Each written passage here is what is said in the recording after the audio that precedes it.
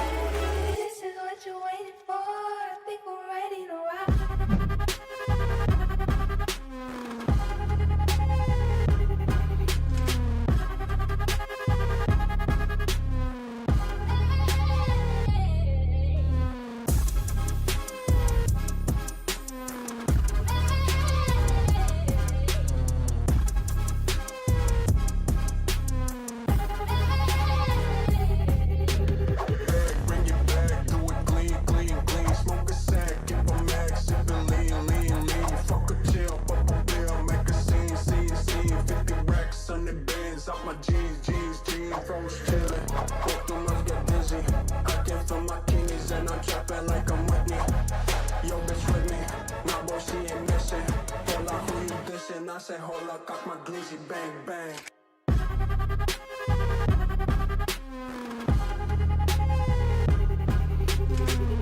I say hold up, cock my glizzy, bang bang.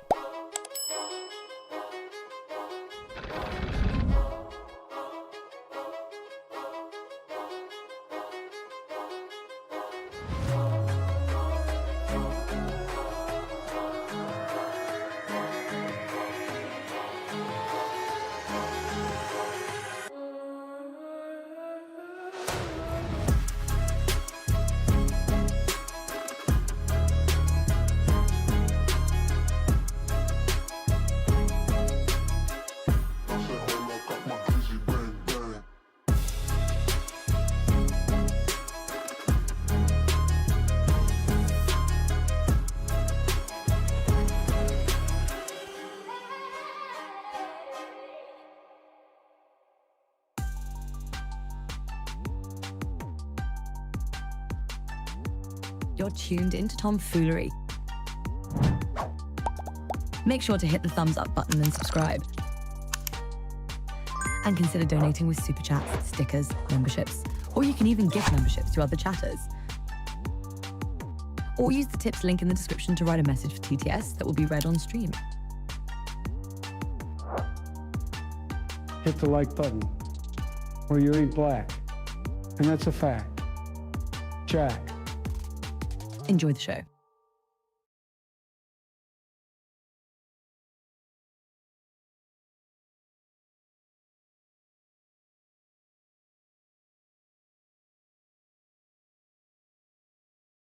Wicked, wicked, wicked. Whoop, whoop, whoop, whoop, whoop. Ooh, what up, fools? What up? Today is 2/14/2025. It is 12:49 p.m. Eastern Time. We're going to reset the goals over here to round 1, 0 out of 25. Waiting for my Red Bull to get here. It should be here soon. Help wake me up just a little bit. Tom hasn't been rounded up yet. Nope, they have not deported me yet, but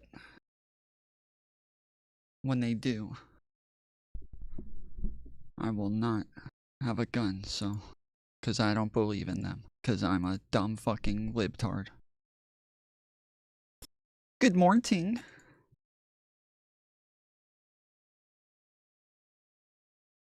You tried? You called them on me?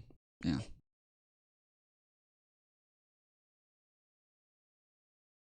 I'm not actually Mexican, bro. I just speak Spanish because I'm a fucking linguist, dude.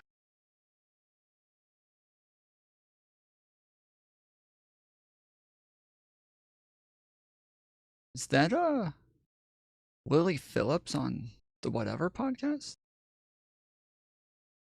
With Aella? Yeah, that's Lily Phillips. Shit.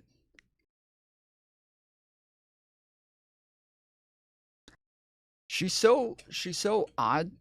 Like, she's I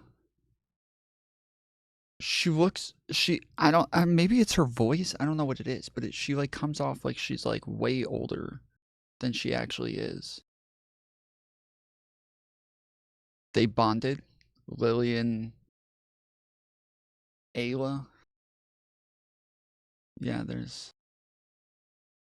Lil the Phil. Lil got filled. That's the one who had sex with 100 guys in one day, if you guys remember. And then all the conservatives ran around saying that they took a clip of her crying out of context and acted like she was depressed from it. She has trauma. And all ran around saying,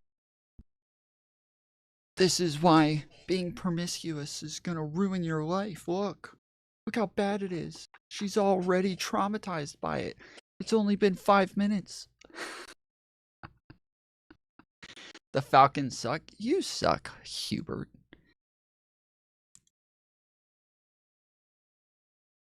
There's no way she don't have some baggage from it. I have no reason to believe that she has baggage from it, but whatever.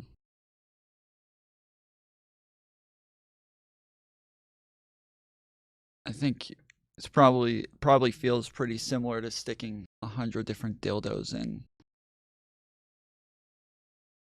after a while. That's all men are. Just a bunch of dildos. Fuck 1, fuck 100. What's the difference? Yeah. Yep. Like, if I had sex with 100 chicks, I don't think I would be traumatized by it. I don't think I would be traumatized by it at all. But I do think that, like, everybody only says this because she's a woman. That, like, now, yeah, because she's a woman, she kind of has to be traumatized by it.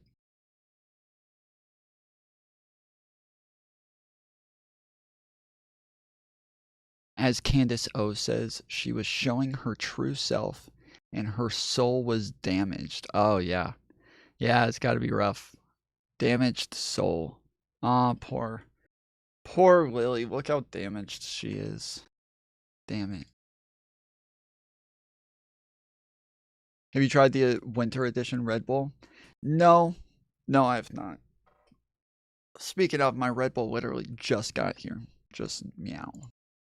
So, let's see. Let's start with some fun. Let's start with let's have some fun for a change. You know what? For once on the Tomfoolery show, let's have some fun. All right. I need I'll the be right city back. to protect me because the federal government won't. And if you think you're afraid of Trump, you should see how afraid of Trump I am. Can you wrap up, please? Yes, I can. If you say that you're afraid of Trump and that's why you don't want the city to be a safe space for trans people, you better prepare for trans people to make this a very unsafe space. I'm shaking right now. I don't want to be Wrap here. Up, please. I'm sorry, am I taking too long pleading for my life? You remembered how many children I have and that 2 of them are trans. I speak as both the B and the T in the LGBT. I'm multiply disabled. I have Ehlers-Danlos syndrome, which is a connective tissue disorder that causes me immense physical pain. I'm surprised they let her say that other thing about the fact that they were going to make this a non-safe space. Like, that you're literally threatening everybody. You can't say that. But like, I feel bad because, yeah, like, it really is, like, horrific, the kind of shit that they're doing. to these people. Like, it really is. It really is fucked up, the types of legislation that's been going through. Like, you literally can't get any sort of trans treatment under the age of 19, which is fucking wild, dude. You know, and there's been all of these different bills kind of excluding trans people from all these different things within society. It's super fucked up. And so, yeah, it totally makes sense, like, why they're kind of outraged here. But, yeah, trans people do just tend to have, like, gender dysphoria is not normally the only mental illness there.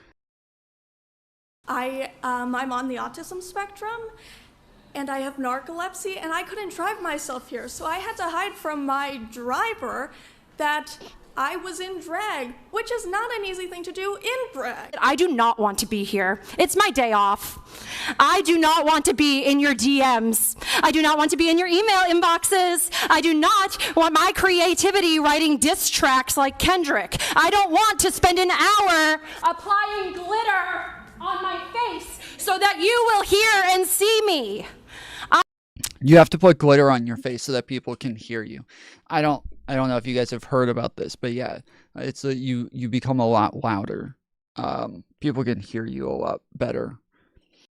I put glitter on my face because my mic was quiet, and I kept trying all of these different, like, boosters for my mic, but then I realized if I just put some glitter on my face every day, I end up being a lot louder, and so I don't have to use all of these different boosters anymore. I just put glitter on my face so people can hear me. Creativity writing diss tracks like Kendrick. I don't want to spend an hour applying glitter on my face so that you will hear and see me. I want you to listen to me. Let us remember that the Nazis burned the books that the Nazis burned books on gender sciences first. Now the administration has villainized and marginalized migrant workers, trans, LGBT people, and even special needs, denying life-saving and affirming care. Can you look at me and tell me how? So yeah, on days like yesterday where I'm just really tired and I'm having a lot of trouble speaking full and complete sentences without a billion ums and uhs and likes and crap like that, you know, this shows that obviously it could be worse, guys. How many of my friends need to die before you do anything? Please wrap up. Look at me! Okay, we're all done here. Fucking pathetic! No, we're all done. Come on. Of course, we need to continue celebrating Black History Month because in spite of what's coming down from Washington, we all know that we all exist and we all need to be recognized for our existence. But be aware that you are a guest in my house when you come. And when you come, know that there are strong queer and trans people in my classroom who will collect you with the quickness. My name in drag is Dee Dee Delight. And my name out of drag is Dewey Cosgrove Atienza. Laddie LaRouge, he, they, in Wait, Dewey La Crocascasoliesa? Delight. And my name out of drag is Dewey Cosgrove Atienza. How is the drag name sound like a more normal name than their actual normal name? How is that possible? Dewey Cosgrove Atienza. No way, dude. My name in drag is Dee Dee Delight. And my name out of drag is Dewey Cosgrove Atienza. Laddie LaRouge, he, they, in drag, District 3. My legal name is Olivia D'Ambrosio. My public name is Livy Scanlon. My wife and I own a home in the Canal District. I speak as someone who is always misgendered, like all the time. People refer to me as sir when I prefer to be referred to as ma'am. Okay.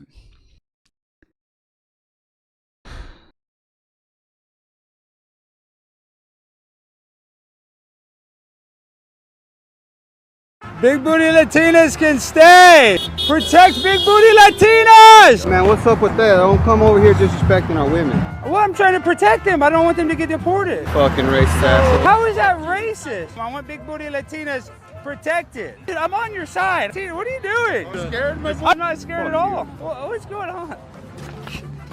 Don't fucking push me. Hey, I'm not Don't touching you. fucking I'm trying to protect you. No, the fuck you're not. Yes, I am. You're a big booty Latina. Hey, you say I that wanna one more protect you. time. If he says that one more What time. I say, big booty Say that Latina. one more time. What are you gonna Say do? that one more time. Big Yeah, booty say Latina. that one more time. Say it one more time. Say it one more time. Say it one more time. Big booty Latina. Say it one more time. Just one more. Oh man, one more time. That's gonna be it. Hey, just go to the back right now. I'll show you how much Yeah. scared I am. Oh, I'm real scared. I'm real scared. Protect her. I want to protect all big booty Latinas. If she's a 9, she's fine. Protect big booty Latinas. He's calling me out, but he won't go to the back with me real quick. I'm not gonna wrestle with 2 twinks and some fat Mexican. Just fuck with this fat Mexican in the back. If there's a taco truck right there, maybe. We want to protect big booty Latinas under all costs. Big booty Latinas. Big booty Latinas are welcome to stay, not big booty Latinos. His ass, he's got to go. Fucking shit. You guys, he actually went and said this to AOC a while ago. If you guys don't know.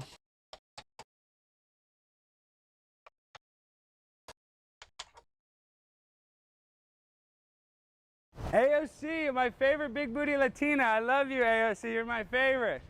She wants to kill babies, but she's still beautiful. You look very beautiful in that dress. You look very sexy. Look at that booty on AOC. That's my favorite big booty Latina. I want to do a little selfie. I love it. My favorite AOC. Nice to meet you, AOC. Look how sexy she looks in that dress. Woo, I love it, AOC. Hot, hot, hot like a tamale. Yeah, that was AOC, my favorite big booty Latina. I love it you, was AOC. not the You're way my that favorite. went from what She I wants to remember. Right there. When I was walking up, he said, hey, look at that big ass, look at that big juicy booty, this Latina, like whatever, you know, all the bunch of racist, sexist stuff. She pointed out that it happened in front of a Capitol police officer who she says did nothing to help her. It's really hard and it's really sad. AOC tweeted that she wanted. She did. She acted like he should have been arrested for it. It was kind of wild. She kept acting like he should have been arrested for this. She couldn't believe that the police let him do that. It was a bit wild.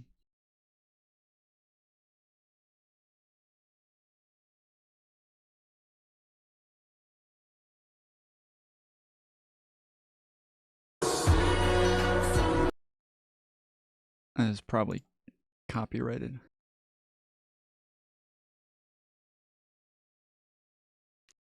Oh my goodness.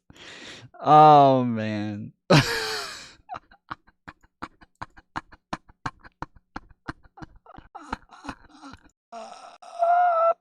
Oh no. Oh no. Aw. He made it. Come so far.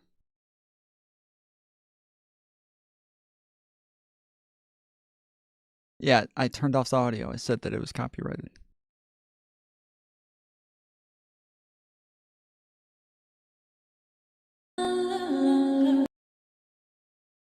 That it's just music. There's no audio to it.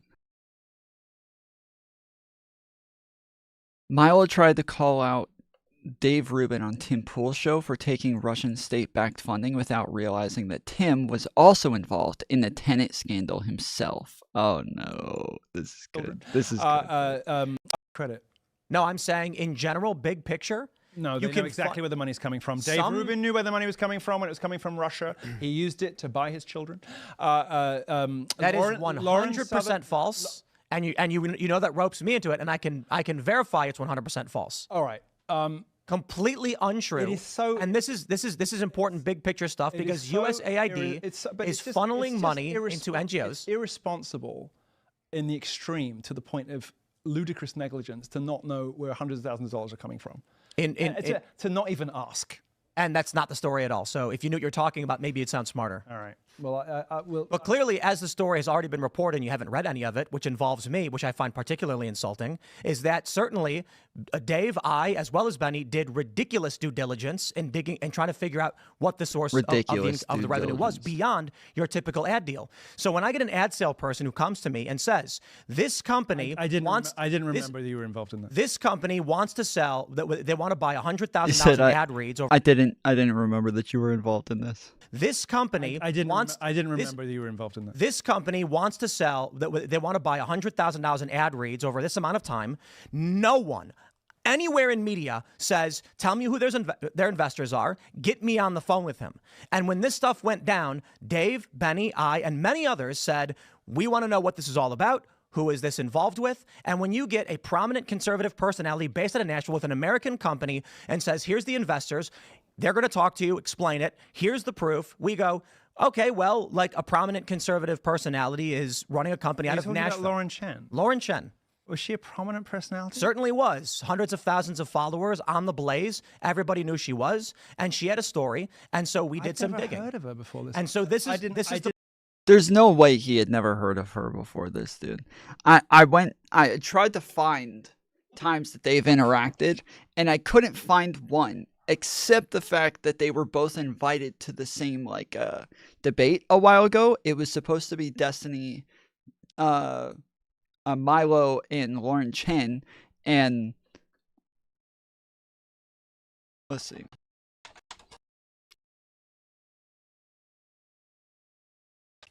But yeah, they didn't end up doing the debate. So this was the ad for it, and they didn't end up doing it.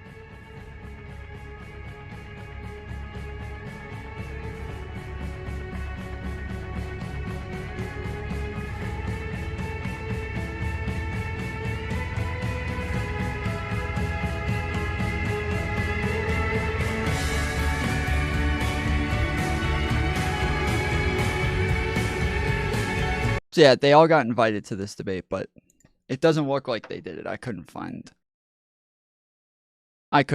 anywhere where they actually did this, so I looked all through all their videos and couldn't find anything.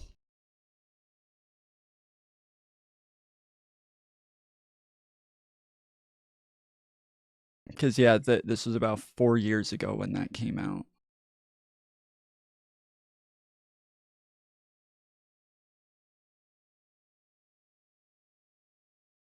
And I think it turned into this instead with, oh no, that wasn't it. No, it would have been.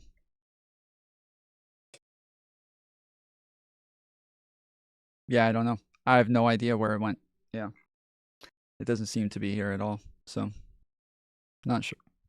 Excuse me. Not sure.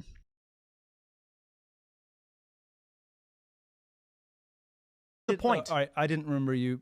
This is the big I didn't picture. remember you were a victim of Right. that. So I apologize for casting aspersions if that was your impression. So to imply, I didn't remember you were a victim of that. But now let's go to the big picture on USAID and other NGO funding. Now, certainly that affects us. When someone, I'll say it again. We right now have probably, 30 advertisers who've come to us and wanted to buy ads. And we said, we're in a holding pattern right now doing negotiations. They're offering us $50,000 sometimes for one ad read. One ad read, one company says, we'll give you $50,000 to promote our company. Do we say, I want the... Offward, he was saying that he never heard of Lauren Chen. CEO on the phone. I want to know who funded him. I want to know where that funding came from. Nobody does that, but that wasn't quite... And this is the point when I say about David Pakman and you say I'm being too nice. I'm saying when we know those things happen, take a look at where USAID was giving their money and see how much of those NGOs were buying ad reads in media because you know they are. Well, you're not going to like this, but to take money from somebody so obviously... ludicrously insubstantial as Lauren Chen and not ask more questions seems stupid to me. Except there were questions asked. I don't want to continue this because I'm not trying to attack you. I didn't remember that. Oh man, Milo. Well done, homie. Well done. Good job. fucking shit, dude.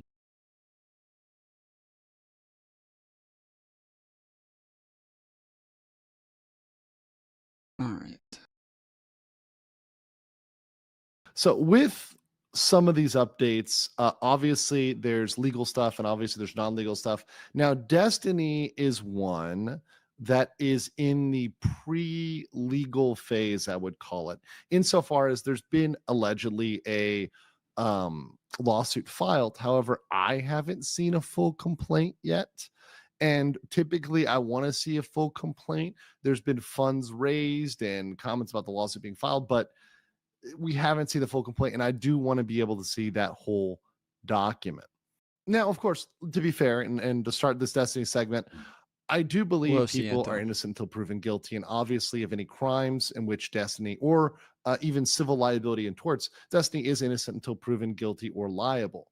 However, I can point out, and it is fair for lawyers to point out, whether the probability is for or against a particular conviction, whether a set of charges or a case is a strong case or a weak case.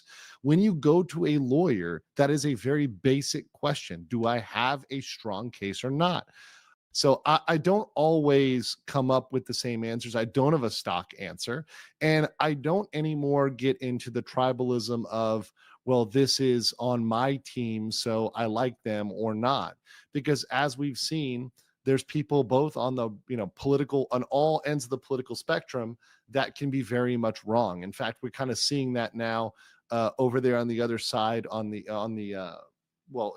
left, right, with Destiny obviously having these charges, Hassan and Twitch obviously having pretty serious stuff thrown against them. The Ethan Klein stuff is pretty damning regarding Hassan and his enabling of activities and Twitch's insane favoritism. I think that's been brought to light as well. Oh shit. But Destiny here has very serious allegations against him, and if he does not respond in a proper legal way, he will be absolutely wrecked. He will be 100% wrecked. Now, I do think in looking at Destiny, he has done better than other people. So who has he done better than? He's done better than Nick Rekieta, because he's made some statements, but he is aware that he needs to generally stay quiet-ish before the lawsuits and legal stuff gets in the fit of it, and also the statements can be used against him. No, he doesn't. He seems That's a lie. Nobody believes that shit. Come on.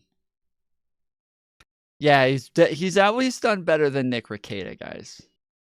That's, he hasn't done very good at staying quiet, but he at least has done better than Nick Rekieta. All right, we can hold that up high. So happy Destiny has done better than Nick Rekieta. So proud. So proud of you, buddy. Well done. There's at least one person you did better than. Awesome. to be aware that his statements can be used against him. However, he has said things that he probably shouldn't say. Not as much as old Rickety Crackets, right? Not as much as Rickety Crackets, but he still seems to be generally aware. And we're going to get into some of his statements. He has made we're going to read his full response. So this is something I did not read on my previous Destiny stream, was his response to the legal accusations, the criminal and civil accusations. We got his full response, as well as some other comments from... I didn't know he's going to go through this, but I guess it'll be interesting to hear a lawyer go over it and hear what they have to say about it. Him as well. Okay. If he's smart, he'll just end up repeating literally everything that I said when I went over it, so... We'll see how he does. We'll see how this guy does, and we'll see if he knows his shit. Well, before I get into his war with the Kiwi farmers, Later, Chase. because Have a good make night, no buddy. mistake, and this is part of the Destiny lore that is very important. Destiny actively watches his Kiwi farms thread, which, and I compared this to Nick for a good reason. If there's one thing that will drive you insane, it is actively reading your Kiwi Farms thread. And if there's something that'll make you even more insane, it's responding to your thread, which he, for a good period of time, did, which is kind of crazy, verifiably. And now he's seeking to, of course, go to war with them. But before we get into the Kiwi Farms war arc, let's get into some of his responses here. Yeah, that's what I wanted to hear about, but I guess we'll listen to this first. The last couple days. So here's one. This is one of his archive tweets. Destiny responds to Because the other day we spent a good bit of time going over some of the fights on Twitter about the Kiwi Farms stuff, and while Kiwi Farms is responding and saying that only the people who are involved in these suits are the ones who are liable, so only the person who uploads the revenge porn, only that person is liable for the revenge porn. You can't sue the platform for leaving it up. I think that they're missing that, like, they can become liable if they are not enforcing their own TOS. And so this is something that we went over on stream, showing that, yes, if this is against your TOS to break the law on your platform, which it is on Kiwi Farms, it is against their platform standards to post revenge porn. And so if they don't actually enforce their own TOS, then yes, they can definitely become liable for refusing to take that stuff down. The revenge porn of Destiny and all of those other people, it's still up on Kiwi Farms. It's still there, and nobody's taken it down, which now is why they're trying to sue, is because, yes, they're saying, like, okay, now you're not just like a place where it got posted. Now you're purposely continuing to platform this stuff. To Kanye, who says, "Me Too is extortion. If a ninja really taped you, then it's legal, not financial. Can't nobody see that?" Destiny responds, "He's talking about me for real, for real." So that's one of the once again, these are post-lawsuit responses. Oh, no, dude. This is Destiny's response, right, to the quote-unquote legal arc. So we're going to read through this. This is his response. "Sometime in November, extremely sensitive personal material of mine was leaked. This affected..." We can't access Kiwi Farms here. It's banned. Kiwis can't access Kiwi Farms? That just seems wrong. It's your farms. That's your farm. How can you not access your own farm? That's fucked up. New Zealand has Kiwi Farms banned. Wow. Okay. Not only me, but many people in my life. I want to be blocked. The leak happened without my knowledge, consent, or authorization. I never had an intention for any of these images to be published. I haven't spoken out publicly regarding this situation for a few reasons. Number one, I am actively pursuing criminal and civil litigation on these matters against multiple parties. So he's saying he's suing people, which is very interesting. Very, very interesting. Second, speaking publicly about these matters brings more attention to them, which harms all the victims involved. Whether or not Destiny cares about the victims, I'll leave up to your own discretion. And whether you guys can be your own judge of how much Destiny cares about the quote unquote victims. That's up to you guys. It's not necessarily legal. That's a personal assessment. 3, I've been trying to move on from covering quote unquote drama content as there's been increasingly negative impact on those in my life. I will say this, and this is something that I realize in the VTuber sphere, it comes up as well. I don't find lawsuits to be quote unquote drama. They are probably as objective as you could get in terms of stuff, not drama that's just, tea. This is stuff that has financial, criminal, civil repercussions in your life. This is going to mess up your life. If it's drama, it's something. Yeah, I've always had this fight with people where they call things drama. To say that it's like tedious, that it doesn't really matter, it's not a big deal. I've never felt that way. I felt like, yeah, drama isn't something that's just tedious. It doesn't mean that it's like necessarily just some whatever thing. That, yes, very real, very important, very substantive or objective things can still be drama. But yeah, a lot of people for some reason feel as though if it's drama, then it is something that is just kind of, relatively small. I don't get that thought process. You can ignore. You generally can't ignore criminal and civil liability. Generally, there's certain circumstances where you can, but generally, it's an important thing for you to pay attention to. So I don't think lawsuits are drama. Last, one person involved has expressed thoughts in relation to the matter. And I did not want to exacerbate the situation by talking about it publicly. Because there are now multiple parties involved in litigation, it is unlikely I'll be able to answer any questions until pending litigation has been resolved. So, okay, I love it when people say, I can't say anything, and then they proceed to say more, because this is just the beginning of this. There's so much here that we're going to read. We're going to read all this. But like, I love it when people say that I can't speak because of litigation, and then they proceed to speak because of litigation. That's actually exactly what Nick did, many other people do. They make this statement, and then they continue to talk. They don't shut up. That said, yep. Though I am limited in what I can say, it is important that people know about my recent communications with regarding Pixie, someone I was friends with and collaborated on many occasions. Since the leaks were first circulated, Pixie has stressed to me to keep things out of the public eye was important to her. I always said that I would do my best not to confirm or publicize anything. I kept my word.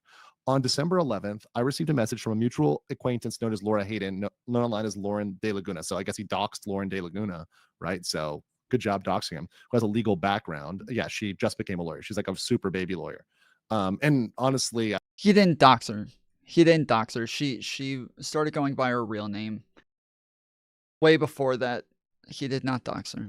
How much she's doing law versus social media, I'm not really clear, but yeah. Lauren has had a negative sentiment towards me after I rejected her romantic advances.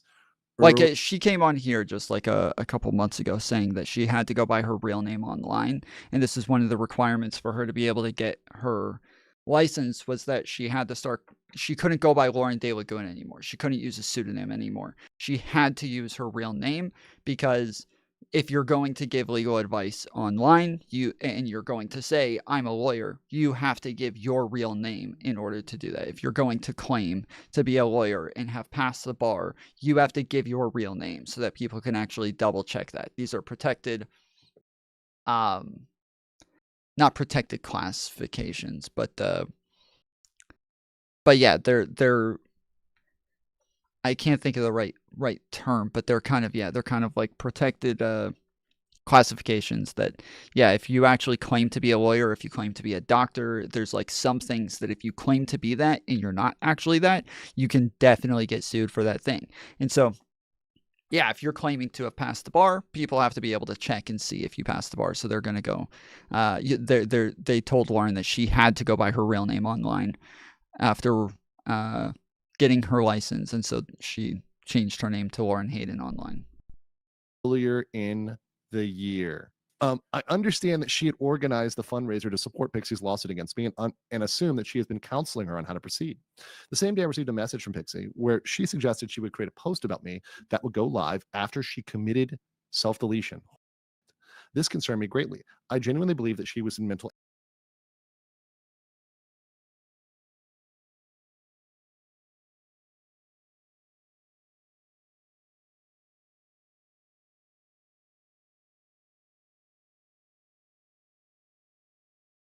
Sorry, why do you think this guy isn't treating it like it's serious?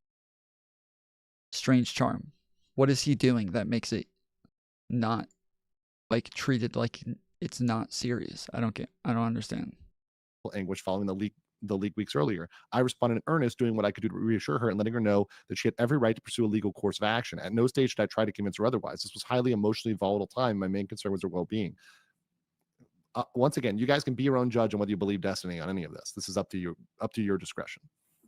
A few hours later, I messaged a mutual friend, STREAMATHON, who I knew to be particularly close with Pixie. We tried to figure out the best way forward in terms of making things right, or as right as I could be for Pixie. In that conversation, we spoke about things I could do to alleviate the toll on Pixie's mental health. I took STREAMATHON's suggestions and presented them to Pixie. I explicitly offered to help her financially, having had it communicated to me that she was under financial pressure while dealing with this matter. Pixie responded, stating that whatever price she would ask would be too high. It would only result in making her feel worse. He keeps making these weird side comments like the doxing one or lawsuits are never frivolous. It's a weird addition and takes away from the fact Destiny leaked this woman's news. This guy's a lawyer. He's being serious. Where he says that Destiny called this drama, he's saying, I don't like that Destiny's calling this drama. This isn't drama. This is like a serious legal matter, and Destiny's kind of downplaying it by calling it drama. This is like a real legal serious matter. That wasn't him downplaying it. And then he wasn't joking when he said the doxing thing either. He actually thought that Destiny doxed her there. So he wasn't he's not like, he's not making a joke out of this. He's a lawyer. He is here to like talk about just the legal side of things. And doxing would be illegal, so yeah. So he posted an older screenshot of their conversation. Later in the conversation with Straight Parade, she told me that Pixie wanted me to cover her tuition for law school. Others told me that Pixie thought it would be appropriate to pay her anywhere from $500K to $1 million. What? At no point did she make an explicit or specific request for financial compensation. I think sometime after December 13th, she unfriended me on Discord. Oh no, you know it's on when you're unfriended on Discord. It became clear no amount I agreed to would be satisfactory by nature of the fact that I agreed to it. Third parties communicated that the point of any financial compensation would be to punish him. The language was incredibly frustrating to hear secondhand. I had already shown a willingness to make things right as best I could, and I had spent time talking to mutual friends of ours with the intent to address concerns of her mental health and suicidal thoughts. Once again, he's leaning pretty heavily on that. That doesn't go into the nature of the leaks themselves or the non-consensual. There's a lot that's not being addressed here. And that's not, a lot of this is so far not getting him out of potential criminal penalties and civil liability, right? He can't just say, well, I was concerned about her mental health, and that's not a defense you bring up in court. I was so objectively harmed by the situation and was actively seeking a resolution that worked well for everybody. I'm not sure where Pixie got the idea she needed to financially punish me.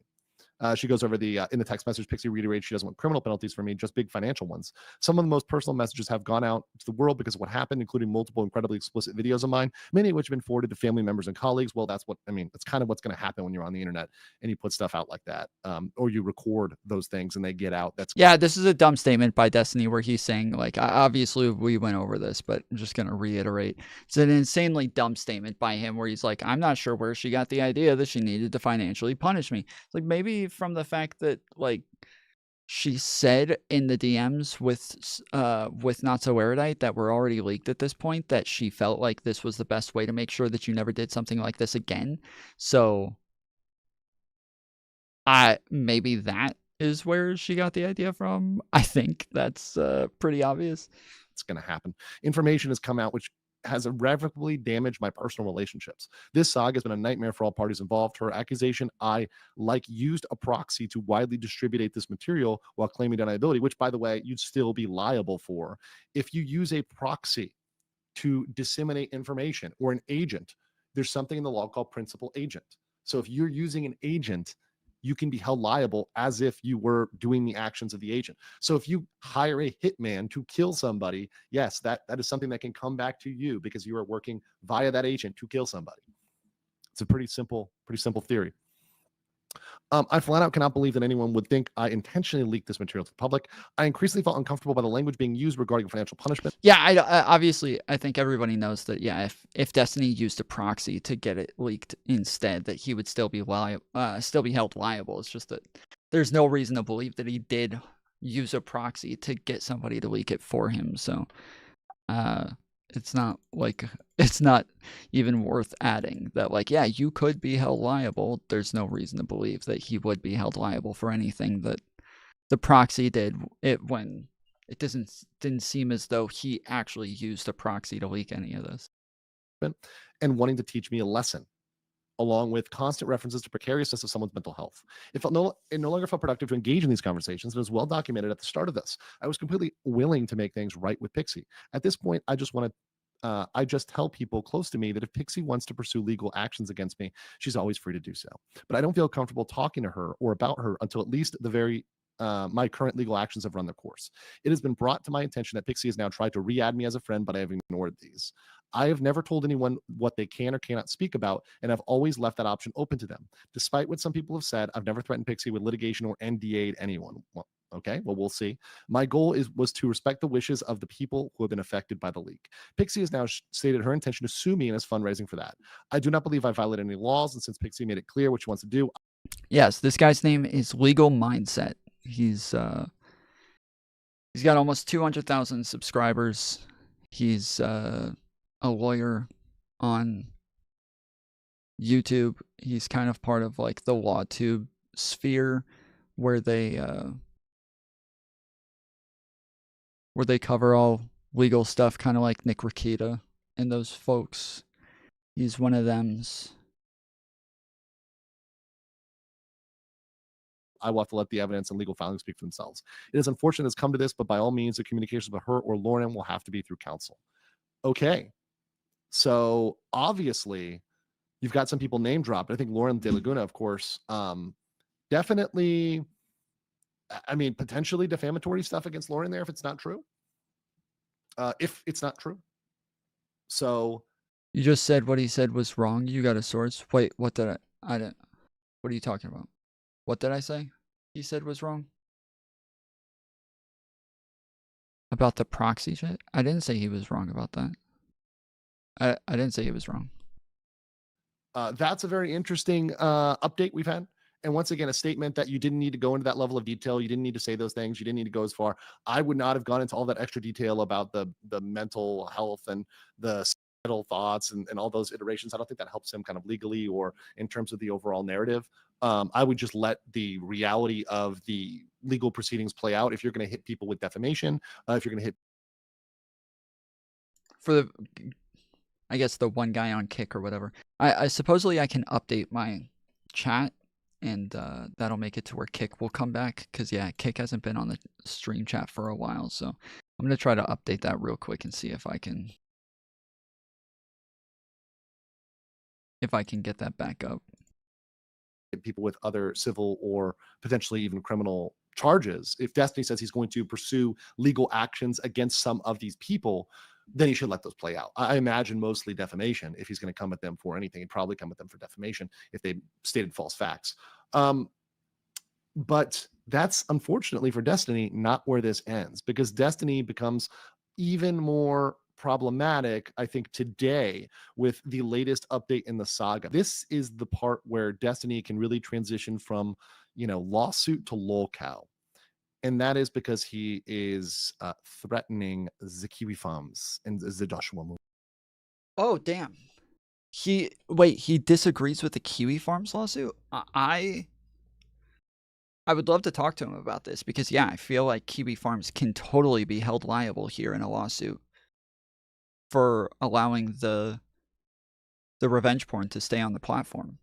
We went over like numerous sources showing that they could definitely be held liable for this if they leave it up against their own TOS. He said here, he posted here, Destiny, Stephen Bennell was responding. He was responding to Nicholas DeOrio, saying, also, this goes without saying, if you like my Hassan Ethan coverage, if you think Destiny should still have a career as a political stream creator after what he did to Pixie, I invite you to unsubscribe, unfollow, so I don't have to go through the trouble of purging you. So essentially saying, if you still support Destiny, unfollow me. If you still think he has a place as a creator, unfollow me. So then he responds, Destiny responds, I just want to say how absolutely fucking hilarious it is that you fat soy fucks were screeching and screaming. I'm just reading what he's saying here, guys. I'm reading his comment here. That you fat soy fucks were screeching and screaming about how horrible and evil cancel culture is and how the Me Too was innocent until proven guilty, but you're super content to take a side on this because of where the popular support is when only one side is spoken. So going on from there, he says, I'll respond with more substance than I can when I can, but I'm being attacked by people who have literally nothing to lose and everything to gain by saying whatever insane shit they can publicly while trying to squeeze me legally privately, which puts me in the most annoying fucking spot imaginable when dealing with dipshits like you. If you really want to show your nuts, why not attack places like Kiwi Farms, where the content is literally still being hosted and blasted to the world? Oh, because that's a scarier party to go after, eh? Talk about cowards. So he's trying to, what he really wants to say is he wants to go after Kiwi Farms, but he's unable to. So he's trying to weaponize other people to go after the Kiwi Farms. Which, of course, for those that don't know, categorizes and sorts information on internet personalities originating from Christine Weston Chandler coverage and expanding to other internet personalities like Nikki the Coke Poke Rackets and various others, including Destiny. And once again, on this forum, Destiny, the person who now complains about them, was actively participating. He's used a different fucking name for Nick Rakita every single time he's He's brought him up. Participating and commenting. I was reading some of his posts earlier, and he was verified to have been actually commenting and responding on his thread. You can go back and still see those posts from Destiny responding to people on the thread. We have that. And then, of course, we had the response from, I believe this was Josh's response, but from KiwiFarms.net.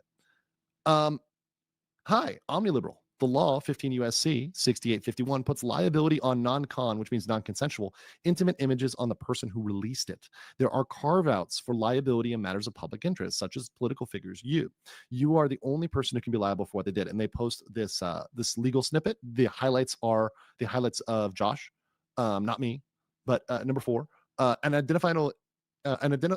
Yes, but not to post fucking revenge porn of them.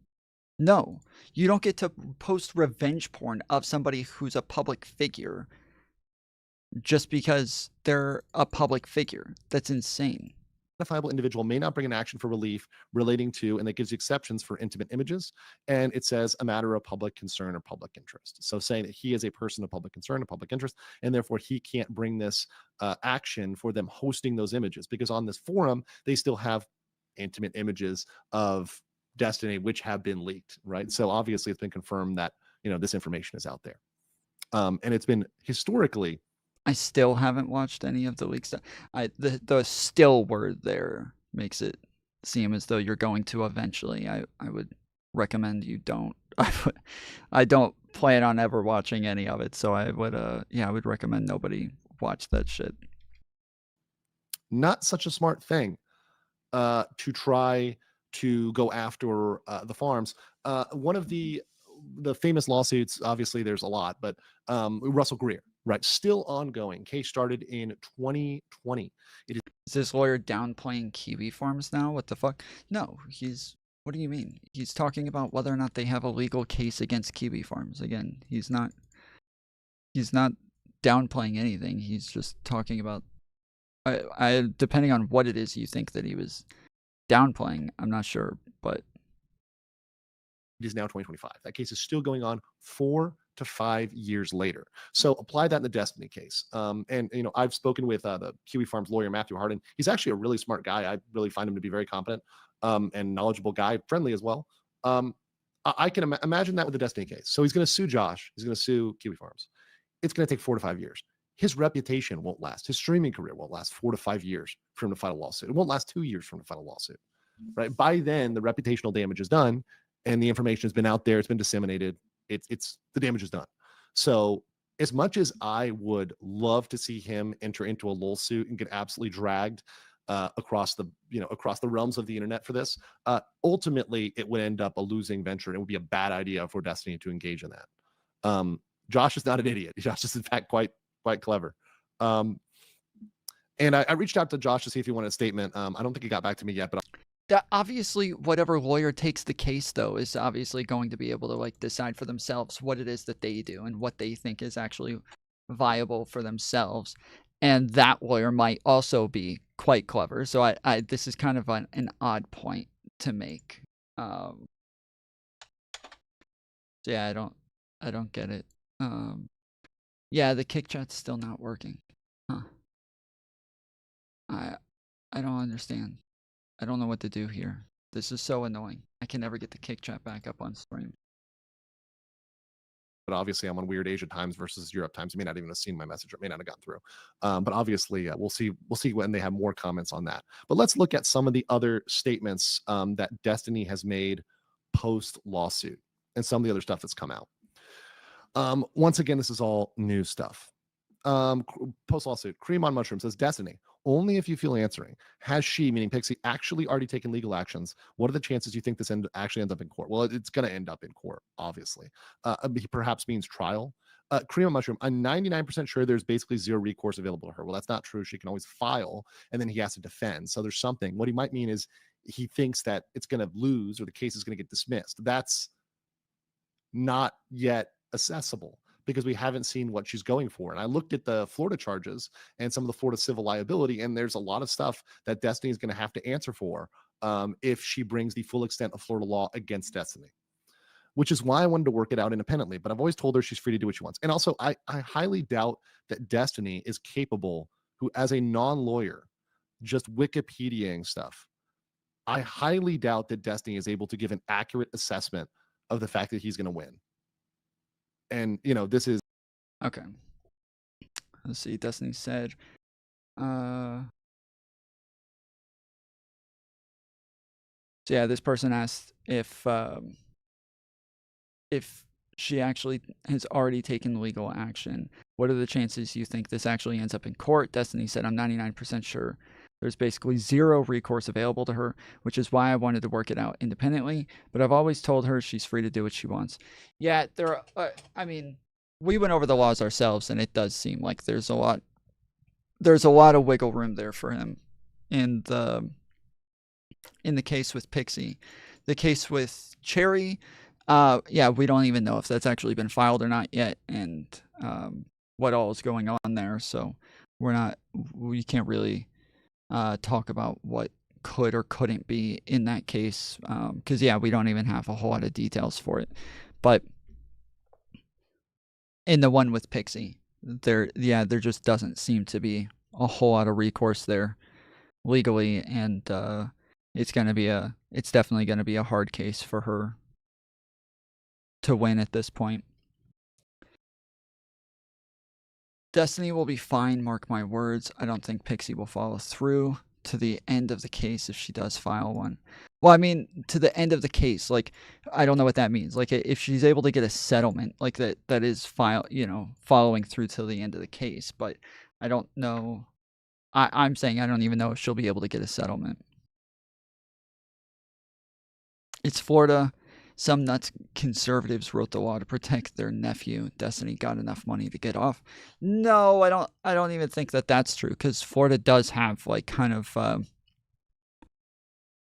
harsher laws on a lot of these things than a lot of states. Florida is one of the states where things are a bit harsher than others, but because like a lot of states won't even have a law against just sending somebody's nudes without consent. Like tons of states just don't even have a law against that. That is a perfectly legal thing in lots of states.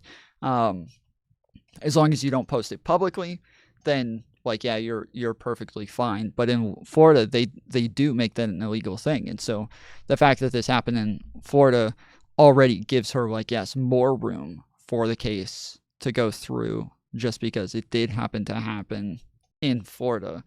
But the problem is that, like, we've talked a bunch about the fact that, one, if she claims that she didn't give consent, he claims that she did. This is a hard one to kind of figure out where you go from there. And even the video being, if she consented to the video being made, then this will already like move a little bit more in Destiny's favor.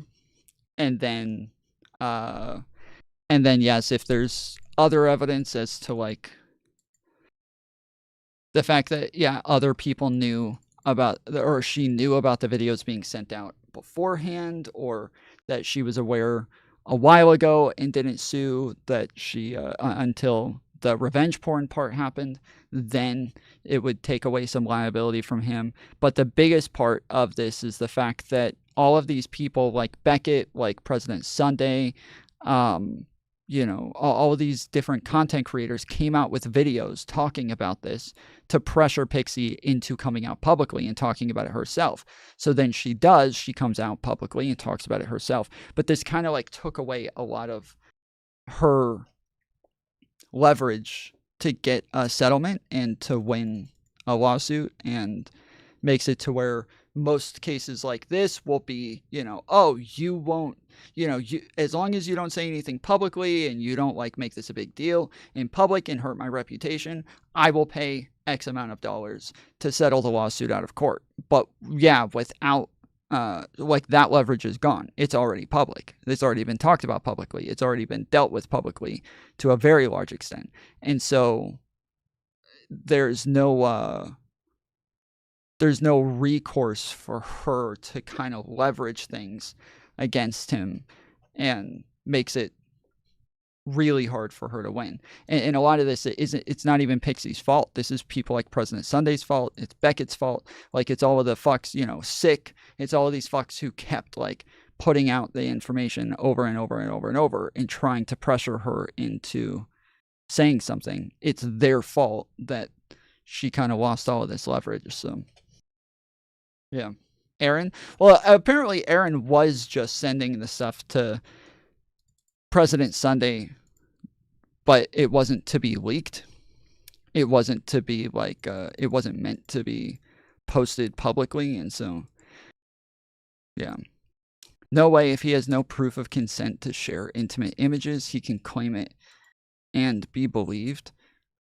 What do you mean? It is surely assumed that private vids like that are private. Yeah, but the you have to understand that, like, even when we're talking about like sexual assault cases or rape cases, and a lot of people, it is like my word versus theirs, and we're talking about whether or not somebody gave consent. Like, these are really, really hard cases to win, because yes, if it's my word, you know, their word versus the other person's word, one saying they gave consent, the other one saying they didn't, like, this is why most of the time people don't even bother taking these sorts of things to court over consent, because yeah, it's like, what do you do then? Like, one person says it happened, the other person says it didn't. Like, that, there's just not much you can do at that point. And so, yeah, generally the thing that they would have to be able to do is show like a pattern of behavior from Destiny to make it more believable that this is something that he would do, to make it more believable that this was not consented to. And in the case of, you know, like Cherry or any other women saying the same things. So like, this is similar to what happened to Trump. Okay. So like with Trump, that woman, E. Jean Carroll, said that she didn't consent to what it was that was happening. And that, but like, when they don't have evidence, they don't have any like good proof, they don't have any like,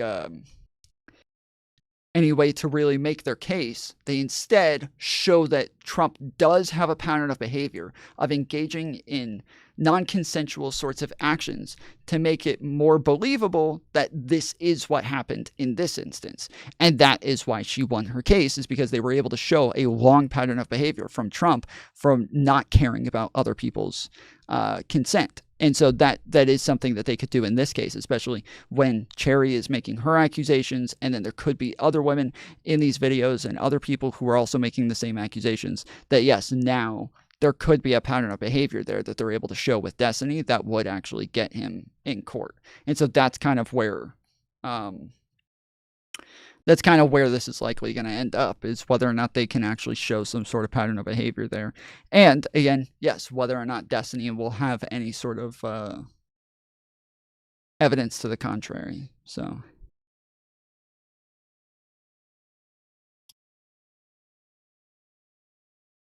the leaker can claim they all gave consent then. Well, it's going to be a lot harder for the leaker, because if they never had any contact with the leaker in the first place, then there's really hard for the leaker to claim, right? But when you're having sex with somebody and you're holding a phone in your hand and recording while having sex with that person, it's really hard to believe that that person just didn't consent to it while you're standing there like this. Like, that's a really hard thing to believe. And so now they're going to, okay, well, you gave consent to the video. So now, like, you have like this, you did give consent for them to have possession of this property. And so now, like, yes, that is at least like another level of things that would make it more likely that you would give consent to them sending it around, because you're already giving consent to them recording you for some reason. You're giving them consent to record a thing and have possession of that recording. And so, like, now that is at least a step closer to then you being okay with them sending it around, versus if you never even gave consent to them recording it whatsoever in the first place, there's no way you could even give consent to them sending it around. So this is like, that's way, way harder to make a case when they didn't even consent to the video in and of itself, right? So this is, so in any revenge porn case, just say, they wanted me to share it and it's 50-50. No, because, okay, in revenge porn cases, what it does, the sharing of it, right, that you posting it in and of itself is never like a thing that is the illegal part, right? Just posting it is not revenge porn, right? So you just post it publicly and it just happens to be there. Well, if you thought they wanted you to share it and then they tell you, hey, I don't want that out there, and then you're like, oh shit, and you immediately take it down. Okay, well, it could be possibly believable that you thought it was okay to be shared, but when they told you they didn't want it shared, you immediately took it down, and you acted like somebody who was like acting in accordance with what it is that they want. And so now at that point, sure, it could be like 50-50, but no, if it's like, if they're telling you, hey, this is fucked up, how dare you share this, and you're just like, fuck you, like, then yeah, like, that's obviously a very malicious action. And there's just, I don't know, there's so many different things that you have to take into consideration when you're talking about revenge porn and the way that these people are engaging with it after it's being posted. So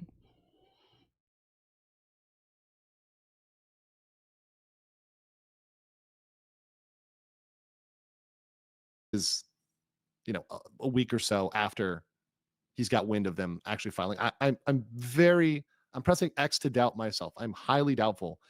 I hope Destiny wins this case. He made debates entertaining, even though I disagree with him sometimes.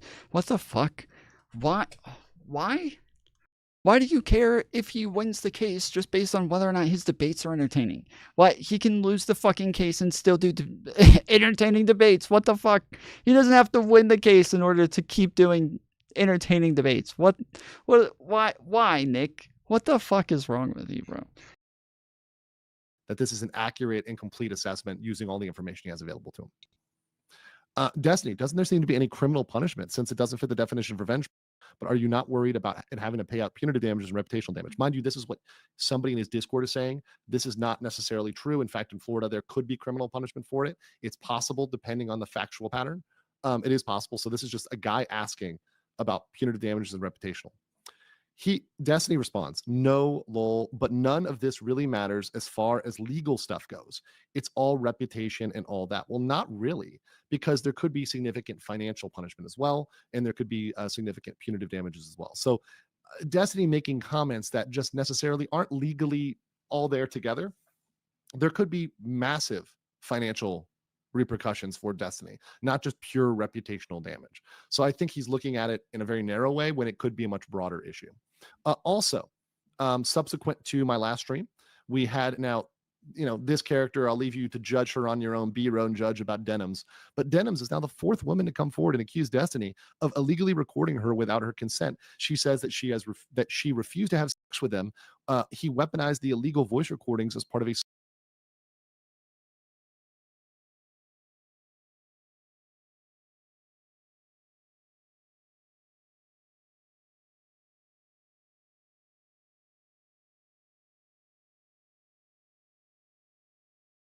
Oh, sorry. These are the types of things they'll be able to use against him. These are the types of things that they'll be able to use against him as some sort of pattern of behavior. So just the fact that he's recording people without their consent over and over, even if he can make the case that these recordings weren't illegal, just the fact that he is recording people without their consent is something that's definitely going to hurt him. And so they'll be able to bring up a ton of different videos of people. They probably won't even have to bring, well, no, actually, I was going to say, they probably won't even have to bring these people in, but that's untrue. Just like somebody posting something on the internet's probably not going to be good enough. They'll probably have to bring them in and get them under oath to make the same claims again. And so yeah, we can see if they're willing to make the same claims under oath. But yeah, again, these are like there's also going to be the other side of whether or not he can make the case that he had a legal reason to record these people. Smear campaign to silence her. Now, of course, Fun fact here about Denims, in case you don't know who this girl is. I really didn't know who she was until recently. Obviously, she was she is now a Hassan orbiter, but she was previously Legal Mindset's the channel name. He's biased. We need a pervert mindset to review the documents. Yeah. Where's what's his name? Nick Rakita when you need him. We need Rakita to be the one to review this shit. more of a Destiny orbiter. So whether or not she has a legitimate claim here, whether or not she's just piling on, mind you, as a fact, in all of these such cases, particularly in the cases involving Me Too type scenarios, there are always people that pile on. There are always people that say, oh yeah, I was also there. It was also a problem for me. And if you look at many of these serious cases that involve situations like this, many such additional accusers get thrown out or do not have any evidence, or their evidence is insubstantial, or it doesn't match up. It doesn't make legal muster. So whether or not Denims has... Oh, I didn't realize, Freddie. Okay, we just don't agree. I would guess most courts view nudes and sex tapes made in private as intended to remain private, and the burden of proof will fall more on the sharer than 50-50.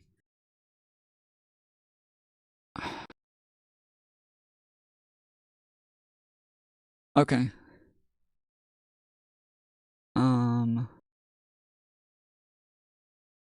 So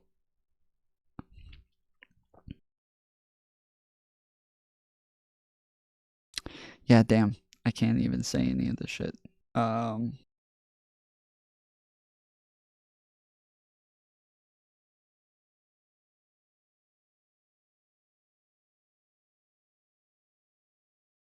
Fuck. Okay. Has enough to meet the legal burden of proof or to add in or join the complaint. We'll see. I am very skeptical based on her internet allegiances.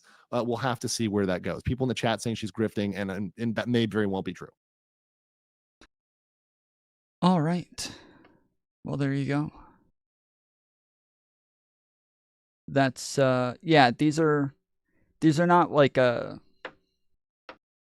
these are not like simple cases to make for anybody I've involved. not seen this. Because yeah, generally the burden of proof is going to be on like the person making the case that Destiny did this thing, right? So while yeah, like it is true that the things are assumed to be private unless stated otherwise. Most of the time when things are stated otherwise, they're not stated outright. Dude, is this my... Am I crazy? Does this kind of look like my terminally online media background? Am I crazy? Does that...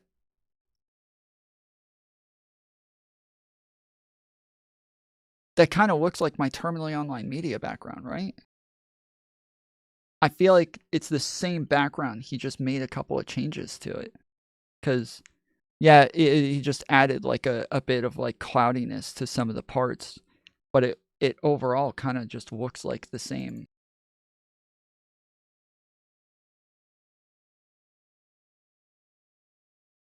It kind of just looks like the same fucking background.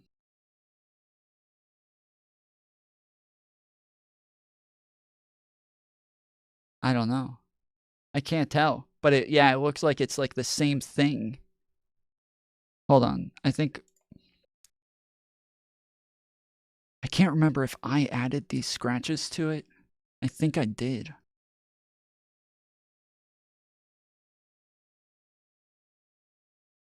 Huh. It's hard to tell. Shit. I've not seen this. So we're watching this together as friends on the internet. The Steve Bennell Destiny update. Okay, so this is the, I believe this is the guy who owns Kiwi Farms. He does stream sometimes and talks about some of the issues that are going on the platform. And so I guess he did a stream talking about the threats from Destiny and a possible lawsuit there. Now, we went over kind of why I felt they did have a possible case there, but yeah, we'll see. We'll see what he has to say, because the lawyer that we just listened to a second ago made it sound like he doesn't have any recourse against this guy. He kind of made it sound like the Destiny does not have a case here, so. Rakita's not very fond of Destiny either. No, Rakita and Destiny have always gotten along. Yeah, they've always gotten along. They obviously disagree, but they get along. Like, Rakita, every time he's talked about Destiny, he has said, like, yeah, I really like him, I respect him, I think he's a smart guy, blah, blah, blah. Like, he doesn't talk about him like, you know, a degenerate, like, meth head piece of shit, like all of these other fucks do. Long awaited. Tom, what is your Cash App? Shit, I probably need to make, like, a new name in order to make it to where people can send me stuff. Let me see if I'm able to change it. I don't know if I'm able to.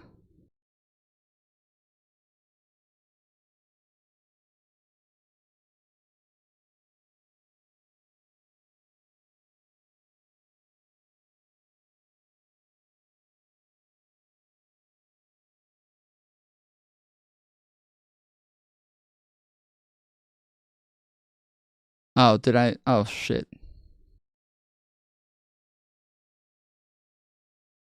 Okay, sorry.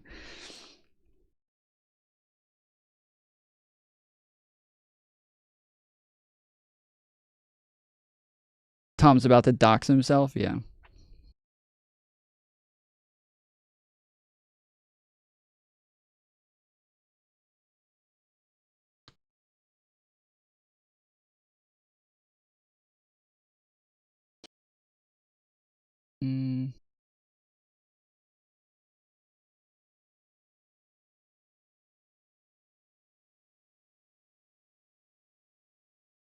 Crap. Yeah, it says that it's gonna take a couple of days to fucking update the name.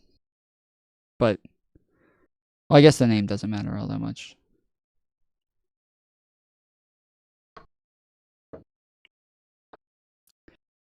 Who wanted the Cash App?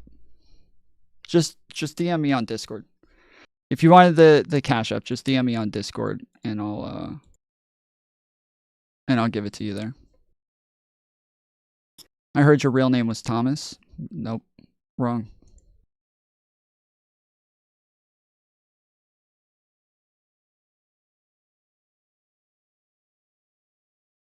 See what's up with Destiny. Hey, you know they got your mans. They got your mans on sex assault charges. Yeah, the nigga you be hanging with. The nigga you be hanging with. Oh, yeah, sex offender. And he was your mans. He was your boy. I heard you grew up with him. That's crazy, man. You ain't know what he was doing? You ain't feel bad at all? Like, no guilt, none of that shit. Okay, here's the drive-by for those of you not in the know. Nudes of Destiny sucking dick broke the forum in November. What a lot of people glossed over in their rush to humiliate Destiny is that Destiny also posted videos of himself having sex with women. His ex-wife, a woman that he streamed with that was not publicly known to be into a sexual relationship with him, and then I think some other streamer girl. I think those all leaked. Okay, it's the Cash App is Tom Foolery Show. It updated. So yeah, it's just Tom Foolery Show. $ Tom Foolery Show.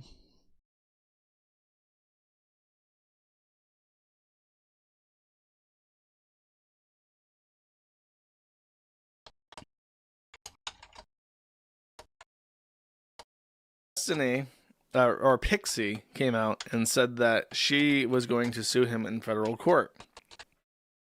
This is a move I support.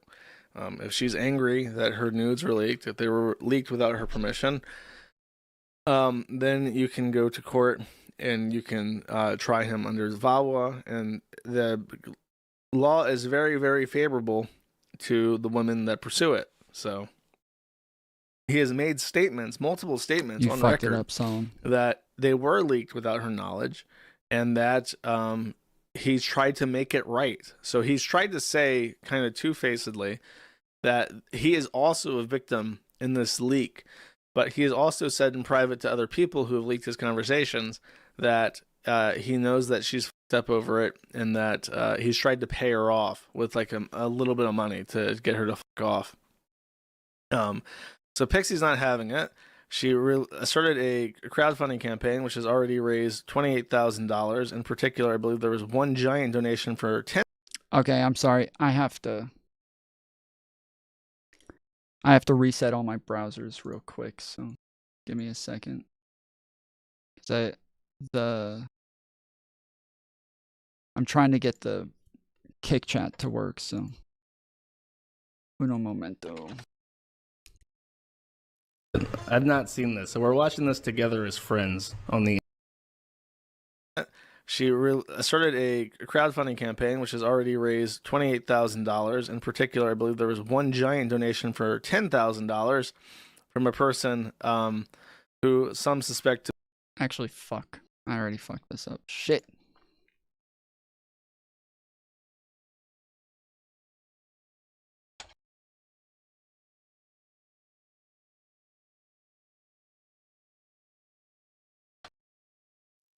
I've not seen this, so we're watching this together as friends on the internet.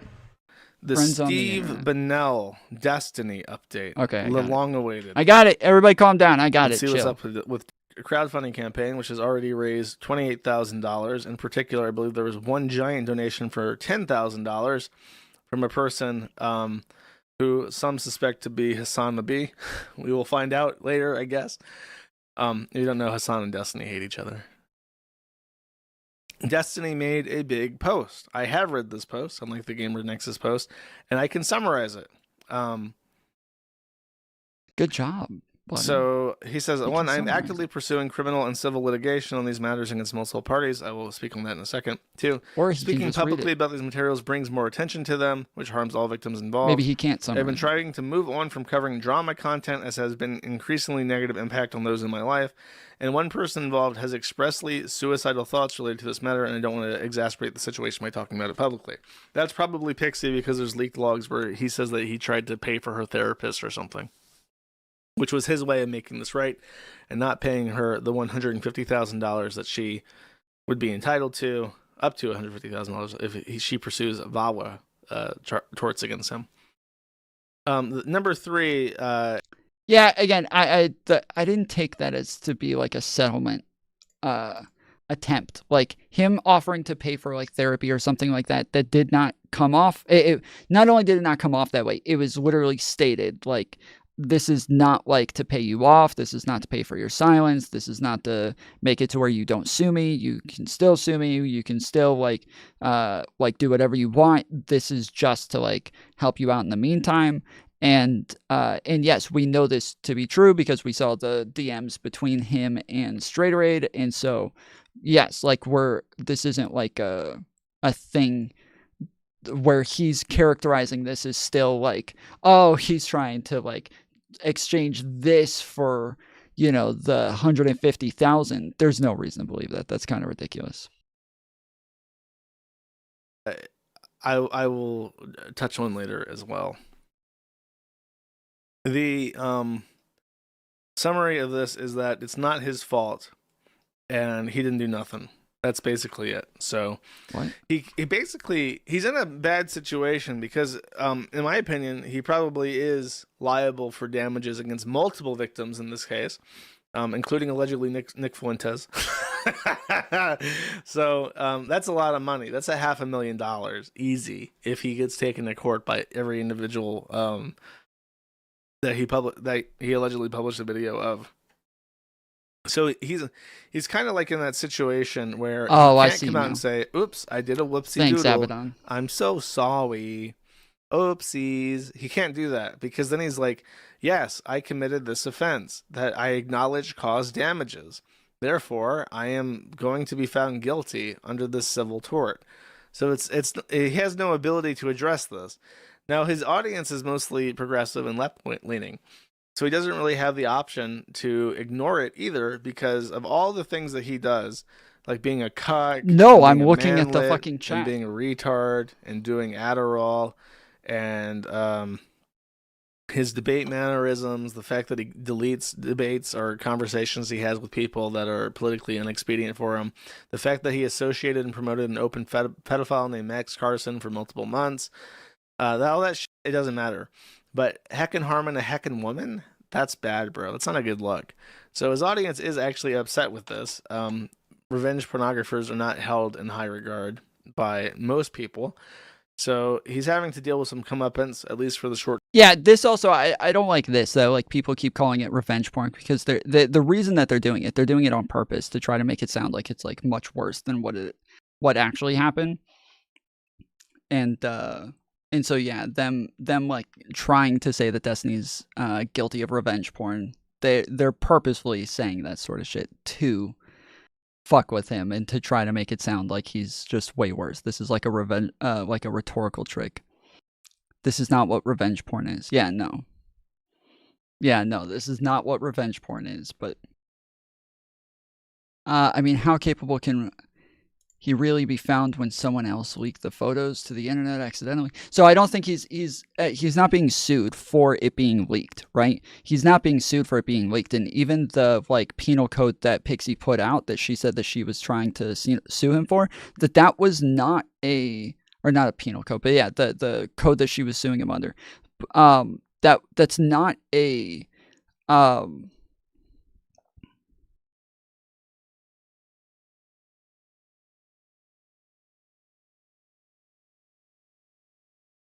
it wasn't a revenge porn clause or anything. It doesn't talk about revenge porn. They have totally separate laws in Florida for revenge porn. And so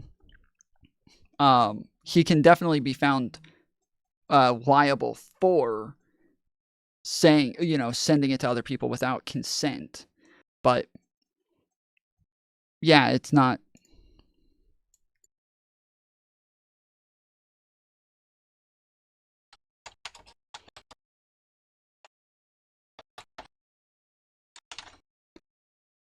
So yeah, it's just not it's not revenge porn.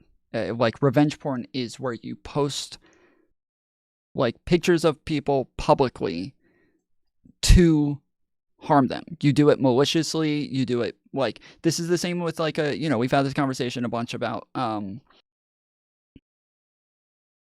like doxing. Like doxing is the same, where like somebody's information, you send someone's information. That's not doxing them when you just send their information to somebody else. It is doxing when you post it publicly for them, like to humiliate them or like maliciously to harm them, to try to get people to harass them. Like, that there's a bunch of people out there trying to find this person or trying to fuck with them. And so you just post their info in a way that will hurt them. Like, yes, this is doxing, and it can be like any private info, right? Like any sort of private info. Like I've been doxed a bunch of times, so in different ways, many different times, and it is the like harassment factor, or they do it because they know you're trying to keep like your personal information private, or they do it because they want to like harm your reputation, or they do it because they want, other people to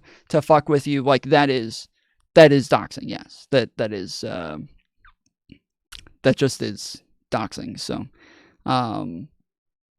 but yeah, if you just put somebody's information, you send it in DMs or something like that, and you're sending it to somebody that you have no reason to believe that they're going to post it publicly, you have not done doxing. But if you do send it to somebody where they're likely going to post it publicly, then yes, you are probably still, even if you send it in DMs, you're still probably culpable for doxing in some way. But yeah, this is like the same thing with revenge porn.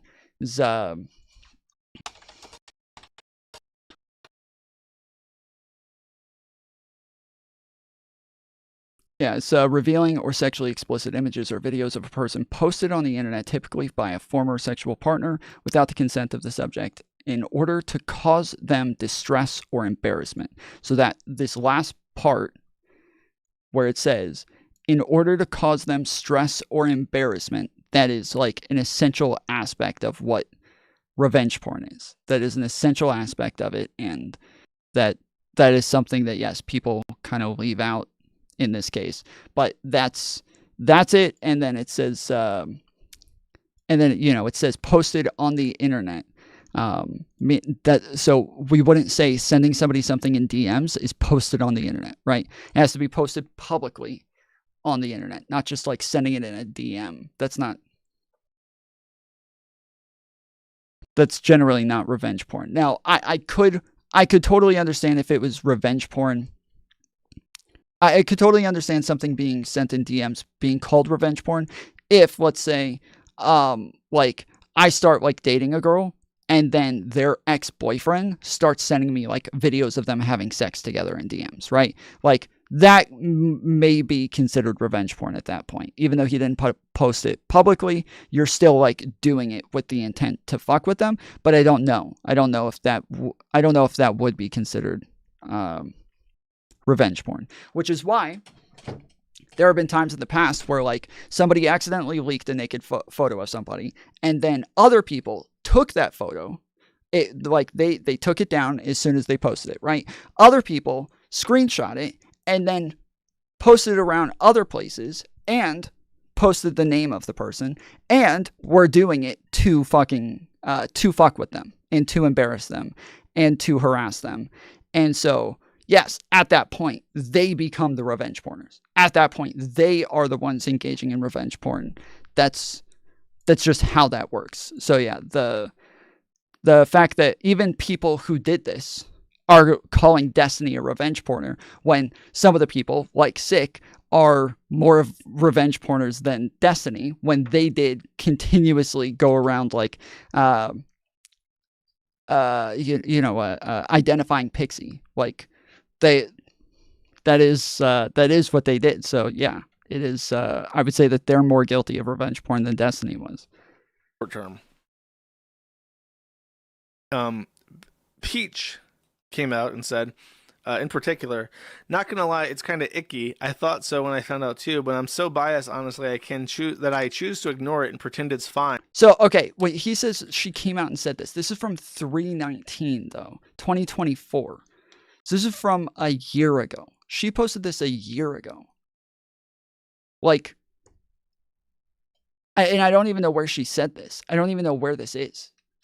It looks like in a Discord. Maybe in DMs, maybe in a server, I don't know. But yeah, she said this a year ago. And so while it does look like I read this and I assume she's the one who messaged Cherry. That's what I read this and I think, oh, she was probably the one who messaged Cherry and told her about this. Sex, audio, I know. He sent me some with orbiters, and then their sexual dirty talk alone is enough to cause drama. Like, you know who it is. I'm not too sure, to be honest. I know there was one person, he did not ask for consent. So I just want to say that there's a woman named Peach involved in this that might be a victim or can confirm the victimization of other people. Then there's Cherry. Then there's Pixie. Don't get hung up on the revenge porn part. Well, the problem is in Strange Charm, this is a thing that like we've had a lot of conversations about on this channel over the course of years. Like every time there's some sort of allegation against somebody who a lot of people hate, they start to hyperbolize the claims more and more and more to where it is an easy thing to do, where you go after the hyperbolized claims, right? So let's say tomorrow Destiny comes out and he's like, all right, look, I'm going to go ahead and I'm going to address this. Okay. Look, everybody's running around saying that I'm a revenge porner. Even Pixie came out and made it sound, she said that it was just as likely that I used a proxy to post these things publicly. There's people all over the place who are saying that I'm going to go to jail for revenge porn and crap like that. This is untrue, okay? And this is what everybody is attacking me for. And it's just wrong. I never did revenge porn, and you can go look up the laws. So if people think that I'm going to get in trouble for this, you're just wrong. You're just wrong. And this is like really gross, and people are people are defaming me by accusing me of this like horrible crime that I did not commit, and people are trying their best to to try to like slander me, and I just wanted to come out and make sure that everybody understands that this is patently false, right? Well, you like by over and over hyperbolizing things, you are giving that person cover. And so whenever if people afterwards were like, I don't know, it's just that, yes, like this entire time I've made a really big deal about the fact that we should not be hyperbolizing this. Make sure that when you're making claims, you are making the correct claims. You're not calling him a predator. You're not calling him a revenge porner. You're not calling him a rapist. You're not calling him like any of these other things, because you are like you're hurting the case against this guy, but you're doing it to hurt him, right? You're doing it. You're hyperbolizing these things because you want to hurt him. You want him to sound so much worse, and you want him to come off so much worse than what actually happened. So you're doing your best to try to make him sound like the worst person possible. But what you do instead is you end up helping him. You end up helping people in that case. You need to like get the cases correct. You need to get the words correct, the language correct. You need to get the semantics correct, because yeah, otherwise you are just helping that person in the end. So that's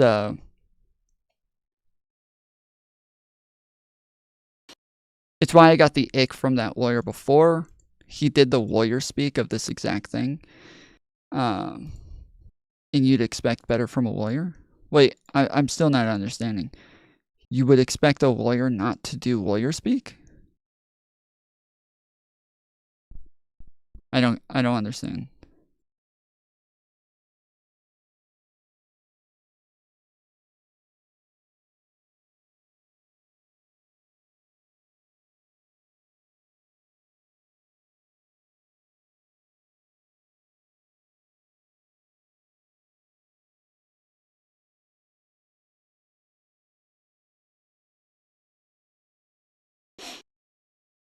Yeah, so I know.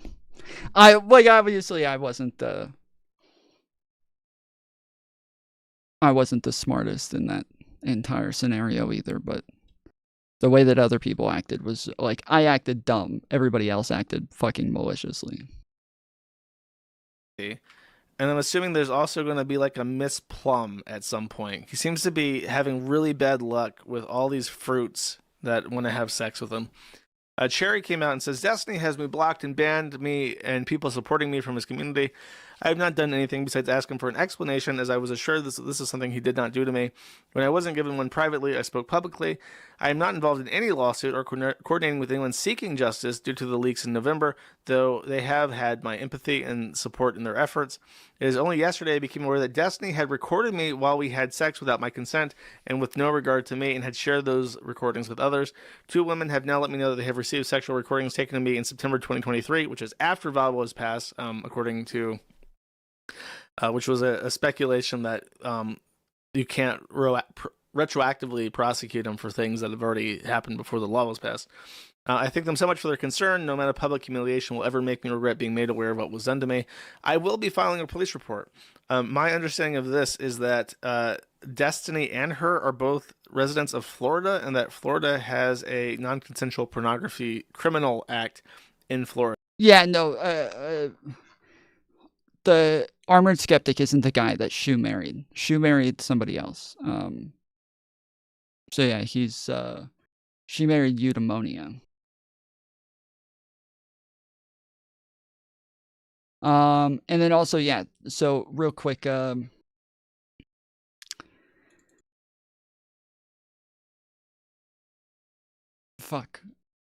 Naomi sent $1 through Cash App, so it does work. Yes, it is the $ Tomfoolery show on Cash App. So we're $1 in, and we got an hour and a half left, less than an hour and a half before we run out of time, and we're only $1 into $25 round 1, guys. We're only $1 in. Come on, let's get this going. Florida. Destiny has promised, by the way, that and this was confirmed, that she filed a police report. I'm not sure. This is very surface level. From what I understand, I could be wrong, that Florida has non-consensual pornography laws, and they're both Floridians. So someone has confirmed that she did file a police report. Melina is active and has been retweeting and deleting stuff, so it's unknown what she's up to or if she's pursuing charges. And then he responded to Cherry by saying, bro, if I need to go on the sex offender list, I'm taking 20 other streamers with me. Okay, lol W. I don't know what that means. If Destiny wants to start exposing that everybody, from what I understand, I mean, this is a really damning statement. Because I don't know if he's trying to joke that she's like a whore and then has like sex with everybody who streams or what. But it sounds like to me that he is aware of 20 other people in his near association who have committed sex offenses and he actively covers for them. And he might like expose them if he goes down. That's what it sounds like to me. So if this is a joke to just be like, haha, she's a whore, it's a really bad one because it just makes him sound like he's a Harvey. Where does he get that she's a whore from? How can he possibly get that from this? How can he possibly get that she's a whore from this?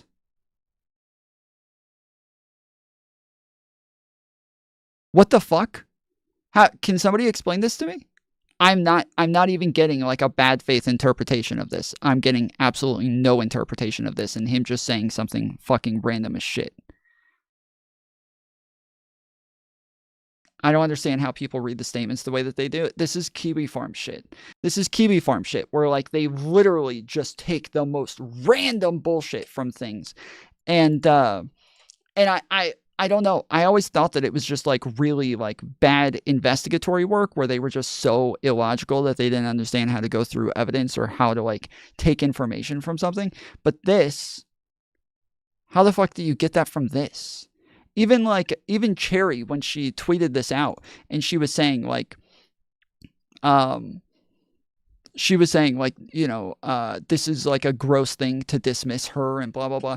I don't understand how this wasn't to dismiss her. Like, this is him saying like, all right, like if y'all think what I'm doing is special, like you'll find out that, all content creators are doing this sort of shit. So this isn't special at all. And you'll find out that I am not this big letdown as a streamer, that I am just the norm.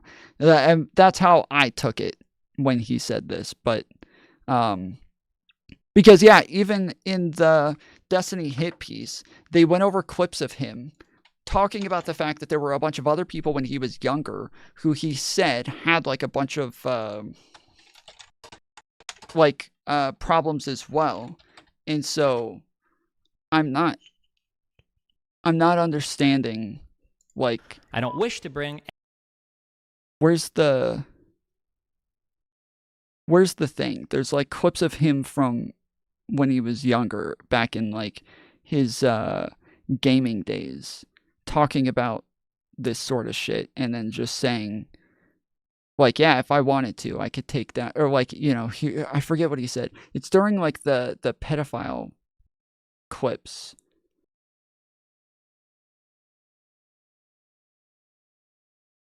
"26-year-old that some 15-year-olds are hot as fuck, and for as a 23-year-old sharing around a picture of a 15-year-old in a bikini. Deal?" The next child-related Destiny incident is when him and his friends, the Bro Squad, watched an 8-year-old not add on another 5 or 10 years for good measure. According to Destiny himself, he views sexting 19-year-olds as the same as sexting Year-old might as well be a 15-year-old. You don't go to school. You've never even had a job before. You've never lived I can't even on see your my own. screen anymore. You're a child. It's in the black You're very now. much a child. So Destiny views 19-year-olds as little kids. You're a little kid. And says that being attracted to them is really fucking weird. Really what? Know people in the esports community I'm not. that have... Yeah. Oh yeah, here we go. Their streamers' ability by saying that a bunch if I need to go on the sex offender list, I'm taking like 20 other streamers with me, okay? Lol W. Again, trying to deflect from taking responsibility by saying that a bunch of other streamers have done the same shit. If other streamers have done the same shit, then yeah, maybe they should be on the sex offender registry. Recently, another clip of Destiny resurfaced where he talked about how he knew that a bunch of different streamers had committed sex crimes against children, but he just didn't care to expose any of them. Like, everybody's gotten pics, and more from underage chicks, depending on what you've heard in different communities.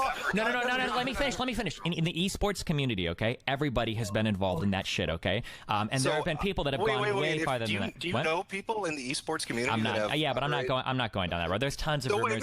No. Wait a minute. If you're saying you have knowledge of a crime and you're not willing to bring it forward, well, people talk about it, but like I don't have the means to go and acquire the evidence to like name names and name victims. Break and find... Dorito Gate right now, Destiny. Come on. Let's hear it, dude. This is not my job. Listen, okay, I'm gonna be frank. I'm not gonna suicide my fucking career to go on some fucking vendetta against a bunch of CCS, who are you talking to? Is there somebody in chat named Thomas Lav? What? Where? Who the fuck? What is Thomas Lav?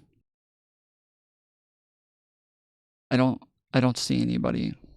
I don't know what the fuck. I'm so lost.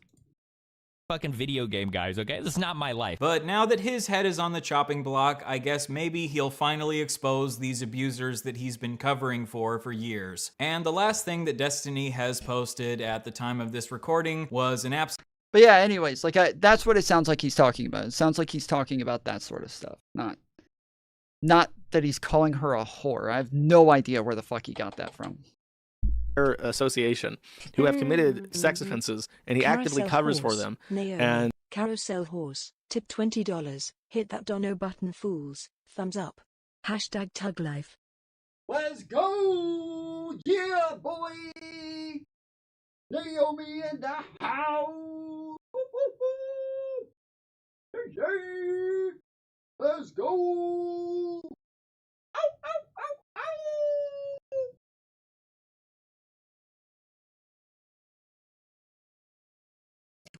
Thank you, Naomi, for the $20 donut. Let's fucking go.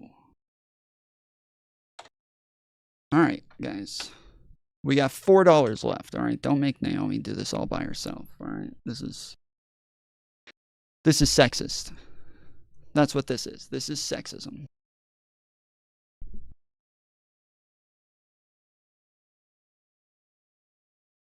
And he might like expose them if he goes down. That's what it sounds like to me. So if this is a joke to just be like, haha, she's a whore, it's a really bad one because it just makes him sound like he's a Harvey Weinstein. You know what I mean? That's what it sounds like. Then responding to, I think people are concerned about this mention. I am actively pursuing criminal and civil litigation on these matters against multiple parties. If Destiny sues the Kiwi Farms, mark my fucking words, I will not only crowdfund a defense for the Kiwi Farms, which we can easily do, I will actively crowdfund on the offense for both Melania and Cherry and Peach if necessary, because as I said before, these laws... Wait, and Peach. Peach didn't have a claim. Wait, why is he saying he would crowdfund Peach? What the fuck is going on here? Mantis? Here you are on fucking Kiwi Farms. Mantis, you acting like you don't like fucking Kiwi Farms. Bullshit, woman. Bullshit. You're right there. You just got fucking caught, woman. What the hell? What the hell? What the fuck? Mantis. What the fuck? Arnar.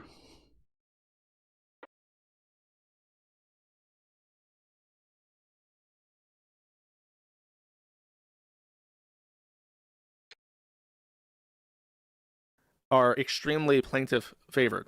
They award attorney's fees. They have a payout of $150,000. If they win on anything, if they get awarded $1, then they owe attorney's fees. So you're gonna. Solomargus tipped $5. Yeah. Let's fucking get it. Well done, Solomargus. We're $1 in to round 2. $1 into round 2. Let's go. I will stay on as long as we keep hitting the goals. Okay, we can go up to goal 20 if we want to. And I will stay on and continue hitting those motherfucking goals. So whatever, because we got a lot of content to get through today. So we got a lot of shit. We got a lot of shit to do. 24-hour stream? Yeah, why not? Let's rename the stream to the fucking donation-a-thon.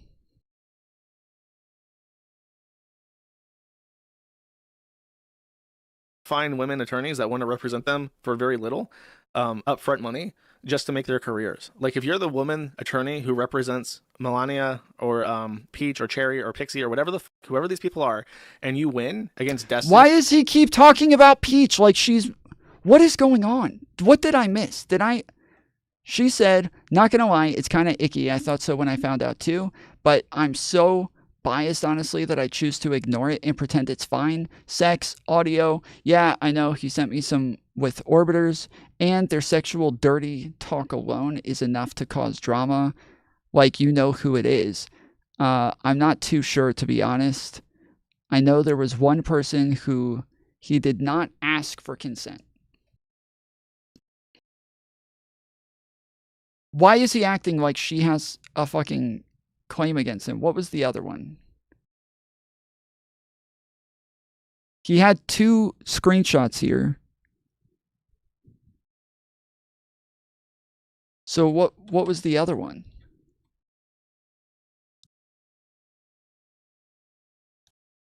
Yeah, what is this one? Wait, he didn't click on it.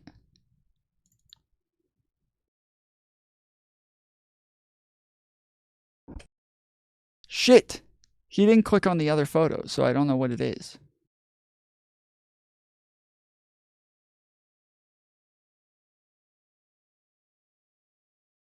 Well, damn.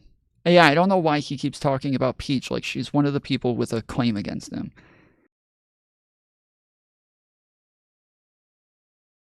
Insane.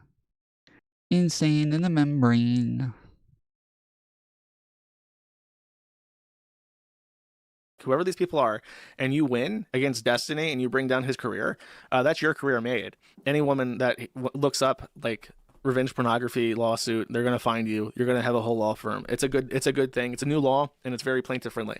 So I'll crowdfund their fucking lawsuits because it'll be cheap to find an attorney to work with them.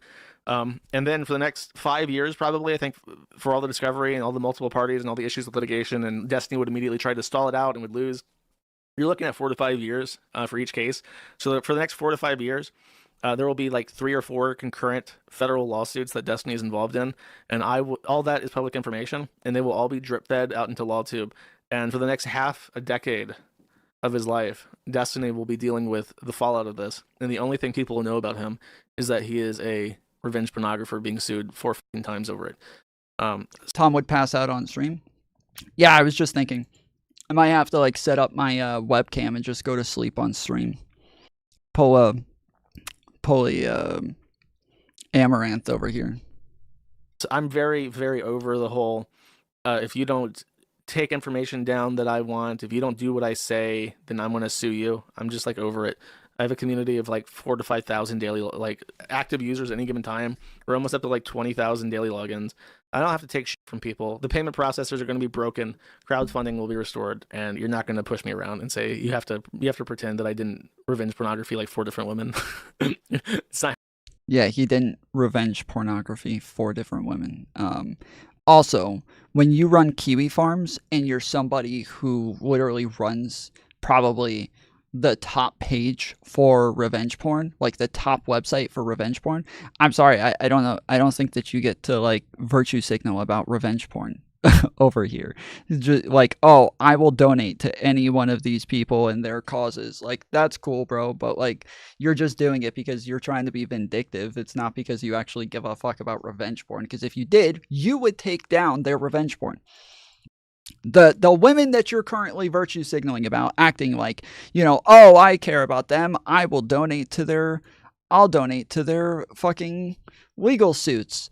Also, no, I'm not going to take down the revenge porn of them on my website right now that's been sitting there for months, that I've known about for months, and I'm still letting it just sit there and stay there, and I refuse to do anything about it. I'm sorry, yeah, you don't get the virtue signal about this shit.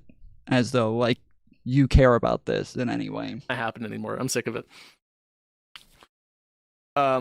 Then I think there was something else from him. Oh, he got dunked on by Anna Kasparian. To top it all off, Anna Kasparian. Destiny said in reply to him from last year, so she's been holding on to this one for a year. Destiny says, empty words mean nothing. If you want to complain about spiraling, I'll hold my career trajectory up to yours any day of the week. And Anna Kasparian a full year later says, just bumping this up from last year, given the latest allegations he's facing. Oof, buddy, you're getting dunked on by the Young Turks. You're getting dunked on by the Roach himself, Papa Roach, Hassan Abi.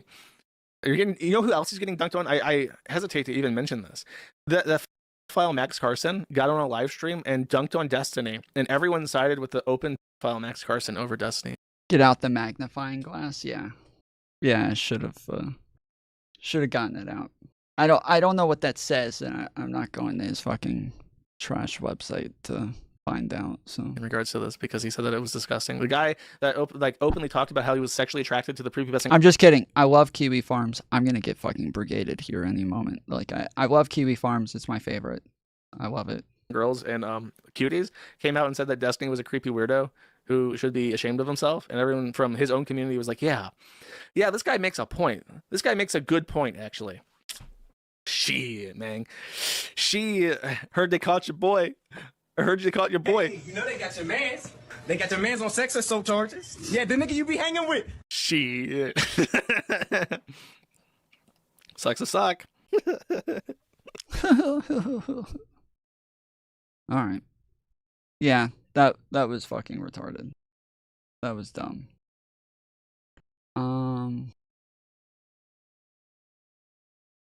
I don't know. Allie, do you want to come on? I can't read all of this. Like, do you want to come on and talk about this? Because I can't. I don't. If you want to go over this, I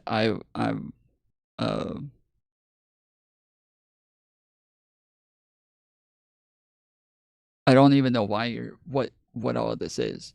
You're just sending me this sexual cyber harassment stuff, but I don't know if this is like against like the revenge porn take, but I'm saying that yes, it is sexual cyber harassment. It's not revenge porn. Like it does fall under what she listed, which is what you sent me, but this is not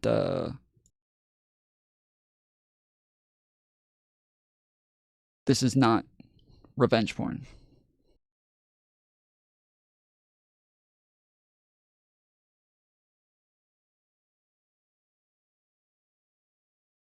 Good afternoon, everyone, and welcome to the webinar, Stop Calling It Revenge Porn, Prosecuting Image Exploitation. My name is Emily Thrush, and I'm the project coordinator at Equitas, the Prosecutors Resource on Violence Against Women, and I will be moderating today's webinar.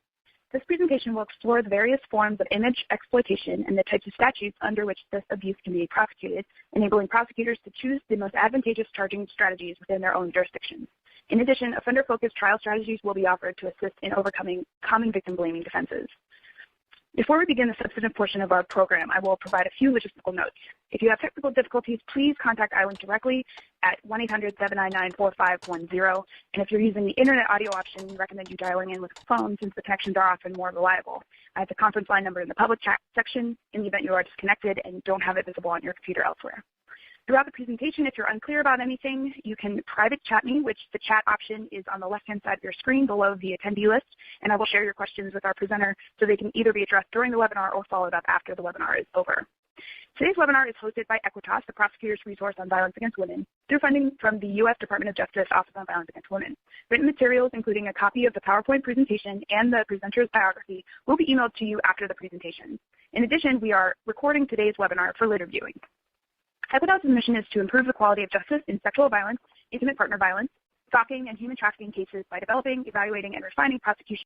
I don't know. This is one of the things that she sent me, but I think this is the cyber harassment class, or clause that we were talking about earlier that Pixie mentions in her post, saying that this is this is the federal law that she was using to sue Destiny, but yeah, I mean, that was my point, but I'm not sure what the point was of Oh, okay. She was sending it to me to say that like this isn't revenge porn. Okay. So she was sending me all of this stuff, like, yeah, sending me all the laws and everything to say like, yeah, this is not revenge porn. People keep calling it revenge porn, but this is like somebody literally explaining why it's not revenge porn. Practices that increase victim safety and offender accountability. Equitas staff conduct legal research. We provide 24/7 case consultation, host specialized or state-specific training events and webinars. We provide individual experts to jurisdictions and organizations, and publish resources on topics relevant to the prosecution of violence against women. The individualized assistance Equitas provides is data-driven and incorporates. What he did is many things, but revenge porn isn't one of them. Why are people so intent on trying to pin the revenge porn title onto it? Well, it's weird too, because it's like a full-on MAGA, it's a MAGA tactic where you overly make a claim. You hyperbolize it to like the biggest degree possible. But then when somebody calls you out for hyperbolizing it a little bit too much, then they turn around and say, oh, I can't believe you're defending that person. So they'll say, yeah, Destiny's disgusting for engaging in revenge porn. Can you believe he did that? And if you're like, well, it's not really revenge porn. They're like, I can't believe you're defending him. You are so disgusting. That is a disgusting. How could you defend him right now? A MAGA tactic? Yes, this is a MAGA tactic. This is literally what they do on everything. This is exactly what MAGA does on everything. Consider the stuff with Doge right now, where they're running around saying, like, talking about Elon Musk and Donald Trump are finding all of this fraud and money laundering and all this crap. And then you come out and you're like, I don't think anything that they're doing is money laundering. They haven't shown any evidence of money laundering. And they're like, oh, of course, you're going to defend money laundering, dude. I can't believe you're doing this. This is so gross. You're going to defend money laundering? You're going to defend the government defrauding their own people? Wow, that is disgusting. It's like, instead of them actually arguing against you and engaging with the point and being like, well, no, this is why it is money laundering, or this is why it is revenge porn, or this is why it is a pedophile and not a phibophile. They'll never do that. They'll instead turn around and be, oh, you're going to defend this? Wow. Oh my goodness. I can't believe you're going to defend this. So yeah. They call people rape apologists if they defend Destiny. Chud came out with a video and said that. Yeah, Chud has literally called me a rapist before. He's called me an abuser, when like the shit that he got accused of is a billion times worse than anything that I've been accused of. Like, fucking shit, dude. But yeah, like it's always the same people who are so like, I can't believe women would falsely accuse men. This is disgusting. People need to wait for evidence. People need to really have the information before they make a claim. It's the same people who will then, yes, turn around and go full fucking white knight over shit that they don't know anything about. They don't have any information on. And they'll just run around making a ton of claims with no information on it. It's fucking wild, bro. In my opinion, aim for the starts if you want to reach the sun. Huh. That's, that's your opinion. It's a strong opinion there.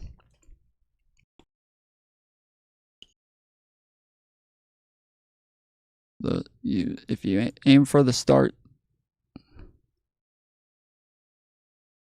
you're probably more likely to reach the sun. I think people are just using it colloquially. Shit is gone. People are just using it colloquially, like saying sharing sexual recordings and images without consent doesn't roll off the tongue as well. Yeah, I understand that, and that's what I said initially. It's like, I feel like a lot of people are just like using it colloquially. The problem is that it does have like a bigger implication in this case, right? So it's kind of like when people use the word murder colloquially, and they'll say like, yeah, well, I mean, not, Kyle Rittenhouse was like a fine kid until he went and murdered all of those people. And it, like, obviously, yes, like you may be using it in just a general sense to just say killing, but other people who hear it are hearing, oh, he purposefully and maliciously like killed people for no reason. That's horrible. Whoa. Like, and so yes, you are still communicating something different when you say it. And also, the problem also is that a lot of the people who are using these terms do know that it's not revenge porn, right? So somebody like Sick, Sick is always like getting like super like butt mad about like semantics and bullshit like that, and trying to like, dig into like little details about things to try to call people liars or say that they're, being hypocrites or some shit. But then when he uses a word like revenge porn over and over, you're like, okay, I know you know what you're doing, bro. I know you know what you're doing. Like, either you are the dumbest fuck in the world, or you are just like insanely malicious with the way that you use words and the way that you lie about shit. Because this is, but yeah, I don't know. Even with him, yeah, it is hard to tell if he's actually serious or if he is just dumb.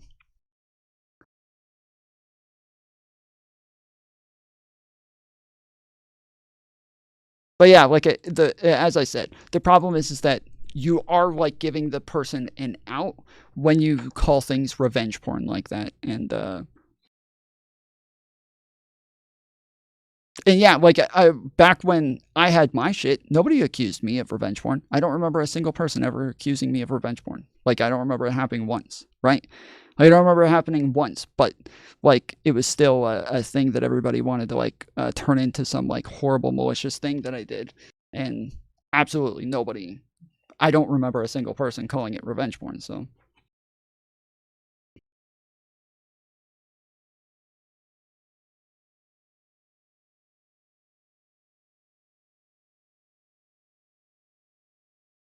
Talking of it may qualify statements to a point. Well, like I said, again, I think that you're giving the person an out. If you do over and over call somebody a revenge porner, if you say that somebody like engaged in revenge porn, like it is in the case of Destiny, you are giving them like the ability to kind of defend themselves in a very legitimate way and make themselves sound like a victim in a very legitimate way. And so, yes, if he can come out and just show all these people accusing him of revenge porn over and over and kind of like slandering him and,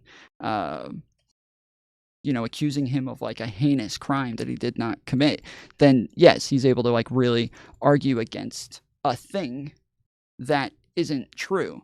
And then, yes, he can paint this as like all of these people are trying to accuse him of things that never happened, and that nobody has evidence that he ever did any revenge porn. And then, again, even Pixie did this. Even Pixie said that she said it's just as likely that he may have used a proxy to leak this shit for him. She said that. She said it's just as likely that he may have used a proxy to leak this for him. So, yeah, like he has like a whole lot of shit now to argue against that makes it where it looks like people are trying to take what he did, but then hyperbolize it to make it sound way worse, to accuse him of something totally different that he didn't do.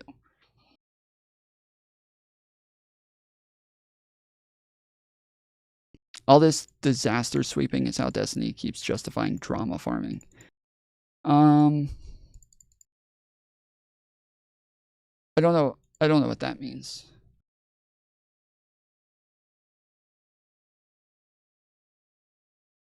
Yeah, why do you think she said that? I think she said it because she's upset. I think she said it because she's upset, and I think that she has like a good reason to really be upset with him and kind of think of him in a very like negative light, to where she feels like, very strong hatred for him right now. And when you do that and you start like kind of looping on it, and you start kind of I'm blanking on the word, but like it starts with an R, where you just keep like sitting and looping, and just like the thoughts keep just going around and around and around in your head, ruminating. That she's probably ruminating on this like one thing for a very long time, that you start to like, yes, you get this very like strong fucking hatred for the other person. And yeah, you can come up with all sorts of ideas of what it is that they could possibly do. And then, yeah, I think that that's totally fine. Like when we went over, when Destiny, I'm sure she also has people in her ear. Yes, she does. We know that she was working with Lauren De Laguna, who literally admits that she has a very strong hatred for Destiny, and has been very outspoken about her hatred for Destiny. So yeah, we know that like that she does have people in her ear who are very much willing to talk a lot of shit about Destiny and hype her up and gas her up and make her think things that aren't really true.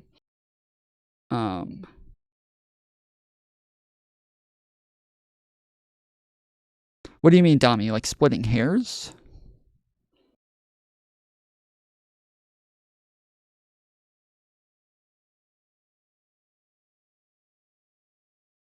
Why does she hate him? It's hard to say. I'll tell you just like what was represented, because I'm friends with Lauren and I like Lauren, so I don't want to represent this in like a super negative light. But her and Destiny were dating for a while, and then she came out and started saying she hates him. She hates Destiny. She'll never talk to him again. He is a horrible person. And then she, like within like a week or two, she was on like 4 different streams talking about him, and she would just throw in little random things like, he's such a horrible person. He records people without their consent. He records people without their consent. Did you know that? That is so disgusting. He could literally go to jail for that. That is illegal. That is illegal. And in Florida, that is a 2-party consent state. He can literally get arrested for that. And so like she kept saying stuff like that kept making him like sound like he was doing something ridiculously bad. And so then Destiny came out finally, after like she kept saying things.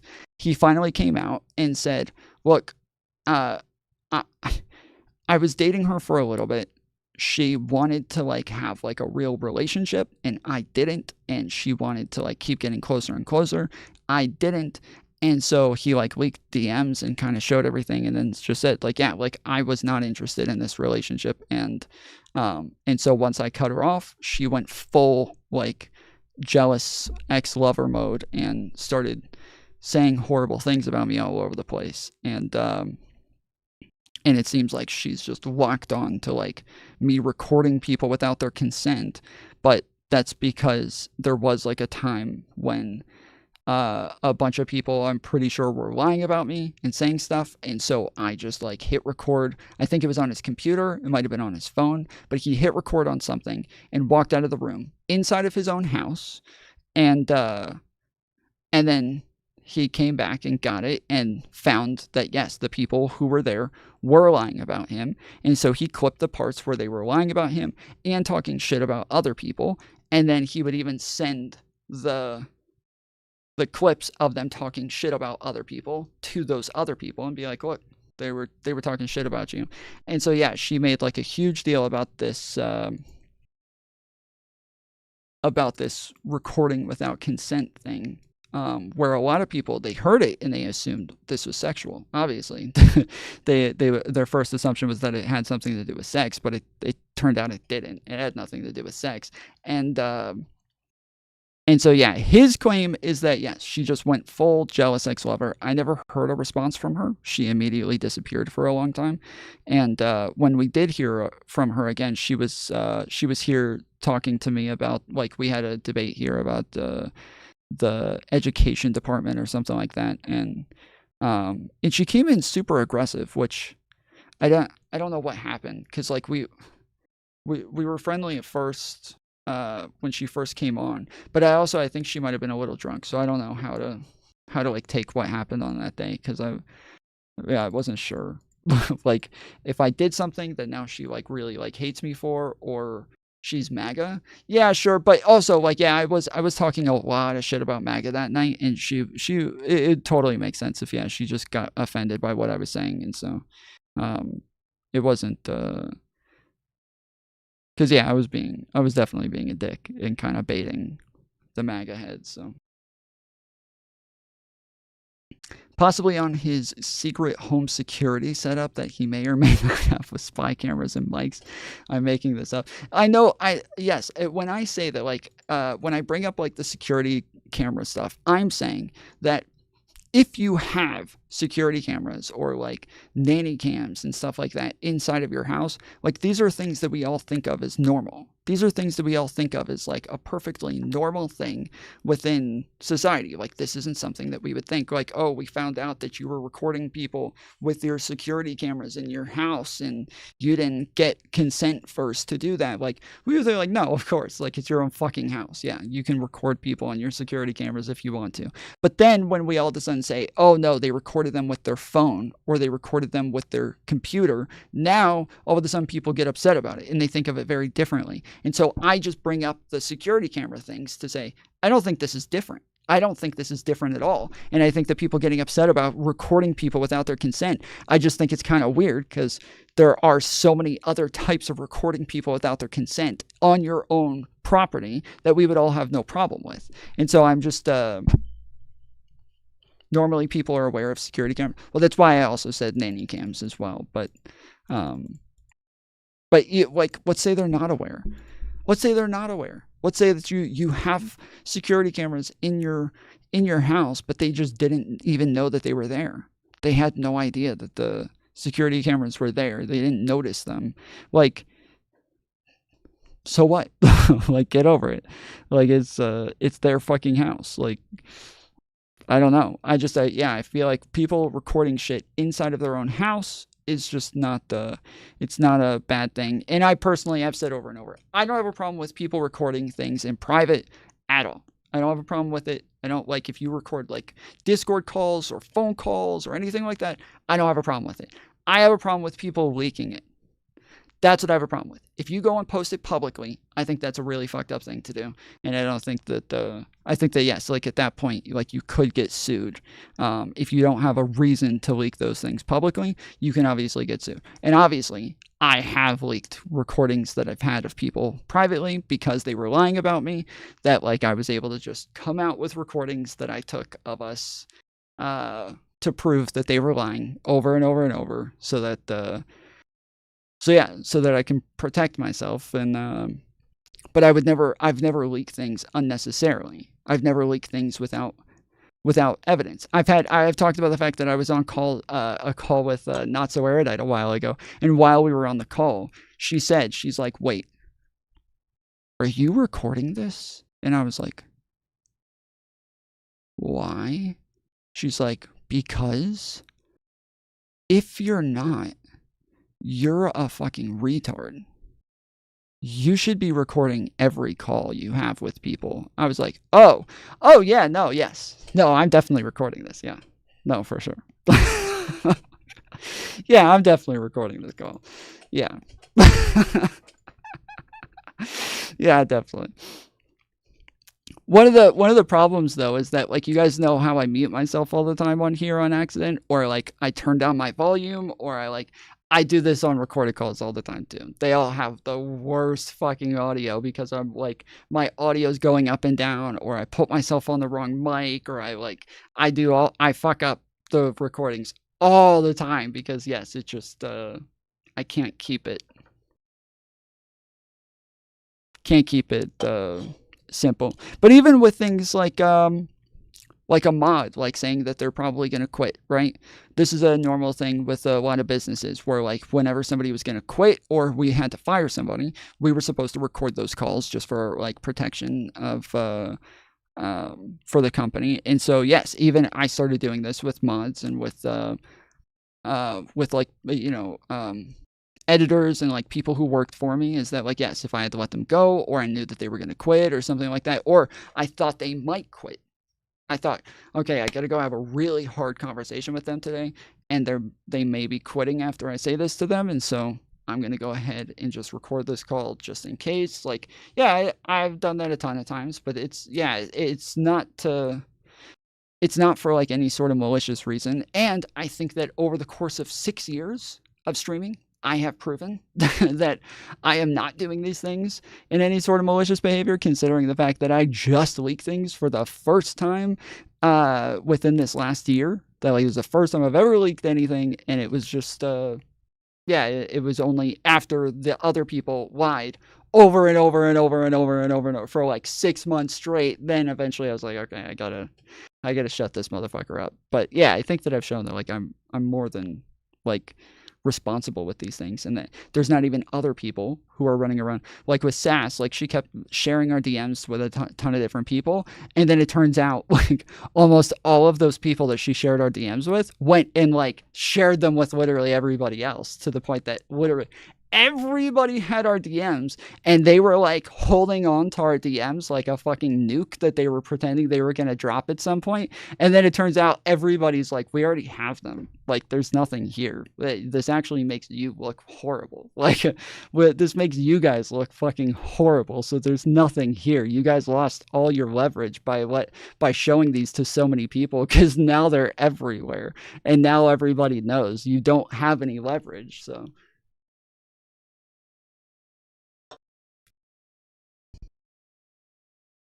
Like, there was a day that I think Ryle was on here, and he said it was Ryle and some like Russian chick, and she said something like, well, did you not know that girl liked you? Did she never say anything to make you think that she liked you? And I was like, no, not really. Like, not like consistently. And she's like, no, I saw DMs where she said something X, Y, and Z. And Ryle was like, yeah, no, that was only in the last like month or two. He's like, I've seen all the DMs.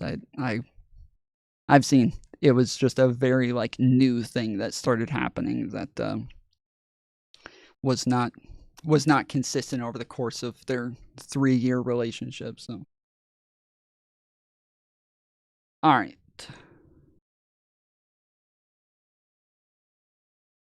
So I guess I just talk about the lawsuit because everybody's being annoying about it, and I just want to set the record straight as soon as possible on this before. So yeah, we went over some of Ethan's lawsuit the other day, where his nanny is accusing them of, firing her and discriminating against her for medical issues. She came and apparently told them that she was going to need off on the 17th of July.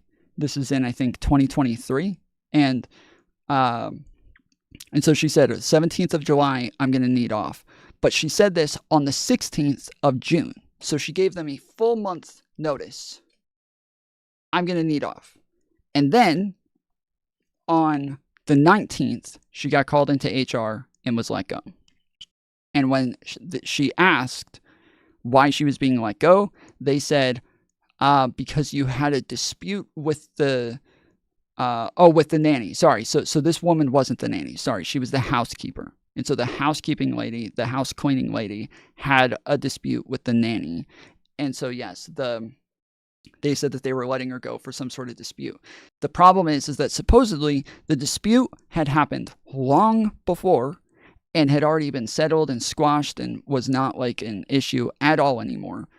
But the day after she asks for time off, then she gets fired. And so she's saying, yeah, like, this just doesn't make sense. Like, it has to be that I asked off for surgery. I was getting surgery. I was going to need off for probably a month. They said that I could come back early if I felt better soon enough, that I could come back if I wanted to, but that like they were recommending a month off. And so yeah, she got fired the next day and is saying that this is likely some sort of medical discrimination. So we'll hear what he has to say about this, because I think he's talked about it a couple of times.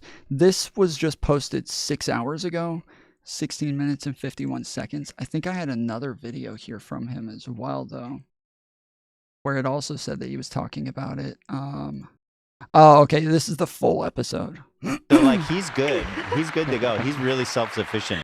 Okay, yeah, this is the full episode, and then this is just the clip of him talking about it. Okay, that makes sense. So I guess I just talk about the lawsuit because everybody's being annoying about it, and I just want to set the record straight as soon as possible on this before Hassan reacts to it on stream or something, which I'm sure he's gonna do any day now. Shut up! Which is why I put out my my Instagram statement immediately.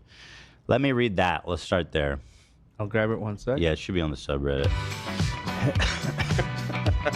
So, my former housekeeper, Elizabeth, her name's in the complaint, filed a lawsuit for, I think, the charge is wrongful termination. Her allegation is that she needed time off to get her hernia treated, and then we just fired her, which is insane. It's insanely totally fabricated. Insane. Briefly before this hernia thing happened, she took 2 or 3 weeks off to go back home to Venezuela, I think, to see her family get dental work. We paid her for the entire time she was gone. I forget, there was another clip, and I can't find it now. I can't find the other clip, but there was another clip of her, of them like talking about her and kind of like making fun of her a bit. And he started doing like this. He's like, so my he's like, my housekeeper came up to me and she said, okay, Monsieur Klein, I would like to ask you. And he was like, wait, why are you doing that accent? She doesn't have an accent. Why are you talking like that? He's like, I don't know. I'm just talking. Okay. So the housekeeper, hello, Monsieur Klein, I would like to ask you some questions. And like everybody like clipped this more recently and started like posting it all over the place. Like, look how disrespectful he is to his own employees. This is disgusting. And yeah, I wish I could find the clip because it is kind of funny, but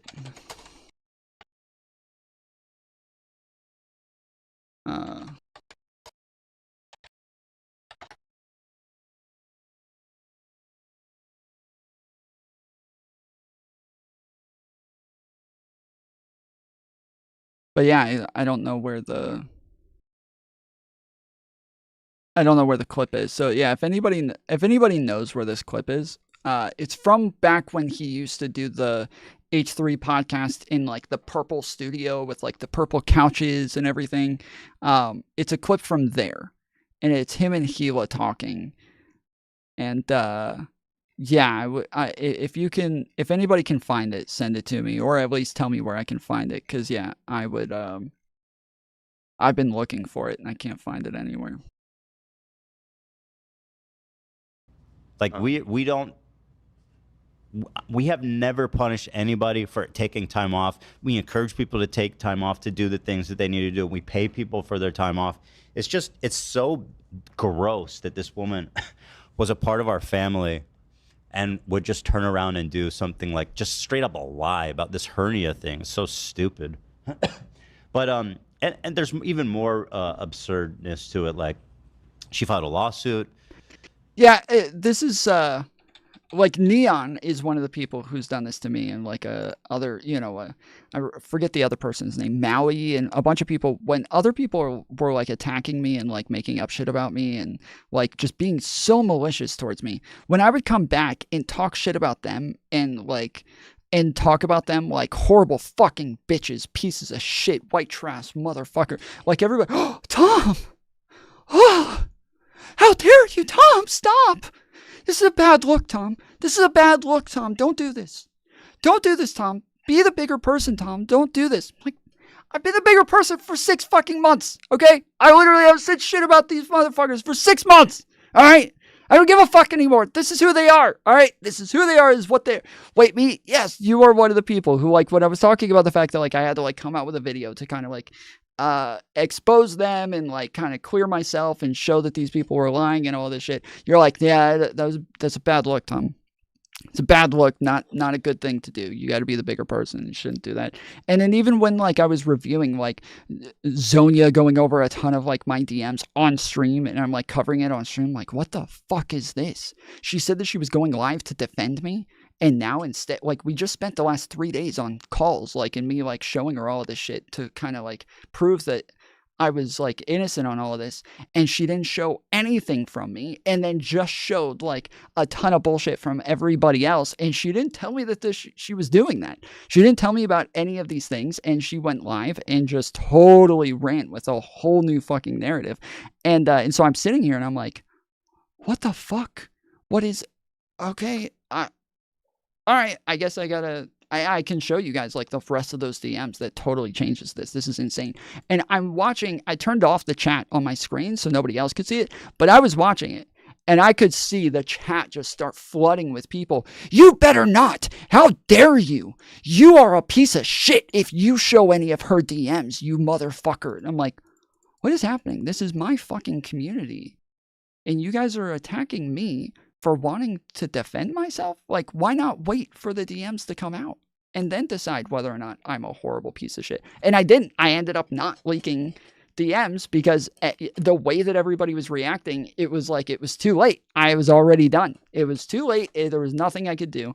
I couldn't defend myself. I wasn't allowed to defend myself. If I did, I was that much more of a piece of shit. And so, yes, I was so like confused. I'm like, what is happening here? You guys are my fucking fans. Like, what is going on? I don't get this. I don't know what's happening here. So yeah, I was like, the way that he's talking, a lot of people are like, how could he call her a bitch? This is how dare he talk about her like this? And it's like, well, if she is lying, this totally makes sense. Like, I'm sorry, but this isn't like, I liked Sonya somewhat, still do, but that whole situation was gross of her. Yeah, it was, which is weird now because I remember even other people like Beckett, like Queeman, like all of these other people at the time were saying, Sonya has to leak the fucking call. Like, she has to leak the call. This is, because yeah, she is, she looks really bad right now. If she doesn't leak the call, this is horrible. And then nothing, crickets. Everybody within like, yes, like even a couple hours just totally flipped on that. And then it went right back to me being a piece of shit and a liar and all this shit. I'm like, what is happening? Nobody has to show evidence for anything that they claim. Nobody has to show any evidence for anything. But when I show evidence and I prove them wrong, I'm still a piece of shit for doing it. I don't get it. Like, so yeah, it's just like it is like or what's his name? What's the fuck's name? I don't remember his name, but the kid who always came on here, he got mad at me for calling Sulfur white trash. Like, so Tom, stop. This is horrible. I can't defend this, Tom. Please stop. Like, she's fucking me-tooing me right now and like refusing to back off of it. Like, she knows that she's lying. And then, yes, she did eventually back off of it, but said she wasn't backing off and that she just never did it. She's like, no, I never me-tooed him. I never did that. That never happened. I don't know why he's saying I did that. I never me-tooed him. He's just lying. He's just making it up. What is happening? These motherfuckers. So yeah.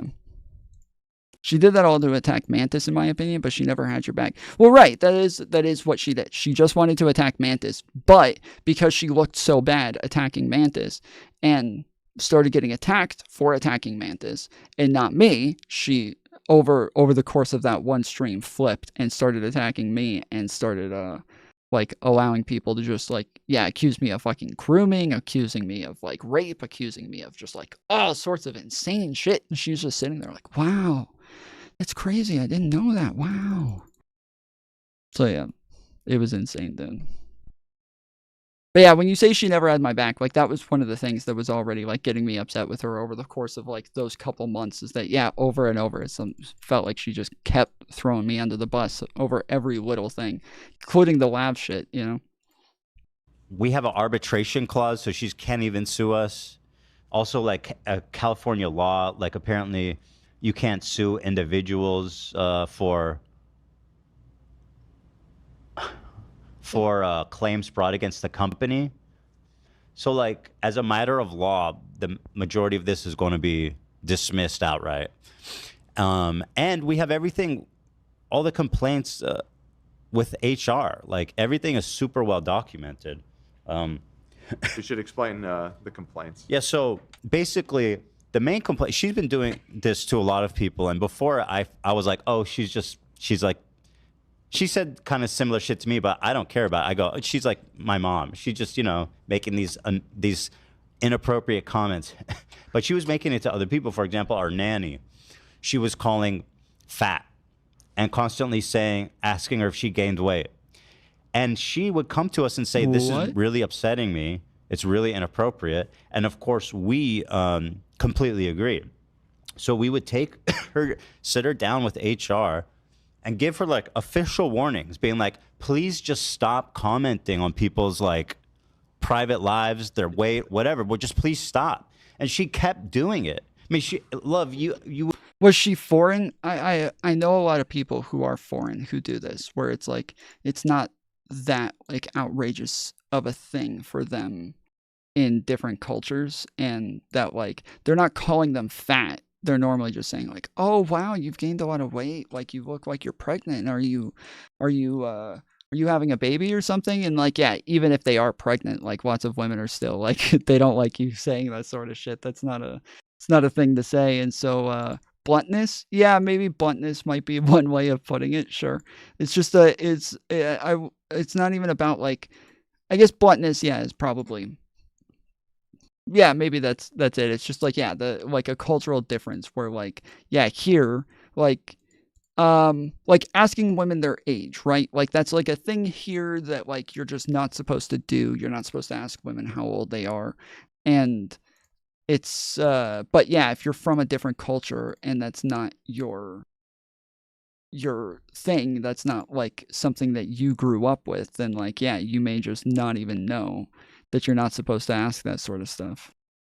When you were you met her, right? Yeah, I met her a couple of times, and much like you, though, is very like typical grandma jokes about. Yeah, that's how I felt. So she, very nicely of you guys offered to stock the fridge with goods and like sodies and whatnot, and she asked me what I wanted, and when I was asked, she commented, I was like, "Are you sure you want that many sodas or snacks?" So obviously, personally, it doesn't bother me, but to be exposed to that every day, that's not fun. You know? Yeah, she's always constantly judging people's health, and it's kind of funny to me because she's a chunky little lady.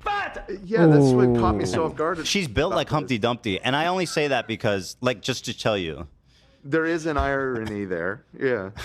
Yeah. And she had a lot of. It is, yeah. Like you might think like that. He's not saying it in a bad way. Okay, he's not saying it in a bad way. He is. He's saying it in like a, just a matter of fact. Like, yeah, this is just that is relevant information to the story. So I don't know. She's just a chunky little. To be exposed to that every day, that's not fun. You know? Yeah, she's always constantly judging people's health, and it's kind of funny to me because she's a chunky little lady. Yeah, that's what caught me so off guard. She's built like Humpty Dumpty, and I only say that because, like, just to tell you, there is an irony there. Yeah. Yeah. And she had a lot of energy. Don't get me wrong. I think she was saying like kind of mean grandma energy is the right description. Like I think. But like people know that archetype, and that's why we were willing to be like, listen. I always liked her, okay, personally, and that's why I wanted to be like, listen, just stop. Especially the thing with our housekeeper. Please, just be professional with her, okay? And she kept doing it, and she kept doing shit like this, where our housekeeper, or our nanny, let's say, made food or had lunch with the kids, and then she'd put their dishes in the sink, and then our Elizabeth, the one who's suing me, she would explicitly not wash the dishes because she was like, "Oh, that's your job." Like our kids' dishes, and our nanny has her hands full. Like she is busy as fuck, and it was like yeah, these that's little wild. pathetic, snide things that she was constantly doing. I literally had no choice. Well, I mean, it depends. Unless she washed like other dishes, like. Because it is like depending, there are a lot of house cleaners who don't do dishes. Like they're just like it depends on the job.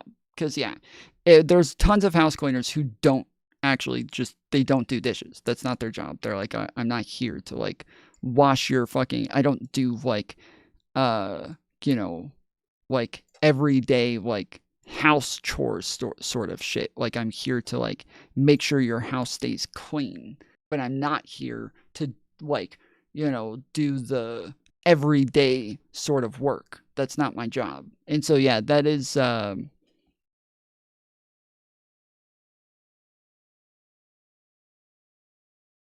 is a normal thing depending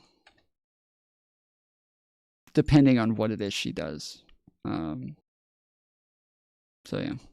zero choice but to fire her. In fact, So I grew up with like a house cleaner when I was younger, and she would like sometimes do the dishes, but she didn't want to. She didn't like, that wasn't part of her job. She wasn't supposed to, and she wasn't even supposed to like clean things. So like I remember, my parents would tell me when I was a kid, they'd be like, "Hey, the house cleaner's coming. You need to hurry up and clean your room." And I'd be like, "The house cleaner is coming, so I need to clean my room. Can you explain that to me, please? The house cleaner is coming, so I need to clean my room." That is the statement that you're making right now. They're like, "Yes, that's not her job, Tom. That's not her job, okay? Go clean your fucking room." I'm like, "No.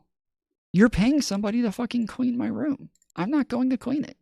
But yeah, like now that I'm older, I get it. But at the time, I didn't get it. I didn't understand. I'm like, that makes no fucking sense. No, I'm not, and I wouldn't do it. I would never go clean the fucking room. I'd be like, "No, fuck that, dude. If you're gonna pay somebody to do this shit, let them do their fucking job, bro. I'm not doing their job for them unless you're gonna pay me. Like, shit." So yeah, so they would come in, they would like vacuum, they would like clean all the ledges and like dust everything and wipe everything down. But yes, it was more like weekly work that they were doing, not daily work. Not my job to tidy either, but I do that. Yes, and she would do it. She would come clean my room, because the reason she would clean my room is because she needed to vacuum. She needed to clean. She needed to do shit, and she couldn't do it if there was still clothes all over the place and like shit all, everywhere, and used condoms hanging off of everything. And so she had to kind of finish smoking the blunts to get rid of them and get the smoke out of the room and everything. And so yeah, she would have to get all of this stuff out of the way so that she could wipe the stuff down and vacuum, and she would tidy up. She would take like the clothes and like put them in the dresser and like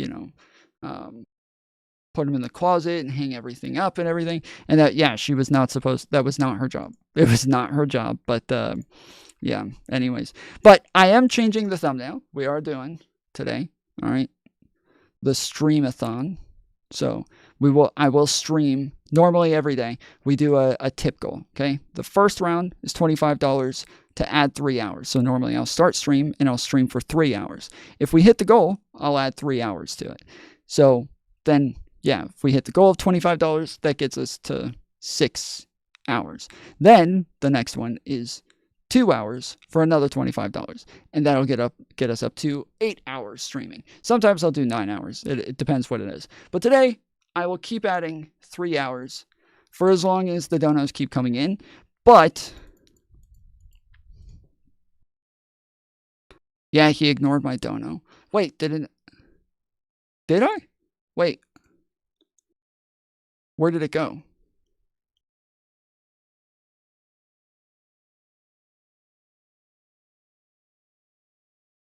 Fuck. Wait, where did you send it? Mine too? It was $2 super chat? Wait, what?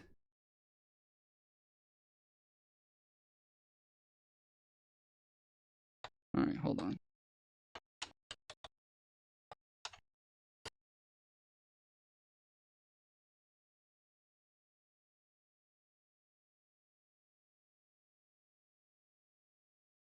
Oh, there it is. Okay, yeah, sorry.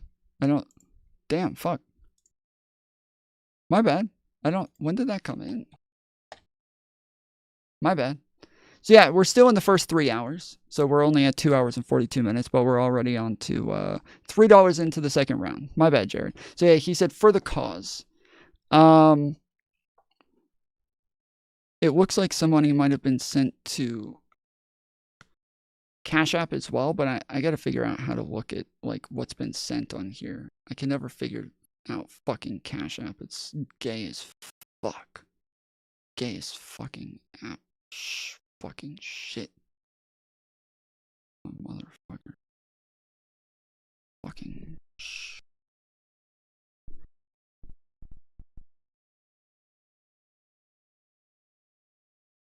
Yeah, I don't know. How do I look at this? It says that I've gotten 2 payments come in. Oh, there it is. Okay, yes, Dami. Okay, $4 from Dami. Well done. Okay, sorry. He said for a later bedtime. All right. Well done. Well done. All right. So we're at 5. Wait, no. $4, so that's 7. Yeah. $7. All right. Well done. Well done. Okay, I got it up. I see how to do it now. Okay, thank you. Thank you. Thank you. So yeah, so you can send money through Cash App if you want. It's $, Tom Foolery Show, or you can use the link in the description for Stream Elements, and that will that generally sends money through PayPal, but you can just type in your credit card information instead, and it'll send it through there, and it'll still let you use TTS as well, so it still goes through on Stream with TTS, and yes, just as long as the donos come through. The only thing is, yes, like you can use super chats. I just really prefer you don't, because it takes 30% out of it, which fucking sucks. I feel like I should just like only count the amount that I'm actually getting on those, because yeah, but the reason I don't is because yeah, you do spend that money, so it's the amount that you spend, so it kind of sucks. But yeah, just like it sucks that I do not actually get what you're sending me. You send $20, I get $14. So it fucking kind of sucks to like almost fill the entire thing, when in reality I'm not even getting a lot of that. So yeah. All right, but yes, we're doing the streamathon, so if you guys want to continue watching into the night, I will continue streaming as long as the donos come in. I mean, if I didn't, it would have been an issue. It would have been another issue, Right. Because like at a certain point, it's like, you know, You she's have to creating a hostile work environment. Right. Yeah. Coinstar's dope. Yeah. And so, you know, so we fired her. We did it through HR, everything up and up. We gave her a very generous severance package because I cared about her and I didn't want to leave her high and dry. And yeah, so she ended up, she's been threatening us, I guess, for a while now. But yeah, memberships do not count. So we do appreciate the memberships, but yes, memberships do not count towards the goal. So that is one way that we cut out the waste. Wait, why does he have a doll of President Sunday behind him? Wait, what the fuck? Does he have a doll of President Sunday back there? What is that? Is he a President Sunday fan?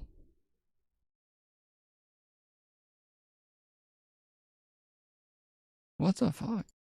Now, she contacted some employment attorneys, and they've been like, we need, they were trying to shake us down for a lot of money. I don't remember the exact amount, but it was like in the 6 figures. Wow. Jeez. It's even and so running. Like, fuck that. You know what I mean? And you guys know me, like, one, we're completely in the right and we have everything documented. So I have nothing to fear by this going to, you know, going to trial or whatever in front of a judge. And the second thing is you guys know about me is that Yeah, I guess the neck beard is like the thing that throws me off a little bit, so maybe. Never fucking let people... I would rather pay the attorneys double than what she's asking for, if that's what it takes. Like, I will never, ever, ever concede to this types of shit. I don't care, and I'm just not an option. Ethan has Tourette's. Yeah, a lot of people keep like saying that he's like a crackhead because he's twitching and shit. They do the same thing to Destiny too. They say that Destiny is a crackhead because his jaw moves side to side, so he looks like somebody who's fucking grinding his teeth and shit. But if you watch Destiny for a long time, you know that, yeah, they always call him a meth head. They always say that Destiny's a meth head, and that's why his jaw is doing this the whole time that he's talking. And I don't even know how he does it. Like, it's so hard to move, like, talk like this with your jaw going side to side like that the whole time. I don't know how the fuck he talks like that, but yeah, it's just his jaw's always done that. His jaw's always moved side to side while he talks. And yeah, people People think that he's like a meth head because of that. And then also there was one time where he actually did do meth. And if you guys remember, so I think we talked about this recently with somebody. I forget who it was, but oh yeah, it was STV Philly, because he was saying, he was like, I remember the time when Destiny was the guy who would come and like litigate claims against people, and he would kind of come save them when they would get accusations against them. And it seemed like he was like a good guy who was there for people and was there to help folks. And when Prime Kai's got accusations against him, and Dylan Burns had like 7,000 people watching his stream, and he's got a girl sitting next to him, and she's sitting there talking about how horrible Prime Kai was and how he sexually harassed this girl for such a long time, and this was so disgusting. And then Destiny came in, and as they were saying this, I was like, he came in and he was drunk. They're like, wait, was he? I was like, and high on meth. He was drunk and high on meth. Destiny was cool. Yeah, I was wondering where the fuck he was during my shit, but yeah, he was doing canvassing at the time. So I was like, where the fuck is this guy? Because there was actually a point where JSDLK, he was like, Tom, you don't stop, dude. I'm going to take this up to Destiny. And I like started typing in all caps. Take it to him, motherfucker. Take it to Destiny. Let's go. Please. Please, for the love of God, take it to Destiny. Let's go. And he's like, oh, wait, you think that would help you? I'm like, yes, of course that would help me. Take it to Destiny, bro. He's like, well, that's not really saying anything. It's not as if I don't disagree with Destiny on this shit. Because I was like, Destiny does the same shit. He does the same shit all the time. He does literally all of this. You guys acting like I'm a horrible person when all of you are Destiny fans. This is so hypocritical. And so he's like, well, you're not saying anything. It's not as if I don't like call out Destiny all the time for his degeneracy. I'm like, who the fuck cares? Who cares if you like it? You're the one who's threatening me with Destiny. So let's go. Take it. Take it to him. Fucking white knight motherfucker. Like, my attorney was like, do you think we should just settle? Like, that'd be... I said, no. There's zero... Like, low-key, it was Doobie who saved Prime. Doobie was definitely part of it. Doobie was a big part of it. For sure. But yeah, the Destiny was just like... He didn't even get high on meth on purpose, though. That's the funny thing, is that he asked for something else. I forget what it was. I want to say it was Molly. I think he asked for Molly or something. And they were going to like crush it up and snort it. And then once they got high, Destiny and Melina were sitting there like, what the fuck? This does not feel like Molly. This feels good. But this is not... I thought it was MDMA. That's what Molly is. Molly is MDMA. And so yeah, they thought that it was MDMA, and then they turned out to get fucking meth.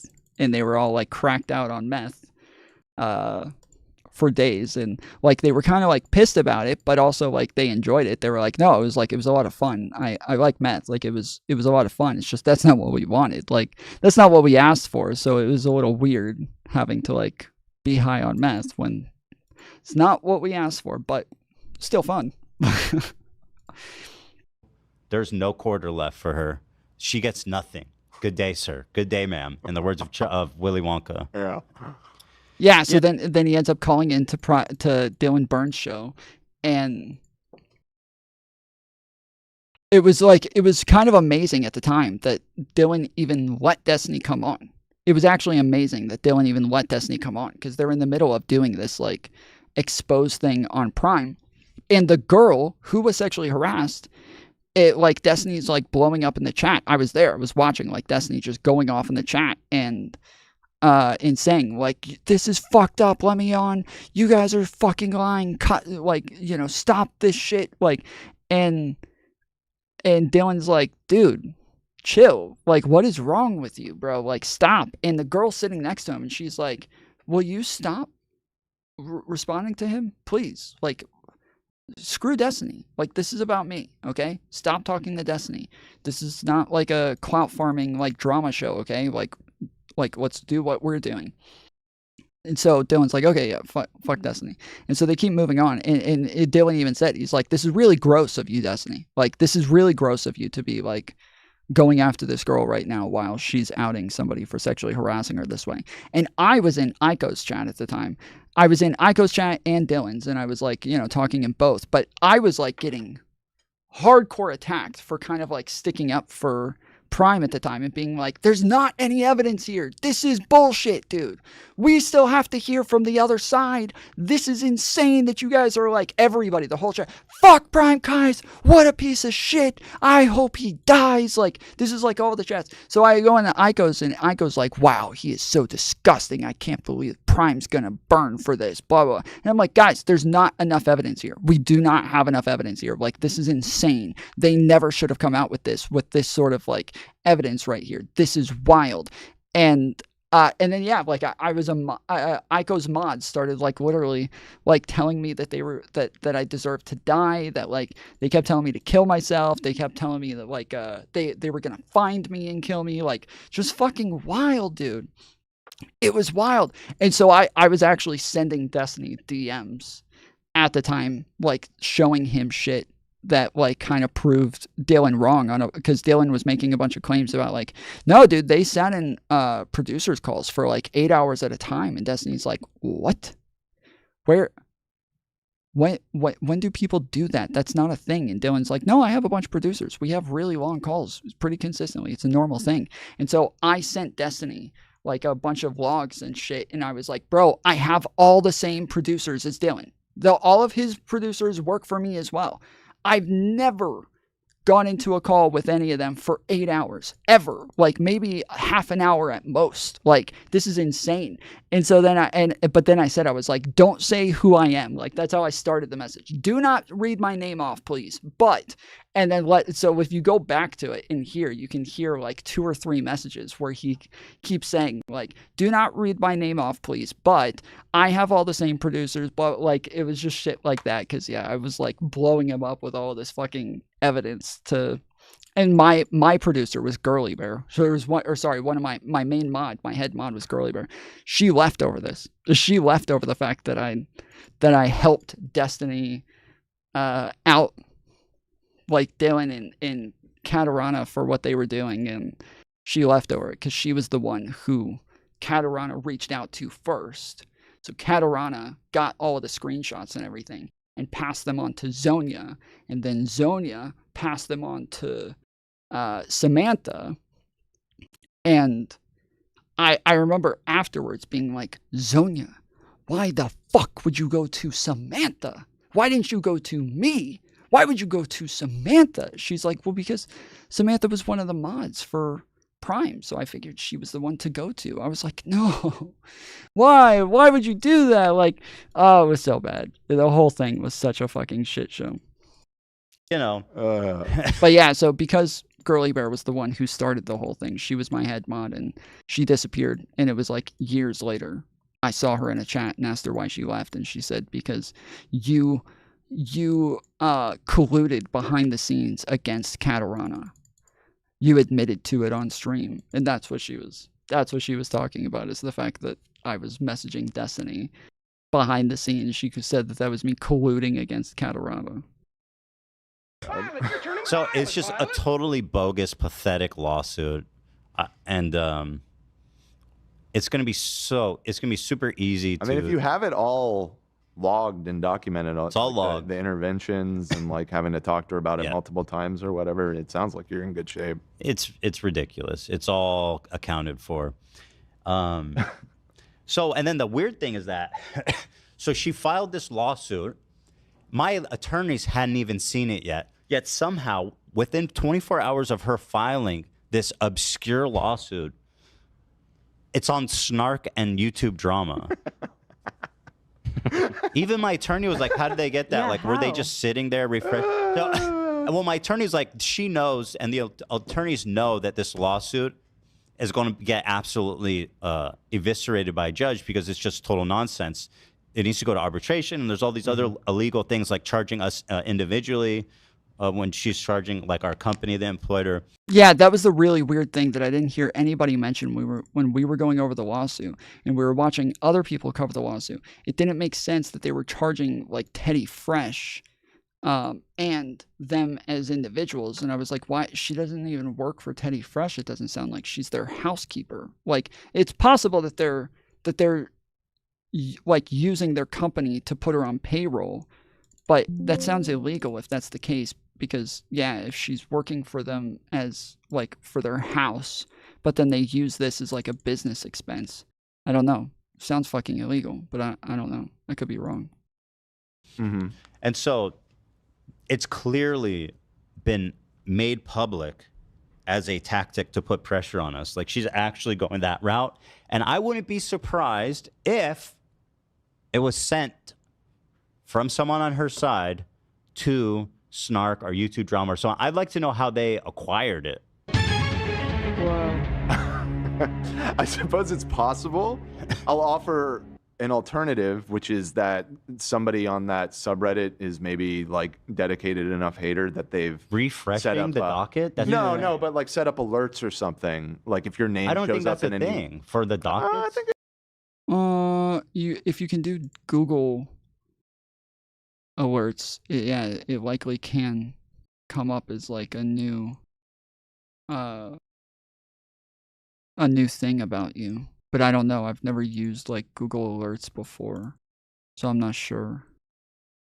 He said his lawyer asked if he wanted to just settle, so it kind of sounds like his lawyer isn't so sure his side is documented. No, that's always that's always a thing that you're going to be asked. Always. Your lawyers are always just giving you options, and then they do whatever it is you want to do. But they're going to advise you what they think is best, but they have to ask you if you want to go in every direction. If they don't, you can literally like sometimes like sue your own lawyer for not giving you options, right? So like when there was a case where I had like robbed a couple of houses, and I got a court-appointed lawyer, and the lawyer came to me and he was like, "Oh, it says here that you said that you were high when you robbed these houses and that you don't really remember doing it, but you think you did." And I was like, "Yeah." I was like, "But I don't really remember doing it." And he's like, "So why did you do it?" I was like, "I assume to get drugs. Like, that's what I would assume, but I'm not sure. I don't really remember." He's like, "Okay. Yeah, we can beat this case, dude. We can beat this case. This is actually going to be pretty good." Cuz yeah, I think that we can beat this. Defense, it's with an S, although I don't know if other countries spell it differently, but it does drive me a little nuts. People put defense like an actual fence, but with a C, and it's an S, not a C. But yeah. So he's like, "We can beat this." And he's like, "But, you know, is that what you want to do?" And I was like, "No, I just want to plead guilty." He's like, "I'm sorry. I can't in good conscience like do that. I'll do whatever you tell me to, but I don't want to just plead guilty. This doesn't make sense. Like, if you actually don't remember doing it, you have to tell them like your motive and like what you did and everything while you were there in order to be charged with this or in order to be found guilty. If you are high and you don't remember, like, there's so many other routes that we're able to go to really make this case difficult for them." He's like, right now they're offering 3 years, and he's like, "That's insane. There's no reason you should have to do 3 years for this." And I was like, "No, I just want to plead guilty." He's like, "Okay, you can't plead guilty with that. Like, if you tell me to, I'll take it to the judge and everything, but I'm going to tell them that you don't remember any of this stuff. And when you plead guilty, they're going to ask, well, what do you, like, why did you do it? How did you plan it? What did you do?" And I was like, he's like, "And so it's not going to work if you don't remember." And so I said, "Okay, I changed my mind. I wasn't high. I remember all of it. I wanted to get high, and I wanted to get high so badly that I looked at my neighbor's house and was like, might as well rob them." And so then I went and I jiggled all the handles on all the doors until I found one that was open. And then I walked through the door and I went in and I took all their stuff. And then I went and pawned it off and went and got high and bought more drugs.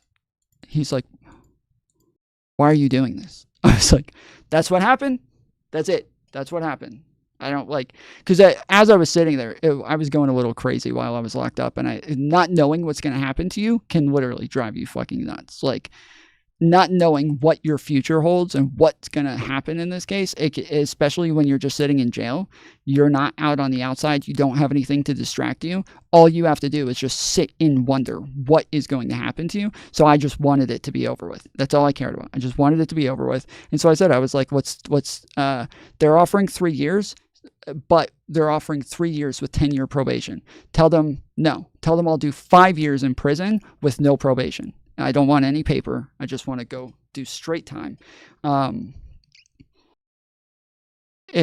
so he's like, okay. He took that and they declined it. They're like, nope, we're not accepting that. You're not going to do straight time. But I ended up doing a year with 10-year probation. So, but yeah, they'll always give you the options, but they have to do whatever it is that you tell them to do. And if they don't, yeah, you can literally sue them for malpractice. So it is a thing. Well, my attorneys were like, my attorneys hadn't even seen it.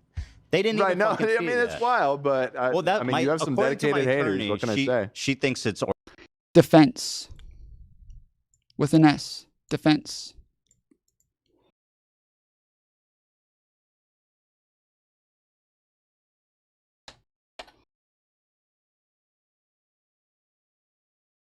The meaning of defense is chiefly British spelling of defense. That's why I said, unless you're from another country, it's not with a C, it's with an S. That's why I said. Orchestrated. I mean, what you're saying does make sense if the tactic is to put public pressure on you to settle, which I guess makes sense. That's absolutely... First of all, but they don't know you. In my opinion, that's absolutely... if that was their plan, because... Well, she only knows nice me. Right. Yeah. She doesn't know psycho me. Yeah, I don't know. But her son is a fan, and he's worked with us. It's a shame. He's a really nice guy. Elizabeth was always a sweetheart to me. Me too, yeah. But I'd heard about this issue in the past, so yeah. There was another one. What was the anecdote? Somebody else told me about it. What was it? It was something about... what was that quote again? She was doing this to everyone. It's really nuts. But I'm getting an update. There was another anecdote I heard. I will say the weight comments are very common in Latino families. Listen, I have no idea there we go. Why. If you're too skinny, they make a... Yes. Okay, yes. So there we go. Okay, that's what I was wondering. Yeah. So if they're Latino, like Latino, what is it? Latino, Italian, Jewish, like there's a lot of, a lot of like cultures like that. It is very common for them to make comments about each other's weight and say stuff like that. It's still considered like kind of like a dick thing, but it is a very like mom-esque sort of thing to do. So yeah, it's not like as ridiculous as it might sound to everybody else. Comment if you're too big, they make comment. And it's always, especially the big comments always come from like a big person. It's always weird. Yeah. Yeah, you're gaining a little weight. Well, and that's why I was like, that's why I was trying to give her some like grace. I was like, listen, just stop doing that, please. Right, but especially with our nanny who's expressed concern. You could say whatever you want to me. I don't care, right? But please, you have to stop doing this. And she just wouldn't. She couldn't help herself for some reason. She had to call her nanny fat. She could not control herself.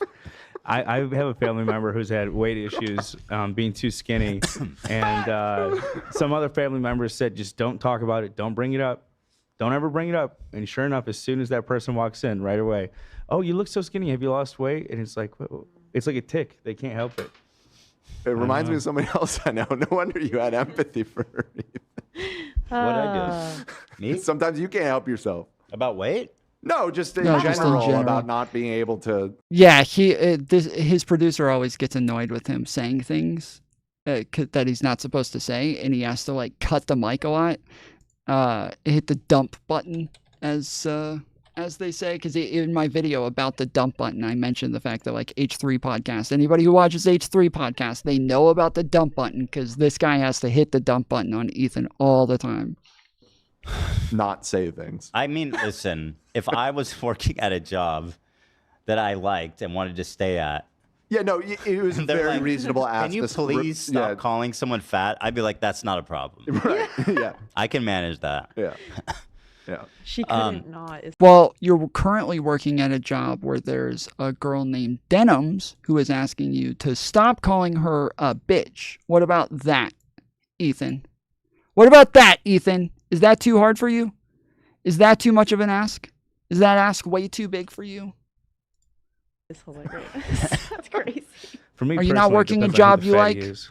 Right. What if they're a mean fatty? Oh yeah. So there's another another person that worked in proximity to her that she told, who asked for time off for pregnancy, which obviously again we're happy to do that and support them. That's, you know what I mean. We respect and understand people have lives outside work. So she has 4 kids.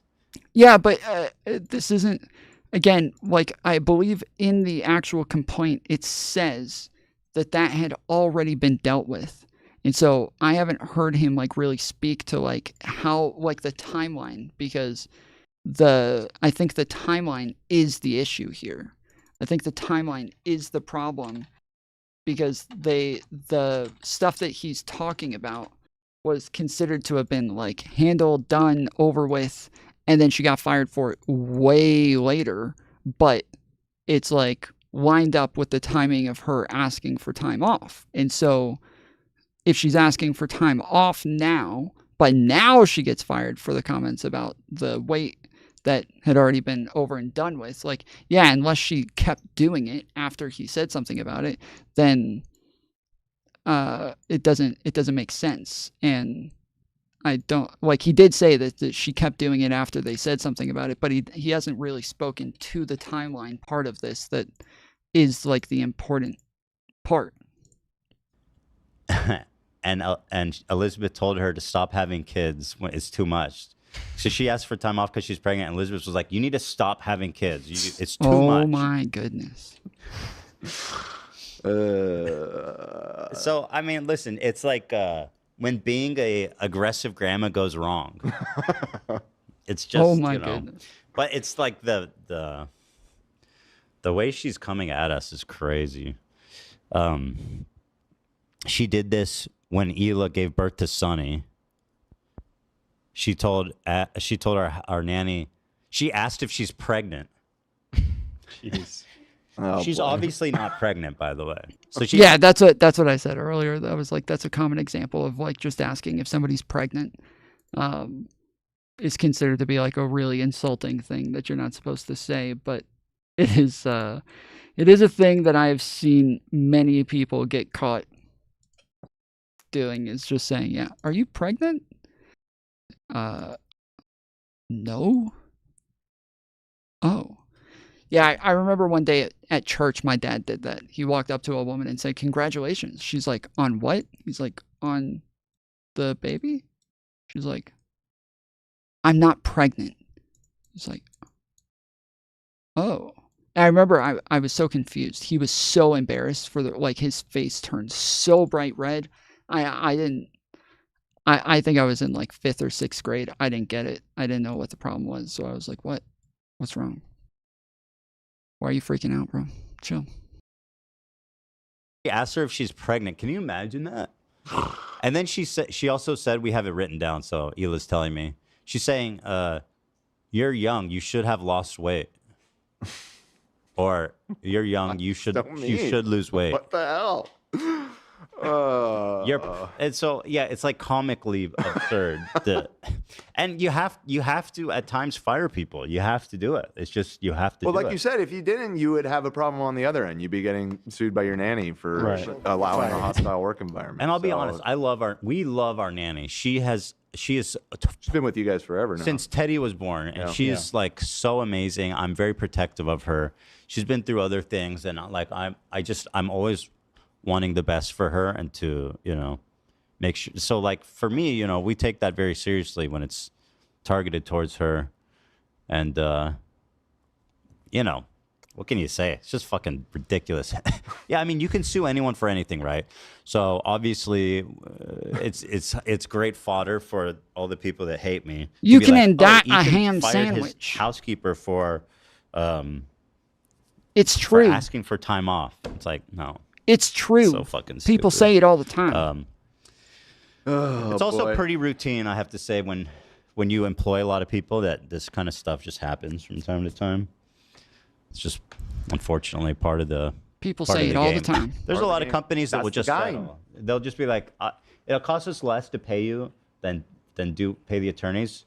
So we'll settle and just move on. I'm sure that's whatever lawyer jumped on this was assuming would happen. Yeah, that's why. Well, and that's why I was saying that. Like, they have to give them the options because a lot of times it may just be better for him optically. He may not want like all of the stress of like having to deal with this in public, and so yeah, it may just be like better for him if he's just able to settle, so that he doesn't have to deal with like all of the public stress of everybody talking about it or having to like address these accusations or anything. And so yeah, it's just like where people are, somebody said earlier that if the lawyer asks to settle, then they may not be as confident as he thinks. No, that's not what that means. Yeah, it's it can totally be that he has like a great case here, but it's just not it should always be an option for you. Because I think in 99 out of 100 cases, that probably is what happens. But Yeah. they found that one with you, boy. I said she gets nothing. She gets nothing. I will spend way more money than she's asking for to make sure she gets nothing. Because that's how it is. Nobody fucking. You're the pettiest man alive. Wait, Double it's a nothing. bad idea. It's Bad just idea to see you. It's just fuck that. You know what I mean? Double nothing. I don't know. Bet you have nothing. Yeah. Oh yeah. Ela wants to say for the record, and again, that our nanny is not fat. By the way, she is a lovely, beautiful I girl. guess. I was gonna say I'm sure the nanny is like not even happy that this conversation is being had. I'm sure the nanny is like humiliated by this conversation just even being talked about whatsoever, because now it just sounds like she's fat. So You should. We all know her, so we No, get she- the yeah, absurdity she's on its face. But like amazing. this woman, I mean, nobody deserves that. But especially in this case, it's just like what? Like she's just being so mean for no reason. So mean, so mean. Dude, older people, they just don't know boundaries. Mhm. Like I sent a photo of my new apartment to my grandma. And she was like, "It looks a bit messy." I was like, "Okay." I just yeah, this is one of the things that, like, obviously with Joe Biden, right? A lot of people complain about the fact that, like, Joe Biden smells people, or that he kisses little girls on the cheek, or, stuff like that. And they think that it's like way too personal. And I'm always like, this is just how old people are, dude. This is just how old people are. I don't know. Like, I'm from New York, dude. Like, this is all the Italian people, all the Jewish people, all the Latino people. Like, this is just how they are. They're all just very, like, touchy, and it's just a normal thing. And especially, it was even more normal back in the day. Like, it was back in the day, all of this stuff was way more normal than it is today, because today everybody calls everybody like pedophiles over the smallest little shit. So it's, like, times have changed, and people value, like, their personal space, and we talk a lot more about like consent and stuff like that today, to where it's just different than it used to be. But the way that it was back when I was a kid. I mean, does anybody else feel this way? Like I feel like, yeah, lots of times there's tons of people who are like, nah, dude, that's weird, bro. That's weird. Tom, you don't even, you're apparently, you got some buried trauma that you don't even know about, dude. That was not okay. You got groomed into that shit. Your parents were grooming you and letting all the adults have their way with you, bro. Like, it just, yeah, there's a lot of people who seem to not have had the same experience, but that was definitely my experience as a kid. That's definitely how things were. Yeah, one's in chat if that's like a norm for you, or something that you like grew up with, if that was something that, or at least witnessed, like this is something that was not just like a super weird thing for you growing up. Because yeah, I hear people getting all weirded out by this shit, and I think that's not all that bad. Like, even the other day we were talking about the video slapping butts and breastfeeding, and that's one of the things that we were talking about was like consent, the way that consent works, the way that like people are going to care whether or not they're touched. And I was kind of like making a point about the fact that there's like a long spectrum of like what is, like, when does it become like non-consensual touching? When does it become bad enough? When does it become like sexual harassment? Like there's just a lot of gray areas in there. And yeah, nobody pressed one. There's no ones in chat. Seriously, you guys are liars. I don't trust any. I'm never asking for ones in chat ever again. You guys are liars. I don't believe anything that you ever say. I have a chat full of liars. I'm starting to realize all of the people who are still willing to watch me, it's just a bunch of people who think that lying's okay. That's what it is. It's just a bunch of people who think that lying is okay. You're all a bunch of fucking liars. I knew it. One, sorry, I'm playing Subnautica. Okay, so yeah, so the one person who just gasses me up on all of my lies. Okay, fair enough. That's great. Great. I'm so happy. That's I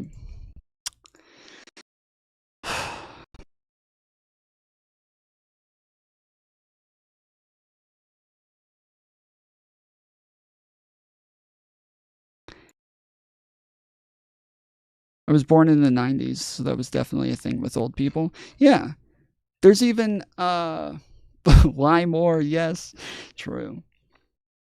One, but I am half Greek. Yes, Greeks, dude, yes, the Greeks, yes, they are all so touchy. Yes, they're all so touchy. One's if old family members showed affection in the form of kissing and hugs. No, it's not just like family, but we're talking about just like old folks in general. Like you go to church, like this is what I think of, right? I think of like going to church and there being some like old 70-year-old who like, you know, they walk up to like meet your family and then they come over and start like pinching your cheeks and they'll pick you up and like, you know, like the old woman will be, oh my goodness, he's gonna be a lady killer. The girls are gonna be all over this one, and they're like grabbing you and rubbing your shoulder and kissing your cheeks. You're getting lipstick all over your face. You're like, oh fuck, what the fuck? Like, this is just the way it was. This is just a normal thing, and they're all just overly affectionate. I remember, who was the shit? What was it? What was the kid from Macaulay Culkin? Is that who it was?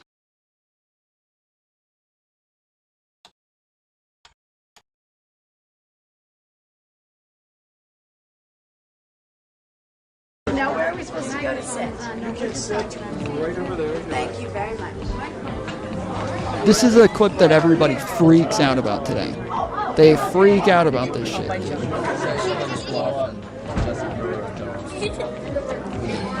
This is Demi Moore from when she was younger. I think she was like 25 here.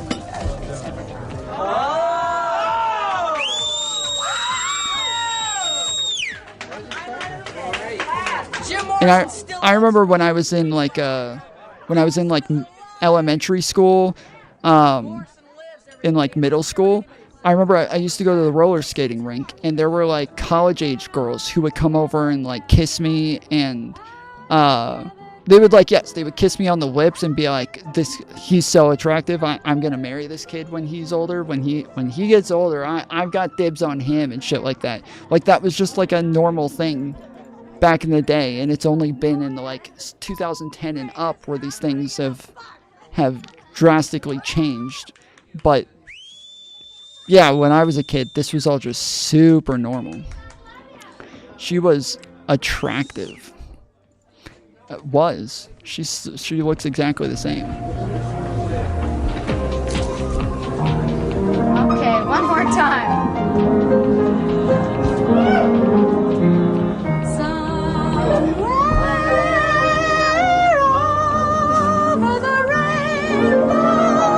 See, like even that's weird. Even that was weird back then. But that was like, it was a thing where like the guys were like, everybody was going to be like, fucking based, dude. Based as fuck. Let's go, dude. Let's fucking go. Like that right there is a thing that like, yes, like you were a guy. It's a boy. So it's okay. Like it's all good. All the guys were going to be, did she use a little tongue? It looks either tongue or it's just a very opened mouth kiss that is just overly done. Absolutely pedo shit. Like, yeah, like that's like she's a babe, but what the fuck? But that's even more so. Like I'm saying, like that's even more so. Like if you were a hot chick, for you to go and like kiss a younger boy, everybody would be like, yeah, let's go, dude. That fucking kid's awesome, dude. Like that's what it was. That's the way it was. Like she could literally have sex with the fucking kid right in front of everybody and they'd be like, yeah, dude, that's what I'm talking about. That's my fucking dude. That's my fucking boy right there. So yeah, that like it was just a different time, dude. I'm just saying, like these are different times, different norms. Everything was just very, very different back then. So there's not like a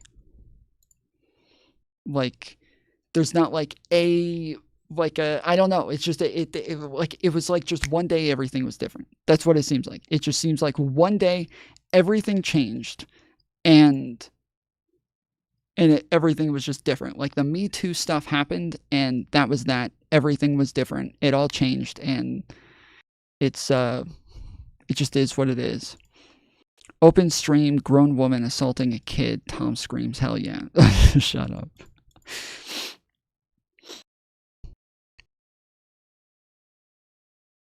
Doesn't look good on pause sometimes, but pause, she's female. I'm not understanding.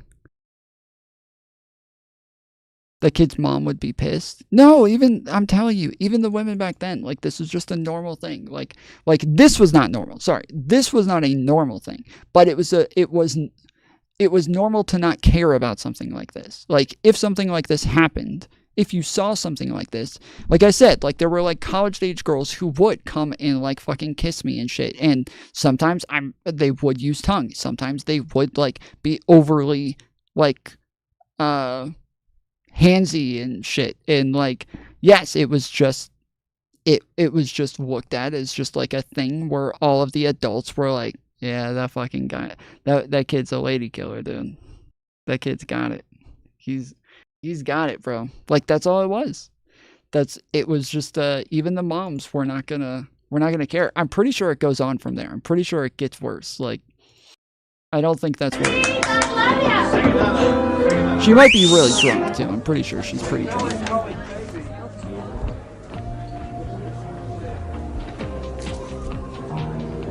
Okay, one more time.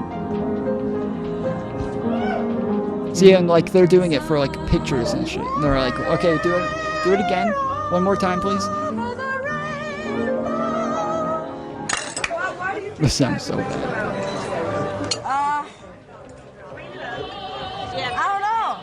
Maybe just because I love them all and I hope they all love me. We do. I don't know who this is. Who is this kid? Is this a Georgia thing? No, I said this. So like, I moved to Georgia, like after I was like 10 years old. I think I was about 10.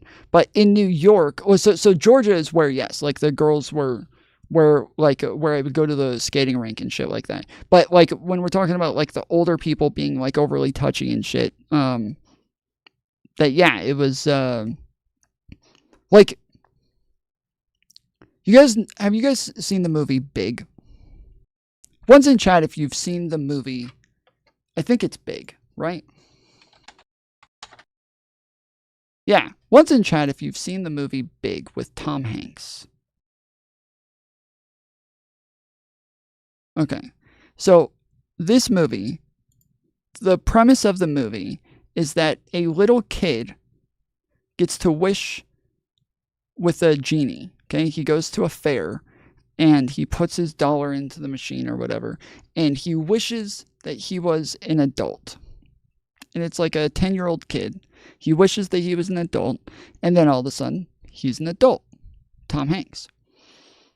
And so while he's an adult, he meets a woman, and they fall in love. And she finds out that he's 10 years old, and he has to go transform back into a 10-year-old, but she doesn't want him to. She wants him to stay as an adult. She wants him to stay like this because she loves him. But if he goes back to being a kid, she can't be with him anymore. And so this is the whole premise, is that like she's having sex with this 10-year-old kid.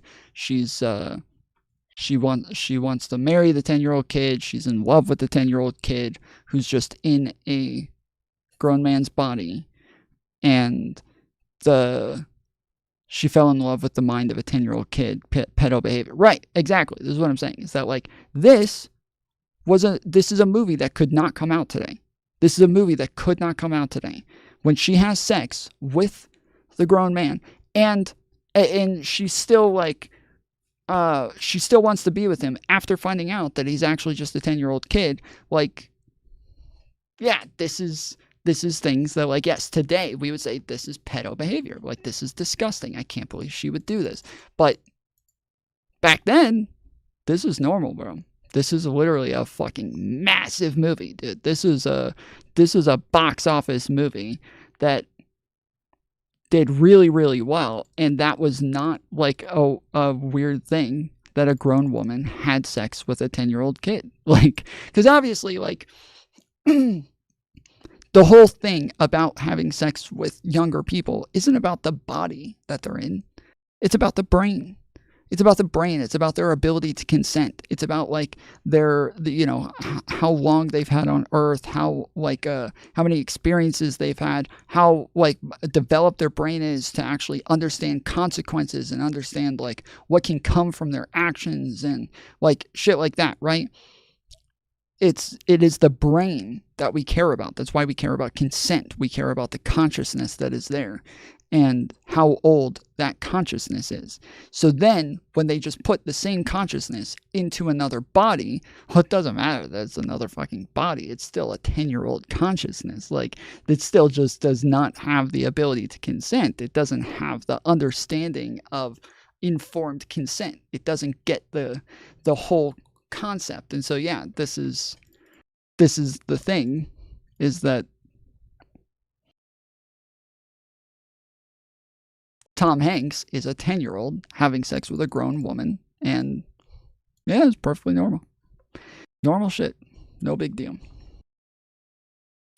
I'm gonna run to the restroom real quick. I'm pretty sure this gets worse, so I'm gonna actually no,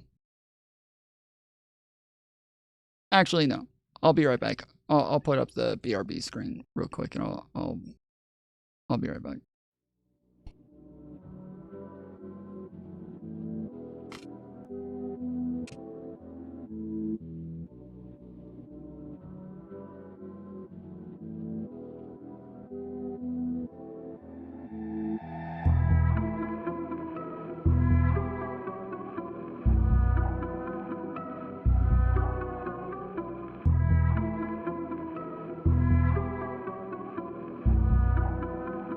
Pure, unadulterated tomfoolery.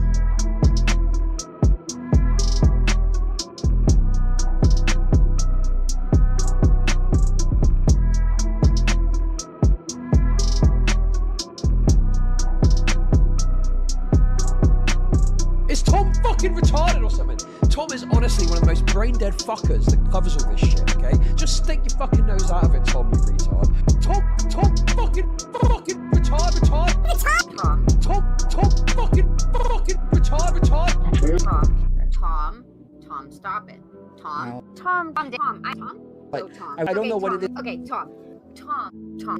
He's Yeah, it's, Tom. he's obvious That's that a you are descriptive assuming. Tom. No, hold on, chill. Tomfoolery.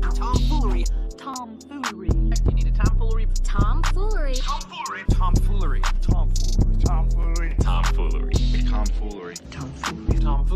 Pure, unadulterated tomfoolery. Tomfoolery.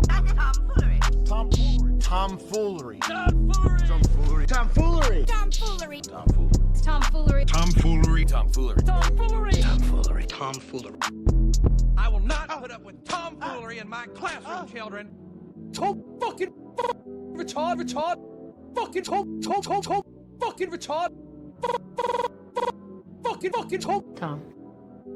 Foolery. Tomfoolery. Foolery. Tomfoolery. Foolery.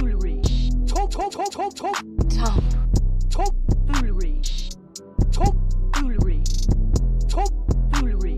Retard. Brain dead fucker.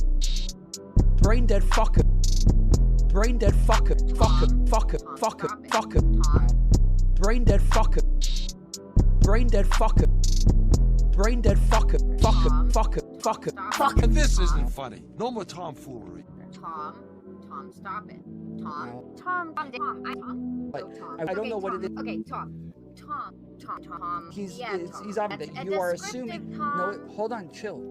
Tom. It's fair. Tom. It's fair. Tom. It's fair. Tom. It's fair.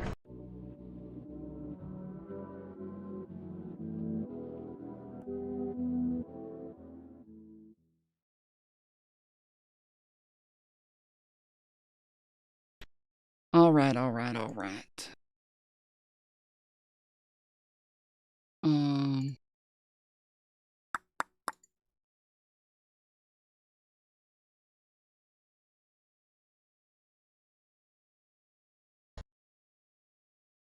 Oh, what the heck is this?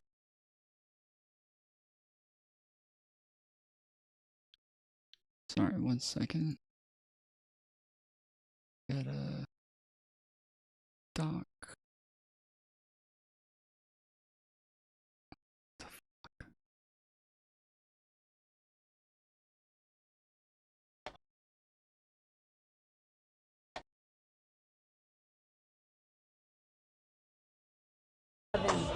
And I love them. If you think it's for the pure publicity, you're out of your mind. Absolutely, because he's one of my most favorite people. How long have you been working on the show? Almost a month and a half. What's your role? I'm Luke's new love.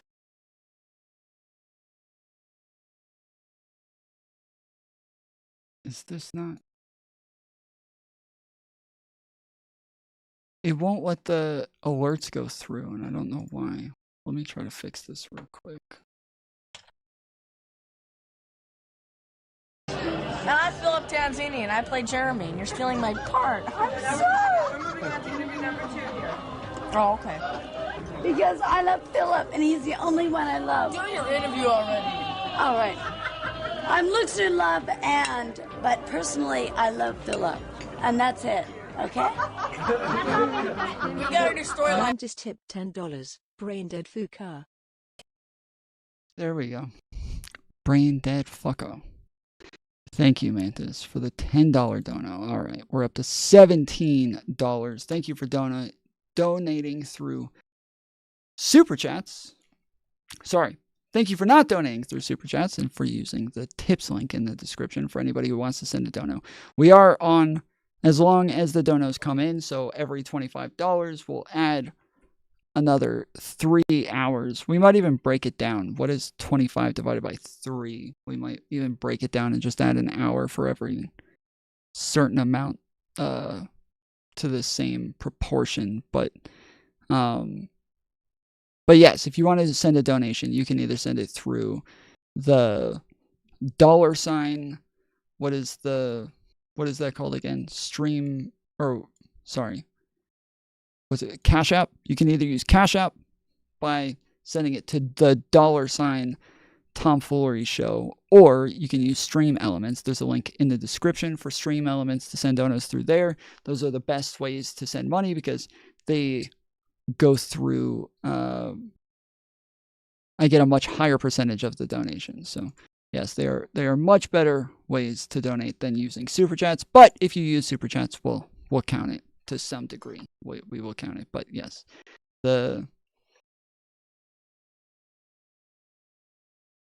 oops, LOL, I was LOL. Were you? You were LOL?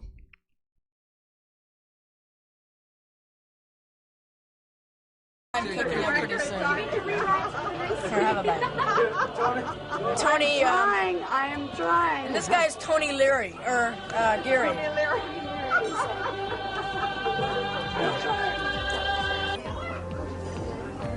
It must be quite a big, a lot of anxiety for you to step into Laura's shoes right now. How do you feel about it? I feel. Is she the chick in the red bathing suit from that, like... wait. She's the chick in the red bathing suit, and she's the girl who rides the horse. The little horse ride. At the... Right? That's her, right? No? That's not her?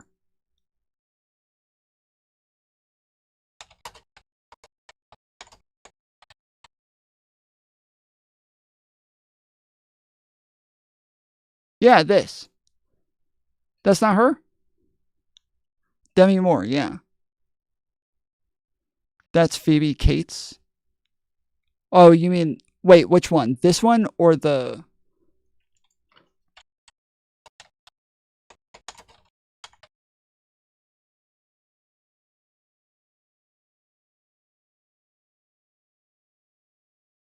Or this one? Okay, yeah, this is not her. Okay, so the red bathing suit chick, that is not her. But is this one her? Who's this one?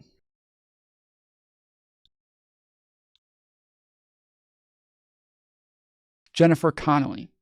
Okay, that's Jennifer Connelly.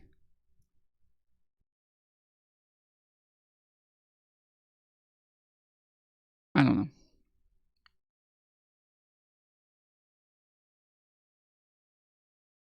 Yeah, she's the great. Because he keeps Wait, me we gotta get happy. David in here. Yes. Oh, And this David. is her little brother, so-called. Yes. He is my little brother. In the true sense. Well, you know, the next month. Yeah, like this was Entertainment Tonight. This was for like national television, and they're getting her to kiss a little kid, and like they're telling her like, do it again. Hold on, one more time. Do it again. And they like kept telling her to do it so that they could get it on video and crap. Like this is just it was a different time, dude. Different time. She was in Striptease. Okay. Yeah, I remember. Okay, that's right. Because I remember when that Striptease movie came out, I thought that was. What's her name? Xena, the Princess Warrior.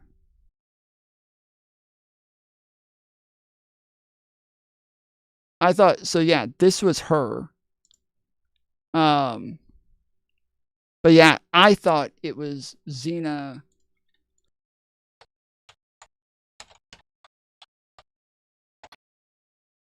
Yeah, I thought it was her.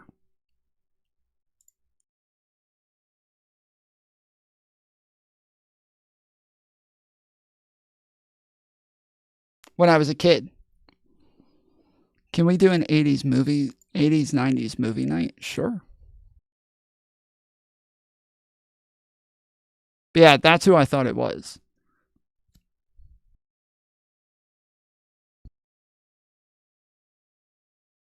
Bruh, the child in this video is older than the girls you pulled up. Who? Her? Phoebe?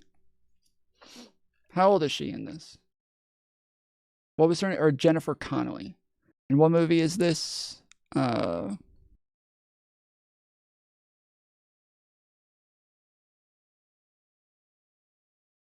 Is it called Career Opportunities? Is that the name of the movie?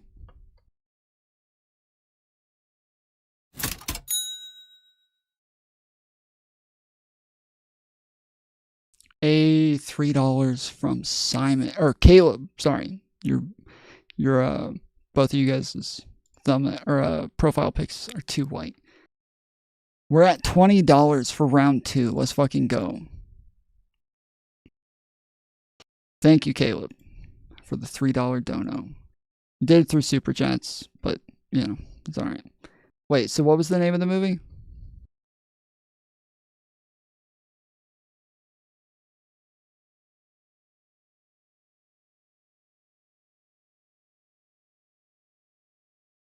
Nobody knows the name of this movie.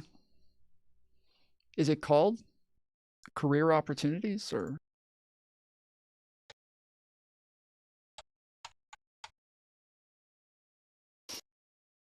Yeah, it's called Career Opportunities. All right. How old is Jennifer Connelly in Career Opportunities? 19. Ha! 19. Suck it. You wrong. This kid's like 9 years old. And obviously Demi Moore in this, she's in her like 40s here. So yeah, no, not even close.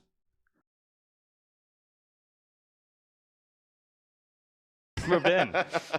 Oh yeah, I was trying to Ray's think what been a different time, I guess. I was just trying to think what she looks like, and I mean 40s, isn't she? Or maybe not. Sorry, maybe she's in her 30s. She just, this picture right here, she just looks very old here. But yeah, I'm not sure. I can't tell. Okay, Google. How old was Demi Moore in Striptease? Sorry, I don't understand. But I found something related. Do you want to know how old Demi Moore was when she dated Ashton Kutcher? No. Tom is deaf, not a movie fanatic, talking about all these megastars from the 90s and is all who despicable. Despicable. Let's fucking go, dude. We got another round. Round it out. All right. So we got, what are we at now?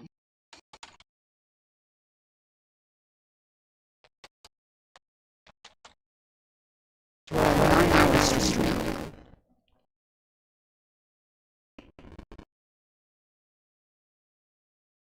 Awesome. Awesome. Well done.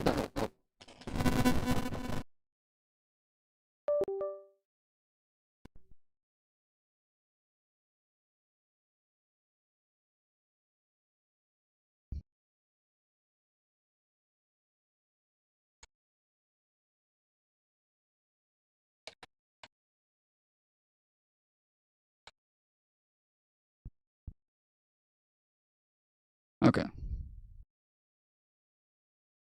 I think we're good now.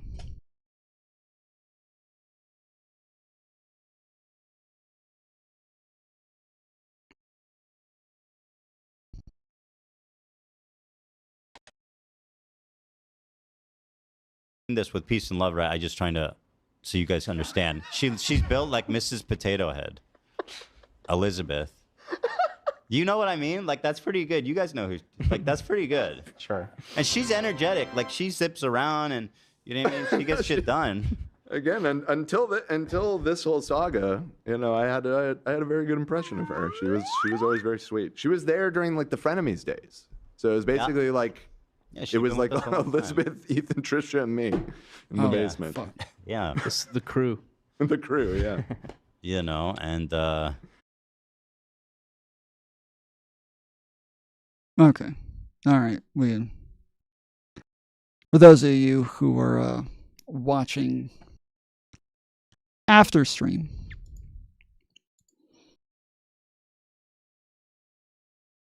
the stream went down. Stream froze. So was trying to fix just like a little thing in the text at the bottom, the tip goal, and the whole stream went down over it. So.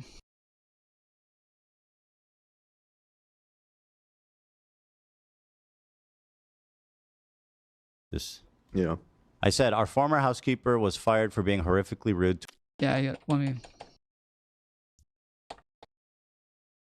Trying to think what she looks like, and I mean this with peace and love, right? I just trying to, so you guys understand. She's built like Mrs. Potato Head, Elizabeth. You know what I mean? Like that's pretty good. You guys know who?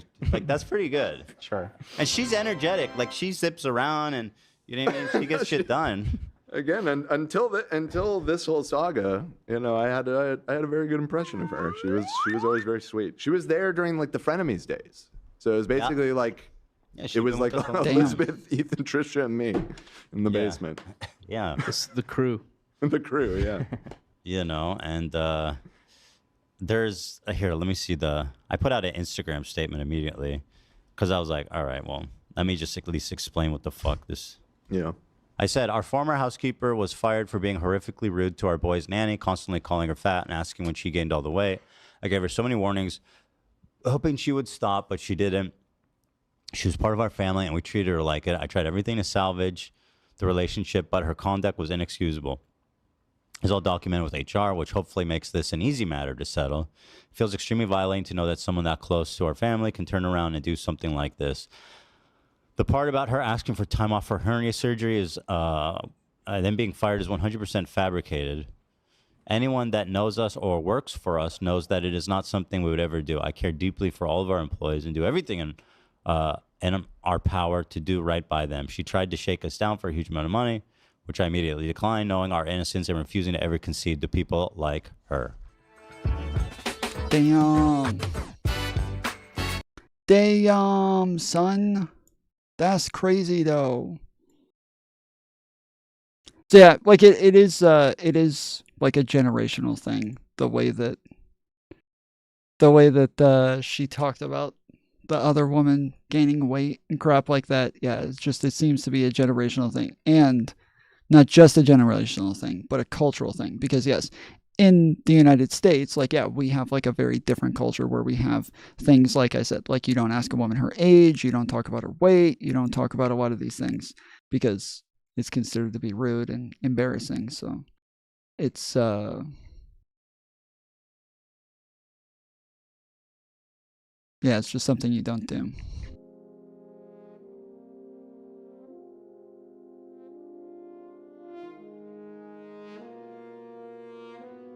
Everything said in this video simply is an opinion. This video is for educational purposes only. I am not associated with Ethan Klein or H3, and everything said in this video is speculation based on my own observations.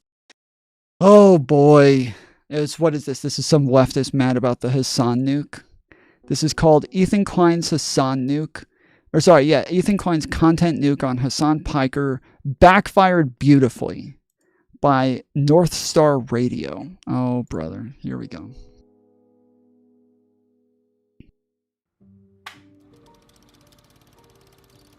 I've never in my entire career been against such a dishonest, like hateful, persistently, like they're dirty. They don't care if they'll outwardly lie. This is an ongoing, like, joke with this community. These are just benign dudes. Just, I don't know what they're doing. It looks like they're doing charity or something. It looks like they've got water or boxes or something, like they're helping. This is what it is online. Hassan's community are the most psychotic people on the internet. He's a liar, dude. I hate to say it, but I do think it's related. Dude. I mean, it's kind of like Weasley little liar, dude. The way that they'll just lie. That looked like, I don't know, that he's a fucking liar, dude. That looked like he was doing an impression of Hassan there.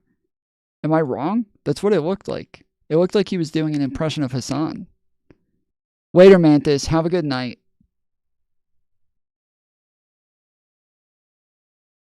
I didn't say anything to frame anyone for anything. It had just been discovered around the same time as this Arab tier list that Twitch had secretly, without announcing it anywhere, banned the entire country of Israel from creating new accounts.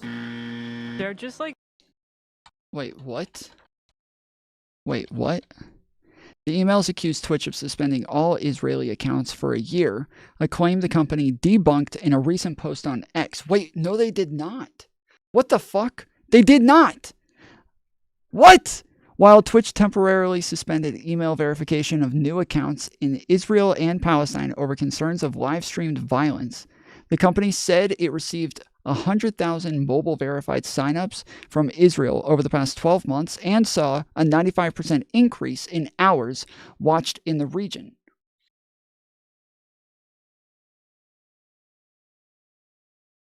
We already had evidence that that's not true. We already have evidence that that is not true. Am I fucking crazy here?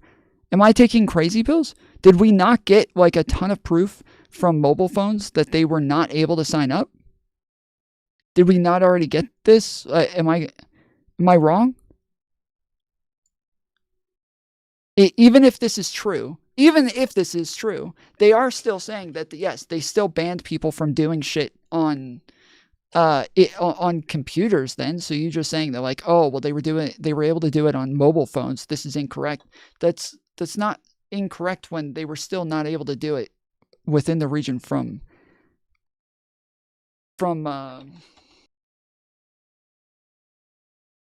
computers. I don't understand why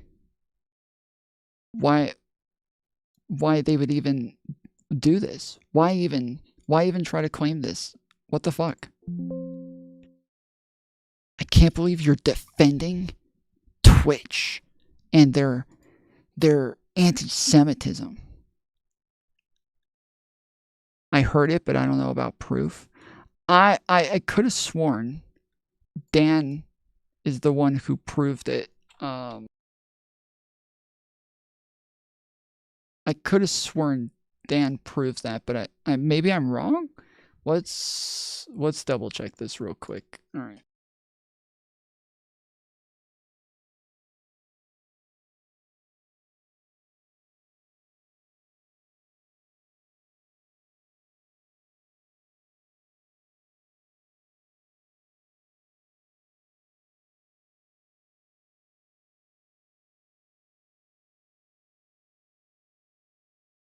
Man.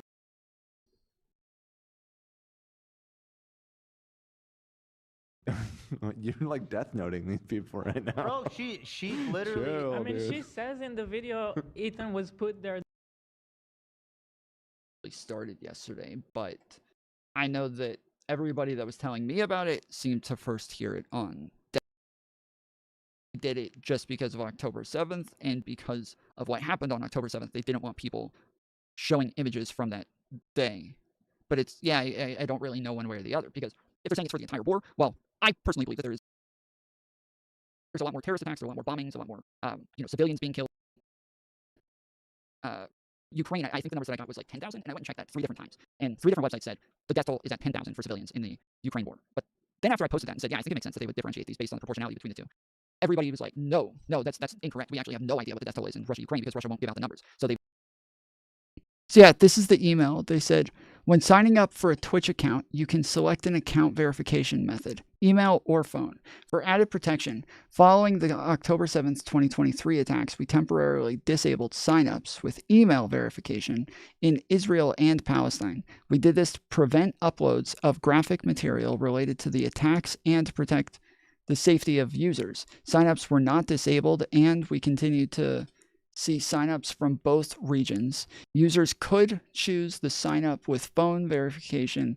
We've learned that inadvertently we did not re-enable email verification signups for either region. Okay, so yeah, it wasn't that they signed up with phones. It's based on the way that they verified.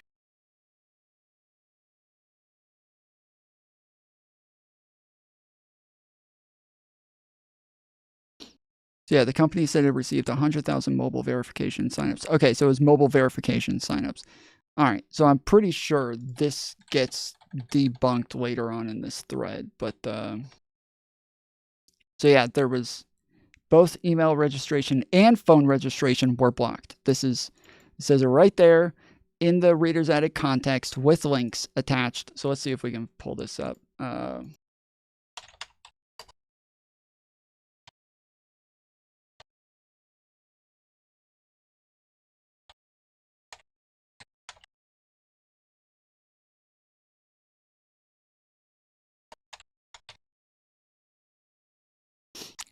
Yes, Twitch temporarily disabled email verification for users from Israel and Palestine on October 7th. Twitch later apologized for the error and fixed the issue.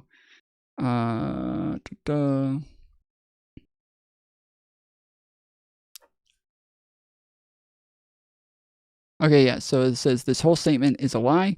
Both email and phone number signups were disabled. While this was happening, the most popular political streamer on their platform was cheering on spreading terrorist propaganda and rape apologetics on stream. This is Dan Can't Stream. Oh, is this post gone? Okay. Ethan criticized Hassan for spreading anti-Semitic terrorist propaganda on Twitch. He claims that Hassan is doing the Houthi bidding by sharing their music videos. Their music... Okay, so yeah, this is just showing that he did post terrorist propaganda. And this is gone. What the heck? What the hell? What is happening here?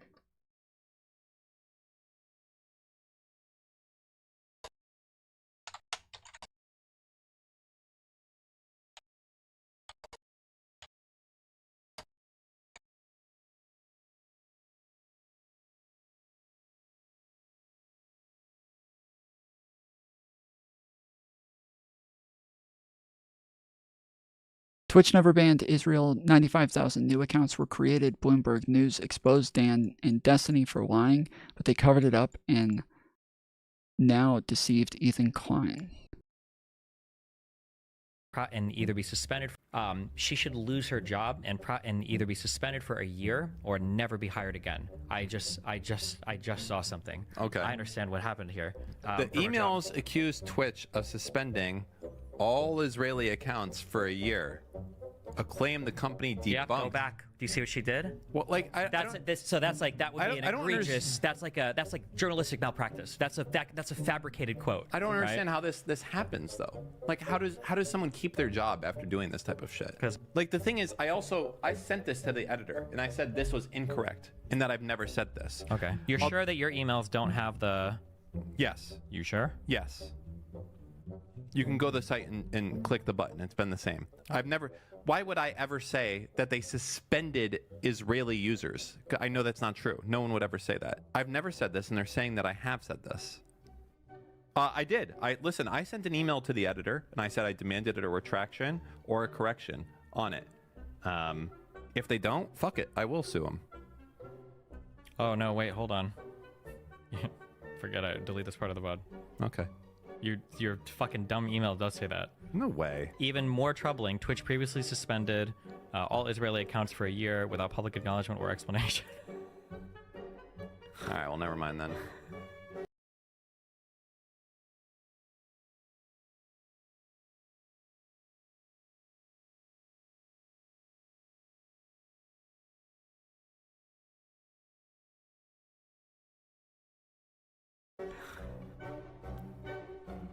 All right, we'll just trim that part out of the VOD. Shit. Well. Sorry, I'm muted. This isn't a very good gotcha on them when you're saying that they're lying. You say that they're lying about this. It says expose Dan and Destiny for lying, but then you literally show in the clip them debunking themselves and proving themselves wrong in the clip. Why you literally showed it in the clip. There it is. Twitch previously suspended all Israeli accounts for a whole year without public knowledge or explanation. Even more troubling, Twitch previously suspended all Israeli accounts for a year. We have some reports on this post. Could someone please break down the discrepancy between what happened here and what Ethan claimed? Edit, it seems like many parties had no idea what was going on. Ethan claimed new accounts were being blocked, but it was new email verified accounts getting blocked in that region. Edit 2. So here is the link to the tweet from Twitch support that addresses this. Twitch themselves states they placed a geo-lock on new signups using email to prevent accounts spamming videos of violence after October 7th after October 7th attacks from accounts in Israel and Palestine. They state phone verification would work, and it was again only new signups via email. from that region. This was supposedly meant to be temporary, but they forgot to undo this until it was called out. The community notes claim phone signups did not work from that region either.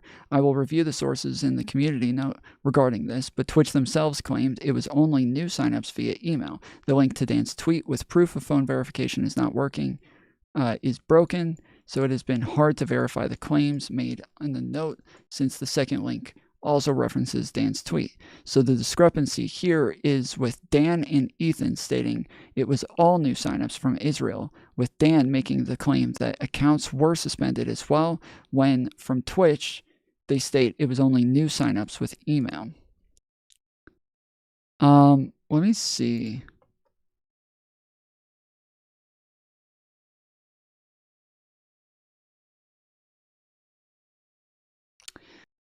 Trying to see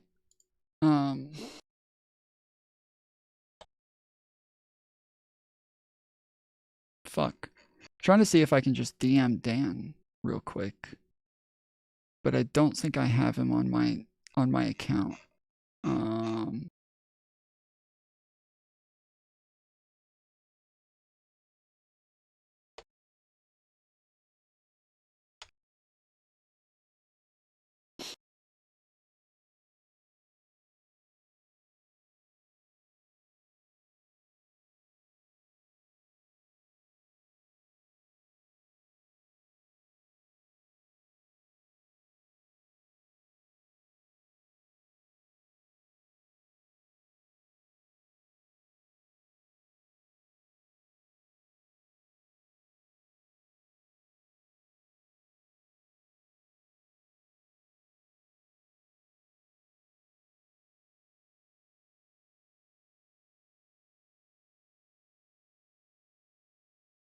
Yeah, I don't know what his name is in Destiny's server. Shit. Cause yeah, all my DMs with him. Alright. All my DMs with him are on Twitter, so I'll just DM him there. Alright.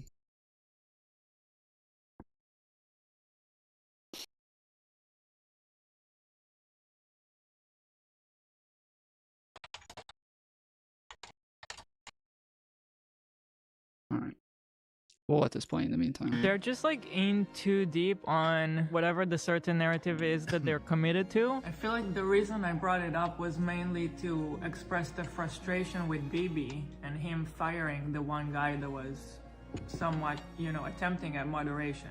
It wasn't really so much to say Gallant is a good guy. I shouldn't have used that word. That was a bad choice on my part, considering stuff that he has said that I was not even thinking of. There's no room to like allow They have to win. anything that deviates a little bit from like, no, this is the bad guy, this is the good guy. All right, so these guys are clearly the bad guys. There's nothing in between. There's a story. They have a story that they cannot deviate from, no matter what.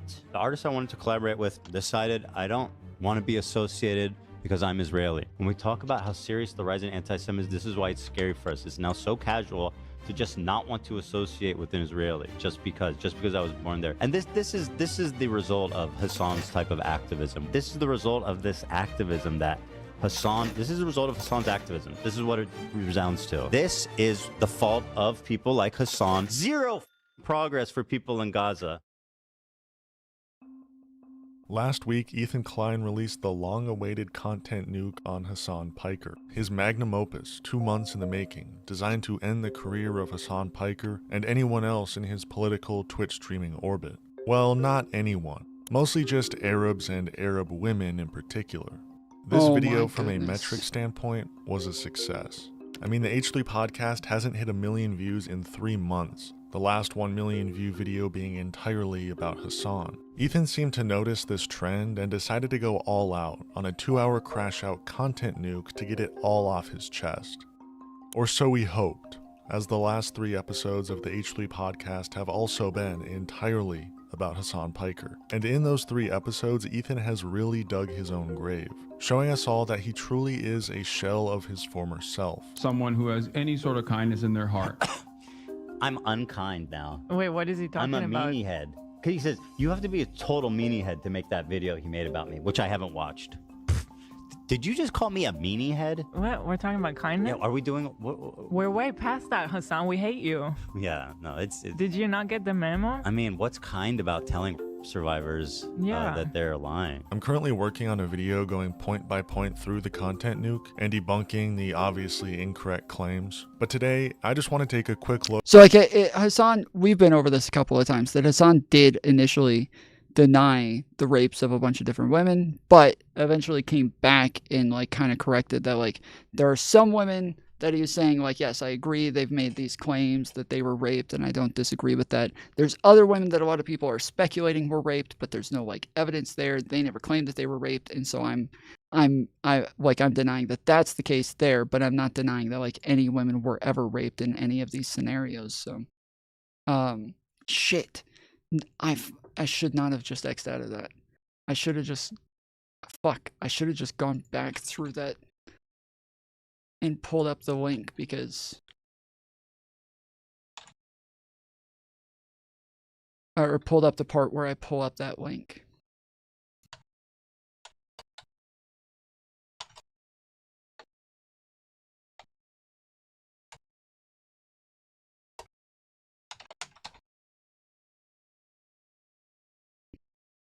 Apparently, I thought I sent myself the screenshot.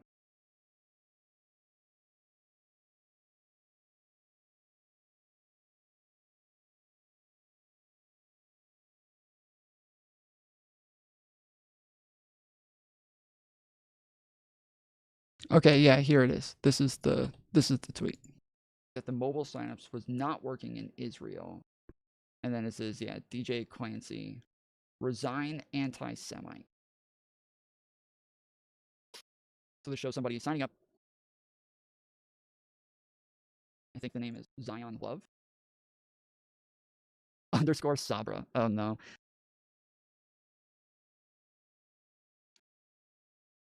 Sabra is a name that a lot of people are using for Hamas. So it's meant. Wait, this was the. I think this is them showing that there were certain names that were banned to be like a dog whistle for Hamas, because Sabra is the company that makes the most popular hummus in America, and so because they make hummus sounds like Hamas. Sabra makes it.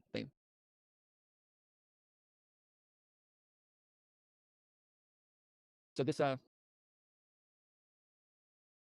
Okay, yeah. So they use the phone number. This here, they're pulling up the code that you can. And then, yeah, it does say, see, that'll show why they were blocked.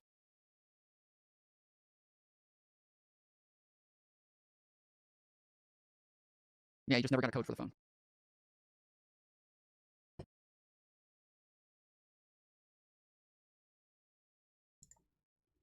No code ever arrives. So it looks like he's doing it again. And then it says blocked country IP. Yeah, you can see it. It literally says it's blocked because of the country IP.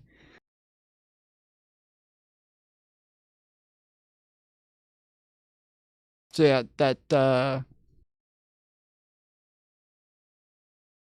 why is this in? So yeah, it does. It says blocked country IP right there. As he's tried twice now to do it with phone. It says blocked country IP in the actual code. So I think this one, they were doing the computer version for this one.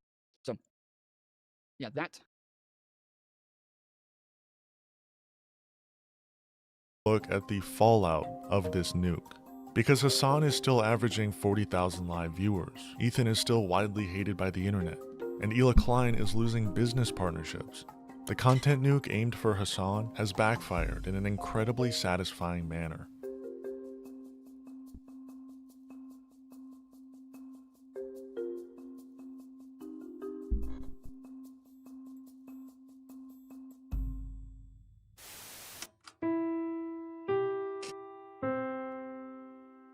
Today's broadcast is brought to you by viewers like you. Become a member today and unlock exclusive content at patreon.com/NorthstarRadio. On the first episode back, Ethan basically himself off reacting to his own video. Oh, you missed it? Let me go back. Oh yeah, we gotta see that. I was doing some high level here, Dan. I had to do a tutorial for this part. on this part. Flag in the middle of campus, carried it to a mob by the gate that were communicating with the angry mobs outside of campus. Untrained, inbred asses shipped into Oh. southern Lebanon, telling us that we are all inbred and that we have no What? culture. Oh, again. I believe it was a some kind of block swipe. Yeah, block. Yeah. Very good. And this is where Ethan's cognitive state comes into question, because this dude is so clearly not doing okay. While reacting to Hassan's response to the content nuke, Ethan claims that he's never tried to be a comedian. Very intelligent. Definitely not a hack ass, failed ass, dumbass comedian. Bro, I've never tried to be a comedian, a failed comedian. What are you talking about? It's not even a sore spot for me or anything, because I'm not a comedian. I've never tried to be a professional comedian. This is despite Ethan calling himself a professional comedian over a dozen times throughout his career. I'm a comedian. That's my job. I'm a comedian, right? I'm trying to make a joke. I know it looks crazy. I'm a comedian, and people are laughing. Unlike you, I'm a comedian, not a journalist, so I have a little more leeway. I'm a comedian. Wait, if you're saying that he's a comedian in the sense of like his YouTube channel, which is what he's saying like, yeah, my channel is not like journalism. My channel is just comedy. Then yeah, like that's that would mean that he's not a failed comedian. But when you say a comedian in the sense of like a stand-up comedian or something like that, that's very different. And I don't know. I don't know. Maybe if Hassan was calling him a failed comedian in terms of his YouTube channel, then that just doesn't make sense at all. It sounded like he was saying like in terms of like being like a stand-up comedian or some shit like that. Comedian, you know what I mean? I criticize people. I'm a comedian. First of all, I'm a comedian, so anything I say being considered defamation is almost like impossible. I had an idea, you know what I mean? That's what I'm saying. I'm a comedian, you know, I'm out here, I'm in different lanes. I'm a professional comedian. Are any of them? I'm a professional comedian, you know what I mean? I'm the last line of defense, okay? I'm a professional comedian. Do you know that? You know you're winning the debate when you start bringing up theories about Hassan's dog, Kaya, or who cooks him food off camera. Comedian, in air quotes. Carousel horse, Naomi, carousel horse, tipped $5, demolish the goal Jarl. Don't leave me hanging. Praying gesture, thumbs up. Hashtag tug life. Hashtag tug life. Let's fucking go. Naomi with another $5 through the fucking tips link. Thank you, Naomi, for another $5. We are on to round 3. Oh, I forgot. Okay. So we're at the...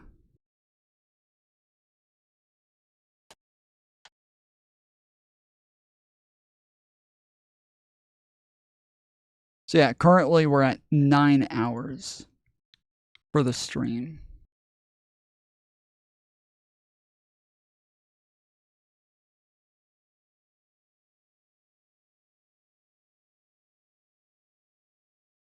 Let's fucking go, boy. Thank you, Naomi, for another $5 dono. If you guys want to donate, the donations keep me on stream. So for every $25, we add another 3 hours to stream.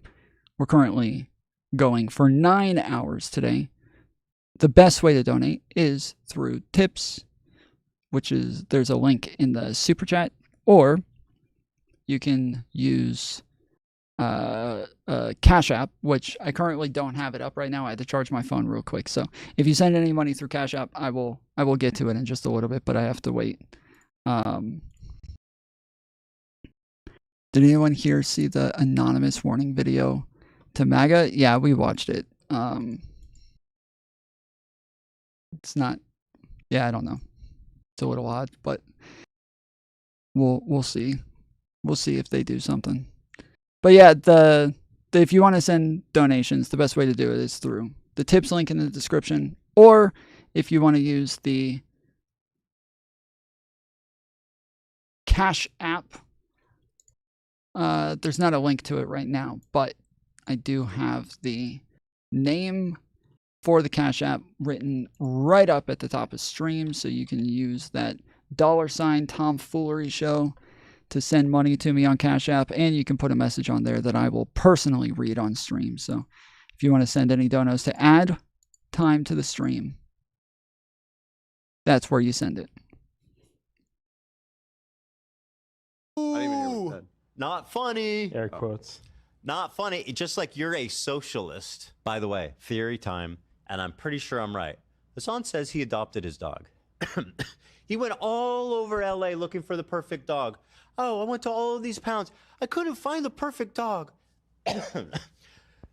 But then magically, off camera, I found on Craigslist this post where they were giving away $20,000 designer dogs.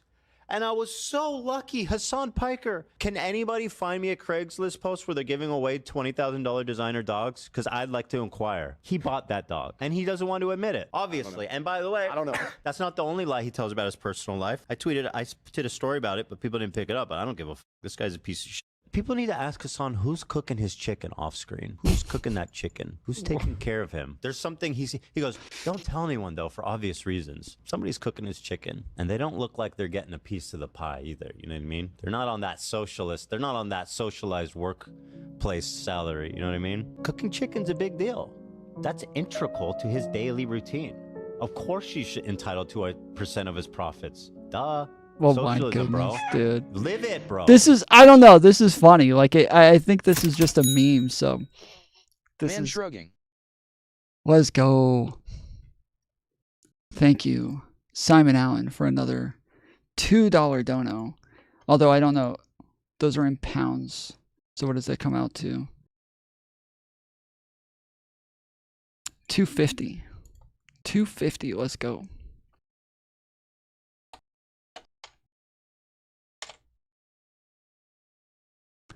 Thank you, Simon Allen, for another dono to add more time to the stream. My mans.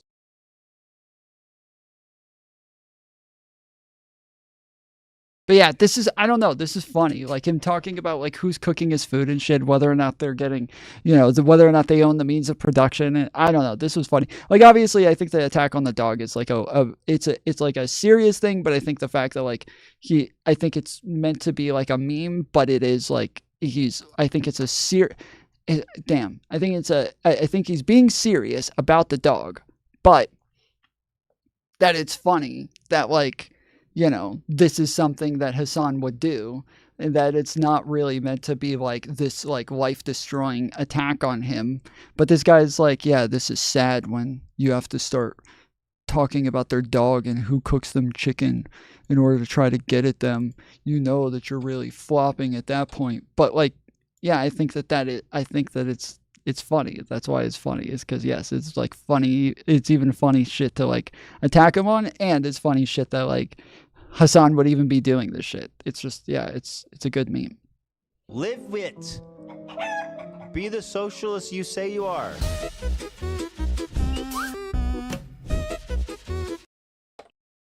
Wait, what is You this? say you are. Superior Court of the State of California in and for the County of Los Angeles, allegedly. Oh, he's just showing that they have a lawsuit against them. Yeah, this is a little odd that people are just taking like the lawsuit and using it as like evidence that they're guilty of this, where there's not even like a verdict here yet. They just filed a lawsuit. They didn't even show evidence of anything. Like in the case of Destiny, obviously there's like a bit more there to where it makes it like feel a lot more credible, especially the fact that we know a lot of the people who are making accusations against him. And so yeah, like people don't really have to wait for the lawsuit to have like a feeling on this so far. But you know, obviously more information can come out to where like we can update our positions on it. Whereas in this case, like, yeah, we just don't really have any information on this. We don't have any evidence one way or the other. We just have nothing here. So like to keep using this as though they're like, ah ha ha, look at this, horrible. Like, come on. Felix 954 tipped $5. Cooking with KY, cooking with KY, cooking with KY, cooking with KY. Cooking with Kaya. Not KY. Come on, Felix. It's Kaya. Get the girl's name right. Sheesh. This is misogyny. Thank you, Felix, for another $5 tip through Stream Elements. Let's go, boy. Let's go. We are almost halfway through round 3. Sheesh. What'll that be? 15 hours? Fucking shit. Damn. I need to rethink this whole thing. I think this is an important time to. Oh, wait, hold on. This is a dumb gotcha. Failure to provide meal and rest period, failure to pay overtime, failure to pay state and local minimum wage, failure to pay all wages due. Okay. He's using this because if somebody was cooking him meals and that he didn't they weren't on that socialist. He's not a fucking socialist. So it's not the same thing. That like he admits that he has a nanny, that he has a fucking that he has like house cleaners and cooks and shit like this. Like he admits all of this. He talks about it. But Hassan tries to downplay his lifestyle all the time. And even when he like got in trouble for like everybody flipped out about the fact that he had a $3 million house, he just kept saying over and over, dude, I drive a Toyota Camry, bro. I drive a Toyota Camry. And then it turns out the Toyota Camry is like one of 3 cars. And then the other 2 are like these fucking massive bullet cars that are like really expensive, nice cars, like fucking Corvettes and shit. It's like, all right, bro, like, come on, quit with the fucking Toyota bullshit. Give me a break. So yeah, this is dumb. This is so dumb. He's like Ethan's doing like a gotcha on like hypocrisy for a socialist. He's not a socialist. Ethan's not a socialist. Like this doesn't work. I think this is an important time to mention that it's well-known lore that Ethan was neglected as a child and was often sent to school with 0 food to eat and 0 lunch money. My parents didn't take care of me as a kid. When they cooked, which was rare, it was just awful. I didn't eat. I would starve. It was that bad. I used to go to school. My parents wouldn't give me money, and they didn't make me a lunch. I would just starve. I would beg for food from my friends. Straight up, I would beg for food from my friends. I was a fair enough. Homeless child. Ethan can't even fathom the idea of a loving parent. His whole shtick for the past year has been saying liberal Zionist talking points and then getting. Ethan can't even fathom the idea of a loving parent? What the fuck? I would beg for 0 food to eat and 0 lunch money. My parents didn't take care of me as a kid. When they cooked, which was rare, it was just awful. I didn't eat. I would starve. It was that bad. I used to go to school. My parents wouldn't give me money, and they didn't make me a lunch. I would just starve. I would beg for food from my friends. Straight up, I would beg for food from my friends. I was a fair enough. Homeless child. Ethan can't even fathom the idea of a loving. This is bullshit, man. Hassan lives a basic necessities lifestyle, and also streaming is rough as fuck on the old social batteries too. Not like normal jobs. Yeah, true. True. My bad. You're right. Like, this is the thing, is that like in reality, like nobody thinks that it's like a horrible thing for him to live in a $3 million house.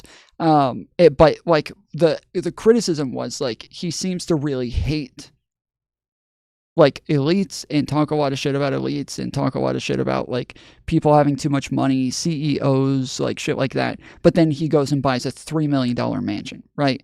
Like that's just kind of says like, okay, dude, you're like insanely well off. You have a lot of employees. And the idea through socialism is that like, yeah, like they're all supposed to be making a similar amount, that they should all own the means of production and have like big chunks of what it is that they're making. But then it turns out that he didn't even pay some of his editors, and that for one of them, the guy had never gotten paid for a video, and Hassan bought him a computer and then said, by buying him the computer, I gave him the way, his ability to own the means of production. It was like, what? That's not what that means, bro. You don't even know what that means. And so, yes, but everybody turned around and they're like, oh, house, socialism means no house. Oh, we forgot, if you're a socialist, you're not allowed to live in a house. Oh man,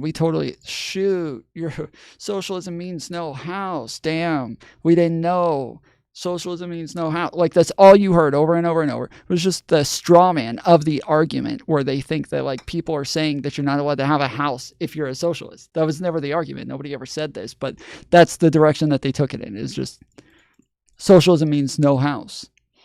And so, yeah, this is kind of the point, is that, yes, like people always straw man the accusations and then argue against them in the most bad faith way fucking possible, where it's obvious you just don't understand the criticisms. You just don't get it. This guy just does not understand the criticisms here.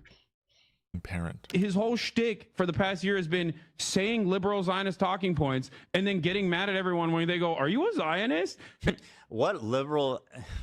Bro, the fantasy world that they've built is incredible. What liberal Zionist talk... What is a liberal Zionist talking point? Ethan did so much research for this video, but has yet to understand what a liberal Zionist talking point is. Here are just a few examples. People who would like to criticize the army in Israel need to understand that it's a daily threat that something needs to happen about it. It's not like we have a choice. When you talk about privilege, let's talk about someone who's going to UC Berkeley, paid by their parents $200,000 tuition, on campus protesting Israel. Do you find that ironic? I personally think it's so ironic. I don't know. It's kids sitting here in like beautiful California criticizing, like you don't even know what you're talking about. What you hear is people criticizing national security and calling Israel like apartheid, and that they shouldn't have fences, or that Israel should be a one state with Palestinians and Israel's all living together. They should reduce the borders and remove the gate. That to me seems like super ignorant. It is, because when I grew up, I couldn't really take a bus. I was afraid of blowing up. Right. And now it doesn't really happen. So the wall did help. If there's a state of Palestine, it makes sense. But if you're in one state, all that's going to happen is like everybody is trying to bring as many people there as possible. And like by the time... There frankly are a lot of Palestinians, right, in the area. So, okay, so they're saying a two-state solution is a liberal Zionist talking point. A two-state solution is a liberal Zionist talking point. Most of the leftists that I know want a two-state solution.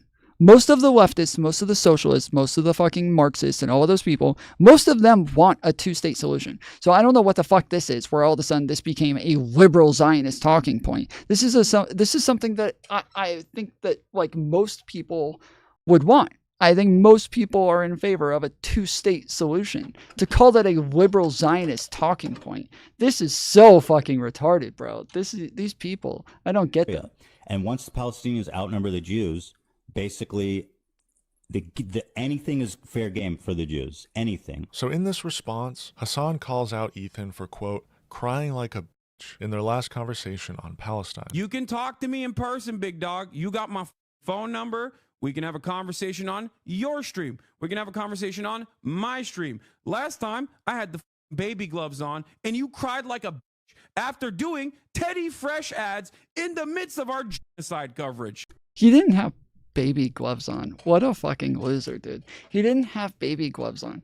He was just being a fucking douchebag the whole time. Like, he didn't understand half of what it was that Ethan was saying. And he was arguing against the straw man of everything that Ethan was saying the entire time. Like, it was actually wild, because Ethan, like, most of what Ethan was saying was that, hey, like, you kind of allow your community to talk a lot of shit about me. And it's not just like random people, random chatters, but even like mods and producers and people who are like higher up in your ranks are people who are like openly attacking me and using your platform to attack me over and over.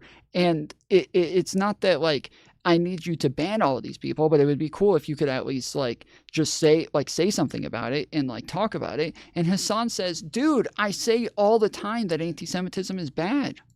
I say that all the time. Guys, have I not said this a bunch? Have I not said a bunch that anti-Semitism is bad? See, I say anti-Semitism is bad, so I don't know why you're acting like I'm always allowing people to be anti-Semitic. I tell them anti-Semitism is bad. So I can't believe you think that that's like, Nick Fuentes literally says the same exact thing. Nick Fuentes literally says the same exact thing, that anti-Semitism is bad. It's bad, guys. It's bad. But that's because they think that everything that they do just isn't anti-Semitic. That like everything that's anti-Semitic, they're like, oh no, wait, that's not anti-Semitism. No. This is all the time. So you're not gonna convince anybody when you don't even know what anti-Semitism is that you're against anti-Semitism or you actually think it's bad. But the funny thing is that after Ethan is complaining about the anti-Semitism in Hassan's chat and the way that people are coming after him, the interesting thing is that afterwards, Hassan complains about the fact that Ethan let people talk shit about him in his chat. And this is one of the big like excuses that Hassan uses, he was like, bro, it's just like it's impossible to keep up with. There's like too much going on. Like it's just kind of the way it goes. Like you have to let people dissent and disagree and say shit that like you don't really like, and it's just too much to really keep up with. But then yeah, Ethan also had people in his chat. This is after they're like already kind of broken up and not really friends anymore. Now the Hassan gets upset about the fact that people said mean things about him in Ethan's chat. Two-state is not possible. It's I don't necessarily disagree with you, but it's way more possible than a one-state. Where Hamas is in charge, which is what they're talking. That is what they're talking. They're saying one state. Their argument is that Israel has to dissolve its government, dissolve its entire state, and hand everything over to Hamas. That is their argument. That is what Hassan said in that conversation, and so they're just saying that like advocating on a two-state on behalf of a two-state solution is a liberal Zionist talking point, but yeah, their idea is for them to literally just hand the government over to Hamas and dissolve their borders, dissolve their state, and walk away. So yeah, this is this is fucking insane. Ethan sees this as an opportunity to dunk on Hassan for being some sort of toxic masculinity frat bro. So Hassan says, last time, which was our last conversation on his stream, I had the baby gloves on, which was part of, I was like, dude, why are you patronizing me? And he goes, and then you cried like a bitch. Once again, this dude is against toxic masculinity. Apparently, he's a role model for leftist values. The frat bro veneer it's... And now they're going to show a bunch of clips of him talking about denims, where, again, this is very different. Like, when like, this was a friend, like, and a man, like, talking to him about, like, his feelings about the way that his community was treating him and about, like, how hostile they were, how racist they were towards him. And he's coming to a friend about this thing. And then he makes fun of him for crying and being vulnerable with him. Whereas in the other case, you're going to show him calling denims a bitch over and over, where he perceives it as somebody who is denying the rapes of people. I believe that he was wrong in this case, so I don't... I am not going to like defend him on the point that he was making, but I am going to defend him on the fact that this is not the same thing. When, like, what it is that you're attacking the other person for is like, if he was right, we wouldn't call this toxic masculinity just for calling somebody a bitch. It's rearing its head. I'm telling you, this whole left-wing illusion is falling to the wayside. You say it cried like a... And only 2 days after the fact, Ethan went on a misogynistic rant about denims, where he called her a disgusting bitch several times. Of course, while his crew was dead silent. And yes, she is a fucking bitch. Somebody that laughs in the face of other rape victims and immediately calls them liars, that's a fucking bitch of a person. There are reports of Palestinian women in captivity talking about that experience. Let's see. I found one of the sources. One of the ones that you quoted was like, I don't even know what the this is. Care.com. It's literally just like a little blurb. That's a huge claim. 15 Palestinian women were... What? I don't know what this is. What is this? Is this a source? You're asking if it's credible. Yeah. Yes, Care is credible. I think, at least. What is Care is There's no source.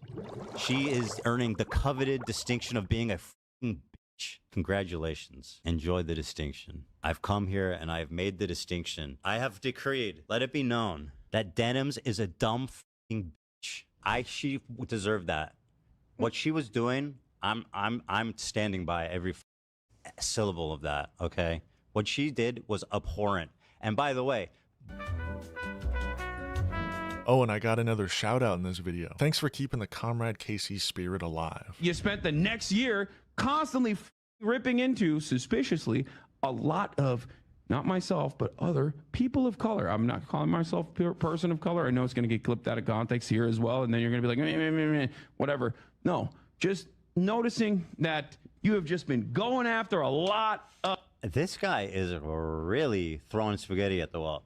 He's accused me of being racist. And that to me is like, my eyes rolled all the way in the back of my head if I had a seizure. Going after brown people, I'm assuming he's talking about people like Frogan and others who, by the way, I have never attacked unprovoked. Every single time I've talked about Frogan was a direct response to her. Every time. So what, she's brown? That's your takeaway? Is that because she's brown? That's the only reason I care that she's making fun of October 7th victims?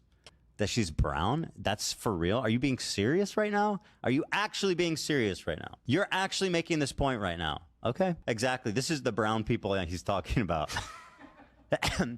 Yeah, Casey, Comrade Casey, who's waiting for a hot, bodacious Comrade hijabi Casey. babe in the Oh, park. man. Oh God, I forgot about that. Let's not forget about that. Oh, That's man. what woke leftist non-toxic masculinity looks like. So this is the part of the video that I love so much. Because Ethan did basically zero research for his big content nuke that took 2 months, he makes a fool of himself twice with this one clip. First, it's on H3 show 105. Wait, did I miss the reason that he was playing that?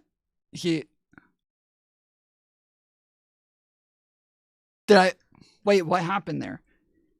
Did I miss it? Did I miss the gotcha? What was the point of that?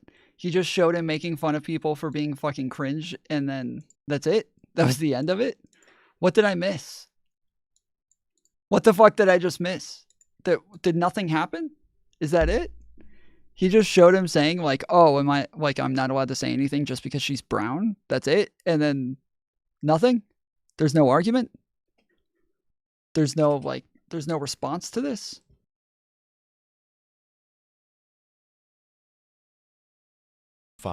Where Ethan reacts to a compilation of Hassan calling Jewish supremacists inbred. Palestinians will not get a separate state. What are you like? Are you like excited about like, you know, the Trump state where he turns the whole, like all of Palestine into a fucking, you know, the new Las Vegas or some shit? Is that your dream for Hamas or for Gaza? Is that the Trump's going to take over and turn it into a great party city or something where everybody's out on the beaches all the time? All the hot babes are coming over from Dubai. Is that what you think? Douchebags in the background. Like these are just dudes standing back there. Entirely Like, comprised of messy. And this is an ongoing like joke with this community. These are just benign dudes. Just I don't know what the they're doing. It looks like they're doing charity or something. It looks like they've got water or boxes or something, like they're helping. And he's going, "Oh, look at these." It's like, bro, who are you? What are you? Who are you? Hey, I've used this music before. I used this in my Joe Biden, Hunter Biden documentary. How dare you? Yeah, so Ethan just straight up admits that he used footage as evidence in his content nuke without even understanding the context of the clip itself. It's almost like he didn't clip this himself from the original source, but instead found the clip online, probably on one specific subreddit. In this clip, Hassan is watching a group of Jewish supremacist Nazis basically blocking aid trucks from entering Gaza and stealing and destroying the aid inside. They're not doing charity like Ethan thinks they are. This comes just days after Israeli settlers blocked aid trucks headed to Gaza through the occupied West Bank from Jordan. Footage of the incident shows settlers raiding the aid trucks, throwing food into the road and setting fire to vehicles at the Tarkumia checkpoint near Hebron in the occupied West Bank. Palestinian truck drivers say they fear for their lives after the attack. I hate Trump. Okay, yeah, I was just asking. I wasn't sure if that's what, because yeah, there's a lot of people currently who are talking about the fact that like, yeah, well, Palestinians don't get to go back, and we're like, wait, why? They're like, cuz Trump's turning it into a tourist place. What the fuck? Why would you think that that's a good thing? Like, what is wrong with you, dude? the checkpoint, and after the check, we were surprised to see settlers on the roundabout of the checkpoint. They damaged the cars, they tore the tires off the trucks, they threw the contents of the truck on the ground. We gathered some of the products and sent some of those products onto a bulldozer and sent them to the sheep farms. Yeah, this Around is a 15 big L trucks for were Ethan. damaged. Their hull was damaged, windows of the trucks were broken, some drivers were beaten, some of the products were thrown away, and the whole loss for Hebron is around $2 million. And then on H3 Show 107. It's not great for Ethan to use this picture and say they're doing charity. Yeah, this is a big L for Ethan.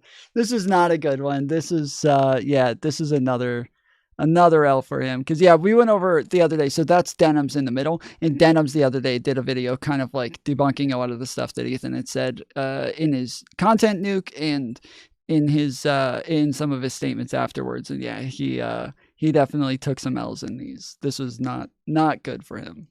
7, Ethan reacts to Hassan watching this clip, but once again takes it out of context and makes himself look like a fool all over again. And at a certain point, people are going to be like, you're using these sorts of clips out of context? Bro, he is so pathetic. First of all, he hasn't watched the video. And this is like one of his main go-tos for any criticism. It's always like out of context, out of context, out of context. He hasn't watched the video. What's out of context, bro? Your reaction is out of context.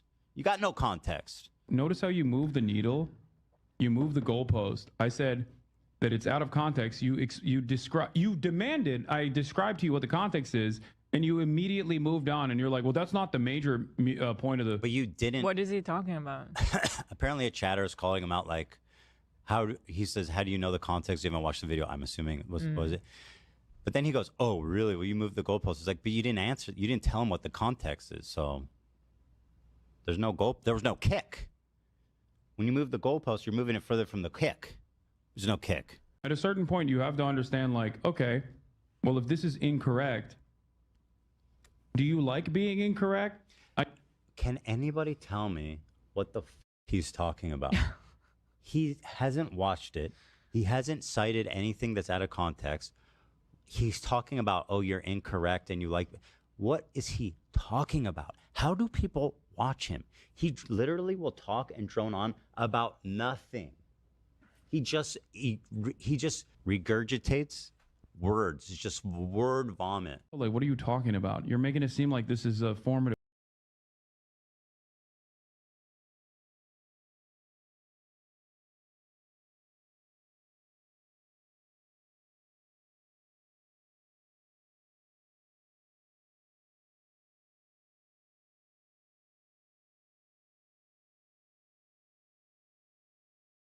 I don't know why this keeps doing it. I keep unmuting, and then I see it's unmuted, and then I look away, and it's muted again. I say everybody should just be like doing the same thing to him. It's just saying that he's just doing Hamas propaganda, just over and over. Anytime he says something, this is Hamas propaganda, dude. I can't believe he's doing this far left Hamas propaganda. If everything that like anybody says about two-state solutions or something like that is just, liberal Zionist propaganda or liberal Zionist talking points, then yeah, just do the same thing. Just over and over. He's doing Hamas propaganda, bro. I can't believe Hassan is pushing that far left Hamas propaganda again. This is ridiculous. How could he? Hamas propaganda.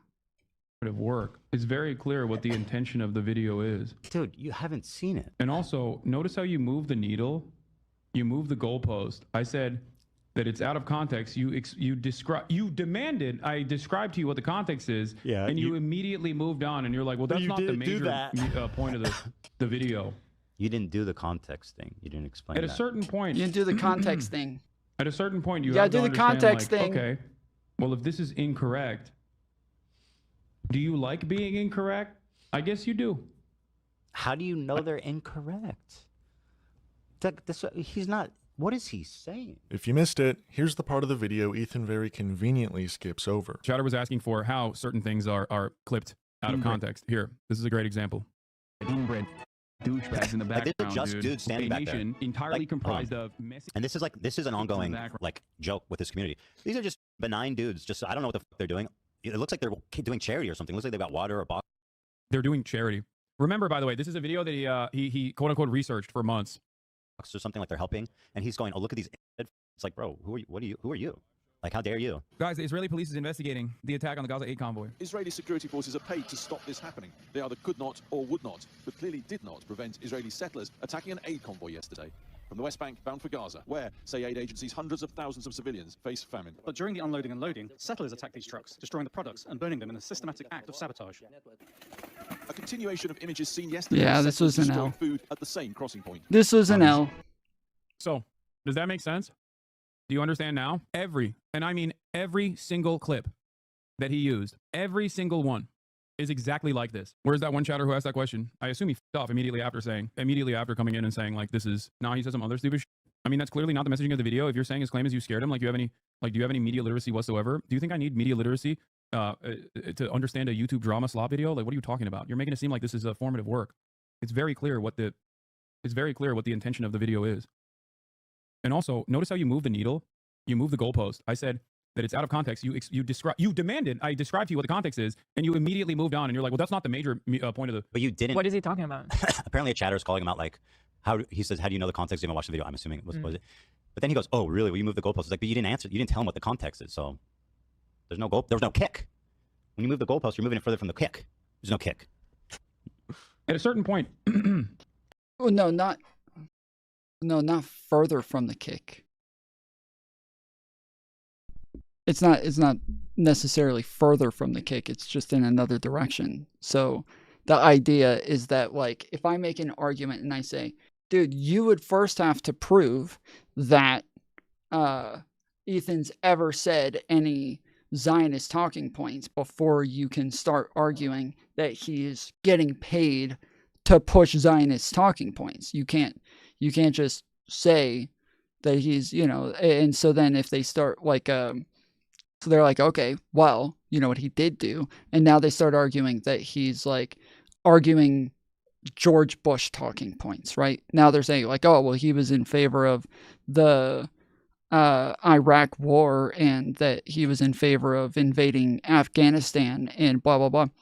That's moving the goalpost because, yeah, if I'm trying to argue against a thing, which is initially that he is pushing Zionist talking points, and every time I make an argument against him pushing Zionist talking points, you switch to a different thing. Well, yeah, you're moving the goalpost. You're making it to where when I kick the ball and it's heading towards the goal, you move the goalpost to where now my kick misses because you're making it to where I can't score if you keep changing the argument. At a certain point, you have to understand, like, okay, well, if this is incorrect, do you like being incorrect? Can anybody tell me what the he's talking about? He hasn't watched it. He hasn't cited anything that's out of context. He's talking about, oh, you're incorrect, and you like, what is he talking about? How do people watch him? He literally will talk and drone on about nothing. I mean, how can you be so confident in your hallucinations that you make such a foolish error? I guess when your very progressive audience gets replaced with Destiny fans who flood your subreddit with clipped out of context. I don't even know what.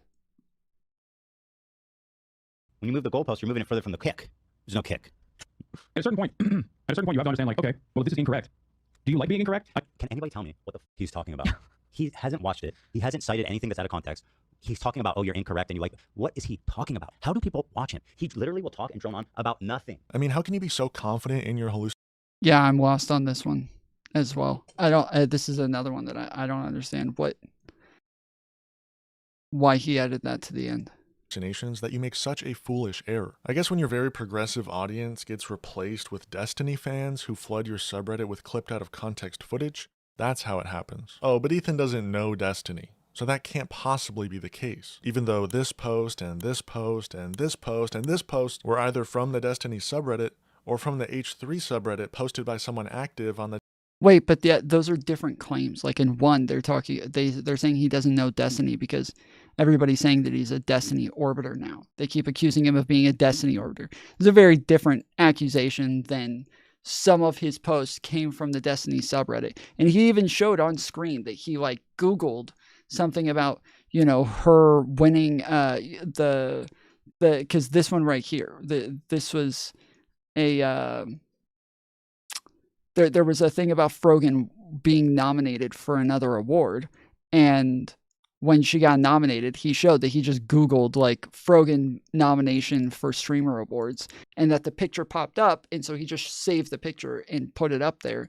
And that these are like, there's a lot of things like that he's just like Googling it, and that's what pops up, but not that he's like I think somebody checked and he's not even a member of Destiny's subreddit. So it's just something that, like, yeah, if you Google stuff, sometimes Destiny's subreddit is going to pop up. So it's all Destiny's followers' fault. I mean, they're making the argument that Destiny has hated Hassan for a long time, and Hassan has hated Destiny for a long time. And so when the two of them have hated each other for a really long time, even while Ethan was friends with Hassan, Destiny was still like attacking both Ethan and Hassan over this shit that they would say. And then, and so then afterwards, when you and Hassan break up, you start using a bunch of shit that Destiny says about Hassan on your show. Well, now their assumption is that, oh, you're just you're friends with Destiny now. You're a Destiny orbiter now. Now you're doing the Destiny thing where you just throw all these out of context accusations at Hassan and just try to attack him with a bunch of bullshit.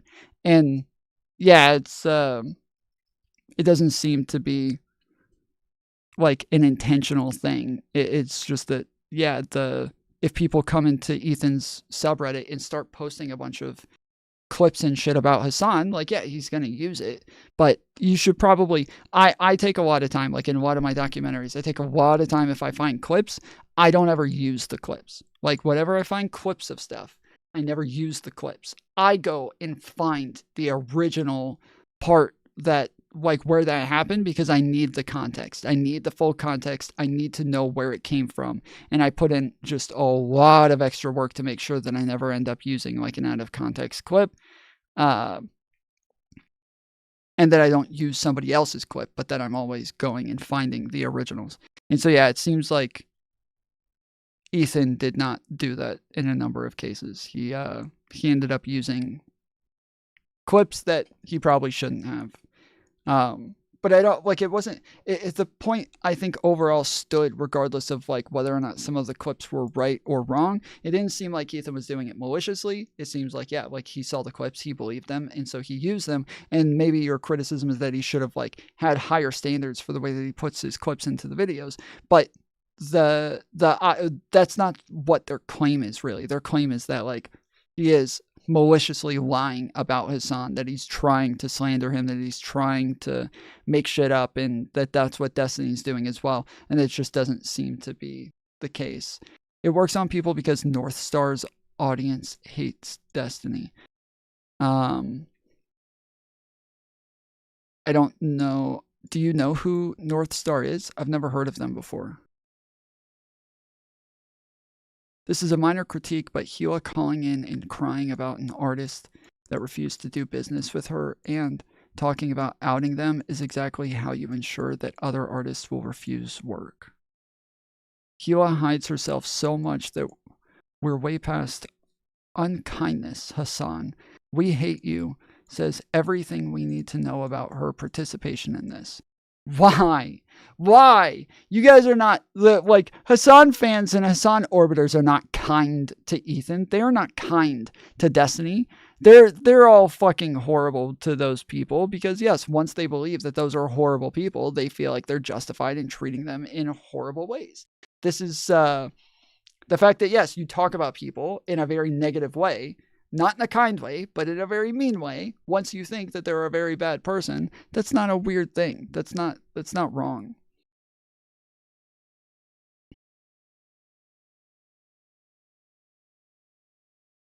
Not a lot, but he's a left Destiny in H3 hater. That much I am pretty sure of. Okay. Yeah, I mean, obviously I get that much just from watching this. Yeah, sure. The Destiny subreddit. I mean, just look at this chart from overlapping communities on Reddit. The blowback from the content subreddit. I mean, just look at this. I'm sorry, but even, yeah, I would assume that, yes, if you're going to be like a left-leaning or even liberal content creator and you have a subreddit, I would assume that there's a lot of overlap. Can you show us? See, in order for this to be a point, and this is something that a lot of people also skip. So in this guy's video, if you wanted this to mean something, he would have to show as well overlap between Destiny's subreddit and Hassan's subreddit, overlap between H3 subreddit and Hassan's subreddit. Like, you would have to show some sort of like gradient between different subreddits to show that this is not the norm. Because from my perspective, I don't think most people use Reddit. Nobody I know uses Reddit on a consistent basis.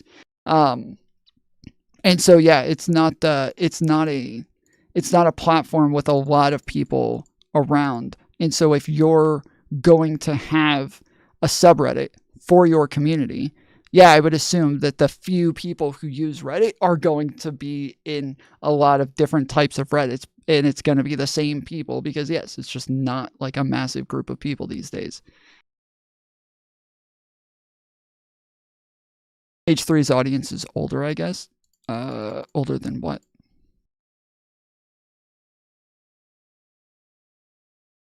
Chart from. But yeah, you would have to show some comparisons here for this chart to mean anything. I don't know.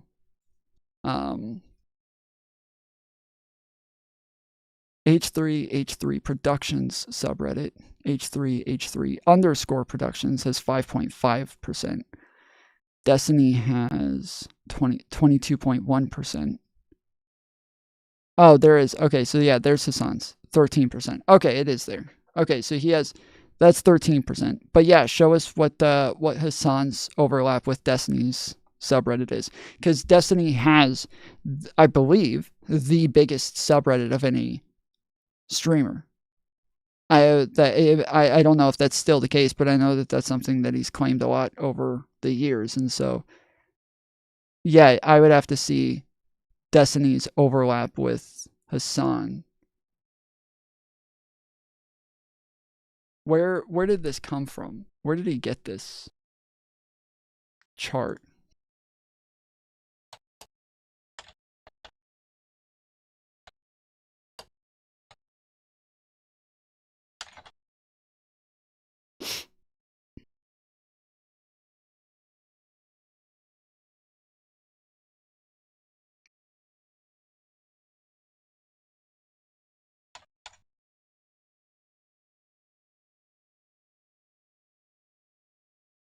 So yeah, so like Destiny's biggest overlap is with Vosh.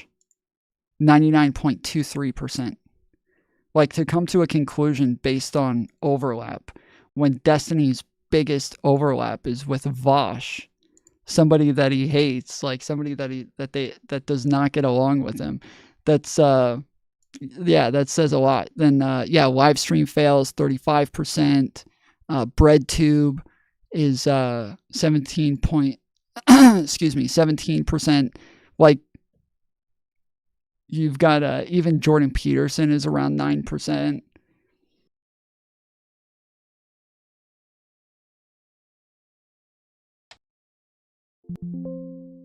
Hassan's not even on here. And then yeah, it says H3 Productions 5.5%. So this actually doesn't say anything. This doesn't say anything. Because, yeah, for Destiny, it's only 5% of his fucking subreddit. That's why I was saying, this is just how big Destiny's subreddit is. Like, that's just how big his fucking subreddit community is that it is a massive community. It's 22% of Ethan's, but then when you look at the H3 Productions, it's 22.1%. Well, it's only 5% of Destiny's. So that doesn't say anything. It's such a fucking useless point. That's why I was saying you would have to show these like other comparisons in order for this to be a point that means something. Because it has 5%, bro. Come on. And then yeah, when I search Hassan, it doesn't even show up. So I don't know if people are like auto banned from Hassan's community if they already follow Destiny or what, but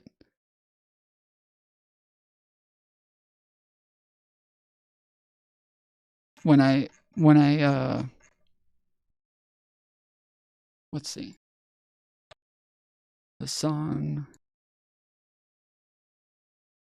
All right, what's the name of Hassan's?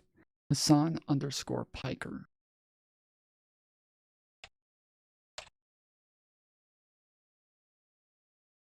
All right, 88% with Vosh as well. Damn. 44% with Destiny. 44% with Destiny, motherfucker. 44%. Come on. 44%. What does that say about Hassan? Come on, dude. Hassan is a big, huge Destiny fan. Are you kidding me? The H3 only has 22%. Hassan has 44% of his community overlapping with Destiny. He's a huge Destiny fan, dude. How can you deny this? How can you deny this? This is a massive Destiny fan, bro. Everybody knows. You can just look at the data. Just look at the overlap. Hassan is a huge Destiny fan. How can you deny this? What is going on? 44%, bro. Come on. What are you doing? You missed this. You missed it, bro. This is why I was saying, like, yes, you would have to have the comparisons between other communities. If you don't have that, this is just a meaningless graph here. It's a meaningless graph, bro. To be fair, he hasn't touched that sub in years. He only uses our OK Buddy Hassan now. Wait, Hassan does?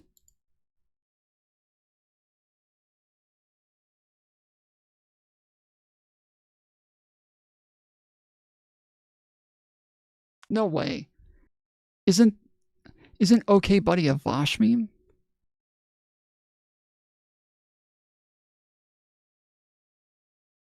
There's no way.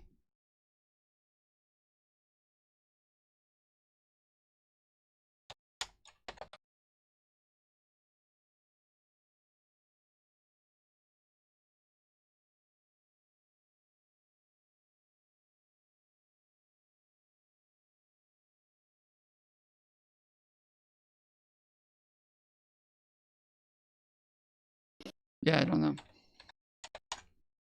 Because, yeah, this one has 6% with Destiny. Stardust Crusaders. It has a bigger overlap with Stardust.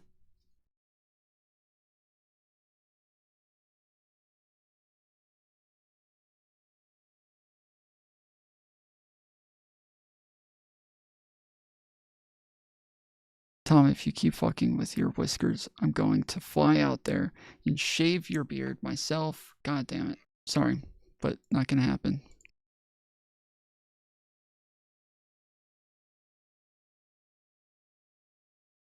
I'm not messing with my whiskers right now. I got a runny nose and I don't have any I don't have any napkins. And I keep looking around trying to find some napkins, and I have to keep getting up and going and wiping my nose because yeah, it's just really runny right now. Okay, so let's see.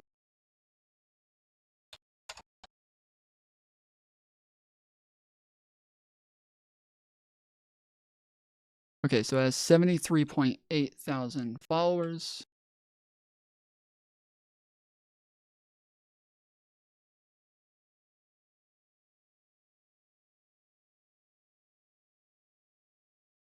So this is just this isn't Hassan's Reddit. This is just a fan Reddit.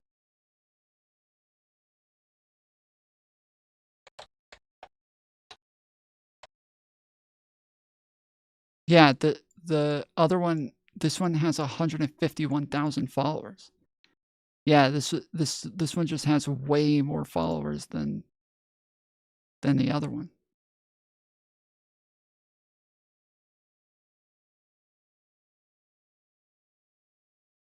But yeah, all the top posts are from years ago, so I don't know.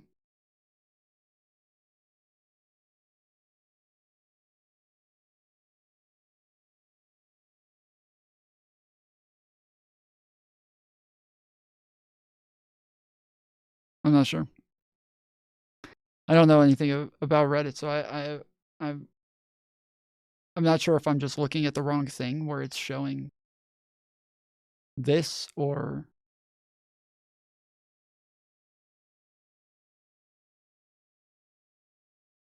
what, but it has way more members, so yeah. Overlapping communities on Reddit. The blowback from the content nuke really started to materialize in H3 show 106. Hello, my friends. We are here. We are back. There's just way too much to talk about. Never ending, guys. Appreciate y'all being here. Thank you to GamerSups for sponsoring us today.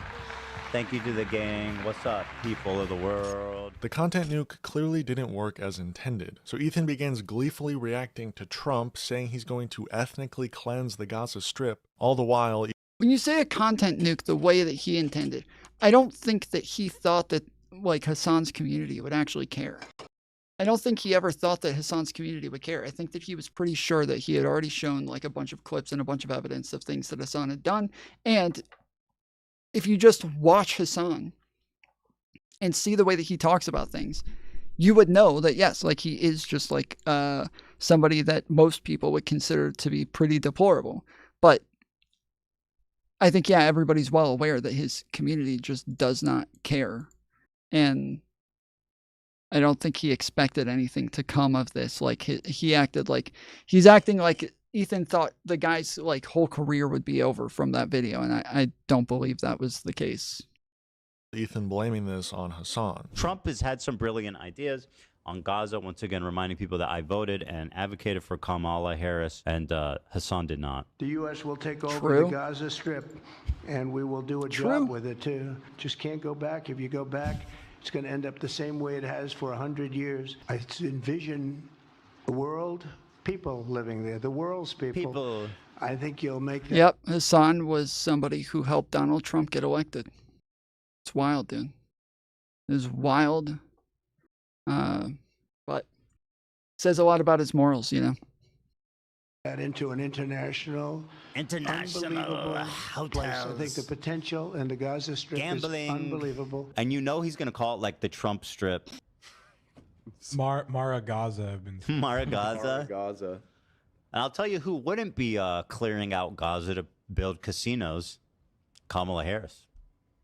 I think it's I safe can with to say 100% certainty say that the two candidates. Can I get some guesses on where the hell this is going? Can I get some guesses on where the hell this is possibly going to go? How the hell is he showing this? And somehow this is supposed to be a W for Hassan? This is a horrible look for Hassan right now. Where is this going? Where is this going? What is this going to be? Just another thing where he just shows these clips and then moves on and doesn't say anything afterwards? And you're like, wait, what? What just happened? Why is he just showing, like, Ethan totally shitting on Hassan over and over and just like, and then just doesn't say anything? What the fuck is happening? Are not the same. I did my part to stop this. I wish I could say the same for other folks. It's a shame. I want to say this right now. If you are a leftist who said, I'm abstaining from voting for Kamala. If you are a leftist who said Kamala and Trump are the same on this issue. If you are a leftist who voted for Jill Stein, I say this, and I know you guys are shitting and pissing the bed and doing everything you can to pretend like this take is like the worst, dumbest, most outlandish, and also probably racist thing you could say. This is all in your lap, and you don't get to say shit. All these people are going to be like, Trump, I can't believe. No, you just sit down and take it, because this is all on you, and I don't give a what you say. This is what this kind of activism that Hassan and people like him, this is the outcome of their activism. It is, people need to start thinking about, like, what is this level of activism we see of, like, extraordinarily extremist, zero nuance, straight up hateful, uncompromising, you know, what is the outcome of this level of activism? What have they done for Gaza? Literally, what have they done for Gaza? What have they done for Gaza? Serious, I'm being dead serious. They've done nothing. They are ineffective, completely worthless as advocacy goes. A total failed movement. And then the CEO of Teddy Fresh joined in on the blowback. What up, Aella Kleiners? She posted this on her Instagram story. This artist I wanted to collaborate with decided These people all hate Aella.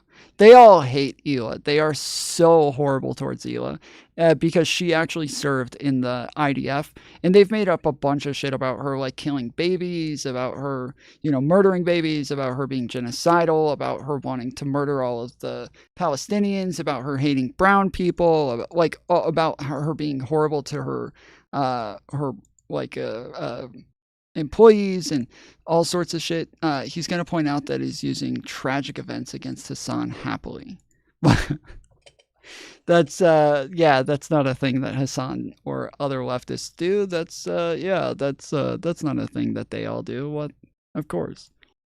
Can't be associated with because I'm Israeli. I've followed him for years, always supported him, and I have an original painting of his at my house. When we talk about how serious the rise in anti-Semitism is, this is why it's scary for us. It's now so casual to just not want to associate with an Israeli, just because I was born there. Where in this very short, polite email does it say anything about Aella being Israeli? I'm sorry, I can't be associated with this company. Thanks for the consideration. And Israel does not equal Judaism. Hold on. Of Teddy Fresh joined in on the blowback. What up, Aella Kleiners? She posted this on her Instagram story. This artist I wanted to collaborate with decided I can't be associated with because I'm Israeli. I've followed him for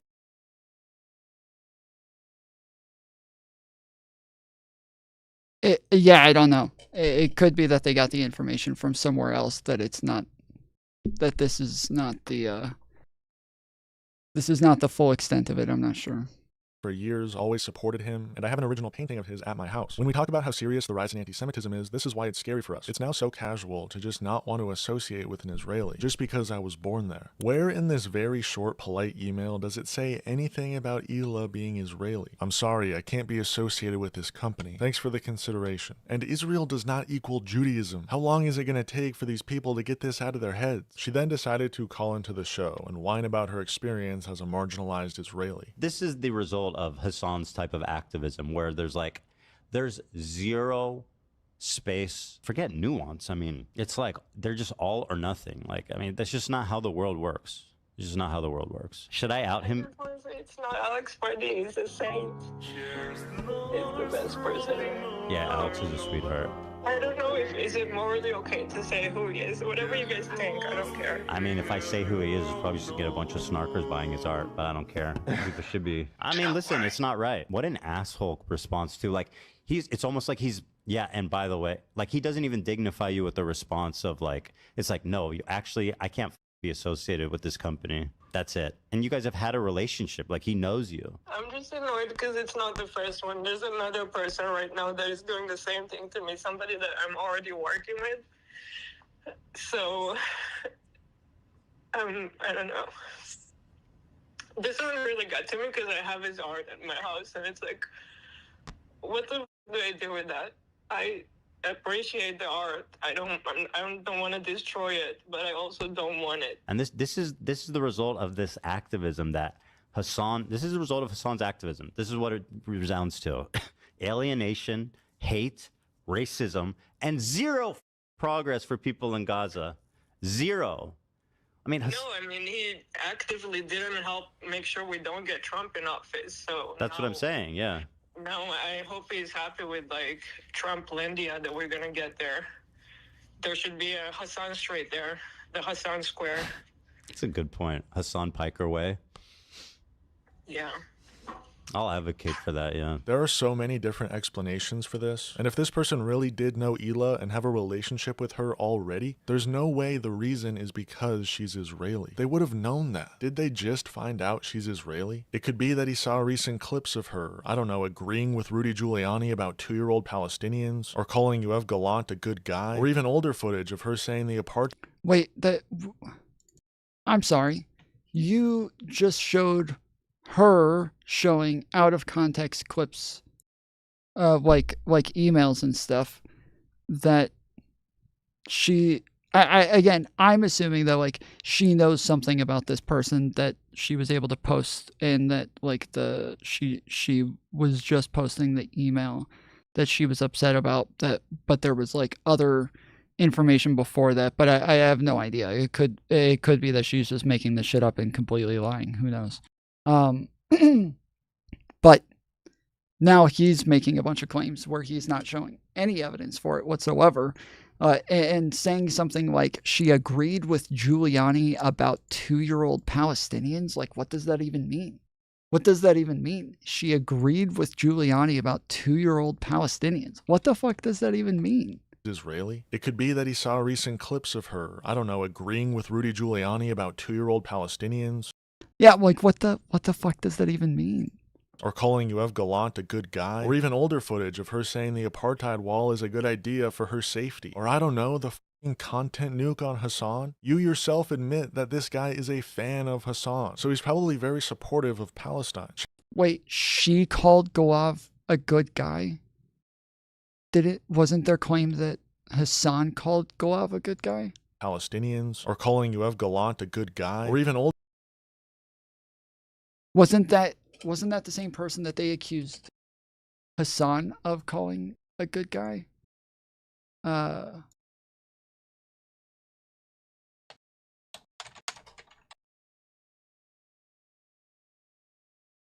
Isn't that the same person? A million Jews. All of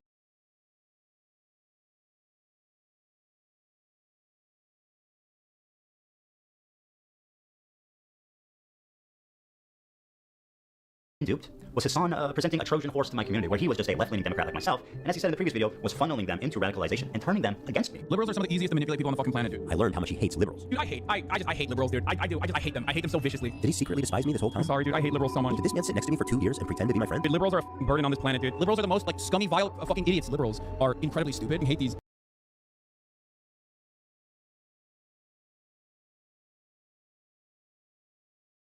Am I crazy? Isn't that the same person?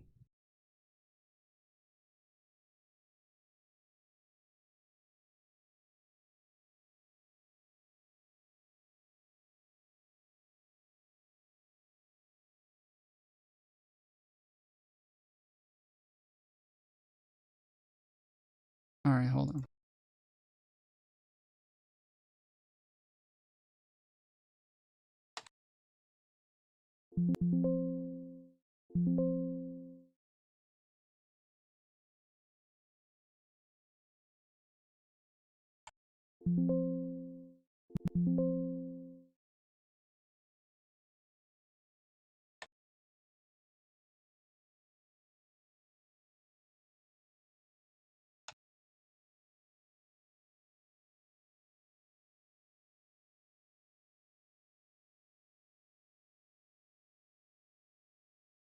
Talking about the more you learn, this is why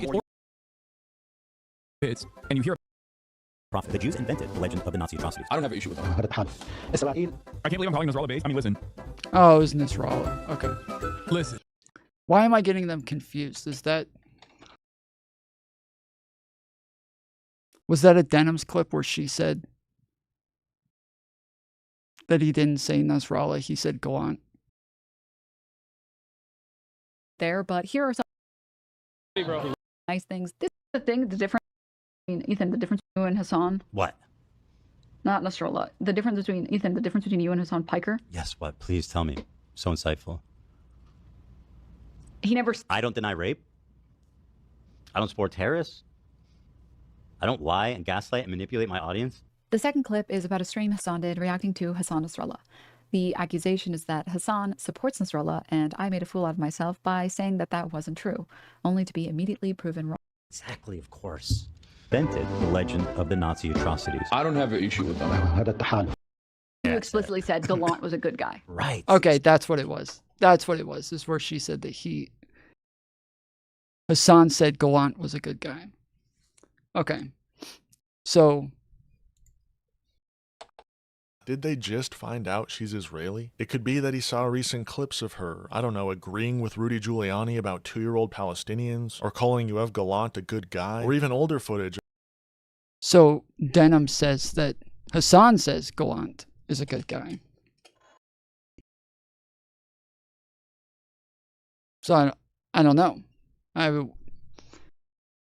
Depends on whether or not you want to take Denham's word for it, but Of her saying the apartheid wall is a good idea for her safety. Or I don't know, the content nuke on Hassan? You yourself admit that this guy is a fan of Hassan, so he's probably very supportive of Palestine. Chances are this dude probably assumed you were pro-Palestine, was proved otherwise, and politely told you he no longer wants to be associated with the company. Wait, what was the entire purpose of the content nuke on Hassan in the first place? If you ever see Hassan rubbing shoulders with anyone from mainstream media, let them know politely, with all the civility in the world, what kind of person he is when he thinks mainstream media isn't watching. Help them understand that his name should be associated with people like Nick Fuentes and Alex Jones, other fringe, radical, political commentators. Number 2, Twitch must be held accountable. Twitch has proven that it will not change by choice, and so it is our moral imperative to... I've said the thing about Nick Fuentes for a long time. I've said for a long time that Hassan is comparable to Nick Fuentes. I've said that for a very long time. Act that change through any reasonable... These are all their sponsors. And listen, at a certain point, when you've pushed every button, pulled every lever, and nothing's working, when you've tried your best to give good faith feedback, and you think that something is that important to you, like, you have, in my opinion, a moral obligation, and what I see as a moral obligation, to pull whatever lever you can. And I don't give a, I am not too proud, and I am not above, you know, I don't give a shit, right? Like, if you've done something dumb enough that you can get easily by an email to the sponsors, that's something you have to reckon and deal with. I've been dealing with that my whole career, okay? I wasn't gonna say it. No, I am. I'm not. I don't hide from it. Yeah. Everybody knows that. Right. I've been dealing with it for my whole career, okay? And it's just, it's something you got to reckon with. It's something you got to deal with. But like, be accountable, man. And you know, I have become accountable for a lot of things that people always send to the sponsors, and it's something you deal with. That's just life. And I think it's insane that all these brands are associating with Twitch when it's become a safe haven for extremist politics. We all recall YouTube's adpocalypse. It happened when... Okay, so earlier he was saying that the reason that he made the video, he made the content nuke. He said this at the beginning. So he made the content nuke to end Hassan's career and, like, you know, take away all of his viewers. And then now he's saying that the reason that he made the content nuke is to get a bunch of these advertisers to back out from advertising on Twitch. He's saying that this is the reason that he made the content nuke. This is like one small part of the fucking video. And he's saying that this is the reason for it. Ads were running over ISIS recruitment videos, and it caused a brand exodus. The same thing is happening now on Twitch, but instead of ISIS, it's the Houthis, Hamas, and Hezbollah. Dan Clancy's refusal to moderate extremists is the only reason for any of this. He is the sole person to blame. He had so many... Okay, let's see. Jacinda Ardern. Mantis is saying that Gila looks like Jacinda. I guess I can see some of it. Yeah, I can see it a little bit. Like, especially like the lips and the teeth. Yeah, I can see it to an extent. Ah, fuck.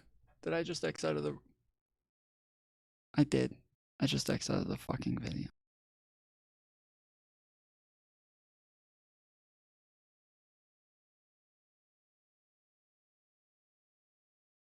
Oh, no.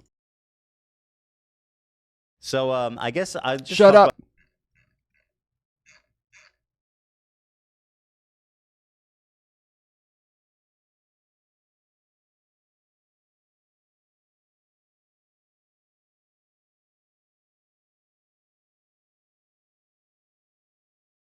YouTube's adpocalypse. It happened when ads were running over ISIS recruitment videos, and it caused a brand exodus. Is that the New Zealand president? Yeah. Yep.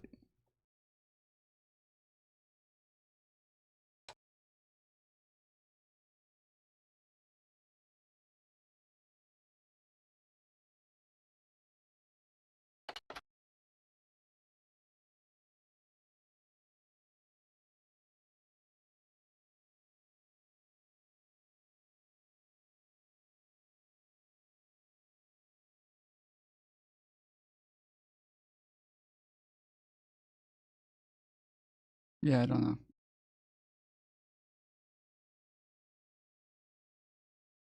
The same thing is happening now on Twitch, but instead of ISIS, it's the Houthis, Hamas, and Hezbollah. Dan Clancy's refusal to moderate extremists is the only reason for any of this. He is the sole person to blame. He had so many opportunities to stop this. If you look back at the adpocalypse that took place on YouTube, we all got so hard. There was years of the revenue being dog. I lost 90% of my ad revenue when that happened, and I didn't have sponsors at the time. That was like 100%. That was all my income was from that. When the apocalypse was happening, were you mad at the people who pointed out that ads were on ISIS videos? Yes. The nuke headed for Hassan turned around, penetrated the Iron Dome, and it hit the Teddy Fresh offices. I'm sorry, but that is so incredibly hilarious. Of course, Ethan then went to Instagram to write, "I'm going to answer this because I've seen Aella getting enough from scumbags on the internet. This is someone she has had an existing relationship with. They have never had an issue with any of our conversations over the years. There is no reason for the shortness of the answer as they've been amicable and friendly until now. They're also a Hassan fan and active in online activist circles that target us. You like to hope that people can prioritize a personal relationship and see through the bullshit people say about us, but it's not always Yeah, that's obviously that's obviously not the same thing as like saying because I'm Israeli. That if they have an issue with a lot of your takes, it's not the same as saying that it's because you're Israeli. The problem here though is that if somebody backed out of like a deal with somebody like let's say Frogan, if Frogan had been saying a bunch of stuff about like, you know, the fact that Israel is genocidal, Israel is doing an ethnic cleansing, Israel is this evil apartheid state that is trying to kill as many people as possible, and then somebody backs out of it. If Frogan came out and said they backed out of a deal with me because I'm Arab, I think that like a lot of leftists would be like, yep, that's true. Yeah, true. That's true. They backed out because she's Arab. Like, because obviously Arabs are going to feel this sort of way, and so yeah, obviously this makes sense. So I while I do disagree with Aella and Ethan in the way that they're painting this to say it's because I'm Israeli, I would be consistent in calling that out on both sides. Whereas, yeah, I don't know that these leftists would. like that. Also, don't know why some of you guys have a hard time believing this. Brad Does Music was literally canceled for taking a picture with us and forced to apologize. This has been a constant issue for Israeli artists since October 7th. Yeah, if you run defense for the IDF and say that 2-year-old Palestinians are taught to kill Americans, this should happen to you. I mean, in the same episode, only minutes earlier, Ethan called out Yeah, if you run defense for the IDF and say that 2-year-old Palestinians are taught to kill Americans, this should happen to you. I mean, in the same episode, only minutes earlier, Ethan called out creators for Palestine because apparently raising $1.6 million is negligible and doesn't actually help people in Palestine. Take a wild guess as to who was one of the main organizers of that charity event. Creators for Palestine raised $1.6 million. That's fantastic. Literally negligible. I'm sorry, but the thing about like 2-year-olds being taught to kill and shit, I don't know how literal that is, but the fact that they are like propagandized to believe that like Jews are evil, and the fact that like there are cartoons for children about how evil Jews are, and the like common sayings of like, you know, calling them pig dogs and stuff like that, it makes it to where obviously they're going to have a pretty strong hatred for that group of people. And I feel like, I can't remember because yeah, I'm not sure, but I feel like there are things like Itamar Marcos, Director of Palestinian Media Watch, thanks for joining us. The other day, a 13-year-old Palestinian boy conducted a terror attack at the city of David. What was your reaction to that? Palestinian Media Watch. Yeah, I was gonna say, I feel like there are like a ton of things with like children helping with like terrorist attacks on Israel and crap like that. It's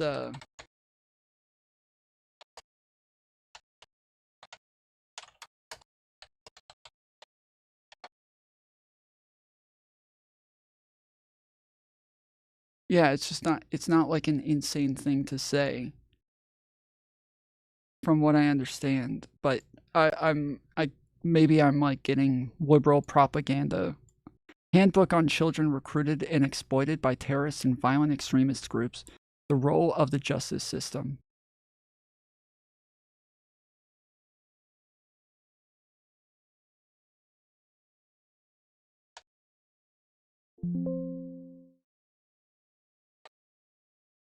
Yeah, I don't know. From my understanding, that's not an insane thing to say. Receive billions of dollars is a good thing. Has $1.6 million had an outcome on anything happening? Because like, if you said the same thing about the other side, I think that would be fairly normal. That like, yeah, the kids growing up within Israel are propagandized against Palestinians. They are, they do have to serve like in the IDF and in some sort of military role as like a standard growing up in Israel. You do have like a lot of people who are growing up in both of these cities who are just normally taught to hate the other side and want them dead. So I don't find it all that odd that children would be engaging in this sort of way, or that they're taught to engage in this way. In Gaza? Absolutely not. Has it helped people? Sure. Has it helped the actual like movement? No. Like raise money, that's good. That's the easiest thing you can do is just give money, right? Good. Let's talk about real activism. Let's talk about enacting meaningful change. Total failures. Like, yeah, no wonder people don't want to work with you guys. Nearly 100 of some of the most popular YouTubers and Twitch streamers were a part of that. You're just guaranteeing that you're hated across the internet at that point. It's not real activism. It didn't make... Denham said she got it wrong. Right, no, she said that, hold on. She said that she got it wrong about like not about who, the name that she said, but about whether or not Hassan did promote the other guy. I can't remember his name, but she didn't say that she got it wrong about whether or not he liked Golan. I don't think that she didn't. I don't think she said that. Exactly, of course. Invented the legend of the Nazi atrocities. I don't have an issue with that. I can't believe I'm calling Nasrallah base. I mean, listen. No comment. That's amazing. Here's my comment. Hassan is reading a chat message. Yes, seriously. He goes on to explain that the reason the chatter might find himself agreeing with him is that Nasrallah is well educated. You have to remember something, okay? A lot of these their attitudes about like the methods. I thought those two clips were fun, but the next clip is a little bit more serious. Yeah, see, she didn't say she got it wrong. I don't know what. I don't know, Allie, if you were talking about something else, but that she didn't say that.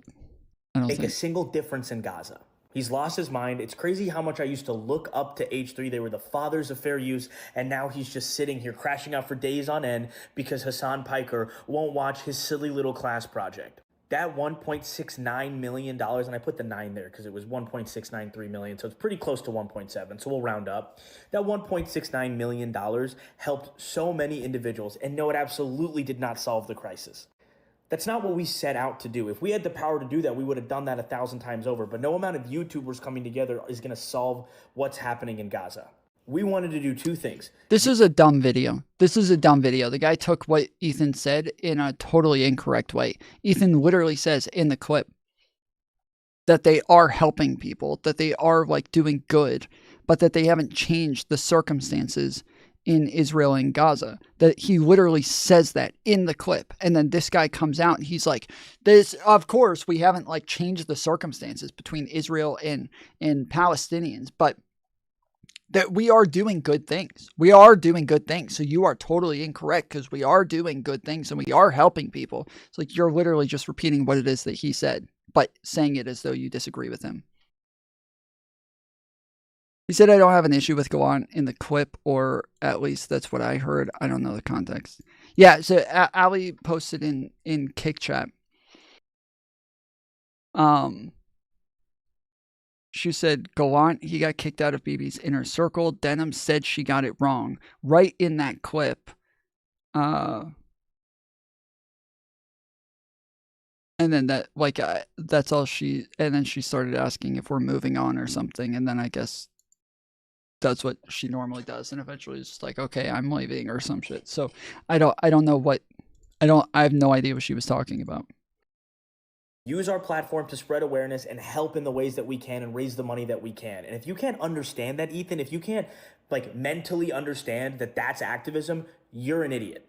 We pulled together creators from every single corner of the internet, people who have nothing in common, people who have never, ever talked about any political topic in public, and we got them to speak out about Palestine. The whole point was to get people who have never talked about these kinds of issues, who have never Did he say it's not activism? Charity event. Creators for Palestine raised $1.6 million. That's fantastic. Literally negligible. They've received billions of dollars. It's a good thing. Has $1.6 million had an outcome on anything happening in Gaza? Absolutely not. Has it helped people? Sure. Has it helped the actual like movement? No. Like, raise money. That's good. That's the easiest thing you can do is just give money, right? Good. Let's talk about real activism. Let's talk about enacting meaningful change. Total failures. Like, yeah, no wonder people don't want to work with you guys. Nearly 100 of some of the most popular YouTubers and Twitch streamers were a part of that. You're just guaranteeing that you're hated across the internet at that point. Oh yeah, okay, yeah. He literally says that they've done good things and that they've helped people. So I don't. He's just saying that like there's so much more that goes into this besides just raising money. It's not real activism. It didn't make a single difference in Gaza. He's lost his mind. It's crazy. He didn't say it's not real activism. The H3, they were the fathers of fair use, and now he's just sitting here crashing out for days on end because Hassan Piker won't watch his silly little class project. That $1.69 million, and I put the 9 there because it was 1.693 million, so it's pretty close to 1.7, so we'll round up. That $1.69 million helped so many individuals, and no, it absolutely did not solve the crisis. He said it helped. To do. If we had the power to do that, we would have done that. Yeah, see, like when he says like, oh, and obviously it's not like, you know, helping solve the crisis. Okay, yeah, so you're just agreeing with everything that he said, but you're saying it in a way as though you disagree. No amount of YouTubers coming together is going to solve what's happening in Gaza. We wanted to do two things: use our platform to spread awareness and help in the ways that we can and raise the money that we can. And if you can't understand that, Ethan, if you can't like mentally understand that that's activism, you're an idiot.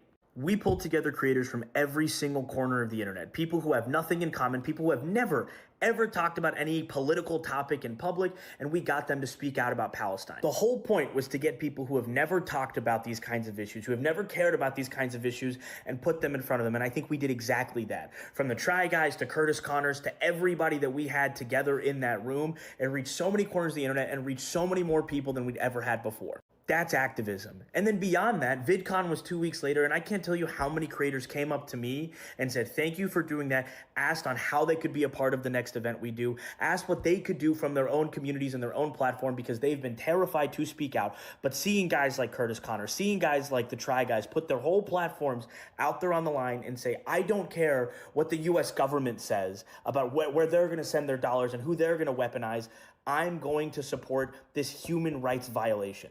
That's the activism, Ethan. It's using your platform to spread awareness. And on top of that, you're just implying that none of us did anything else. Lots of us marched at rallies. Lots of us spoke to our lawmakers, called our senators, called our local government officials, and made it very clear this is an issue to us. And here's a clip from his content. Yeah, but okay. You're saying lots of us did this, but he's talking about what the organization as an organization has done. Saying lots of people within the organization have done this thing. Like, that's good. Those are good things. That's great. But that's not what he's talking about. That's not what he's criticizing. This is wild that like they're getting like uber defensive about this and it looks bad, but then people keep playing it as though this is some sort of W. I don't understand. NUKE, where he talks about how he donated $6,500 to Palestine.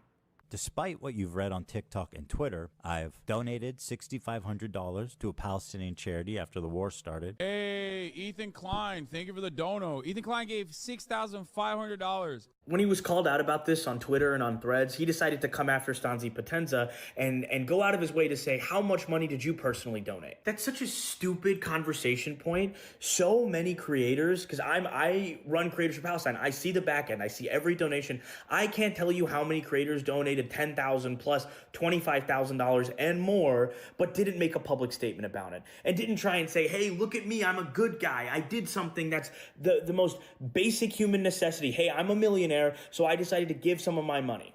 And unlike Ethan, didn't make it a shield to say, hey, I don't have these horrible political beliefs. No, because I donated $6,500 to Palestine. Therefore, I made a difference.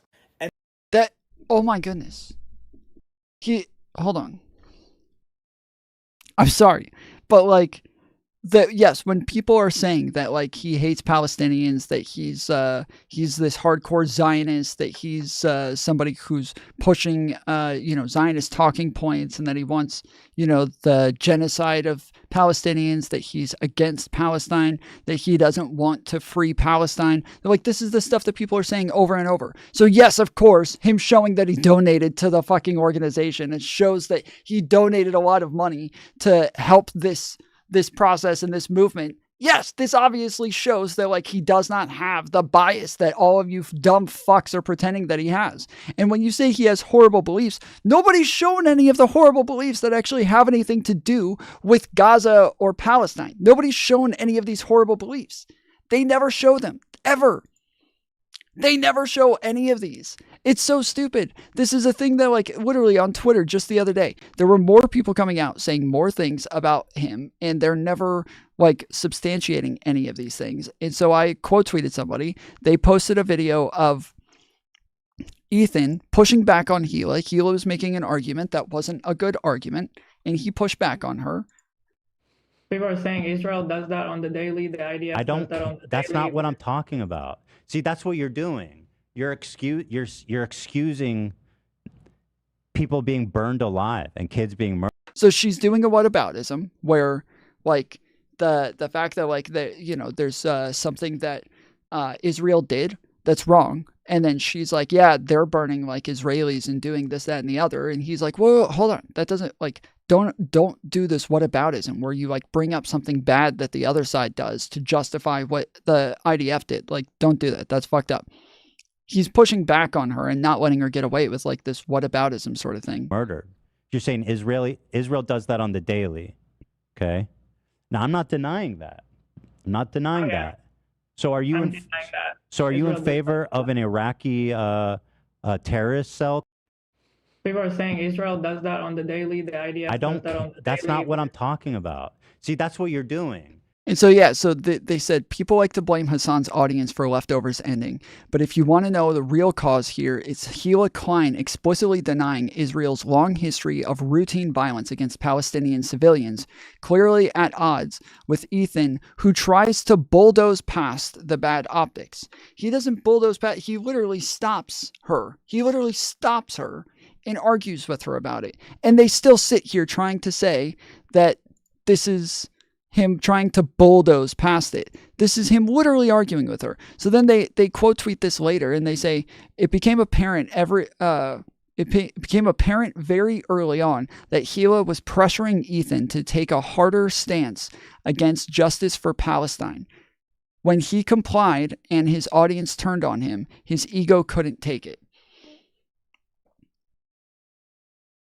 Where the hell is there evidence of him taking a stand against justice for Palestine?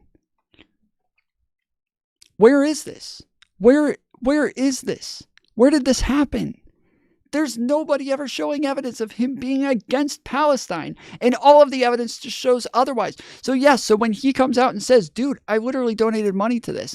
If people were coming out and let's say some of those content creators who donated money behind the scenes, I guarantee you that if a bunch of people started coming out saying that they hated Palestine, that they were against justice for Palestine, that they didn't want Palestinians to be free, or that they wanted Israel to take over Palestine, I guarantee you they would all go grab those receipts and post them publicly. I guarantee you every single one of them would start posting those publicly if they had a bunch of insane, hallucinating fucking leftists who are retarded as fuck running around accusing them of shit that they have no evidence for. And so they would go and get the evidence and show the opposite, that no, not only do you not have any evidence of this, but I have evidence of the opposite, which is exactly what Ethan did. He just showed that he has been donating to this because he does care about it, and that any claims on this that you're going to find of him are going to be in favor of Palestinians, not against them. But you guys are still run around saying shit like this.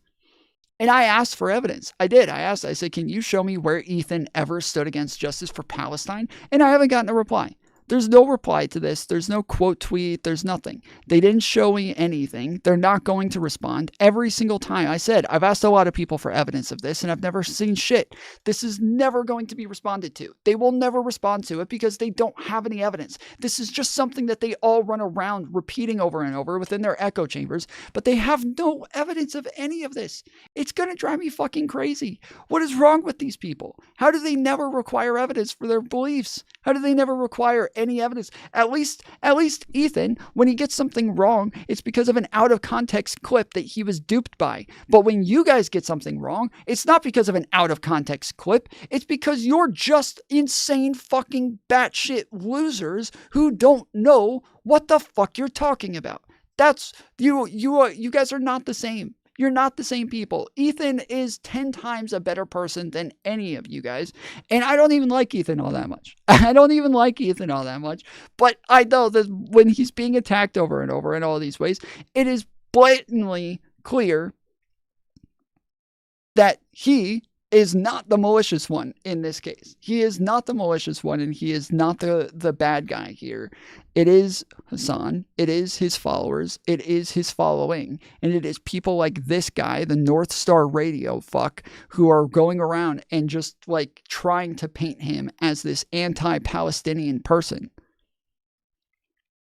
And then he's going to come out and criticize creators. Like, this is one of the things that I keep doing, right? When we're talking about like Destiny getting a lot of shit for sending out pictures without consent, right? Like, obviously, it's a horrible thing, something that Destiny is being canceled for and getting a lot of shit for, and deservedly so. This is something that, like, yeah, he definitely deserves all of the pushback that he's getting for it, except for the stuff that's made up, except for the stuff that's lies. And if you don't do any sort of like gatekeeping for your own side, if you don't do any sort of like calling out people who are bad faith actors, calling out people who are liars, calling out people who are propagandists, calling out people who are going to take a movement, but really like ride on the coattails of it to push their own fucking agenda and make things look a lot worse for that movement, if you don't call those people out, that's what your movement's going to be. That's what your movement's going to be. And so a lot of people get mad. They're like, if Ethan really cared about this, he would be going after all of the Zionists instead of the people who were pro-Palestinian. Well, I don't know. I'm sorry. I do remember Ethan calling out Ben Shapiro pretty hardcore, saying that he hopes that he's the first one to get genocided if they bring back the gas chambers for the Holocaust. I remember him pretty clearly saying that. And but on top of that, like, it is important that you call out your own side and kind of like make a big deal about the bad faith actors on your own side before you start going out and going after people who you just have full-on ideological disagreements with. When we talked to Hassan, if we talked about like beliefs and what it is that we want and goals and values and stuff like that, for the most part, he would agree with a lot of it, especially if we're talking about war, especially if we're talking about outcomes that we want from war and like the types of like peace that we want and everything.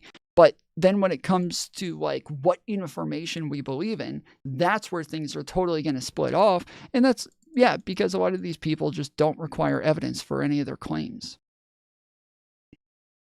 Wasn't there a clip of Ethan saying, go do some real activism in the video, calling them total failures or whatever? Yeah, we just went over it a minute ago. He literally said in the clip that they were, that like raising money is good and that they've helped a lot of people and that this is definitely beneficial, but this isn't the real activism that changes things, that like makes a big difference within the war, and that like you have to get out and mobilize in order to do that. And this guy responded by saying, dude, we helped people. What we did helped a lot of people. And the fact that you think that we didn't do real activism, a lot of us who work here, we called people, we called senators, and we went out to protest. You're saying like a lot of us there, like it, but the organization in and of itself didn't do these things, and I think that's what he's talking about. Creators for Palestine, and for what? Ethan, I was a massive fan of you growing up. I can't tell you how much I looked up to you as the father of fair use and for dunking on horrible, cringy people on the internet, but you've become exactly what you were against back in the day. You have the kind of life people dream of. You're a multi-millionaire, you got your kids, you have everything you could want, and you spend every day sitting on the internet crying and whining and moaning. Get offline and get your mental health in order. You have absolutely lost it. And don't you dare ever disrespect Creators for Palestine or any other charity again. When you're sitting there talking, you're calling us to do some real activism. What the hell have you done? Was your content new real activism? Was telling everybody that, oh my God, big reveal, Hassan Piker's a socialist. Of course he's a socialist. He's been a radical socialist the whole time. That's who he's been. That's not real activism either. So why don't you get off, go enjoy your millions of dollars, your wonderful life, and then do some real activism if you care about it, instead of sitting in your stupid podcast chair, yelling at your employees, treating everybody you know like crap, because you know, Ethan, multiple people in your life haven't spoken Ryan to you. Kittenhouse tipped $2. So you like recording women in private without their knowledge? Yeah, I think that the comment is that he's that like he gave money, right? Ethan gave money. He also donated to this and also donated to the cause. And that like if the whole thing is like, oh yeah, they gave money, they're raising money for these sorts of things. Well, he's done the same thing as anybody else, but I think, yeah, a lot of the virtue signaling about like how Ethan doesn't care, Ethan doesn't give a fuck about this shit when he's done just as much as any of them, that this is like kind of insane when they act like they care so much more. They really have like they hold this so much higher in regards, and that like they hold it so much higher to the point that Ethan is anti-Palestine, right? He's against Palestine now because of the difference between these two. But yeah, it doesn't seem like there's actually a big difference. But I don't know what his like full complaint is with them, because it's just an out of context clip. So I'm trying to like know what the fuck it is he said. I mean, we can go find it real quick. Let's find it. Movement? No.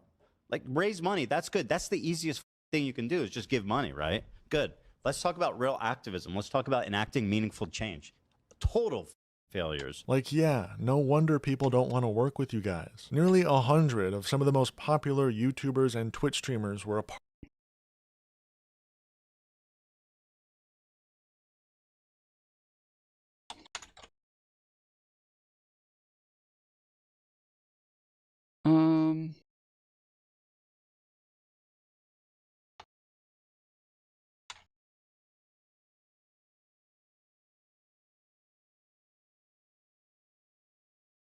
I don't know what the name of the actual thing is. Let's see.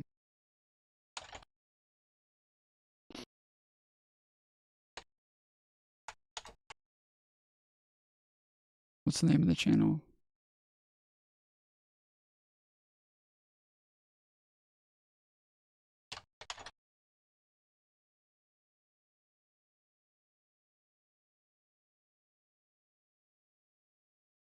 Is this it? H3 My friends, and Podcast? welcome to the H3 show. Yeah, H3 Podcast.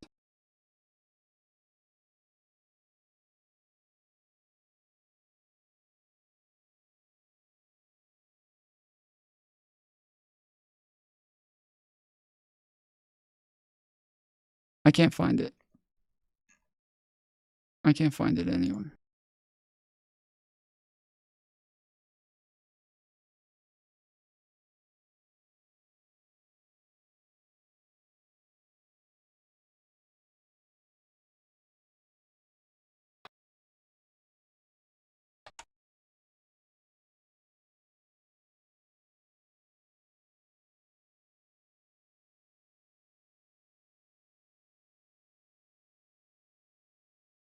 So I have 2.8 million subs. Yeah, okay. Okay, I think I got it. Right? Good. Let's talk about real activism. Let's talk about enacting meaningful change. Total fucking failures. And to address your point, Dan, like, obviously you're correct.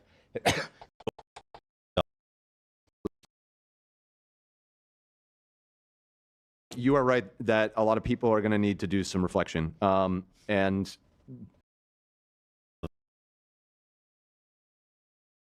you just sit down and fucking take it. Because this is all on you, and I don't give a shit what you say. Whatever fucking mental gymnastics you try to, try to jump through, whatever hoops you try to jump through. This is your mess, man. This is all you, baby. This is all you. It's all you. Okay. And this can I add a caveat here? And I will say this. This is what this kind of activism that Hassan and people like him, this is the outcome of their activism. It is, people need to start thinking about, like, what is this level of activism we see of, like, extraordinarily extremist, zero nuance, straight up hateful, uncompromising, what is the outcome of this level of activism? What have they done for Gaza? Literally, what have they done for Gaza? What have they done for Gaza? Seriously, I'm being dead serious. They've fucking done nothing except bitch and shit and divide people. That's all they've done. They are ineffective, completely worthless as advocacy goes. A total failed movement. Go ahead, Dan. The addendum that I think you are right that a lot of people are going to need to do some reflection. And many people likely should have done more to be pragmatic and realize that the candidates were not the same on this issue. I just take a little issue with the way that you're framing it, that it is all on them. Let's not lose sight of the fact. Okay, yeah, he's talking about the fact that they didn't vote for Kamala. That's what he's talking about. I'm just not. So I'm not really sure what exactly he has, what actually is going to happen. But no, I don't think either way, it's not good for that's them. what I mean, just by like the fact that this unpredictability, like this matters when the president of the United States is talking like this. Listen, the one thing that we know for sure is it's not going to be good for the Gazans. Yeah, 100%. That's the thing we know for sure. And I'll tell you who wouldn't be clearing out Gaza to build casinos. Kamala Harris. I think it's with 100% certain.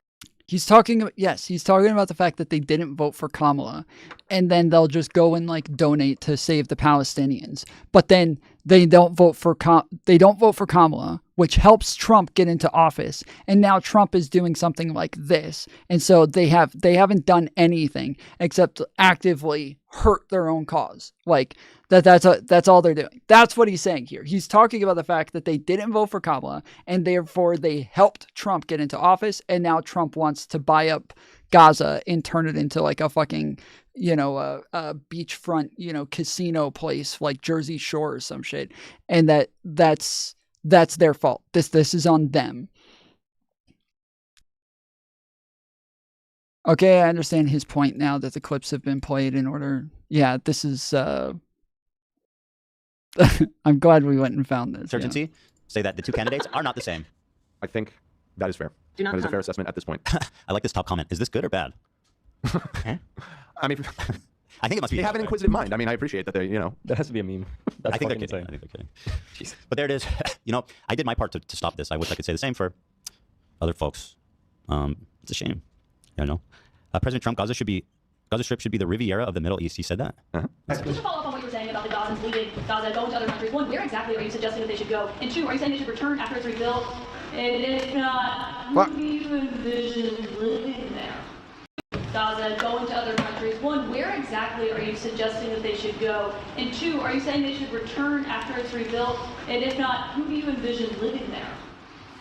I envision the world, people living there, the world's people. I think you'll make that into an unbelievable place. I think the potential in the Gaza Strip is unbelievable. And I think the entire world, representatives from all over the world will be there, and they'll live there. Palestinians also. Palestinians will live there. Many people will live Some there. Palestinians will make it back, I'm sure. Oh my God. We'll try our best to keep them out, but some will make it back in. Only the rich ones. You have to be wealthy. Fantastic. But they've tried the other, and they've... I want to say this right now. If you are a leftist who said, I'm abstaining from voting for Kamala. If you are a leftist who said, Kamala and Trump are the same on this issue. If you are a leftist who voted for Jill Stein, I say this, and I know you guys are shitting and pissing the bed and doing everything you can to pretend like this take is like the worst, dumbest, most outlandish, and also probably racist thing you could say. This is all in your fucking lap, and you don't get to say shit. All these people are going to be like, Trump, I can't believe. No, bitch. You just sit down and fucking take it. Because this is all on you, and I don't give a shit what you say.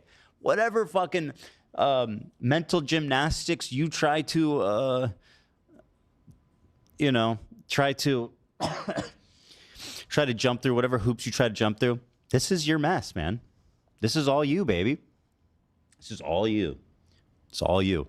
Okay. And this is, can I add a caveat here? and I will say this. This is what this kind of activism that Hassan and people like him, this is the outcome of their activism. It is, people need to start thinking about, like, what is this level of activism we see of, like, extraordinarily extremist, zero nuance, straight up hateful, uncompromising, you know, what is the outcome of this level of activism? What have they done for Gaza? Literally, what have they done for Gaza?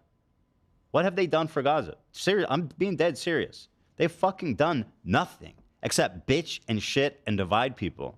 That's all they've done. They are ineffective, completely ineffective, completely worthless as advocacy goes. A total failed movement. Go ahead, Dan. The addendum that I think you are right that a lot of people are going to need to do some reflection, and many people likely should have done more to be pragmatic and realize that the candidates were not the same on this issue. I just take a little issue with the way that you're framing it, that it is all on them.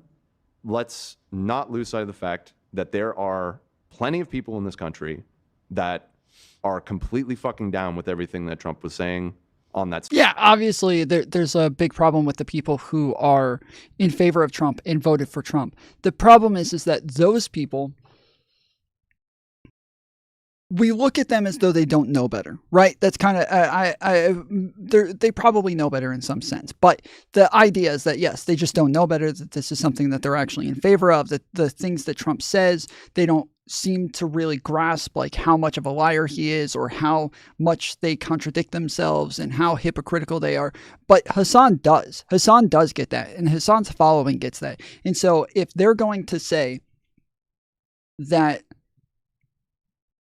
you know, Trump is a fascist, Trump is a threat to democracy, Trump is this horrible person, but then they don't even vote for Kamala, who's obviously at least the lesser of two evils, but instead Hassan said that they won't actually try to get leftist votes, they won't appeal to progressives, they're not even doing anything to get their votes, and they have to withhold their votes to make them work for it. That's what he was saying. And so they are actively helping Trump get elected, while we know that people like Hassan in his community, they know better. They know that this guy's a fascist. They know how bad he is. They know what a threat he is, yet they still are willing to help him in the end. That's the difference.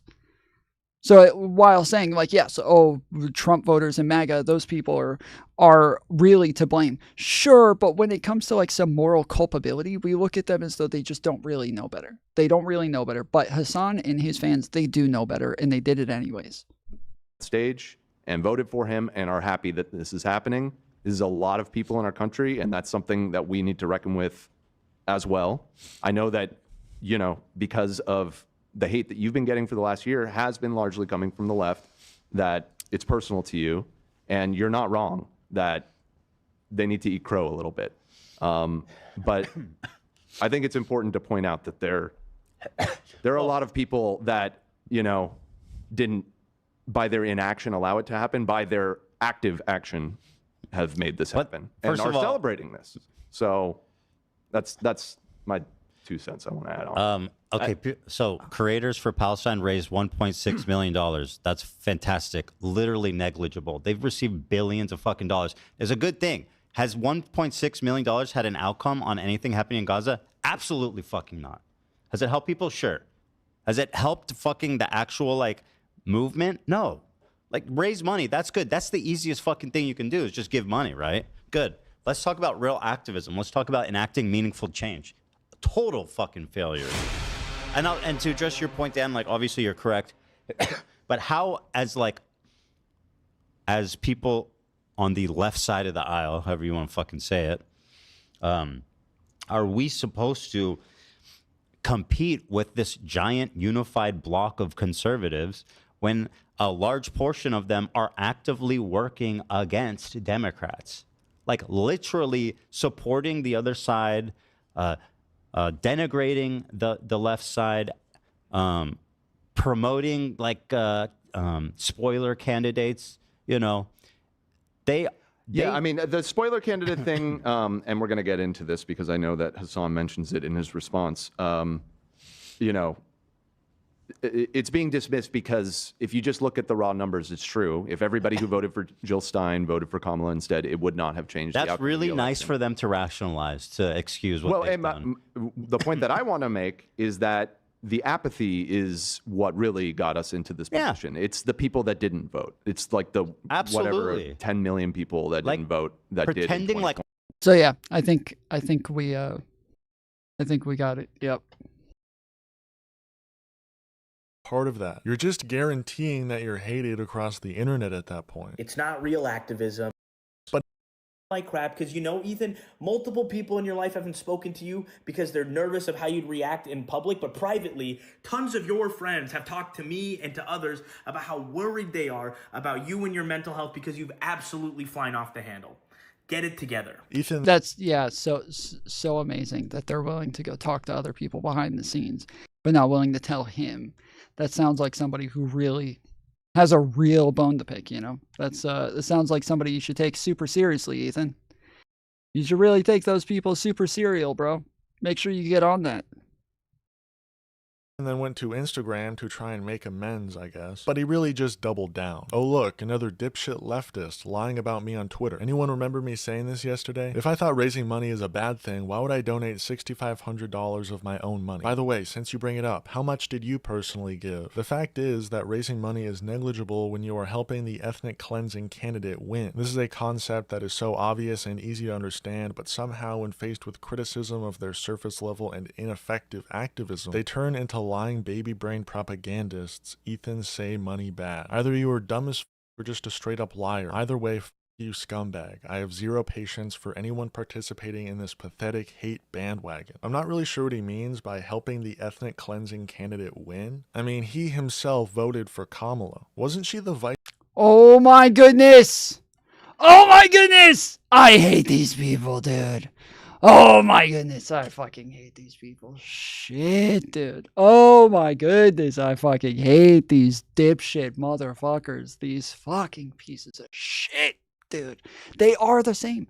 They are the same. They think that they're so much better than Trumpers, okay? I know we got a bunch of Trumpers in chat. Listen, if you ever have one of these motherfuckers talking down to you or acting like they're better than you or acting like they know more than you or they're, you know, no, they're not. They're not better than you, okay? They even liberals do not believe that they are better than you or that they know better than you or that they understand anything. They're not. I take it back. They don't know better. They don't know better. I take it back. They are dumb fucking pieces of shit. They don't know better. They are just as dumb, even worse, even more dumb. They're probably even dumber, okay? I take it all back. I take everything I just said a minute ago back. I was wrong.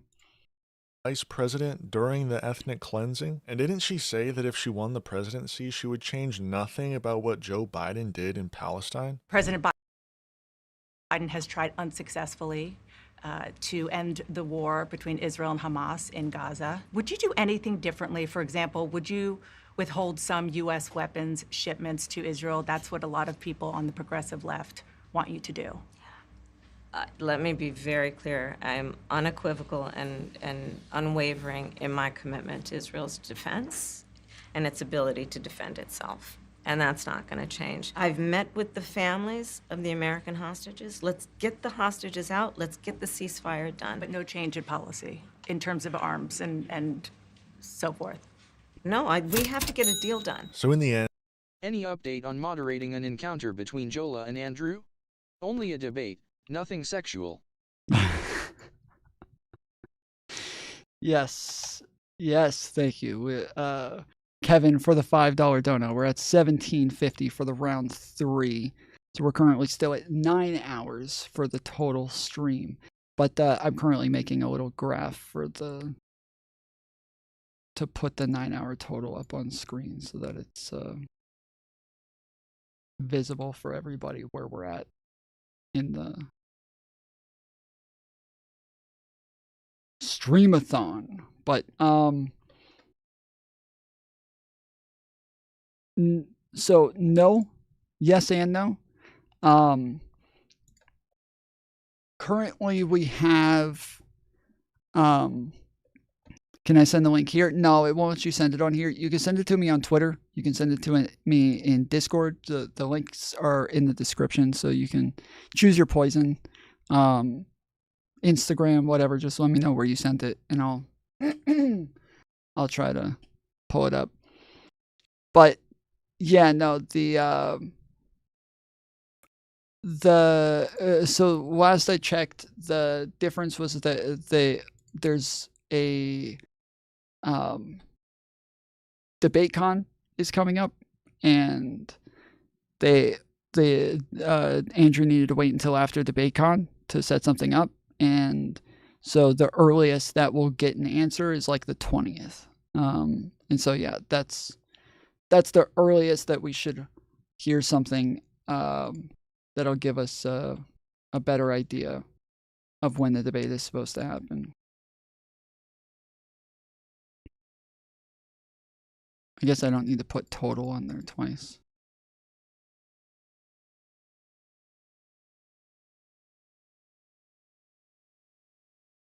But thank you, Kevin, for the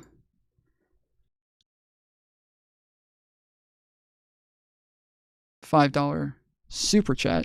If you guys want to donate, the best way to donate is either through super chats or on Cash App. Because if you, or sorry, not super chats. The best ways to donate is through the link in the description for tips, or on Cash App at $Tomfoolery Show. That way, because on YouTube super chats they take 30% out of that. So we're I got some quick bills to pay that I got to get through, and so this would be a great way to get a bunch of donations, if possible, to places where I can actually receive the money immediately, and not in places where it's going to take 2 months to get it. But all donos are still appreciated and will still count towards the total. So thank you, everybody who has donated. We'll keep the stream going for as long as the donos keep coming in. So every $25 adds another 3 hours to stream.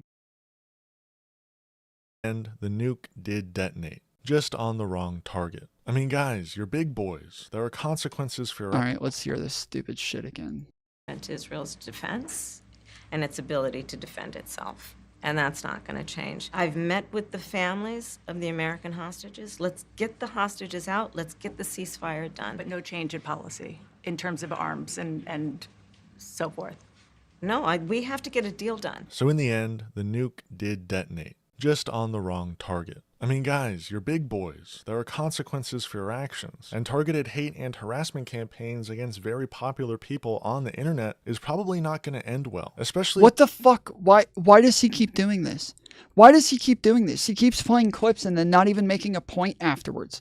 Yes, she said that she was going to do nothing different from Joe Biden, because obviously she can't throw her president under the bus when she's his vice president. That would look really bad. That would be bad for the party, and that would just not be helpful to her when she is wanting to use Joe Biden and all of his success in his last presidency as the way to move her own presidency forward. But on top of that, it doesn't matter. It doesn't matter, you dumb motherfuckers, because she was not saying that she was going to turn around and try to turn Gaza into a fucking casino strip and kick everybody out and send them off to Egypt or somewhere else because they wanted to make a bunch of money off of it, which is what Trump has said. He said he wants to turn it into a resort where he can make a bunch of money, and it's going to make him tons of money. It's going to make him millions of dollars, is what he said. That is what you guys think is better than her not doing anything different than Joe Biden. And she even says in that clip that, like, the first thing that she wants to do is get a peace deal. If you're saying that she's not going to do anything different from Joe Biden, which means that she's not going to try to get a peace deal, well then, apparently you're wrong, because she says right there she wants to try to get a peace deal, that is her number one priority. And so, yeah, obviously that part's different from Joe Biden. That part's something that she's doing that's going to be different. But it doesn't matter, because, yes, in the end, she is still a cajillion times better than anything that Donald Trump's going to do for Palestine. And you dumb fucks are so pampered that you are willing to not vote for Kamala and allow somebody who is way more destructive for Palestinians to get voted into office. That is what you're willing to do. Is you're willing to allow somebody who is way more destructive for Palestinians. Why?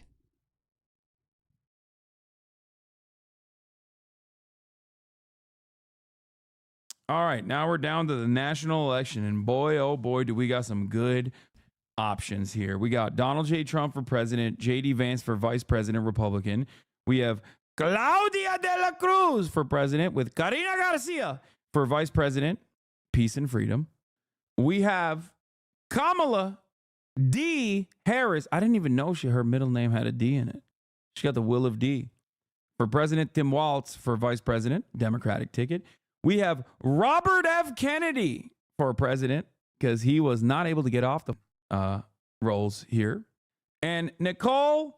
Supposedly, this is a clip of Hassan filling out a ballot that they said that he voted and that he just never showed anybody the ballot. But supposedly he took a picture of the ballot and just never showed anybody the picture. And so nobody believes that he actually voted.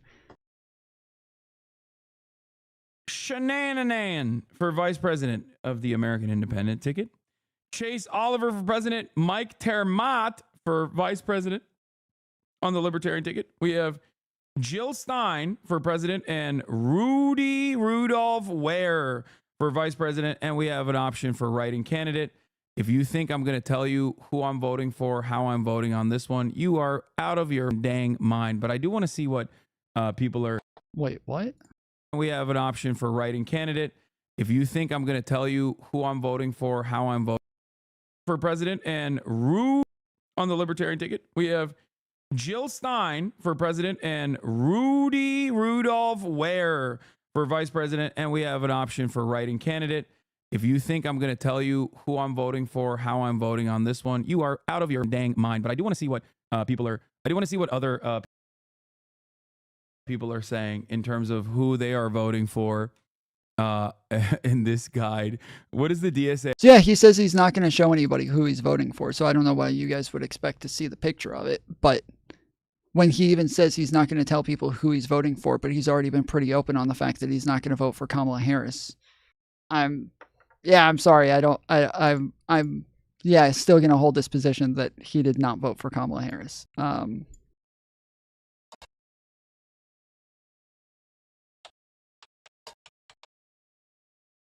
Still holding that position pretty strong here, so. I mean, guys, you're big boys. There are consequences for your actions, and targeted hate and harassment campaigns against very popular people on the internet is probably not going to end well, especially when you yourself, over the past year and a half... I have no idea what he's talking about here. I have absolutely no idea what he's talking about here. Have really just been a bad faith actor in this whole Israel-Palestine discussion. You say you're pro-Palestine, but almost every day you talk shit about people that are pro-Palestine. You say you don't support the Israeli government, but whenever they bomb a hospital, you say, there's no way they did that. Their bases are under hospitals. They shoot from schools. They embed themselves. Yeah, thank you, Lilac, for the link. Oh, they got... And the civilian population, they even dress as civilians when they fight. You're obviously under the impression that Hassan hate videos get clicks, and you're not wrong. But a dead horse can only be beaten for so long before it becomes a rotten puddle of goo. Thank you for watching NSR. Peace and love. Free Palestine. Oh my god, big reveal. Hassan Piker's a socialist. Of course he's a socialist. He's been a radical socialist. The whole time, that's who he's been. All right, well, I'm looking at other things. It looks like, yes, since the election, he did say that he was going to vote for Kamala. From what I can tell, it looks like that's the case. Let me see. Me feel bad for that. So, yeah, I'm voting for Oh, that was her talking, not him. But I'm not settling for what has been offered because that's questionable. It's questionable that our actions of our government, the actions of the internet, the actions of you and me. If this is what you are not understanding, you know what?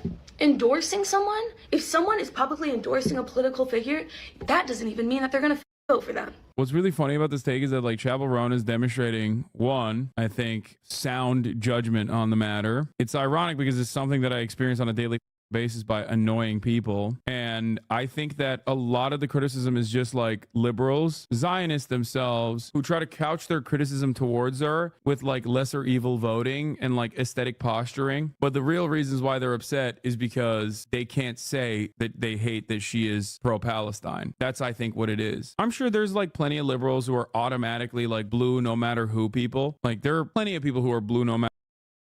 The lesser evil voting isn't something that you have to like. It's so dumb. This is why Ethan was saying that these people are not pragmatic in the way that they talk about things. It's because they don't actually care about the outcomes that happen. They're not actually looking at the outcomes of their actions. They're just trying to do some sort of gay virtue signal and just refusing to vote just because it'll make them look cool, like they were helping in some way. But when you look at the actions and what the outcome of their actions are, is that they are helping Donald Trump win. If you refuse to vote for Kamala Harris, which, yeah, if he says, I'm not going to tell you guys who I voted for, I would assume that he's voting for Jill Stein and that he's not voting for Kamala Harris. And so, yeah, when you act like, lesser of two evils voting is like a type of way to look at it. No, it is the only way to look at it. That's all it is. It is just lesser of two evils voting. One person is going to get in. One person is going to get in. That's it. Okay? Understand this. If you think that lesser of two evils voting is bullshit, listen to me. One person is going to get in. One person is going to win. That's it. That's the end of it. That's it. Done and done. One of them is going to win. There's really only two options, and one of those two options will win. So, which one are you going to help? If you pick one, then you're helping them. If you pick the other, you're helping them.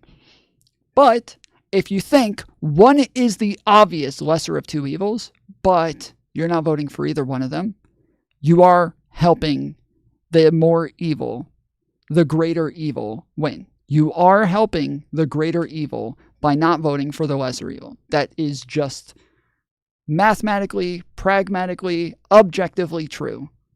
You are just helping them win. And so, yeah, anybody who's not doing their part in trying to take down fascism, or not doing their part in trying to stop a genocide, or not doing their part in trying to free Palestine, and instead you're just doing a gay virtue signal by refusing to vote for Kamala, then you are somebody who is just as culpable as any Trump voter. Matter who people who are pro-Palestinian, to a degree, but they're still team players, and they've been conditioned into churning out this like, why the f won't you say you're going to vote for Kamala Harris and like swing loudly and proudly for her? But beyond that, I think a big part of it is definitely from a lot. You can vote tactically if you're not in a swing state. I suppose like him living in California maybe gives him like a little bit of room, but the problem is that only works for him as an individual. But him as a leader, him as a content creator, him as somebody who has a following, him as an influencer, he does not get that room in that case, because obviously other people are listening to him and are going to do things like he does. And so you would expect him to try to be a good role model and be somebody who's going to influence people in the right direction and say, yes, I'm definitely going to vote for Kamala. You guys should all go vote for Kamala as well. This woman lost by 230,000 votes. 230,000 votes. She lost by 230,000 votes in Electoral College. The fact that, like, Hassan, truly, and I'm not even kidding, Hassan probably could have affected more than well over 230,000 votes in the United States. Well over that. Because not only is it going to affect him, right, in his audience, he gets over 1 million views on a lot of his videos, and he has over 1 million, viewers on his live streams and shit like that. So yes, him being able to get 230,000 people isn't just him and his audience, but it's also Mike from PA and his audience. And then it's Denims and her audience. Excuse me. But yeah, it's Denims and her audience. And then it's Frogan and her audience. And it's like all of these different people who all have the ability to influence their audiences. And they're all likely going to do whatever it is that Hasan does. And so whatever way that he leans, they're all going to lean in the same direction. Bad Buddy and her audience, like, these are a bunch of different people who altogether, yes, could easily influence 230,000 votes. But even those 230,000 people are influencing other people around them as well, and likely can influence people to vote in one direction or the other as well. And so, yes, like these things have big consequences when you're somebody with a large audience and a large following and a lot of orbiters, that you're somebody who can have like a really big influence on what happens in these scenarios. And it's not just Hasan, but it is just like progressives in general. As soon as I found out that Kamala lost, I went to Twitter and I said, I blame progressives. That's all I said, but I just said, I blame progressives. And then I immediately went and had a debate with Econo Boy on it, because I felt like this is fairly obvious that, yes, progressives saying that they're not going to vote just hurts the entire movement. It just hurts everything and everyone. And they need to they need to fucking do better here. And I don't know that the 230 would have been in the 3 states that actually dictated the election, because yes, there were 3 states that made the difference. And in those 3 states, there was only a difference of 230,000 votes. And so whether or not the 230 would have been in the right place, I don't know. All I know is that, yes, you could have done more. You could have done more to help, and it could have been either closer, or maybe she could have won. Who knows? But the fact that, yeah, like these people, when we knew we had such a close election, that we knew this was going to be so close, that he still just was very nonchalant about the way that he went about it. I find it disgusting.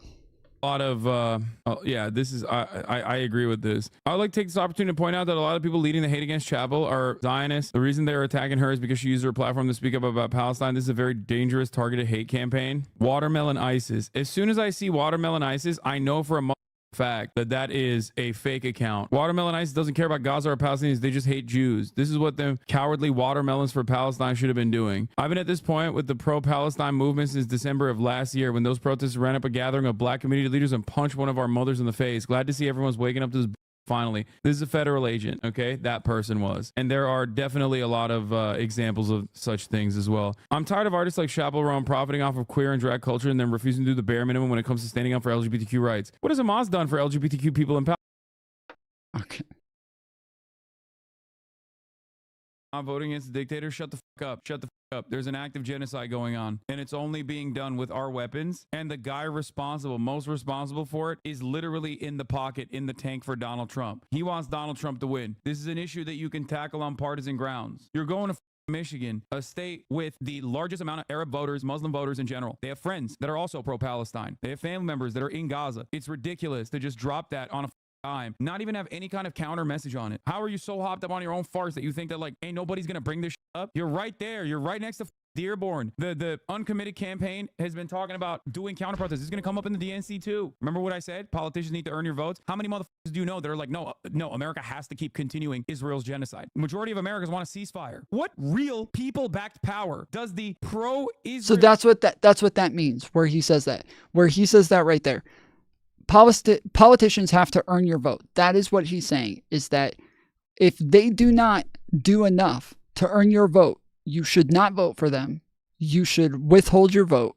And that is what they're saying. Anytime they say politicians need to earn your vote, they are saying, yeah, I'm not going to vote for a Democrat just because they're running against Trump. I'm not going to do it. They need to actually like show me that they care about me and do things that I want. The problem is that nobody is ever going to have, like, nobody's going to be a perfect politician, right? Throughout the entire election, I was very outspoken about all of the problems that I had with Kamala, but I was also very clear that I was still going to vote for Kamala because she was still going to be way closer to me than Trump was. She was going to be way closer to what I want than Trump is. And so that I was very, very clear about the fact that I would still vote for Kamala, even though she was not the perfect candidate that I needed. She was not doing exactly what I wanted her to do in all cases. But in any case, in any scenario, in any sort of policy, in almost every single one, if we look at them and look at what Trump would do versus what she would do, she was going to do something that was going to be way better in my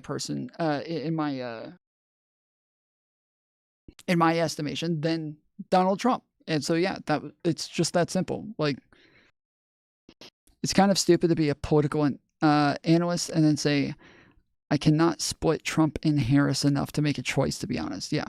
Like, especially a leftist political analyst, like, especially somebody on the left. I feel like we need a Sam Harris type to run. I don't know about that, but maybe. Who knows? I know a lot of people are saying that, like, we need somebody who's a television star or a reality TV show star, somebody like who's the talk show host that everybody likes? Yeah, John or something. What's his name? I never watched him, so I don't. Jon Stewart. That, like, yeah, a lot of people are saying that Jon Stewart needs to run. And I'm like, no, dude, we don't need to keep, like, digging deeper into getting fucking celebrities as politicians. No. We need to be moving away from that. We do not need to keep, like, digging that hole deeper. We don't need to make that more and more of a norm. Okay, please. Like, let's go in the other direction. Let's stick with some career politicians. Let's stick with some establishment types, not continue down that fucking hole. Aye.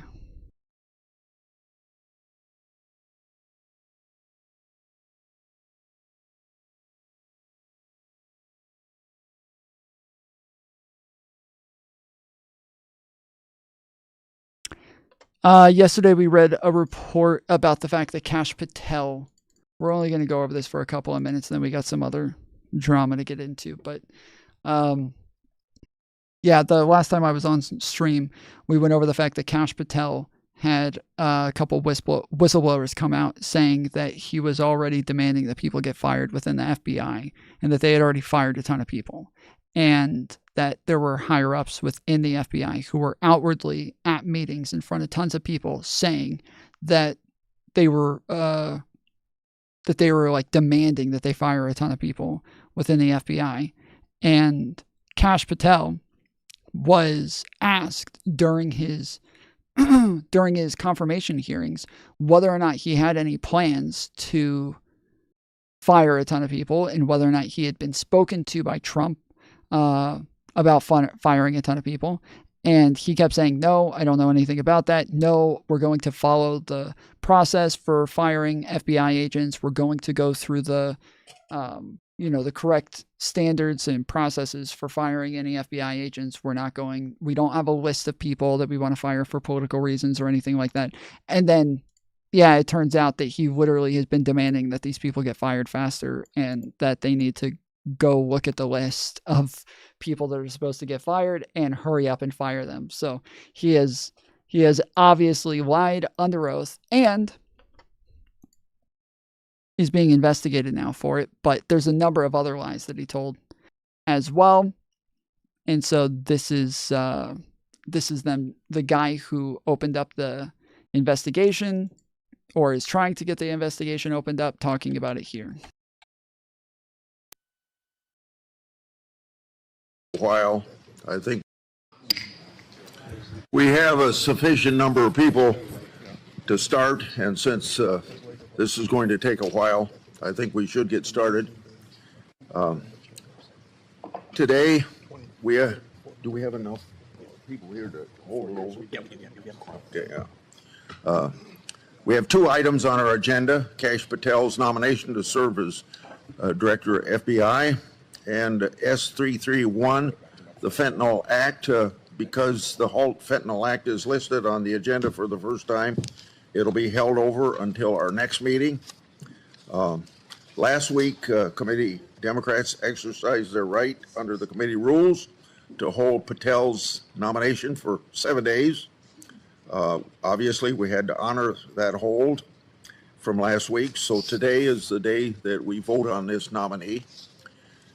Now, we all know that Mr. Patel, like other nominees, undergo rigorous vetting. He's no exception. Before his hearing, he produced more than 1,000 pages of records, disclosed over 1,000 interviews. He underwent an FBI background investigation, produced a financial disclosure, and worked with ethics officials to identify and resolve potential conflicts of interest. At his hearing, he answered questions for more than 5 hours. His whole career investigating the partisan weaponization of our legal system, and he served in key national security officers.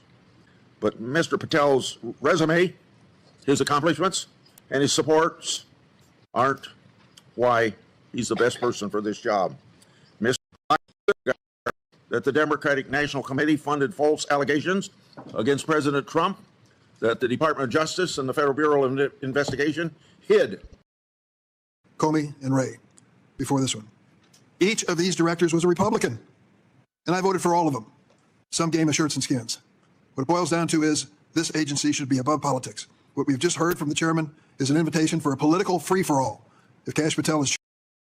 Democrat colleagues, you've heard me talk about T-Bolt for the last 2 years.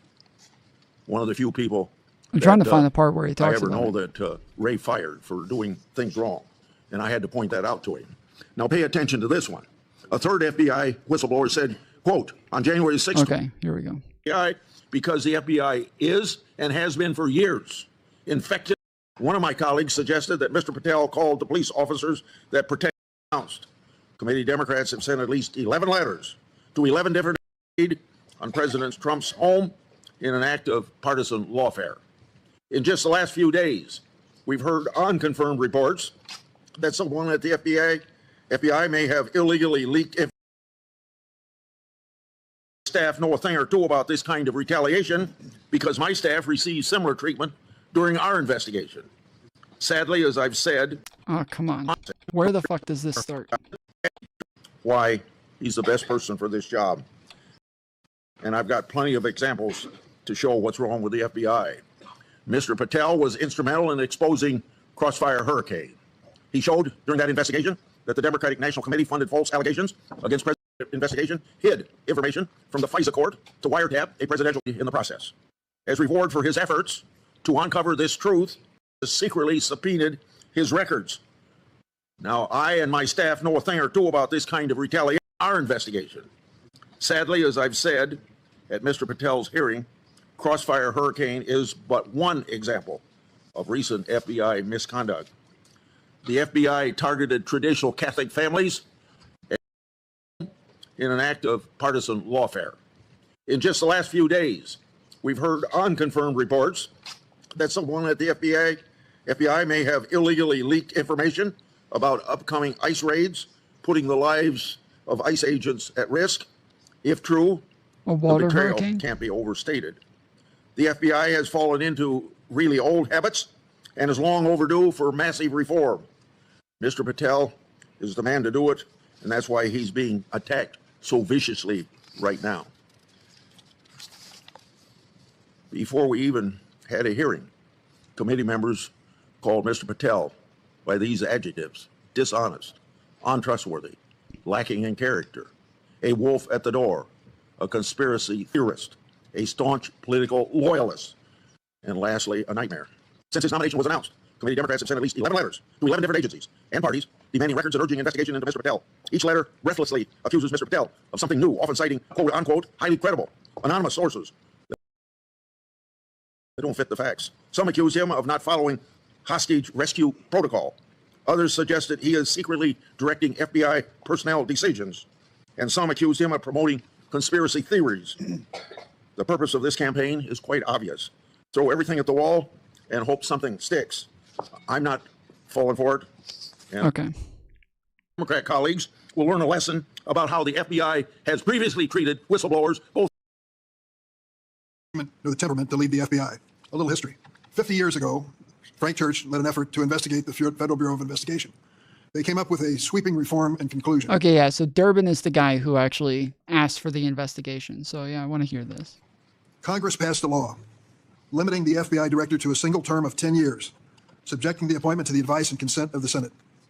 These actions were taken specifically to ensure that FBI director remains apolitical and is shielded from outside influence, and that no FBI director amasses the kind of power that J. Edgar Hoover, the founder of the FBI, exercised when he had wiretaps on Martin Luther King Jr. and other civil rights leaders and branded them as communists. For the last half century, this law has served its purpose. At Mr. Patel's hearing, one of my Republican colleagues suggested that consideration of an FBI director is a, quote, shirts and skins game, quote unquote. That is clearly incorrect if you look at the record. I've served on this committee for more than 20 years during the consideration of 4 FBI director nominations, Bob Mueller twice, Comey, and Wray, before this one. Each of these directors was a Republican, and I voted for all of them. Some game of shirts and skins. What it boils down to is this agency should be above politics. What we've just heard from the chairman is an invitation for a political free-for-all if Kash Patel is chosen as the head of this FBI. I will not be surprised when my Republican colleagues again claim that the Democrats have weaponized the FBI, as we've already heard, despite the fact for the last 50 years, every single Senate-confirmed head of the FBI has been a Republican. Even former Chris Wray, former director, has been a frequent target of outrage. My Republican colleagues conveniently never mention that Director Wray is a lifelong Republican, nominated to the position by Republican President Donald Trump.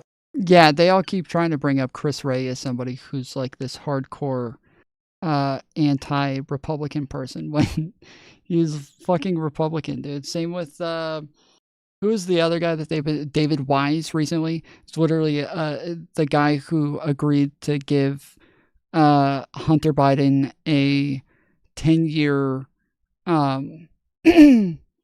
he agreed to give him a 10-year fuck, I'm blanking on the term immunity in the case. Initially, he agreed to give him 10 years for immunity, and it turned out that like everybody attacked him and said that he was like a Democrat shill and shit like that, and he was literally appointed by Donald Trump, and has been a lifelong Republican, and they all run around calling him a Democrat shill and saying that he was working for Democrats. And confirmed to the position, get this, with the unanimous support of Senate Republicans. Unanimous. As a reminder, President Biden kept Director Wray, a Republican appointed by President Trump, in that position. But because he did not do his bidding, President Trump forced Wray out and nominated Mr. Patel, an inexperienced loyalist to the Trump administration. It turns out that Mr. Patel is already seeking retribution on behalf of President Trump, despite his status as a private citizen.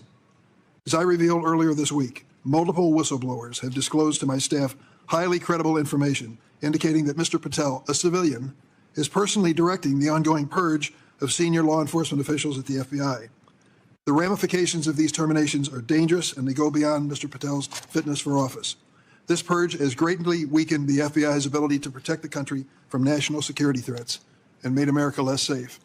This week, I invited the head of the organization that represents FBI agents to come to my office and talk to me about the morale at the FBI. I guess they're not showing the board behind it, but it's a board full of a bunch of different people who were purged. Executive Assistant Director, Intelligence Branch, purged.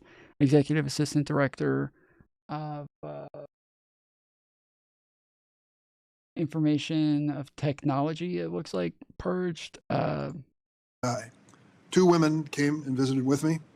Both of them had served as FBI agents for long periods of time. One for 22 years and another for 17 years, and they both were proud to tell me their fathers were FBI agents before them.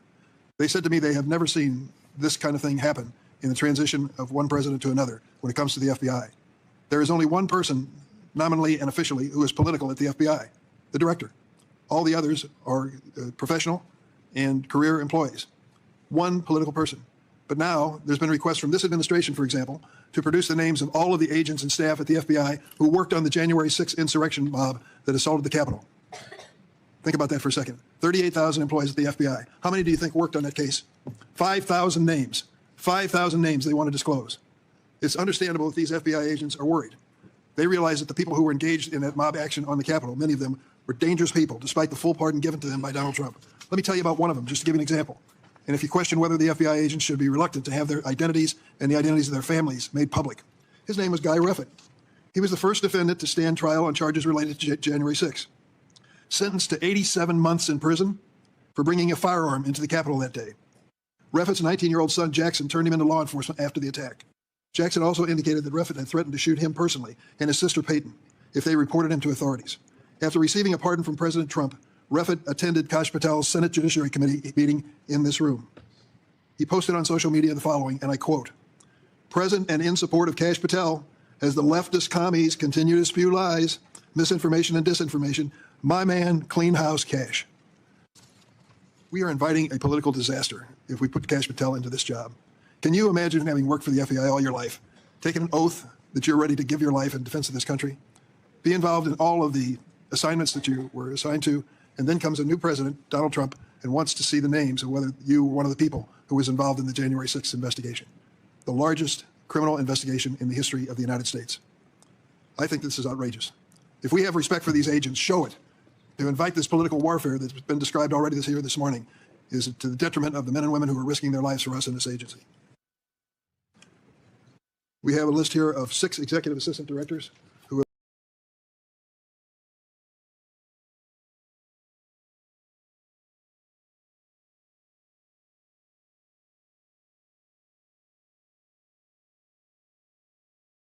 Joe Biden was up 43% in his first year. It is imperative that the FBI go back to investigating these crimes and go back to the Trump policy of investigating. Listen, lies like this are misleading and dishonest, especially with an institution. Sorry, I was saying apparently they still voted him in. They still confirmed him in the end. After all of this information came out, tons of whistleblowers, tons of people saying that he lied under oath, that he did all of this. He was firing people before ever being confirmed. He's firing people as just a citizen. Still got confirmed. Institution that has a reputation for that kind of integrity. His refusals to share what he said before the grand jury is another example of, to me, unacceptable non-answering. His case about handling sensitive national security documents. It's a kind of information FBI directors are responsible for safeguarding. He played a role in that. He spoke before a grand jury. His testimony should be something shared with this committee. And his alarming bad memory about what he testified, to me, is just incredible. When asked whether he discussed with the firing of the assistant director of counterterrorism, he said, "Not that I recall." Did you know that the FBI officials and rank and file agents would be fired before he testified? Not that I recall. Were you aware of the review of FBI personnel who worked on January 6 cases? Not that I recall. Can anyone with a straight face sit here and say that that is an answer, that he is not misleading this committee? This is unbelievable if he doesn't recall that.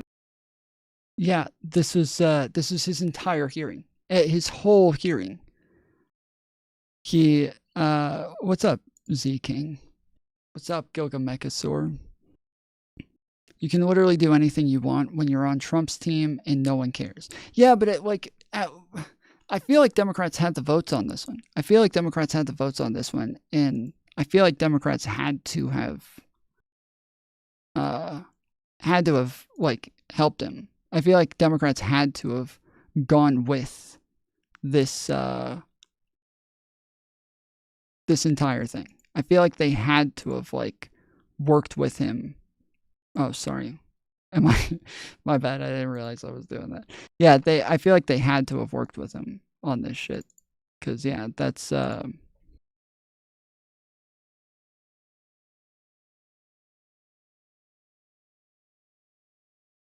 of insane that that he would still get through. I don't think they had the votes. Why? Stop fucking doing this shit. Why is it doing that?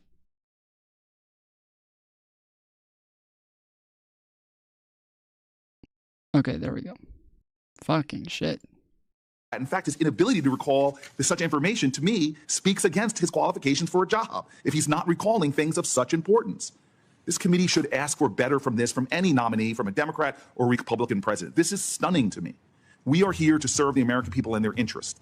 This person has obfuscated, has lied, has shown an utter lack of character and straightforwardness with this committee. It is just obvious to me. Of all the people that this president has nominated, I voted for many of them. This stands apart from what this committee should demand from anyone coming before it. I appreciate the desire to defer to a president on their nominees. This is why I have voted for many of Mr. Trump's nominees in this time that he has become elected president. But it is our constitutional duty to ensure that the president's nominees are fit for public office. This vote should not boil down to partisanship. It should really be about the objective understanding of someone who has performed and testified in this manner should be allowed to ascend without further questioning, further investigation of some of these issues that I brought up. I am very disappointed by this moment. I'm actually stunned by the fact that we are going to have a straight party line vote on someone who is so clearly unqualified for this office, who so clearly misled this committee, who so clearly has many areas of his background that this committee has not thoroughly explored that point to some serious potential for conflicts or worse. But with that, in hopes that I am trying to keep my testimony, my comments under 5 minutes, which I have failed to do, but I am concluding, sir.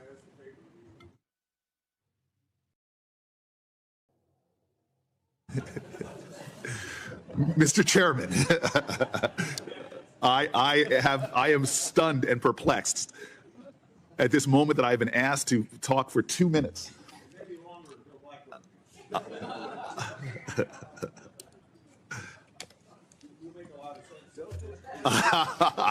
For the record, the chairman has said that I make a lot of sense. But he disagrees with me. Yeah. Mr. Chairman, I'm going to cede to you. If you would like to filibuster, you're welcome to. I'm sure that the committee of this committee would allow you to sit here quietly. But if not, I would very much like to hear Lindsey Graham speak on the virtues of the great state of New Jersey.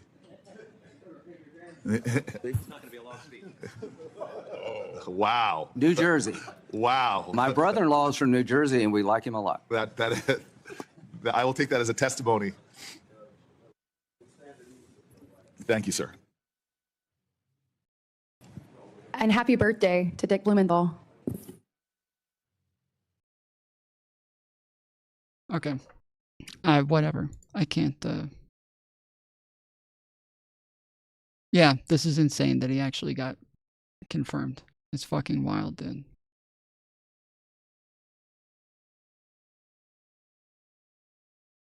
All right. No. You're making a judgment of beauty standards. No, for me, it would not be judgment. It would be more comparative. Apparently, Andrew and Aella went back and forth for a while, and it was like a really good debate. And yeah, a bunch of people told me to watch it. So, does anybody know where that happened? Is that Maybe not so much. Maybe not so much. Sorry, I missed what you were saying. What was that? I just said that, Andrew, you win, you have all the authority. Like, it just depends on the person and the man, I guess. I don't know, like, you're making it seem Thank like... you. That was super helpful to the conversation. Appreciate it. That's basically what I got out of it. Big, strong man.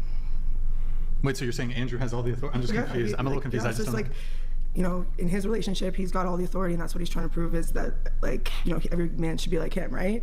Is that the Where point? was any of this stated? Like, it's just all headcanon. So what you should say is, Andrew, I'm about to make a bunch of fucking bullshit up, and then say it out loud for reasons nobody understands. You should just lead with that. Anything. I just said, yes, sir. Yeah, you should just lead with, I'm about to make up a bunch of bullshit, and then say it out loud for reasons nobody understands. True. Andrew, there's a chat here coming for you. Jane_Slice donated $200. This creep gave me herpes and never did his own dishes or laundry. He smells like gingerly cheese and camel smoke and rainbows. Sorry for tipping. Marlboro smoke. Marlboro. Yeah. Marlboro. I don't smell fucking camels. All right, well, we're going to move on to the next thing. Oh, Aella, you sell your eggs. Yeah. Yeah, so hopefully one day. On your website, you haven't done it yet. No. But you do say, if you're interested in using my eggs to reproduce, you're down to discuss this in exchange for payment for your time and fear of needles. You have ancestry, health testing, and family history that you can share. Have you had any inquiries or at all, or no? Yeah. I've talked with some people. We might do something. I just did my first round a couple months ago. Sorry, what? My first round of freezing. Oh, you're freezing the eggs. Okay, so you can like I just gotta sell find those. where this is. Yeah, at. although I think we might get. I think people really get mad at me a lot for things that for a while I didn't know they were going to get mad at me for, and now I've started to catch on. And so people seem to be very vexed. I like Aella. I like Aella a lot. Or Aella. I don't know how you pronounce it, but I like her a lot. They had Lily Phillips on there too. Yeah, I see her right there.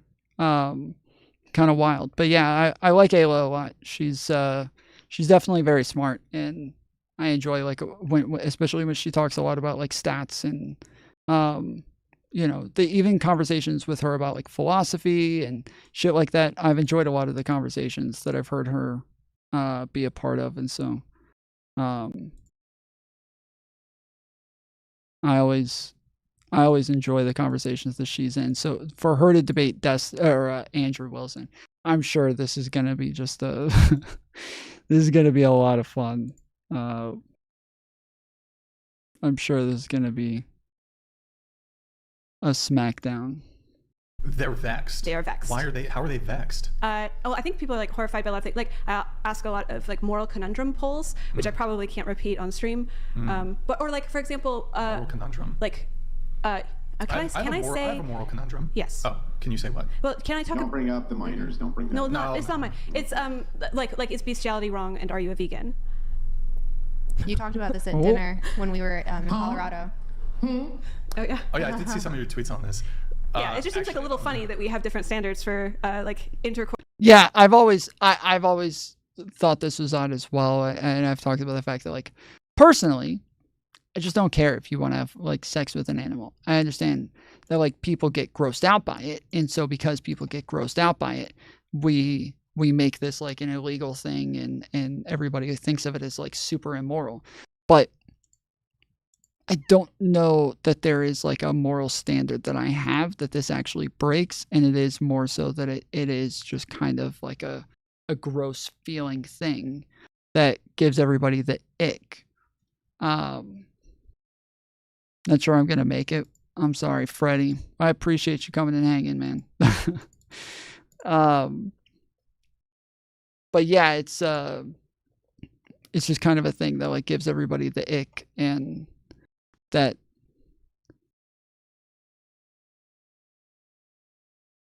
it just we kind of advocate against it because it's just kind of, it feels gross. But when we're willing to like kill animals, like they're tortured a lot of times, they're we eat them, we do all sorts of like really fucked up, we put them in our tanks, treat them as slaves, we like do all sorts of things to animals that we would never allow for anything else, but then we give them this like autonomy of like, oh, they're not able to consent, so you can't have sex with them. And it's like, well,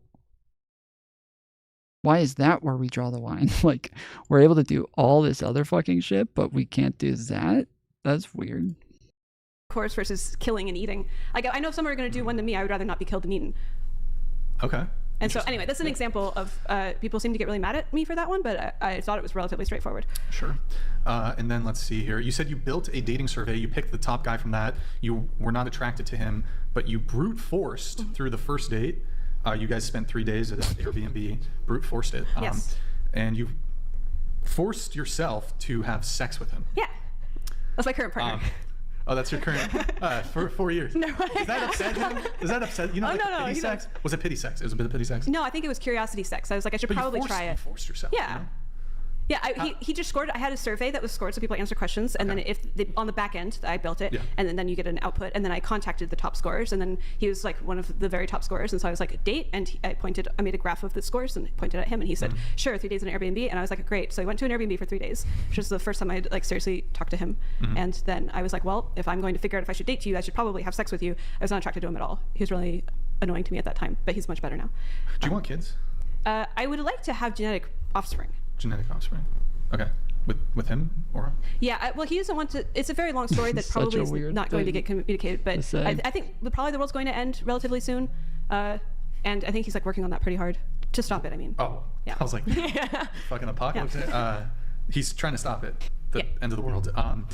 Oh, I'm just curious because you said, I feel like you can't, if you do have kids, you cannot tell them, I wasn't feeling your dad at all. Like I wasn't into Why can't I tell them that? Well, you could. I would definitely tell them that. Oh, you'll definitely tell them. Yeah, if I had them. Did you tell, like, he's not upset by that? Like, But it's the truth. Sure, it's the truth, but I mean, it feels. I don't know. I think that it's like, it's a normal thing for some people to like tell their kids. They're like, yeah, when I first met your mom, like I didn't really like her. I wasn't a fan. Like, wasn't too into her or something like that. I don't think that's like all that odd for people to do. Like I know that my dad, when my dad and mom first met, my dad was like on a date with somebody else, and they had met a couple of times, and my mom liked my dad, but he just like kind of ignored her. And then they did date for a little bit, but like him and his girlfriend broke up. And so when she broke up with him, then my dad started dating my mom. But then my mom was like she was like infatuated with him, and he had at the time been giving her a ride like home every day. And when he broke up with my mom, he went back to his ex. That like all of a sudden she dropped him and then wanted him back when he started dating my mom. So yeah, he went and started dating his ex again. And like he kept offering to give my mom a ride home, but she kept refusing and was like super pissed off at him and mad at him. And then one day he just showed up at her door and was like, hey, go out with me. And she was like, no, like I don't want to talk to you anymore. Like you fucked this up. And he's like, no, I promise. Like I'm not with that other girl anymore. I don't like her anymore. I just want to be with you. And so yeah, he like dropped my mom like a couple of times for another chick. And my sister even says that when they first, like when she was young, that this was my oldest sister, so she's the one who was around like the closest to them getting married. And she said that she used to yell at my dad because he would bring up that ex-girlfriend a lot. He would bring her up like all the time. And then my sister like started yelling at him like when she was just like 3-4 years old, and would be like, stop talking about this girl. We don't care about her. Like, stop talking about this other girl that was your girlfriend. Nobody gives a fuck. Like, move on. Feels like it would be hurtful if the person who but you're... pain is just coming into contact with reality, and then when you're in contact with it, it doesn't hurt anymore. I need LSD for this. No, just kidding. No, it's just like, you know what I mean? Like if I was dating a girl and I was like, BTW, I thought you were ugly at first, and I faked an orgasm.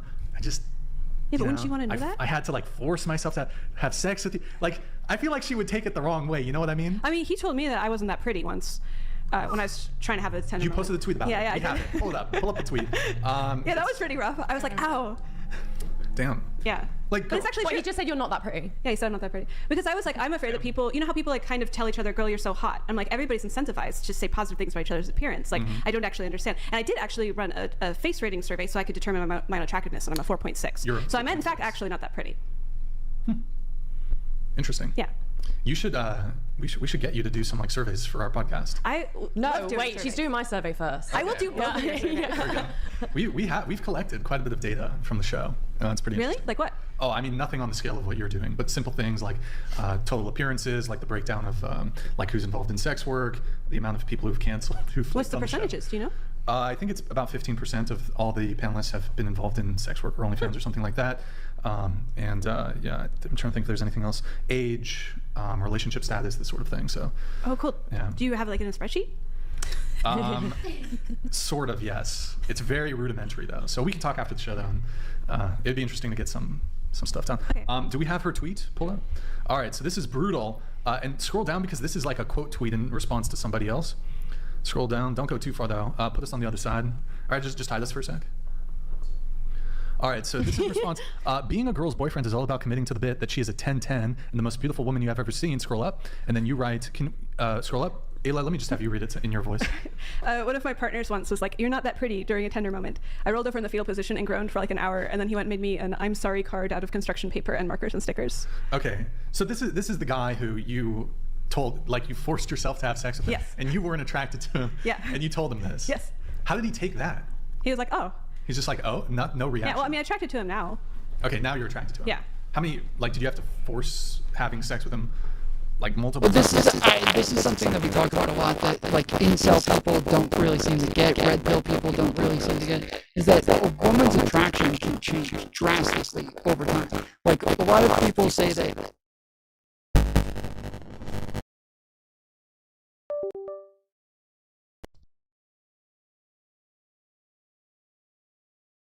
so this is something that we talked about a bunch of different times where like it is women's attraction to a guy can just change drastically over time or even just within a second. Like just in a split second, her attraction to a guy can just really hardcore change because they're like the way that they view somebody is based on just very, very different types of things. Whereas so supposedly I remember seeing these stats where like a guy within, I think it was within like 0.2 of a second, a guy can tell whether or not he wants to have sex with a girl. Like I'm pretty sure that was a stat that was going around for a long time. I don't know if that was ever substantiated or not, or if that was debunked or whatever, but I remember there was a period of time where that was stated all over the place. That yeah, within like 0.2 of a second, a guy can tell whether or not he wants to have sex with a girl. Whereas like women, they're just, yes, they're so different. Like in the way that they analyze guys and what it is that they want and what it is that they're looking for, it's just drastically different than it is from guys. And so I've talked about the fact that I've literally had girlfriends who told me that they were not attracted to me at first. Like that they were like, they weren't, I wasn't unattractive and I didn't give them the ick or anything, but that they just didn't think much of me, that I just wasn't anything like special, that I just didn't stick out to them. But they're like, as soon as you start talking, you become way more attractive. Like as soon as you just start saying things, you just sound so much more attractive and you're viewed in a totally different light. And I've had multiple women tell me this, even women that I never dated, women that I was never interested in, have told me that yes, like they're like, yeah, I found you really attractive, but it wasn't until you started talking. At first, yeah, you just seemed just like another guy who was just there and I didn't think much of. But then once I hear you talk and I hear you say things, you all of a sudden become more attractive. Now, that's not all the time. There were tons of girls like in like high school and middle school and even I've had like women come up to me in parking lots who just from across the room find me attractive and come and start talking to me. But I feels like most of the women that I've liked and most of the women that I enjoyed and most of the ones that I found attractive, they did not find me attractive at first. They did not think anything about me. Whereas, yes, if I was into them, I wanted to date them. I wanted to like, I wanted to get with them. Yeah. But most of the girls who found me attractive, just like off the rip, even if I thought they were cute or good looking or something, I was never really into them. Yeah. Just they never did anything for me. So it's hard to get like red pill guys to understand this because they like are measuring like guys' jaws and like the circumference and the, you know, how square it is and how like they're doing fucking geometry to figure out whether or not they're attractive and who is or isn't attractive. And it's obnoxious because they think that all of women's attraction is this just like purely physical attraction and that's it. Whereas that's actually way more true for men than it is for women. Men base way more of their attraction on the physical attraction part.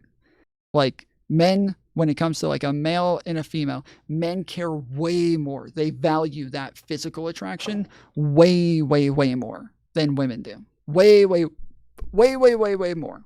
And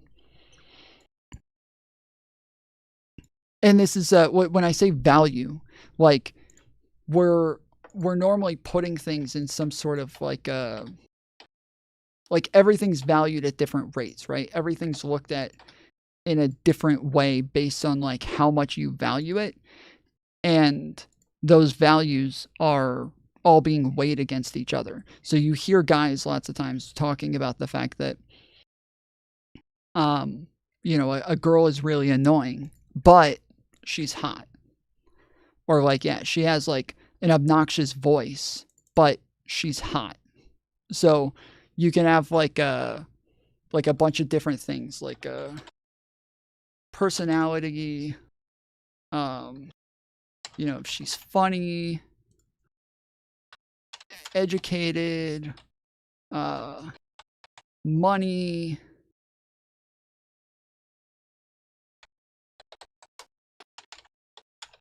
and then physical attraction. And that the way that guys will kind of balance this out is that like physical attraction is going to take up like 50% of this. But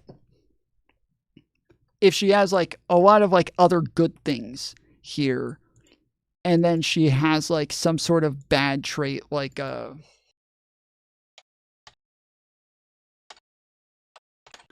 an annoying laugh or something like that, that annoying laugh is I don't know if how do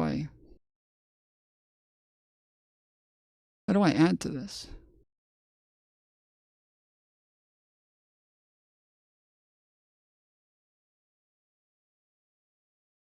Oh, there we go.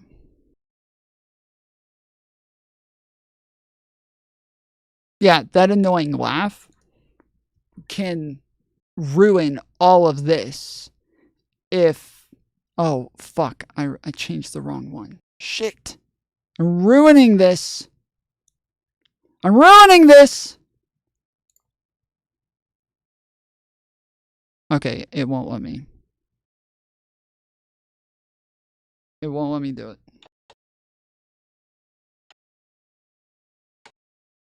Okay. There we go. Yeah, that the annoying laugh can be something that's going to like hurt that person, but the more of an annoying laugh it is, and the more that it like the more annoying it becomes, the more hotness she has to have.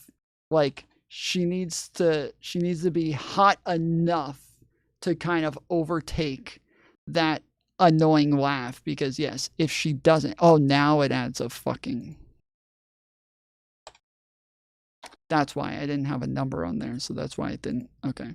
But yeah, they like, it has to compensate. And so everything is compensating for one another. Everything is like pushing back against one another. You're weighing one thing versus the other things. And that, yes, like a lot of guys, they'll say like, oh yeah, dude, her voice is fucking obnoxious, but she's hot as fuck. So it's okay. It's all good. Because, yeah, she's fucking... Yeah, oh yeah, she's fucking crazy as fuck, dude. Yeah. Yeah, she is insane. But she's got a big ass. So is what it is. You know, like the guys are much more willing to kind of weigh things against each other like that. Whereas like women have almost like an overall concept of a guy as this like totality. He is this thing. And what that thing is based on, yes, like this overall representation of you that they're looking at. And that can change drastically with just a small difference. One little thing can just drastically change the way that she sees you. And so she's going to have like a bunch of different things like this that are sitting there, but and she'll weigh all of these things differently and look at all of them differently, but the whole thing is one thing. It is all just one thing to her. It's not like with a guy where it's like all a bunch of different things that they're weighing against each other. This is all one thing for them. And the overall thing is the thing that matters. That they're like, overall conceptualization of him has to be a thing that works. Yes, of course, the crazy to hot ratio. Yeah, I didn't actually hear about this until recently, but that's apparently like a real meme that's really common, is guys talking about the crazy to hot ratio.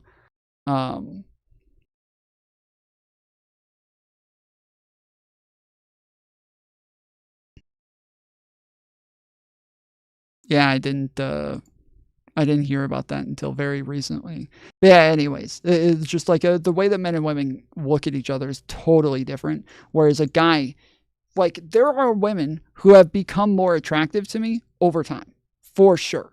But the ones that do become more attractive to me over time become like, they're like the most attractive. Like, I don't know what it is, but it's like there's chicks who, like, at first I don't think much of them. I don't think they're very hot, but over time they become hotter and hotter and hotter and hotter. Those are the ones that I start to be like, oh my goodness, I've got to fucking find this chick. Like, this is like, you know, I've got to have her. Like the ones that, who's the girl who was like, the princess something from when we were kids?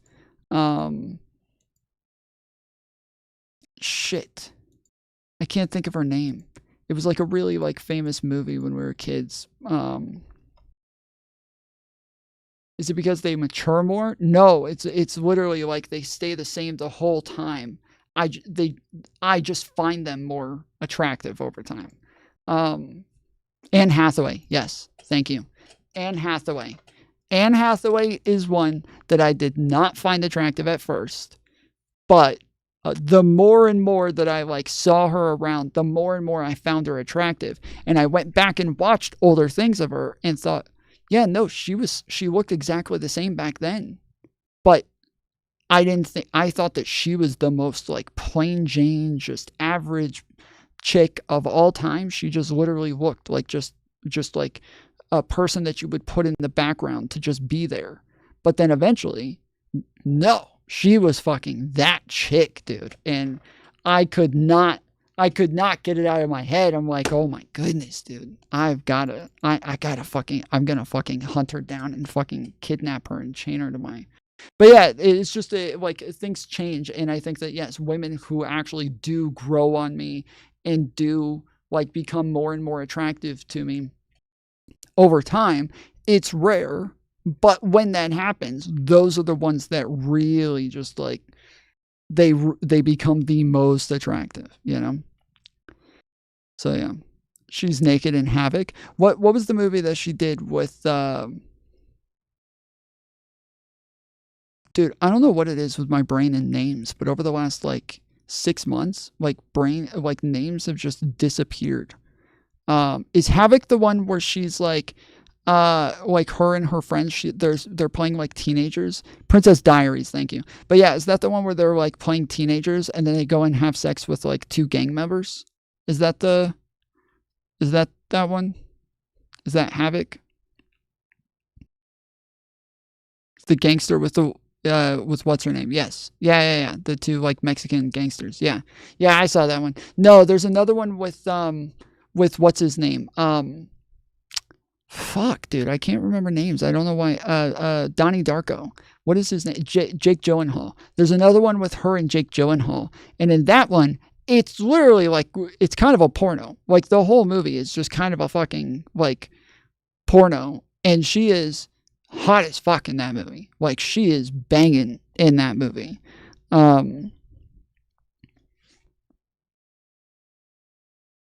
I love Jake Gyllenhaal. Yeah, me too. Yeah, I really like him. I liked him a lot when I was a kid.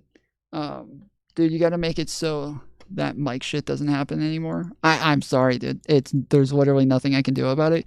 The like mic setup that I have, it does this when it's connected to like OBS and all of this shit. And I've looked all over. There's literally nothing you can do about it. it just is what it is. And I spent hundreds of dollars. Like, this setup is like a $500-$600 setup. And so, yeah, I can't just throw it away and go get another one. I wish I could, but I can't. Like, I've spent way too much on this, and it sounds really good. The audio is really, really good. Sounds fucking great. It just does that shit sometimes. That's really annoying. The worst is when it happens in a debate. Like, that is so bad when it happens in a debate. I fucking hate that shit. But yeah, it's no bueno. Trying to see if I can change this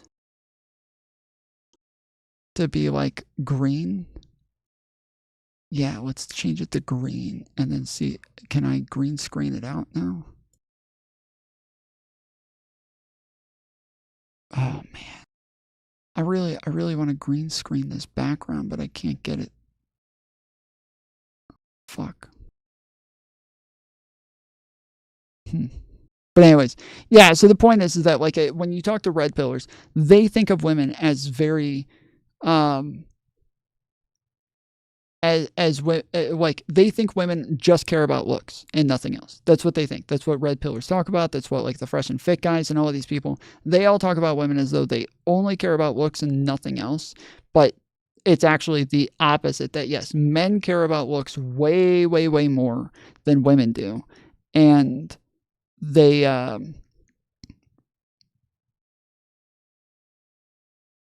that women care more about, like, personality traits, and that those personality traits will change your entire character in their mind. So, like, if all of a sudden you speak and you sound smart, you start talking and you sound like a smart person, you're able to control the room, you're able to get everybody to stop and listen to what you have to say, and they all sit there and find what you say interesting. You look like a leader, you look like somebody who's, like, very like commanding and authoritative, and you look like somebody with status. Like, this can just drastically change the way a woman sees you in her head, and she'll totally... You're conflating black pill and red pill? No, I'm not. No, I'm not. I am not conflating them. Thank you, though. but yeah, no, I am not conflating them. I literally just said that, like, this is things that, like, you know, fresh and fit and those sorts of people talk about. Those are not, those guys are not black pill. Those guys are red pill. Smart is another times 10. Yeah, I would say that all of this for women, all of it comes down to some type of status, I would say. But, like,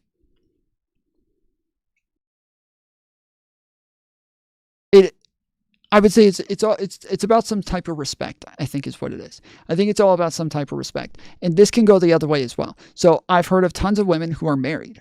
And this is why a lot of divorces happen. And this is, I believe, why women are the ones who divorce at the highest rate. I believe this is why, is because respect is the thing that they're looking for. And so that's why status matters. That's why being able to command a room matters. That's why looking smart matters. That's why, it's because these are respectable things. These are things that people respect. And if they can look at you and they can respect you as a person and respect you as a man, they think that you're somebody who holds morals and you really care about these things, or you're very passionate about something, or you're able to talk about something in a really good way. Like, these are all things that, like, make the woman respect you. And that's why they become more attracted to you, is because I think the respect meter goes up. And when the respect goes up, the attraction goes up. But I've heard of tons of women within relationships. The guy did something, and then once he did that thing, she lost all respect for him. She lost all respect for him, and that was that. That was that, and she could not change it. She spent years in the relationship wanting to like figure it out and really, like, change the way that she saw him, but she couldn't. That one moment changed her entire perspective on this guy. And that's why I say that it's all like one full concept. It is one full concept. The ick, kind of like the ick. The ick is one way that they can kind of like have this like non-respect for you. But like one thing is that one thing that I heard is there was a woman who had a husband, and in the past, like, he had stood up for her and he was somebody who defended her against other people, and it really like gave him this like knight in shining armor sort of kind of look to her, and she really conceptualized him as somebody who is there for her and there to save her and there to help her. But then after she got pregnant, one day she's pregnant, and they go to his parents' house so that she can so that his parents could help out with the kids and help her while she's pregnant so that she's able to lay down. And that was the whole idea. The whole idea is they're going to his parents' house so that he can so that she can rest and lay down. But when they go to his parents' house, his dad, after a couple of days, starts telling her, "Hey, sweetie, I'm sorry. You've been in bed like the whole time we've been here, or you've been laying on the couch. You've been in the recliner laying down. Like, you haven't done anything the whole time we're here. We're your guests, and you haven't like tried cooking us a meal. You haven't that's right. The parents went to her house to help her." Right. And so they're like, "You haven't cooked us a meal. You haven't like, the house is kind of a wreck, and you haven't like tried cleaning it or anything." And this is the mom saying this to her. And she's like, "I'm sorry. I'm pregnant right now. I'm getting ready to have a baby." And the mom's like, I understand, honey, but you're going to be a mom soon. Like, you're a wife. You need to really pick it up and kind of do a bit more. And then the dad comes in and is like, "Honey, this is your job as a wife to submit to your husband, to do what your husband asks of you, to do what he tells you, to be like the person who does all of these things. Like, this is your role within the marriage." And she's like, "I'm sorry, I work a job. He works a job. But right now, I'm pregnant. I'm going through the labor. Like, this is for other people to do this shit." And then her husband comes in, and the dad is standing there telling her, like, "No, listen, this is wrong. Like, this is immoral. You cannot just stay in bed and not help out. You are there to serve your husband, and you need to serve. You are not doing your duties right now. You are not being a wife right now. You need to get up and take care of your husband. You need to get up and do your duties and cook him a meal and clean up the house and take care of the kids. You need to get up and do your duty." And the husband just stood there, and apparently even like, she even said like, "Will you say something? Are you going to let them talk to me like this?" And he was like, "They're not wrong, though. I mean, you have been in bed the whole time, and you do need to do this." And that was it for her. Like, that fucking switch flipped, and that was that. That was that. Because like his parents were the dad was like a pastor, the mom was the pastor's wife. He grew up like a pastor's son, and that this is very this is very like a Christian mentality, and that there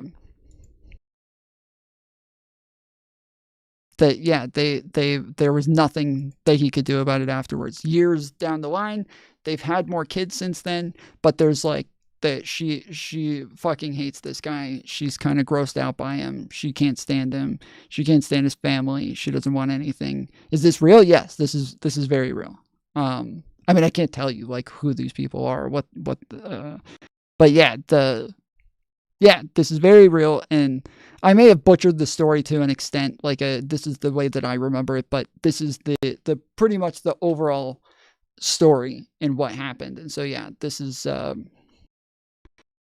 it just is, the way that like women's minds are very different when it comes to attraction, and it just works a totally different way. LibTurd said, "You are just 100% mistaken on this, Tom." Okay, what am I mistaken? You are 100% mistaken on this. On what? That it's amazing, like how the same types of people just are incapable of actually communicating an idea. I don't know what it is. In that situation, it seems I agree with her. Yeah, it's like it would be a hard thing to get over, like, and especially when, like, yes, if that is her view of him, she views him as like the guy who's going to like be her white knight and be there for her and save her and like stick up for her. And then in this moment, he's all of a sudden this just kind of like pansy pussy who like can't stand up to his own family and even ends up agreeing with them. That, yeah, and supposedly it's only gotten worse since then. Like, from what I understand, it's only gotten worse since then, and that he has like continuously just kind of become an entire bum since then. But that even if he hadn't, like, the flip had already switched, and there was nothing she could do about it. 100% mistaken. Women don't even have attraction. Yeah, so true. So true. Women don't get attracted to men. Yeah, that's actually what I was taught when I was growing up. I've told this story 1,000 times. What I was taught when I was growing up, that men want sex. That's it. Men just want sex. That's all they care about. They don't love the woman. They don't care about love. They don't go into a relationships for love. Men just want sex. That's it. Nothing else. They want sex. Women don't want sex. They don't care about sex. Sex is not interesting to them. They don't give a fuck about sex. Women want love. That's all they want. They only want love.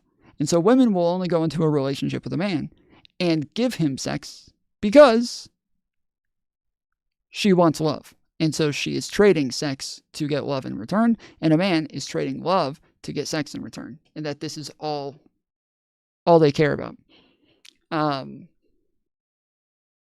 That's a you thing, Tom? What does that mean? And so, yeah, they only want sex when they are looking for it. I don't know what that means. But anyways, yeah, that was, hold on. I said that this is what my dad, like what my family told me when I was growing up. I'm not saying this. I'm not telling you this. I said this is what I was taught when I was growing up, is that men only want sex, women only want love. And so they're both trading things. I'm not saying this. I'm not telling people that this is true. And so when I grew up, like I used to always see these TV shows where they, Saved by the Bell, or like Boy Meets World, or like Seventh Heaven. There were always these shows where the girl would have a boyfriend and she would say, "I'm thinking about going all the way with him," and her friends would be like, "What? Those are kids." Yes, I'm talking about being a fucking kid. What the fuck? How lost are you right now, Z King? I don't understand what you're doing. Are you trolling me right now? How is it that you're missing everything that I'm fucking saying? I don't get it. Anyways, so the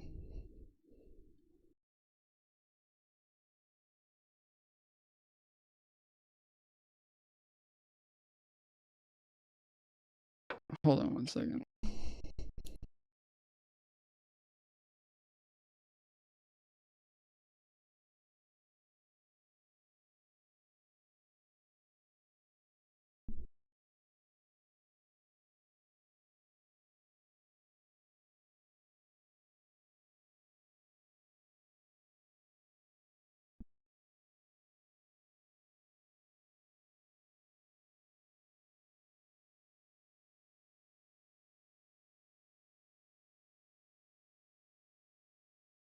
But yeah, what was it? Oh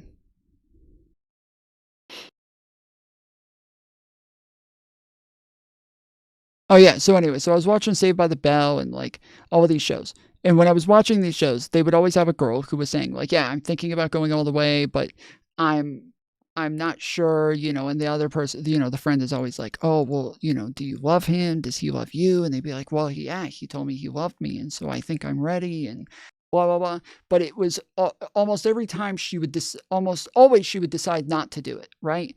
And it always felt like the guy was like pressuring her into this, because she would always say like, he wants to do it. And so, yeah, I figured why not? Like, I wanted to do this, and because that's what he's asking for. And so, yeah, I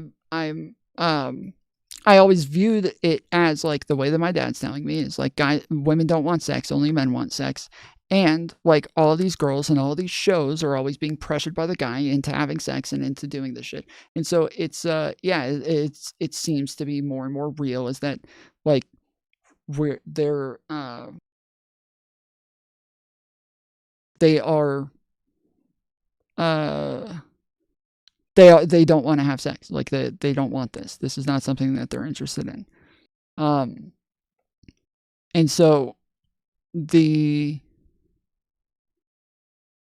idea that I came away with is that like anytime I'm around women and they start doing something sexual, I felt like I was pressuring them into it. And so there was always girls who would like walk up and like, you know, there was girls at like parties who would come over and like kiss me and like, you know, start like grabbing on me and shit. And I'd be like, I'm so sorry. And I would get up and walk away. And like I would stay like on the other side of the room. And looking back at it now, it's so embarrassing that I did this because in my head, I thought they probably weren't even interested in me, that they just felt like I was pressuring them into doing that. That I did something somehow to make them think that they had to do this in order to make me like them, or that like I made them feel as though this was something that they had to do. And I got so uncomfortable all the time, feeling as though I was like pressuring girls into these situations and was always trying my best to like remove myself from those situations so that I didn't do that to them anymore. And yeah, just had the most awkward, like, again, I didn't get it. I didn't know what I was doing. I didn't understand it. And there were so many times like afterwards where girls would be like, oh, I am so sorry that I made you so uncomfortable at the party the other day. I was like, what? You didn't make me uncomfortable. You were fine. Like, yeah, sure. Trust me, it will never happen again. Okay. And I was like, good. I'm glad that I didn't, like, yeah, just in my head, I had no idea what was going on. Like, why are they acting like they're mad at me right now? I don't know what's happening. I'm so lost. But yeah, I was fucking clueless. I was so clueless. So I had no idea what the fuck was going on with anything ever because, yeah, I had very, very weird advice growing up. But yeah, women have always, in my life and in my experiences, they have always been very aggressive in all of these circumstances, but also because I was like totally unwilling to be the one to like make the first moves and do anything. Cause I always felt like I was making them feel like I was pressuring them or some shit. No, the sixth, I think the sex got better by about the sixth time. The sixth time? Yeah. Okay. All right. Huh. And now it's the best sex I've ever had in my life. Lily, you got something? Or? Sorry, that might be okay. Because I don't think I would have given till the sixth time, so I'm just impressed that if it wasn't good by the second, I'm done. Well, I think there are other benefits going for him. Like, he was really high status in my community, and I think that that's quite attractive. Yeah. And so if a guy is like really interesting for other reasons, usually you can like be like, all right, I'm gonna go make myself have sex with you because I'm interested in bonding with you. And you say, when you say your community, what do you mean? Like the CNC? rationalist community. What is that? It's, have you heard of Less Wrong? Less Wrong? Less Wrong. It's a long story. I don't know how much time I want to take up, but no, it's a blog. It was a blog. It's written by Eliezer Yudkowsky about like how to think less wrong. So it like covers a lot of cognitive biases, and like we do prediction markets. I did a prediction market things. So you use a correspondence theory for truth?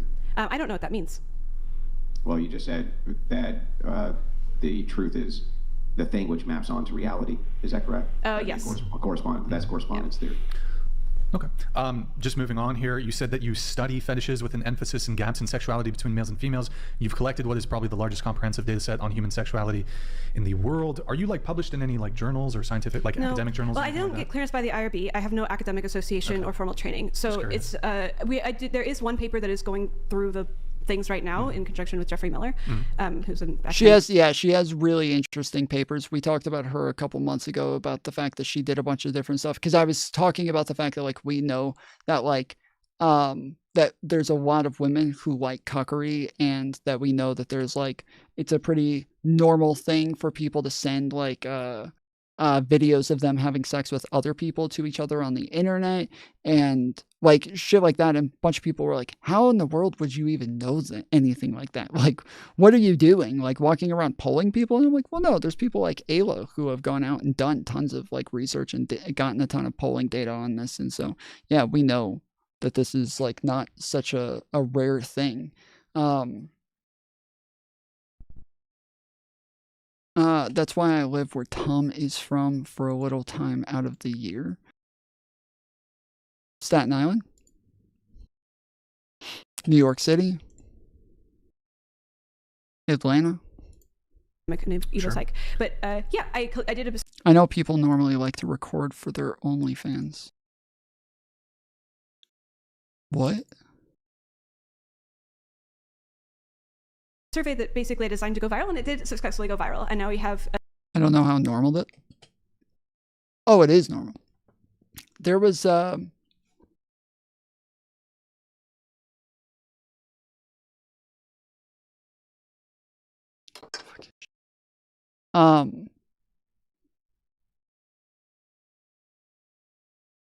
there was a what do you call it?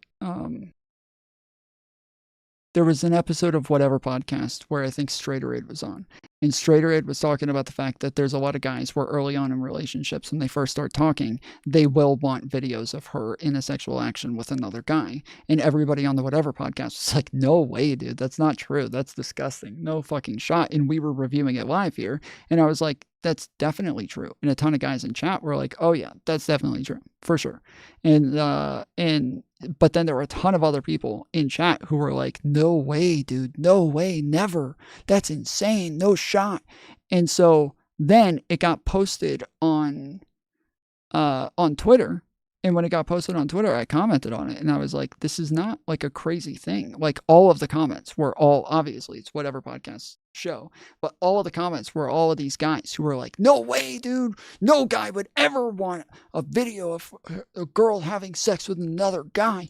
And I was like, yes, like early in relationships, that is like not an uncommon thing, because when you first start talking, you don't normally have this attachment to the person. You don't normally even have the ability to get jealous with somebody that you just started talking to, you just started building a bond with, you just started down this path, that at that point, yeah, it's normally pretty fine. But can someone explain to me how you could want a video of a girl you want to date getting nailed by another guy? I don't think this just isn't a rare thing. Like, I'm sorry, but yeah, it's just not a crazy thing. So guys want to see girls, see other girls get their yams chopped by other guys. Okay. So this isn't like this is a common thing in certain circumstances, okay? So let's say you meet a girl through an app like Tinder or something like that, but you met her while you were traveling. And so you meet her in a city, you guys hang out, you have sex, and then you move on.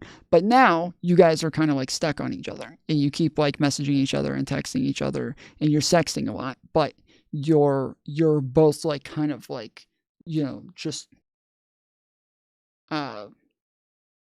like kind of obsessed with the other one, and just always kind of like trying to get more nudes and trying to get more like you know, pictures sent back and forth and crap like that.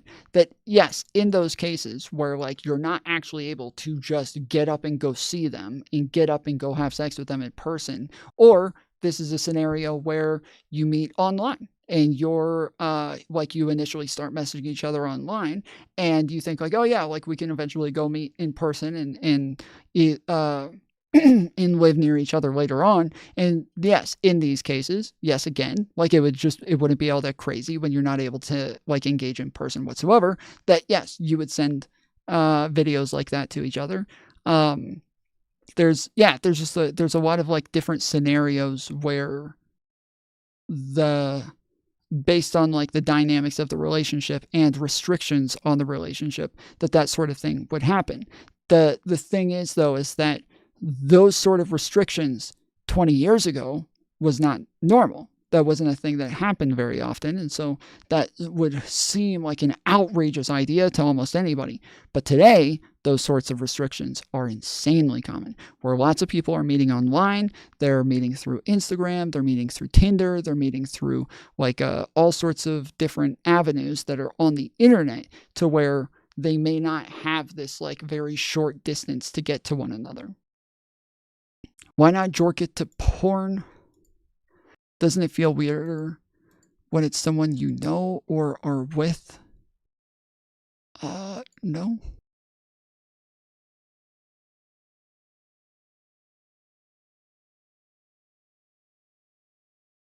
A total of about 800,000 completed responses for was a 40-minute survey of extremely extensive about human sexuality. So there's a whole bunch of interesting stuff. Like if you want correlations about body count, I have a whole bunch of data of the kinds of people that have high body count versus low body count. Yeah, no, I looked at some of it. I didn't look at everything you've published, but it's interesting stuff. You said that there's... Yeah, but isn't it true that oftentimes, and I saw some deleted tweets, you can help me out with this, but oftentimes your sample sizes for these various surveys you do, they're preloaded with tons of teenagers? Yes, it's primarily young. I think the average age is 22, with like a median is a little bit lower than that. Isn't that a pretty biased sample size? Absolutely. It's not representative of the general population, but there are ways to check. I mean, why should we take any of it seriously then, like any of this data? That's a great question, actually. So the majority of all published data in sex science is either equally or more so biased than what I have. And also there's like methods of checking. Wait, hang on. Let's do a claim at a time here before you get gallop around. What is your demonstration or evidence that most sex scientific data is more biased than your data? By biased, I mean the selection effects cause it to be less representative than the general population. Like what? Generally, it's you get like 30 to 40 undergrads in a college is very common. Yeah, but that's not a demonstration that most sex data is biased in comparison to yours, even if that was the case. That would not be proof or evidence that more of it is biased than your own data. You can, I mean, mostly it's just from reading a whole bunch of papers. I just have read a bunch of papers and also talked to a bunch of academics. Yeah, but how's that a demonstration, though, that most sex data is less biased than your sex data, which is loaded with teenagers who are definitely not a good sample size of the general population at all? Yes. So there's like really interesting things about like how to balance selection effects to develop like good extrapolation. So one, you can also pay random samples to sort of spot check to see in what ways that your sample deviates from the normal population, which I do this often. I will, if there are things that seem particularly unusual, I will go spot check to see exactly how different my sample is. Yeah, and that's just a basic control. Like these are all using that basic control, like I would assume would be present in any professional sex study. It unfortunately is not. It really isn't. I know it's shocking, but most sex research does not. Where basic controls are not being used in sociological studies, which are being done at universities? I have not made a spreadsheet out of all of the studies that I have read and whether or not they have controls. Yeah, so you don't have anything backing this up at all? What do you have a spreadsheet? I don't need one. You're the claimer. You do, actually. How many papers on sex research have you read? Let's say I made a spreadsheet right now and I just put all of this is bullshit and then mapped out that it's all bullshit. What would that have to do with anything that we're talking about? I would not need a spreadsheet in order to question basic methodology. When you make these bold claims like, oh, my studies, the ones that I'm doing, actually are less biased than ones which are done by professional universities. And I say, wow, that's a really bold claim. I'm sure you can demonstrate that. And you go, no, actually I can't. I actually can't demonstrate that. It's like, well, then why should any of that be taken seriously? I've just read a whole bunch of studies, and the vast majority of them, like the biggest data sample size I've read maybe is like 8,000 people. And generally, for example, if you're looking at BDSM, I was like, oh, I wonder what research has been done on BDSM and the kinds of people who like BDSM compared to my sample, for example. And most of the research is, for example, people will go to BDSM forums and then they post a link to the survey. This is academics. This is the published research on this. It's not great. This is one. I'm giving an example of something that is very common for all of it. I'm not looking for your outlier examples of when they're not outliers. They're really not. I'm really. You don't have a spreadsheet. I have. Right? Don't you need to have a spreadsheet to show. I have read basically all of the studies on BDSM that I can find. It's possible that there's a bunch of them I haven't found that all of them mysteriously have good controls. I'm sorry. What is his contention here? Hold on. I gotta finish the text because I want to hear.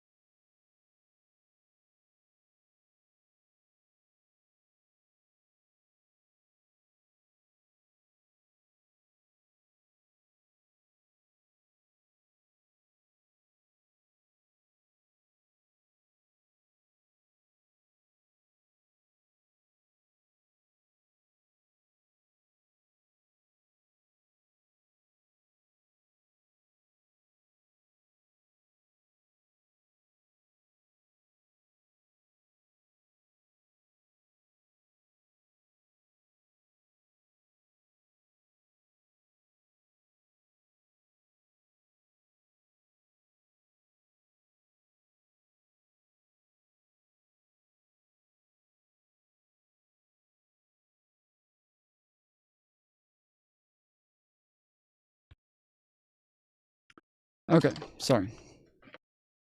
Shocking, but most sex research does like. Demonstration, though, that most sex data is less biased than your sex data, which is loaded with teenagers who are definitely not a good sample size of the general population at all. Yes. So there's like really interesting things about like how to balance selection effects to develop like good extrapolation. So one, you can also pay random samples to sort of spot check to see in what ways that your sample deviates from the normal population, which I do this often. I will, if there are things that seem particularly unusual, I will go spot check to see exactly how different my sample is. Yeah, and that's just a basic control. Like these are all using that basic control, like I would assume would be present in any professional sex it study, unfortunately is not. It really isn't. I know it's shocking, but most sex research does not. Where basic controls are not being used in sociological studies, which are being done at universities? I have not made a spreadsheet out of all of the studies that I have read and whether or not they have controls. Yeah, so you don't have anything backing this up at all? What do you have a spreadsheet? I don't need one. You're the claimer. You do, actually. How many papers on sex research have you read? Let's say I made a spreadsheet right now and I just put all of this is bullshit and then mapped out that it's all bullshit. What would that have to do with anything that we're talking about? I would not need a spreadsheet in order to question basic methodology. When you make these bold claims like, oh, my studies, the ones that I'm doing, actually are less biased than ones which are done by professional universities. And I say, wow, that's a really bold claim. I'm sure you can demonstrate that. And you go, no, actually I can't. I actually can't demonstrate that. It's like, well then why should any of that be taken seriously? I've just read a whole bunch of studies, and the vast majority of them, like the biggest data sample size I've read maybe is like 8,000 people. And generally, for example, if you're looking at BDSM, I was like, oh, I wonder what research has been done on BDSM and the kinds of people who like BDSM compared to my sample, for example. And most of the research is, for example, people will go to BDSM forums and then they post a link to the survey. This is academics. This is the published research on this. It's not great. This is one. I'm giving an example of something that is very common for all of it. I'm not looking for your outlier examples of when they're not outliers. They're really not. I'm really. You don't have a spreadsheet, right? You need to have a spreadsheet to show. I have read basically all of the studies on BDSM that I can find. It's possible that there's a bunch of them I haven't found that all of them mysteriously have good controls. They don't use spot check for peer review study, really. Not like the thing is you don't necessarily have to, right? It depends on the kinds of things that you're measuring. It's very specific on the data.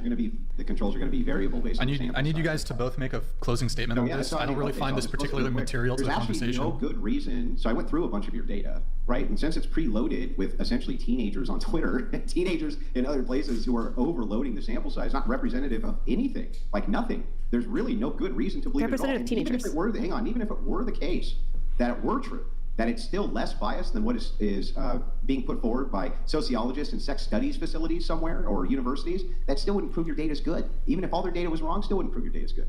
I agree. It would just prove it's biased. But it's selection effects, not necessarily bias. But in general, I agree. And this is why there's lots of techniques that we can use to determine exactly the ways in which it is not representative. And it's a long story, but I can go into all of those techniques that I have. Sorry, he said it was a question. Oh, he asked me to do closing statements, so I thought I was supposed to do it. Time permitting, we can maybe come back to the discourse about validity of surveys and self-reporting and so forth, but I do need to move things on. But you did you said there's about a 1.5 times ratio gap of dominance for submission in both directions? Mm-hmm. You mean like in relationships or? No, in general. Like if you. Or are you talking about BDSM? Like for when I asked the men, which was like 250,000 people or something, even, this holds true even if you delete all of the teenagers and you look at older people. But the people who report, like women, around 1.5 as many women report being into submission as there are men who report being into dominance. And there are also around 1.5 times the amount of men interested in submission as there are. What is it that you guys think Rage Pro's wrong on?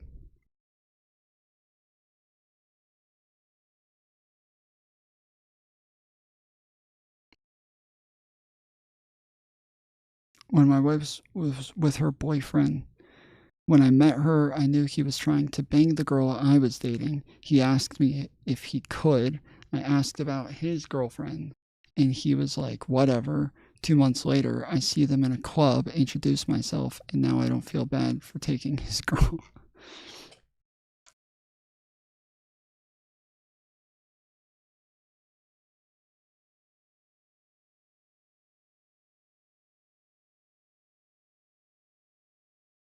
Are women interested in the amount of dominance. It's just the absolute numbers are lower, which is really fascinating. Okay, interesting.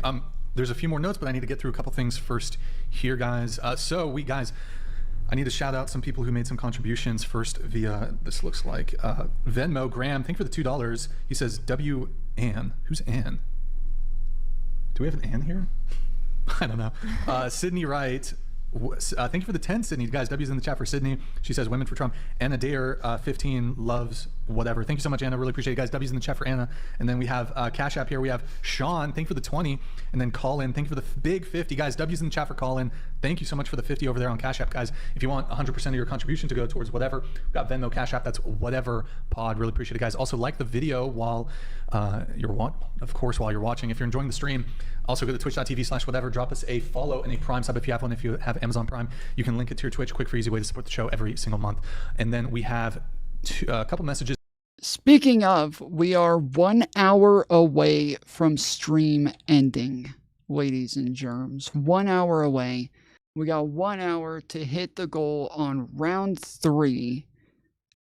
Normally, once we get over 6 hours, I normally shorten every $25 to 2 hours, but I've kept it at 3 hours, and we're going to keep it at 3 hours the whole time. So if you do want stream to continue past an hour, we do have to fill up the goal. There's only $7.50 left to fill it up. The best way to donate is to donate through tips. The link is in the description. After this one, I probably will do just tips and PayPal, but if you, Cash App. But yes, the link for the tips is in the description.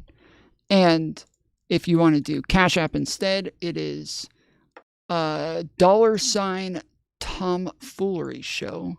So if you want to donate to the show to add to the time, that is where you go, right there. $ Tom Foolery Show or Stream Elements. The link for the Stream Elements is in the description. And then, yes, Naomi also posted these in chat. She has been very helpful and very consistent, posting those all night for everybody to continue posting. Is it the mic? Is the mic messed up? Am I good? Hello, hello? Nope, sounds good. Tom said just the tip. True. Thank you, Bucky, for sending a $5 super chat. So what is that, 22? 22.50? So yeah, we're $2.50 off from filling it up with an hour left. Question from wife. I get to be the stay-at-home mom. Should I submit to his authority unconditionally? I guess going around the table if you want to answer that question. I don't understand. It was, so basically it's a question from a... I used to make a lot of tips working at a car wash. Oh yeah, that's what I told somebody. I said I delivered pizzas, I've waited, and I worked at a car wash. Car wash was by far the best one. That was the one that I made the most money at, was the car wash. The second one was probably delivering, maybe. But the reason that a car wash is so much better is because people tip anywhere from like $2 to $5 for all of these. Okay, doesn't matter what you're doing, like waiting tables, delivering, or washing cars. Just the tip, tired face. True. Thank you, Wrestling. So that's the $2.50 that we were looking for. All right. So on the next one, all right, on this one, I will accept super chats, but I'm only going to accept the amount that I'm actually getting paid, if that makes sense. So if it's, the YouTube takes 1/3 out of everything. So yes, sending money through super chats, I will take 1/3 off of it to add to this, because that is that's what I actually get. Whereas for tips and for money through Cash App, I get all of that. So those all count to their fullest extent. Whereas super chats are only so much. All right. Let me fix the timer to be at 12:45. Yeah. Yeah, 12:45.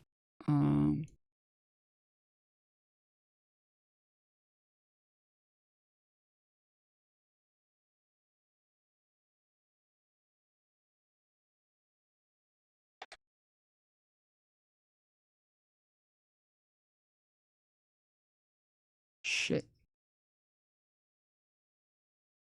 Is there not a PM here?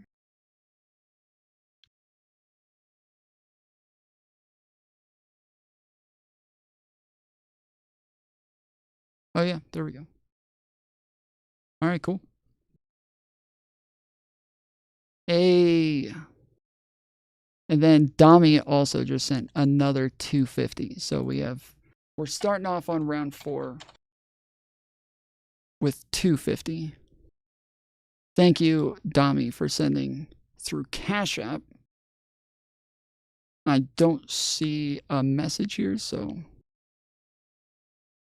yeah, no message. But thank you, Dami, for another 250. We don't have a streamathon like, don't we have a streamathon like every day?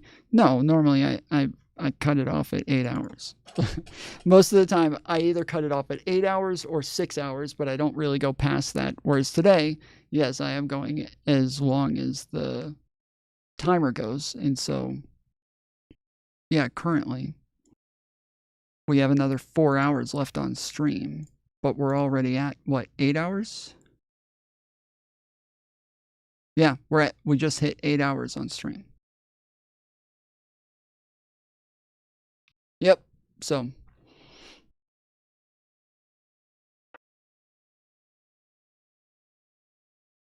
we got a good ways to go.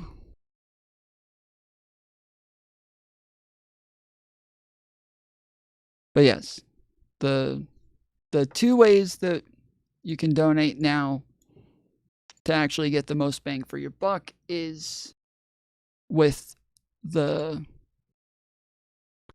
sleep stream. No, we may possibly switch over to IRL streaming though, because I do have some errands that I need to run, so we may possibly switch over. Holy shit, you've been up all night, bro? Yep. Yeah, the link for the stream elements is in the description, so if you guys want to donate from henceforth, the best ways to do that is going to be with stream elements, otherwise, or Cash App, because yes, otherwise, we are going to deduct 1/3 of it before we add it on to the total. So, everything through stream elements and Cash App counts 100%. Everything through Super Chats only counts 2/3. Day 4, Tom has begun hallucinating. He is arguing with MAGA people and agreeing. Yeah, based. A woman from the wife. So her husband is awesome, attorney, high earner, tall, attractive, physically attractive. She gets to stay home. She doesn't have to work. Stay-at-home mom. Should she submit to his authority unconditionally? Going around the unconditionally? table. Unconditionally. I'm afraid that if I just am going to take so many issues with the definitions of words that everybody's going to be annoyed. Unconditionally. What do you mean? I absolutely love getting into the definition of words and semantics. Well, we already talked about this particular conversation. Yeah, this is that's Andrew's favorite thing, is to argue about semantics, but the problem is that like he's not very good at the semantics. He is just it's his favorite like kind of debate tactic to get out of actually debating. So yeah, it is his favorite way to avoid a debate. Everybody's going to be annoyed. Unconditionally. What do you mean? I absolutely love getting into the definition of words and semantics. Well, we already talked about this particular conversation for quite a bit. And see if we agree or disagree with it. I mean, it's conditional on him being him, right? So like if we enter a transhumanist future where you slowly change all the atoms in his body until he no longer is himself. Yeah, you cannot unconditionally be only one person. The question pertinent to a transhumanist future.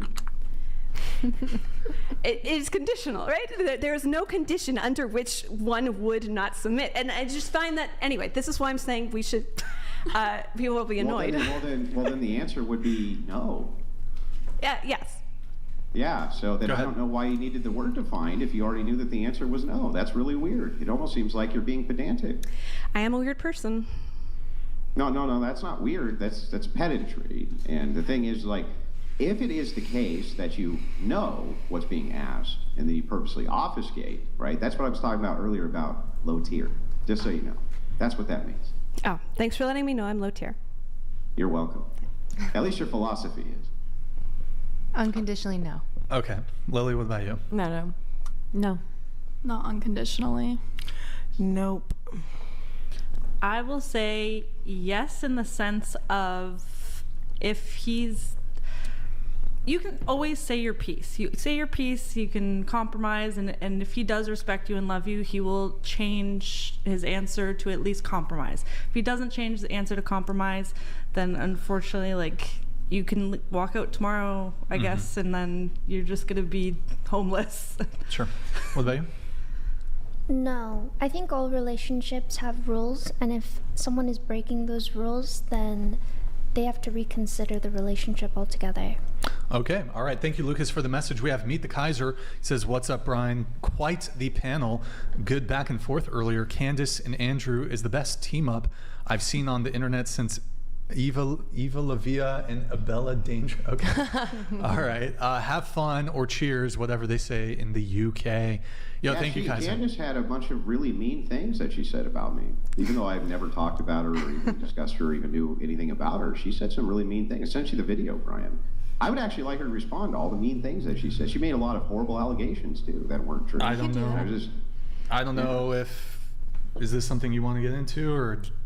I mean, if that's what you want to spend... I would like to get into it because you said some pretty mean things about me, and what did I ever do to you? I didn't kick your puppy or anything. Well, no, but I think you would probably agree, and correct me if I'm wrong, but if you decide to be on the internet and make content, then you're going to be subject to other people having an opinion on it. The great thing is, though, is that when I make commentary on what other people say, I don't lie and do my research. You lied. Yeah, he's saying, I don't know why you have such like a negative opinion about me, and she's justifying having an opinion about him. So yeah, her comeback, it's like, it is annoying where a lot of people say like, dude, I don't even know you. Why are you talking about me? This is so weird. Why are you so obsessed with me? Like you're sitting there talking about me on your show. Like I'm not talking about you on my show. And so in that case, like, yeah, it's a good comeback to be like, I'm sorry, you're putting your opinions out there on the internet, which means that now it is subject to criticism. That's just the way it is. But yeah, he's not saying, oh, I don't like that you have an opinion about me. He's saying, why the fuck do you have such a problem with me? What the fuck did I do to you? Multiple times. What did I lie about? About me. Yeah, well, you made here's the most serious allegation. You said that I have a belief that if men cheat and women cheat, that it's okay for men to cheat and not okay for women to cheat. Or, I'm sorry, vice versa. It's okay for men to cheat, not okay for women, right? I don't know if it was... Not only have I literally never said that once, the opposite, in fact, emphatically. You also pulled me in with red pillars, of which I'm not. I'm a Christian ethicist. Right? You lied over and over and over because you didn't do any research whatsoever. And I would like you to answer as to like why you think it's okay to lie about people on the internet who have never done anything to you. Well, I certainly didn't lie, and you'd have to pull up the exact tweet where I'm naming you specifically. I don't need the tweet. I have the clip. I sent it to Brian. I know, but it has to be addressing who I'm talking about because you've had multiple male hosts. You say my name, Andrew. You say my name, Andrew, and then go through and accuse me of these things. Do I say Andrew? Yes. I don't know. Okay, we can pull it, and then maybe I'm not. He's got the clip. I need to pre-ce Andrew. You sent it to me 20 minutes before the show. I didn't have time to review it. I have to pre-screen it before I show it live. Were you talking about Andrew Tate? No, it could have been Andrew. No, it could absolutely have been Andrew Tate, and then there have been. Well, hold on, because you're asking a question. I'm not being allowed to ask him. I'm referencing whatever, unless Andrew Tate is. No, it could have been whatever. But here's I didn't know your name until I was coming on the show, to be honest. So if I said Andrew, it could have been me misspeaking because there have been other men that were hosting on here, and then it was a clip that I don't even know how old it was. I think it was a different studio as well. It was referring to one of the male, like either hosts or guests, and I'm not sure what his role was. That was so me. Okay, so well then why would I say it about you if you didn't say it? There was a clip on this podcast with. That's what's in question. I don't know why you would attribute. Well, then I would have to find the clip in question. So that's not like you're. You don't have to, because I sent it. No, I'm saying I would have to. Oh my goodness, this isn't a conversation. I'm saying I would have to find the clip that I was commentating on because it is possible that maybe I said the wrong name, and if that's true, I would apologize. My intention is not to lie, but there was absolutely a clip that I saw on this podcast, and I don't know if it was a host or a guest, and the argument was that if and I don't think it was you, I think it was a younger host, and maybe he wasn't a host, maybe he was a guest, but he was saying that if a man was abusing his wife, that it was the wife's duty to seek counseling within the church and not divorce, but if the woman cheated, that would be grounds for divorce. Like, that was the clip that was circulating.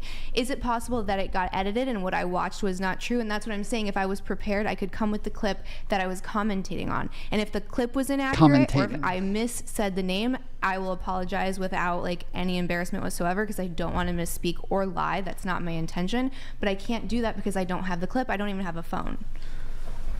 Yeah, unfortunately, I can't debunk this if we can't play it. But what I am going to say is this: is like, it definitely was an attribution and a mischaracterization of anything. Wait, hold on. I'm sorry. I'm getting a lot of messages. Obviously, when you stream this long, I've got to take care of some personal things here and there, so I apologize if I'm tuning out a little bit. But yeah, I've got, as I said, we may even, if this goes already, yeah, if we already have 4 more hours, so I'm probably gonna have to run errands. We're probably going to switch over to an IRL stream in a bit, but yeah, is he saying that he felt like she was talking about him, but she's saying, well, I wasn't talking about you? But he's saying, well, no, it was pretty clearly about me, but she's like, no, I wasn't talking about you. And so now you guys are saying that it sounds like she's talking about Chase and not him? I would have to find the clip in question. Because you're asking a question, I'm not being. I'm referencing whatever, unless Andrew Tate is. No, it could have been whatever. But here's, I didn't know your name until I was coming on the show, to be honest. So if I said Andrew, it could have been me misspeaking, because there have been other men that were hosting on here, and then it was a clip that I don't even know how old it was. I think it was a different studio as well. It was referring to one of the male, like either host or guest, and I'm not sure what his role was. That was me. Okay, so then why would I say it about you if you didn't say it? There was a clip on the IP2 guys. No.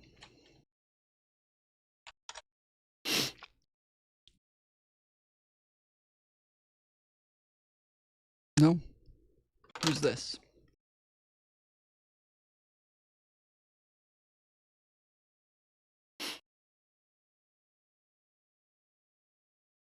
IP2 can stand for second order intercept point, which is a measure of nonlinear, or input intercept point.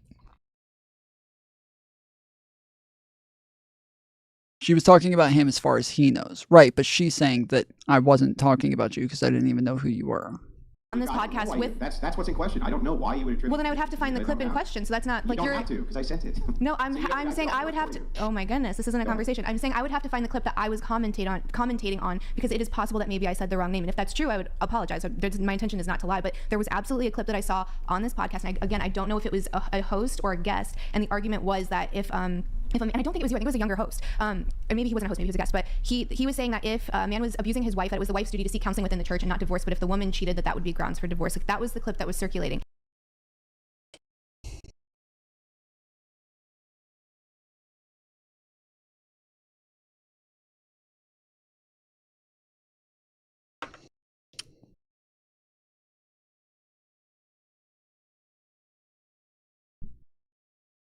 That's the Endure clip. That is the Endure clip with Destiny and Melina. That is what it is.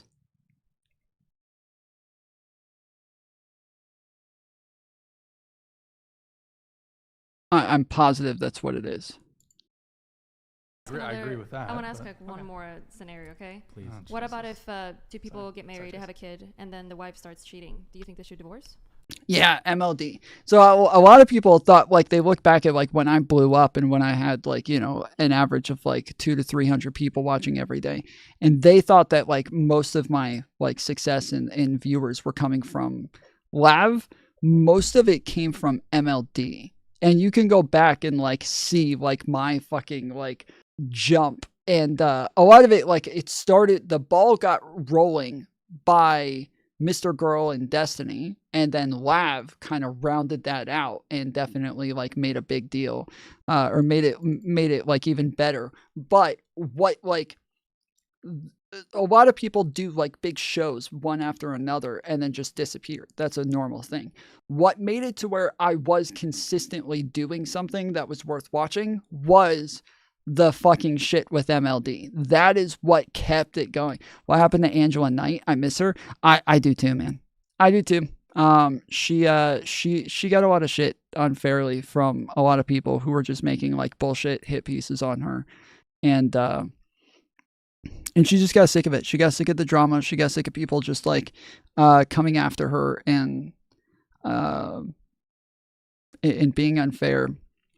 Take that, Lav. No, not take that, Lav. No, Lav was still like she was still awesome, and the streams with Lav were still like were still great, and she was always like a really great guest to have on, and those streams were always huge. But it was, yes, like the MLD stuff was a thing that I was able to take and like really like carry for a while. And so yeah, like the shit with Angela Knight. Do you guys remember the intro for having Angela Knight on? Like, cause I had Angela Knight on. I had this girl, what's her name? Nev the Robot. Some of you earlier were asking who Lauren De Laguna is. That's Lauren De Laguna right here. And then, yeah, that's Angela Knight right there with P.F. Young and Smith. This intro was fucking great, dude. This is so good. I made this like right before I barely slept, dude. I barely fucking slept. My name is Angela Knight. I am from Tampa, and I moved to Miami for a opportunity. And we are live. What's up, guys? Welcome to the Fresh Air Podcast After Hours. This week we got a packed house, man, with 3 special guests. We got a lot to talk about. Let's get into it. Let's go. Like we both clean the house. She's not like my maid. Like we do. Yeah, we do. Like my question with that is, this is so good, dude. I forgot about this. Having the same thing as like, let's say you don't hold up your end on one part, but you can do it. If you're new here, I love watching my own content, okay? I watch my content more than anybody else's. Sometimes I run out of my own content to watch, and then I just end up sitting here watching myself live. And I just have to sit here watching myself live like this. Watching myself live like this. Yeah, just like that. Watching myself live like this. Yeah, just like that. Watching myself live like this. Yeah, just like that. Pretty similar to this. Yeah, just like that. Pretty similar to this. Yeah, just like that. Pretty similar to this. Yeah, just like that. Pretty similar to this. Yeah, just like that. Pretty similar to this. This is normally what it looks like when I do this. This is normally what it looks like when I do this. This is normally what it looks like when I do this. This is normally what it looks like when I do this. This is normally what it looks like when I do this. This is normally what it looks like when I do this. This is normally what it looks like when I do this. This is normally what it looks like when I do this.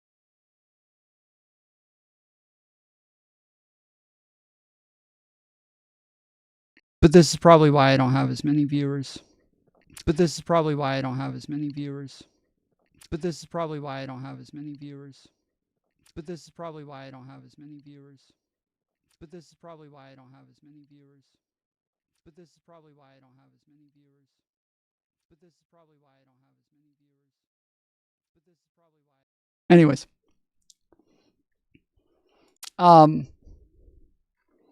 Yeah, this was like a lot of the stuff that around Angela, like Nev the robot, all of these people were the things that like kept this going for a long time. You think you're normal? Yeah. Weren't you the same one who like fat shamed me like last week or so? I'm out. See? My point. So what happened was Natalia after the show says like, "Hey, do you know this guy MLD?" How does he know this? How does he know this? How does he know this? So this came out on my show that the reason that like Angela found out about this, or that he like the reason that Angela said something about this was because Natalia told her. But Angela told this. She never like this wasn't anywhere else until Angela came out with this on my show and talked about it. And so I'm kind of like freaking out here because I'm like, oh shit, he's watching my fucking show. So then after this, I had what's his name, Playing with Fire, reach out to MLD and tell him that I wanted to talk to him, and MLD like told Playing with Fire that he was never talking to him again. Alex from Playing with Fire, he just told, yeah, I'm not talking to you anymore, bro. I'm done with you, and never talked to him. So then a little while later, I went and jumped on MLD's like show. He was doing an open call-in show and nobody was calling in. And so I was like, bro, this is my chance. And so I went and jumped on and he didn't even take the call. It just said Tom Foolery show and he immediately blocked me and then blocked me in the chat too. So yeah, he knew exactly who I was, and he like there was a number of like comments that he made on shows that were obviously about me. There were numerous that were obviously about me. Oh, I remember. I was freaking out. I was at the time I was taking a new medication, and that medication was making my heart like flutter and just pound, dude. And I was having like a full freak out on stream while I was getting ready to jump on there. And I couldn't handle it. I literally couldn't handle it. I had to get up. I was sitting there telling you guys, like, yeah, I'm going to jump on. I'm going to do it. I'm going to do it. I'm going to do it. Okay, I'm going to do it. Jump on. Okay. Okay. It's okay. I'm okay. I'm okay.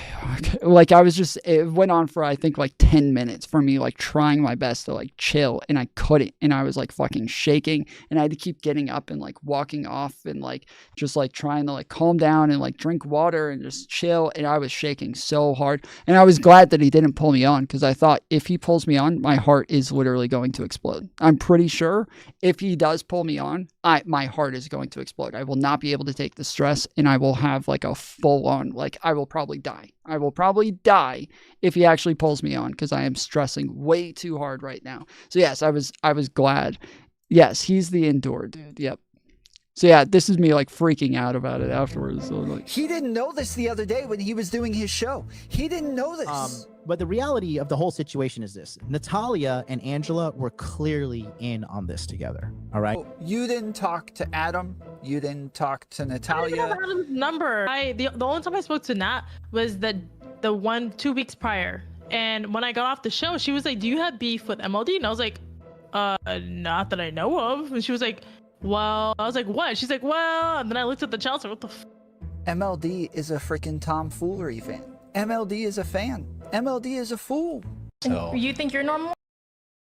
So yeah, this is the thing right here. Jesus himself said. But it wasn't adultery, and you could like work things through, right? Jesus himself said in cases of adultery, divorce is So you think that divorce is worse than physical abuse? For the children? For cheating, sorry, you think that cheating is worse than physical abuse? For the children, yes. Absolutely I think I'm not going to say divorce. This Divorce is worse for the children. I already said that if a woman's getting abused, yeah, I think she should leave. Like, I mean, if it's a brief temporary thing, like. What if it's mental abuse? Okay, now it's less cut and dry. You are setting your abuse. child up for failure as well if you stay in like these abusive marriages. Yes, it is, because you're literally every single psychologist. We can like Google it right now if you want. We'll agree that. Tom, it's kind of a shame that you get views for streamer drama. Your commentary on various other topics is really interesting and insightful. Well, thank you. I appreciate it. Small fry. I find drama interesting to an extent. I think that it's fairly interesting. It's not something that I would ever watch if I wasn't streaming. I would never watch any of this shit if I wasn't streaming. But yeah, to an extent, I do find a lot of this stuff interesting. Yeah, that's Pixie, by the way, for anybody who didn't know who Pixie was ahead of time. This is Pixie, sitting next to Melina and Destiny. And this is after Straighterade got kicked out. So Straighterade was sitting right here in between Pixie and I can't remember her name, but Straighterade Erin was sitting here. So that's the girl who like sent the DMs to President Sunday for them to go and do their entire hit piece and everything. And they were best friends. Pixie and Straighterade were besties, and a lot of people who are like showing pictures of them together, those pictures are my pictures. Those are from my video, which is this one right here, where I went and talked to them. I went and talked to them in I forget the name of it. Savannah, Georgia, and hung out with them there.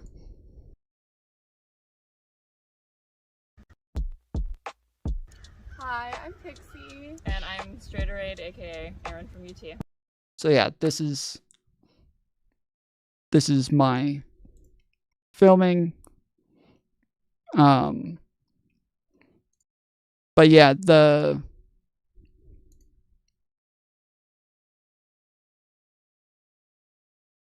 she was a great troll, LMAO. Well, when we had her on, she said that she wasn't trolling. Like again, this is another way that I was like really able to like pull a lot from this drama, because when I had Pixie and Erin on, I'm pretty sure she said that she wasn't trolling. I could be wrong.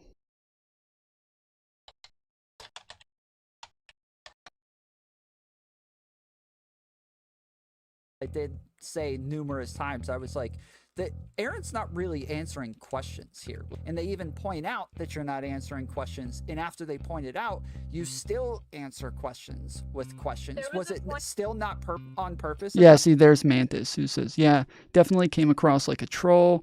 Answers the word to questions back at them. It seemed like they were there just to fight, not to have a conversation. She was trying to sabotage the show. That point, one of them said that you asked them to define virgin. Did you actually do that? Because Brian had said, he was like, it's not even necessarily that I'm upset I don't get to know the answer. So I was like, oh, he didn't even really care about the answer as to whether or not I'm a virgin. If you're... You shouldn't have volunteered the information or not going on a date. What do you mean? I feel like when you volunteered the information of not going on a date, then it made them like want to pry more into your personal life. Well, you guys did ask to go on the show, is what both of you said. Okay. I wrote down something that you said. I wouldn't say that they're a political podcast. I would say that they're an anti-feminism podcast. So, yeah, Brian is very, not just like skeptical, but like outright hostile to the idea that like there's any a feminism of patriarchy. Are you a virgin? Hold on. Do you think you're being a good representative of feminism right now? Do we kick her off? I think they're perfect representation. We could. Yeah, so there's Erin. No, hold on. You can. Hold on. What was your intention in coming on tonight? Be insufferable. Have a lovely discussion with you fine people about dating talk in the 21st century. So clearly that's a lie. Are you going to continue in bad faith? I don't know. Am I? Dude, probably just kick her off. Oh my god. At this point, we probably just kick her off because I honestly, like, we just keep getting lost in these loops here's over the and over difference. and over again. Had you just wait. Audience. Yeah. You have paying audience members, okay? We're giving a show to them. We should leave it to them. Okay, well, they're already saying kick her off. But yeah, so they're saying that they when they were saying that it was Chase that the girl's thinking of, they're talking about this guy. This is Chase right here. And this is MLD over here. But I don't even think it was Chase. I think it's the guy behind Chase, I believe, that said it. I think. Would you believe? I mean, we've said? got a bunch of democracy respecters in here. Wait. If you know we want to respect democracy, I say. But she said she wasn't sure if he was a host or a guest, so it probably was Chase. kick her off, man. At this point, how can we would kick you her off? believe whatever she said? Because like now I'm thinking. I think she's no, full of because shit now on you're everything. not trustworthy. She's full of shit on everything. So Let's just kick her off. how do we kick her off and not blame the patriarchy at the same time? I think we should just own the patriarchy and say it's based and just kick her I off. literally have autism, and you're 10 times more retarded than I am. Like, I literally have diagnosed. Bro, she was insane. I had her on the show as well. So like I ended up talking to Pixie and Aaron about this show, and then I also talked to her about it.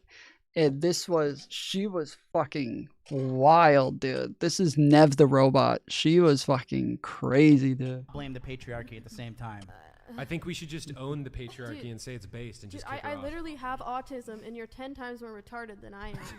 Like, I literally have diagnosed fucking autism. I was in the classroom with the speds and shit, going on the bus and shit, and You're literally saying words that are not allowed on YouTube. Listen, here's what it ultimately could have come down to. You could have just said, "Hey, listen, I'd rather not share that publicly. I don't want to answer that." But you wanted to make it into some game, like some semantic game, and I just don't understand. Like, it's really bad faith. If you just said, "Look, hey, I don't want to share that," fine. But like when you Wait, me? Am I ignoring someone?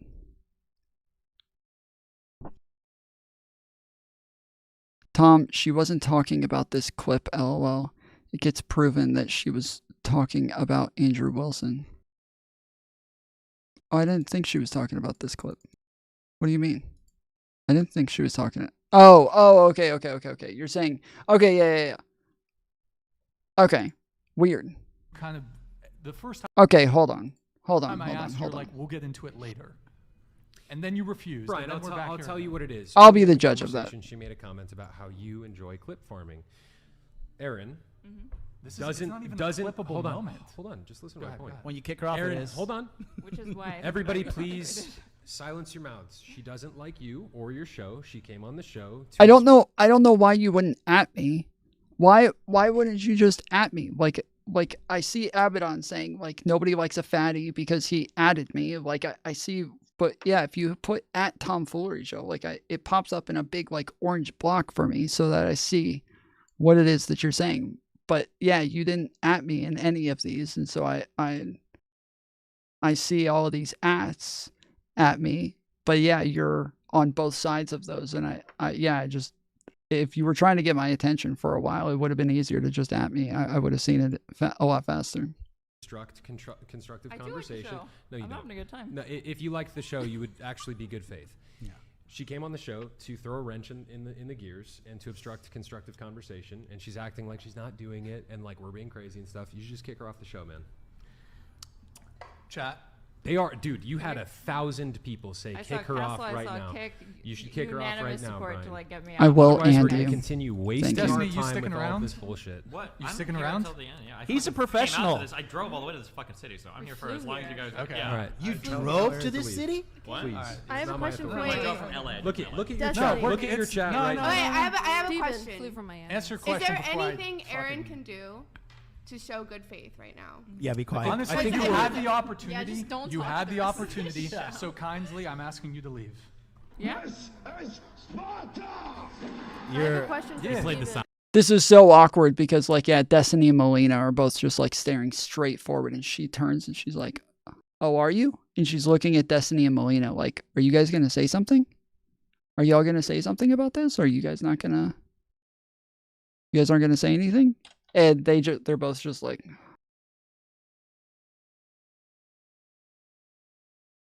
Honestly, I think you so had the weird, dude. opportunity. Yeah, just don't So you had awkward. the opportunity. So kindly, I'm asking you to leave. Yeah. Night Mantis, feel I have better. a question for Just played the Steven. sound effect. There's no. You gotta go.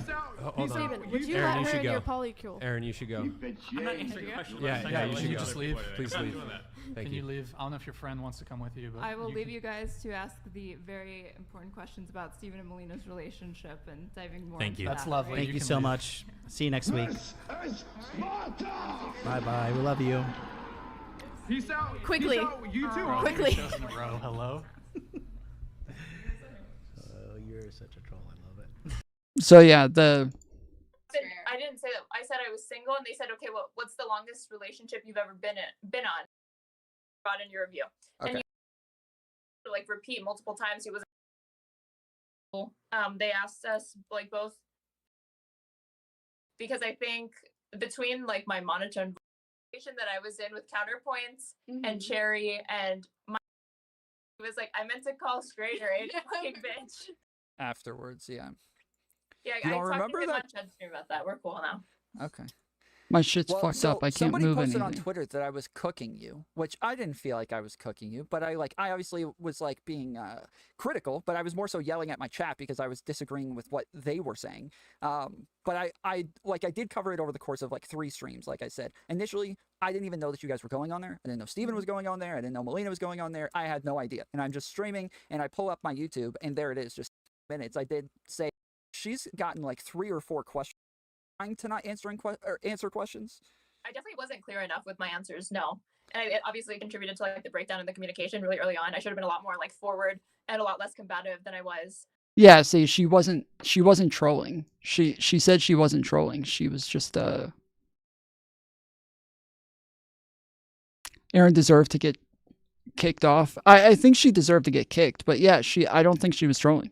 Yeah, I think that if she was trolling, she would have claimed it as like a big W afterwards and been like, yeah, this is for the women, this is for the feminists, like, or some shit like that. But she didn't do that. She didn't act as though this was some big W and that, or like she trolled them. She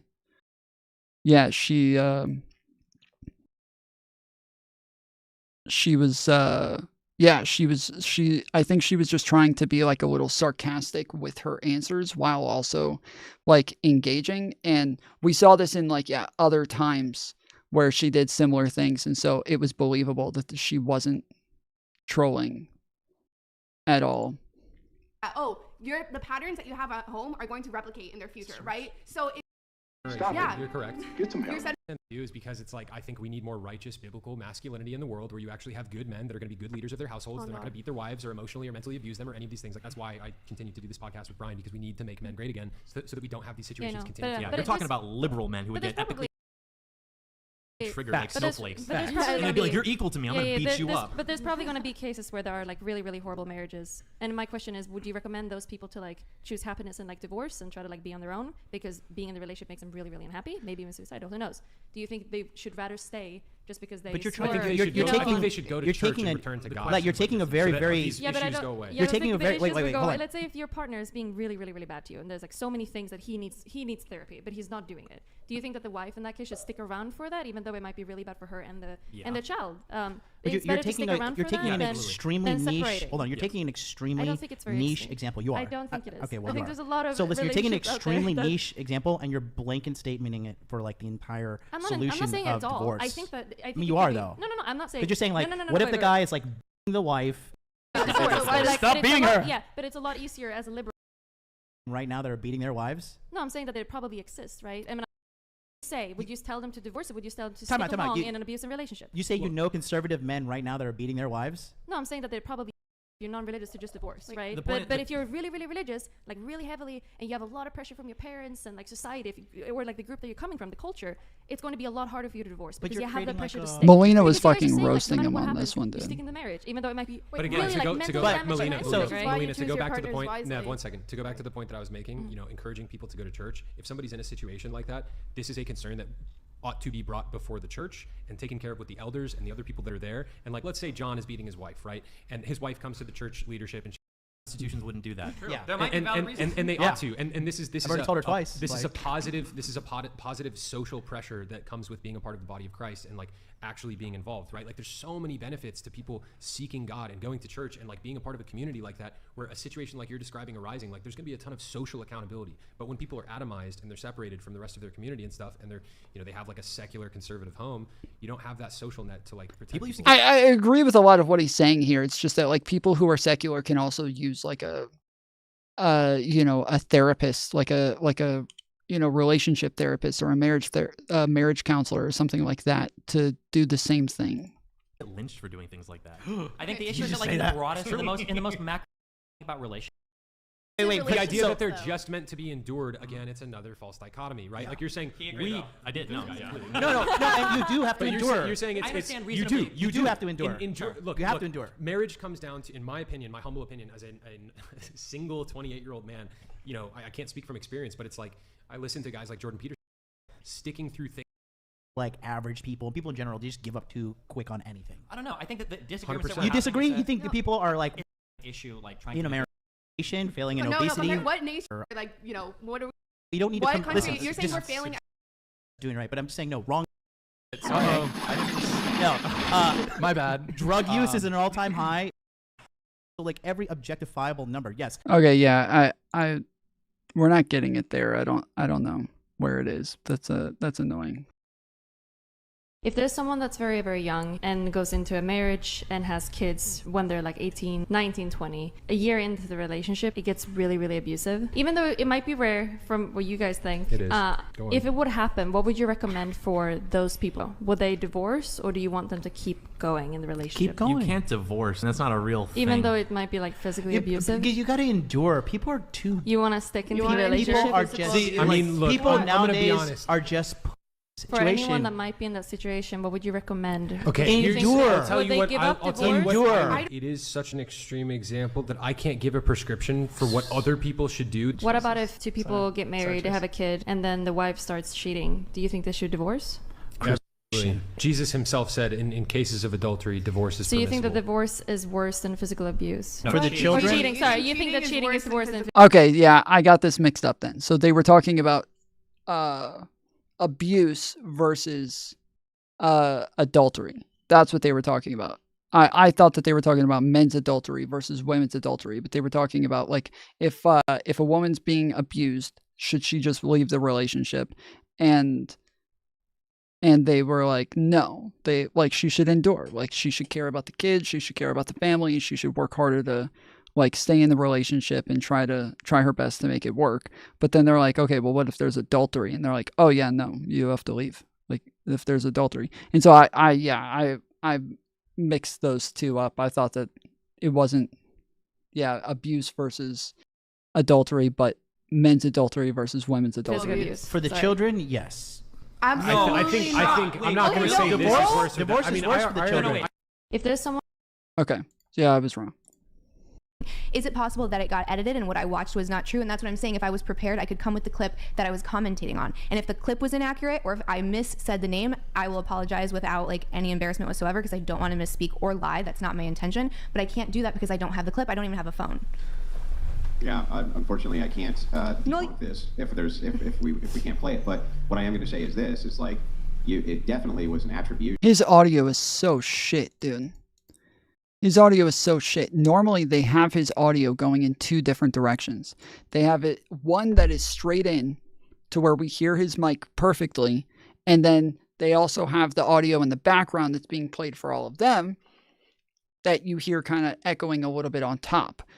That sounded a billion times better than this, where it's just the audio being played to them that they hear. So annoying. Foolery show, and if she flipped it with the woman cheating on the man, they would all have said unacceptable. Well, she didn't make it about sex there. She didn't say anything about gender or anything, so. His audio sucks for a long time. I feel like it used to be so much better. I could be wrong, but. And a mischaracterization of anything I've ever said, and total nonsense. So yeah, I did want to get into it, but if we can't get into it, can't get into it. Yeah, and again, I don't think I was saying it about you because I don't know the guy's name. He's like clean cut, younger dude. It could have just been me without a beard. You know? No, I'm sure it wasn't you because the guy he looked like he was in his 20s. Okay. And his name was Andrew. I don't know that I don't have the clip, so I can't say it. And if I said Andrew, it could have been me just using the wrong name because I literally had my producer like send me little bios of you guys before I came You here. said, and quote, those guys who host that show, right? They would like nothing better than to be in a room so that they can abuse women, and you'll never see them debating with men. Well, and you would say that there have been good conversations on the internet with you that are treating women with respect. Like that's what this podcast is known for, is really reasonable conversations where everyone is mutually talking to each other with respect. Yeah, that has not. Let's assume for a second everybody's always fighting on here and yelling at each other and screaming at each other. So what? That has nothing to do with your claim that men on here would much rather be sitting across from women and debating with women because they're essentially you're inferring that they're a bunch of cowards. And here's the thing that's so funny: it's like I actually am quite famous for debating men around the world, especially on these topics, right? It's in some ways, right? I've been accused it's not dignified enough for me to give you guys even the time of day. Yet I think that is actually a very mean-spirited thing to say. I think that you guys deserve, if you have arguments and things like that, to have them heard out.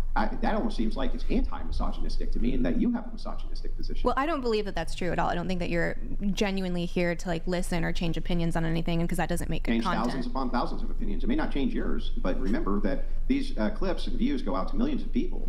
And the idea is not, and this is every debate which exists, by the way, the idea is not necessarily to change the opponent's mind. The opponent is there to represent their worldview, and I'm here to represent mine. It is not necessarily to change your mind, though that has happened too. It ultimately is to put our worldviews against each other and see which one makes more sense, at least to the general public. So, yeah, I think I've changed tens of thousands or hundreds of thousands of minds even. Sure, but I mean, to push back on the idea that you would be accepting of having men on the show, there have been multiple times, and for example, there was a Navy SEAL friend of mine that was supposed to come on the show with a girl to do the debate, flew in, and was turned down at the door after they paid for all of their expenses. And I've heard several of those stories. And then I was supposed to come on with a friend too, who is former special ops. He couldn't come on because he ended up having to shoot a movie. We were going to replace him, and they're like, actually, no, we don't want any men. And if you want, you could bring a girlfriend. So I mean, that's not entirely honest either. I've debated many men on the show. Hold on, Andrew. Let me address that. So let's address your first point. Who came on who was turned away from the door? Literally never happened. Totally fake news, but who was it? Oh, I don't have the name. It was like a friend of a friend. And so just to be clear, it's a SEAL that's going around saying that. We booked a Navy SEAL. So it didn't happen? So it didn't happen? Yeah, I mean, so you're claiming we booked a Navy SEAL. He showed up at the door. That's what I heard. He was scheduled to be on the show. With a female, yeah. A female, and he was turned away. Yeah. This is entirely fake news. Do you know who the girl was? No, and then I also heard, from like 1 degree away, and I'm not gonna like say his name, but that he's had friends come on the show and like their mic was muted the whole time, and or that the content gets edited in a way to like make them look bad. Well, hold on. We can address some of those different arguments, but let's start with the one of us turning a Navy SEAL away at the door. First off, are you sure he was booked? Because sometimes women will show up with a dude. No, I'm not, and maybe that was misunderstood. Like girls will show up with like a +1 that wasn't cleared by us. And we're like, the only people who we allow in the building have to be scheduled to be on the show. Sometimes girls will bring their boyfriend. No.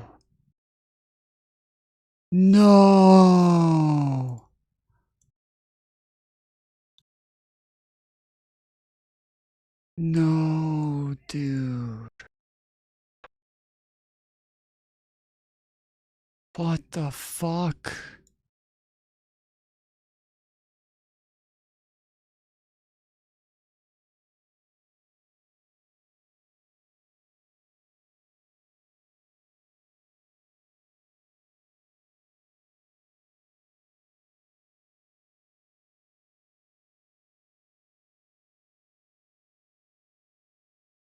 They got rid of the fucking paper game, dude.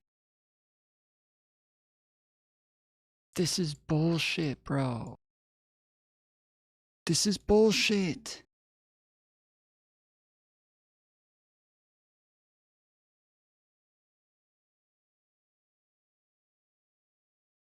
This is fucking bullshit. Oh, wait. Ah, let's fucking go, dude. Suck it, bitches. Let's go. We got this, bitch. Friends, and they'll try to like, oh, can I hop on the show? I don't even think I've talked to a Navy SEAL and I do all the guest booking. Okay. So I'm very close and familiar to who does and does not come on the show. This is entirely fabricated. Okay. So I don't know why some Navy SEAL, you'd assume this is a person of good moral character, is lying about being booked on the show. Clip I sent you that particular accusation. She makes it in the clip. I saw the clip. This person, showed up at the door. Everything was paid for. They were invited. This type of thing, totally fabricated. Absolutely fabricated. Here's why I take issue with it. Right? To be fair. Why is it that I'm not allowed to ask you, like, did you ever even reach out to Brian to confirm that? Did you ever do any research on it before you decided that you'd put that out there into thousands upon thousands of people? You didn't even bother, right? You didn't even bother to even ask about it. You just put it out there. And it's like, so of course I consider that to be slanderous and lying and nonsense, right? Because, I mean, did you do any due diligence to verify? How many episodes do you have men on that have opposing opinions? So it's just pattern. Yeah, it's not common that they have guys on. Most of the time when they have a guy on, that guy either has to bring a girl with him or they are like the guest of another girl. Normally it's like one of those two things, but it is very rare that there are people with where they just bring guys on just to come and hang out and debate and shit. Recognition. So if me saying that you don't have men on debate, you don't have men on debate. Look at the table right now. You don't have men on to debate. How's that relevant to the actual false accusation? No, it's relevant to saying that you don't have men on to debate. And we've had Destiny's who's like one of the strongest that's one person, debaters. so it's almost like that exception is actually proving the rule. Like if it was normal that you would have like... I mean, that's the format of the show. Sure, that's... Yeah, exactly. Yeah, what are you guys doing? What the fuck is wrong with you guys? Why are you guys bugging Naomi?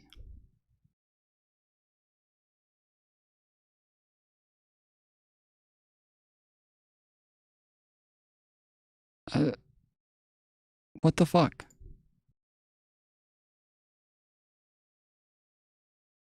Destiny came with Mel. Well, yeah, sure, but that's different, right? Like tons of these girls are nobodies that we've never heard of and never seen before, and they're just able to like message and go on.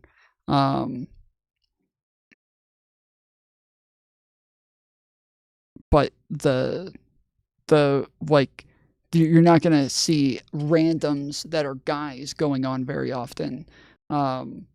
It's very rare. Either the guys that come on are on on Brian's side and on Andrew's side. So they're normally, if guys come on, they are almost always on their side, or they're like a pretty famous guy who will be sitting on this side. But outside of that, there's never like random dudes who come on.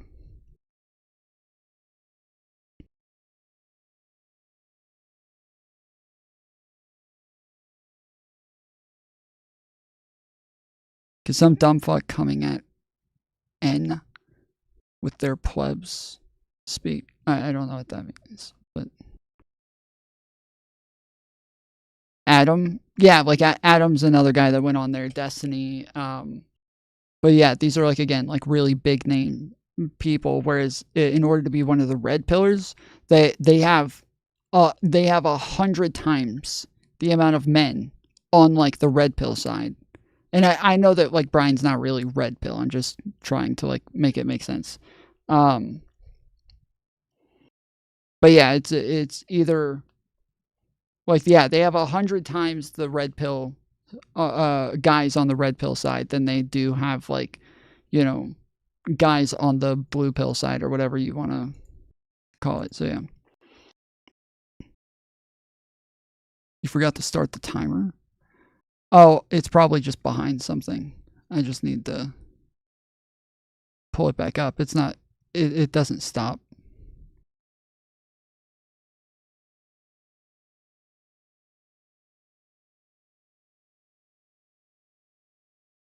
Though. So why is that the format? But why is it always just women? But okay, how does that pertain? Not always just women. It's usually just women. The other thing is the exception. Hold on, we brought on... So yeah, it didn't pause. It just, it keeps going. It's on I pulled it up on a page, and so if it gets buried behind like a bunch of other windows, it will, it'll start to, oh shit. Yeah, it'll get blocked off because too many other windows are in front of it. So Bevo? Well, hold on. Bevo's not a good... I've done a multitude of debates on whatever between myself and men, just by ourselves in the studio, in fact. And there's been other times where there's been men on these panels, and I'm happy to debate them. I debate with men all over the world. Use stats, right? What percent are men? We need a spreadsheet. But how does that pertain to the false accusation? Like, that's a totally... It's a red herring. Yeah, I don't know if it's shifting the goalposts or whatever, but... I mean, I'd almost be prepared to do a wager here. If you can provide any sort of evidence, mind you, I've spoken to thousands of people, right? Mm-hmm. I'm so confident that this is totally fabricated and made up, that a Navy SEAL showed up at our door, we had him on schedule, and then we're like, oh, actually, no. Fuck you. You spent all this money to come here. Never happened. Okay, I mean, show me the evidence. Show me the... I'm happy to inquire about it, for sure, Show me the proof. Yeah. I will pay. You know what? Do you want to do a wager on this? I'm ready to do a wager. No, I'm not betting because, I mean, I have no idea. I don't have skin in the game. He's just joking around, right? We're on YouTube. Brian would never make a wager. What he's saying is like, he's just so confident in I'm very confident. that he was being a bit tongue in cheek there. But ultimately, that's why I want. This is a thing with right wingers in like even red pillars and people like this, where they believe that a lot of things are banned that I don't think are really banned. Like, we literally gamble on stream. There's tons of gambling shows on YouTube. There's nothing against like making wagers or anything like that on YouTube. You're allowed to gamble on YouTube. There's tons of like gambling streams and like poker streams and all sorts of shit. We've had poker games on here where we bet money. Like it's really common where just a lot of people believe that a lot of different things are banned, and I think it's probably because they probably get like timed, or they probably get suspended for a lot of different things, or get like strikes or warnings, and the YouTube doesn't always tell you exactly what you did at the exact timestamp, and so sometimes you have to play a guessing game to try to figure out what it is that you got in trouble for, and it's probably become common that they start to guess like the wrong things and start to believe that they're getting in trouble for things that aren't actually against the rules. But let's see.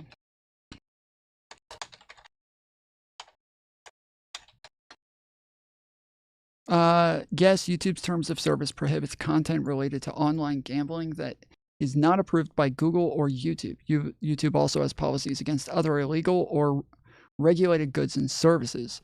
What is prohibited? Linking to online gambling or sports betting sites that are not approved, content that promotes gambling. What the fuck? What is allowed? Responsible gambling, advertising that complies with local gambling laws and industry standards. Okay, so yeah, so you're allowed to gamble as long as it abides by the law. Or sorry, no, this is advertising. Okay. Gambling ads that target approved countries that have a landing page that displays information about responsible gambling. How to opt out of gambling ads. Yeah, I don't understand. I'm positive that tons of streamers gamble on stream. I'm positive that there's tons of people. Here are some examples of content that's not allowed on YouTube. Keep in mind that it is an incomplete list, linking to an online gambling sports betting site that is not approved, selling counterfeit passports. Yeah, I'm almost positive that like just gambling is not banned.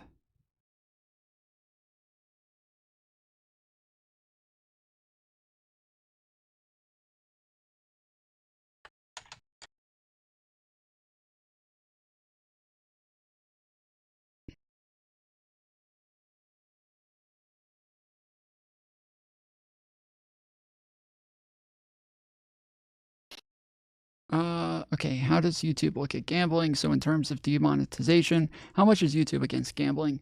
For me, it will be gambling context in a film or game setting, but not IRL, but still, how do they treat any words or visuals related to gambling?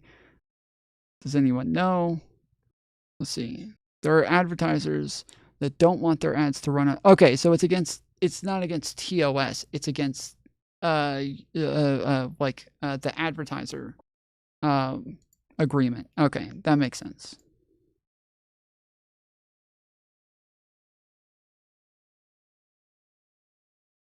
Wanted to address this because I'm like, well, okay, like how many fabrications has this girl made about this podcast and about its host that are just completely not true, but then they get out of the ethos like they are true. Well, no, and then so anecdotally speaking, obviously that doesn't say anything at scale, but I think the first time I was invited on the show was probably like 2 or 3 years ago, and it was in response to a clip that I had going, was called Canceled Weekly with Gerard Michaels and Mickey Gall. Sure. And the response was to have me come on, but not the other two co-hosts that were male. And so that I'll look at the message history and I don't know if it was to me or Gerard, if like there was a group, I'm not sure.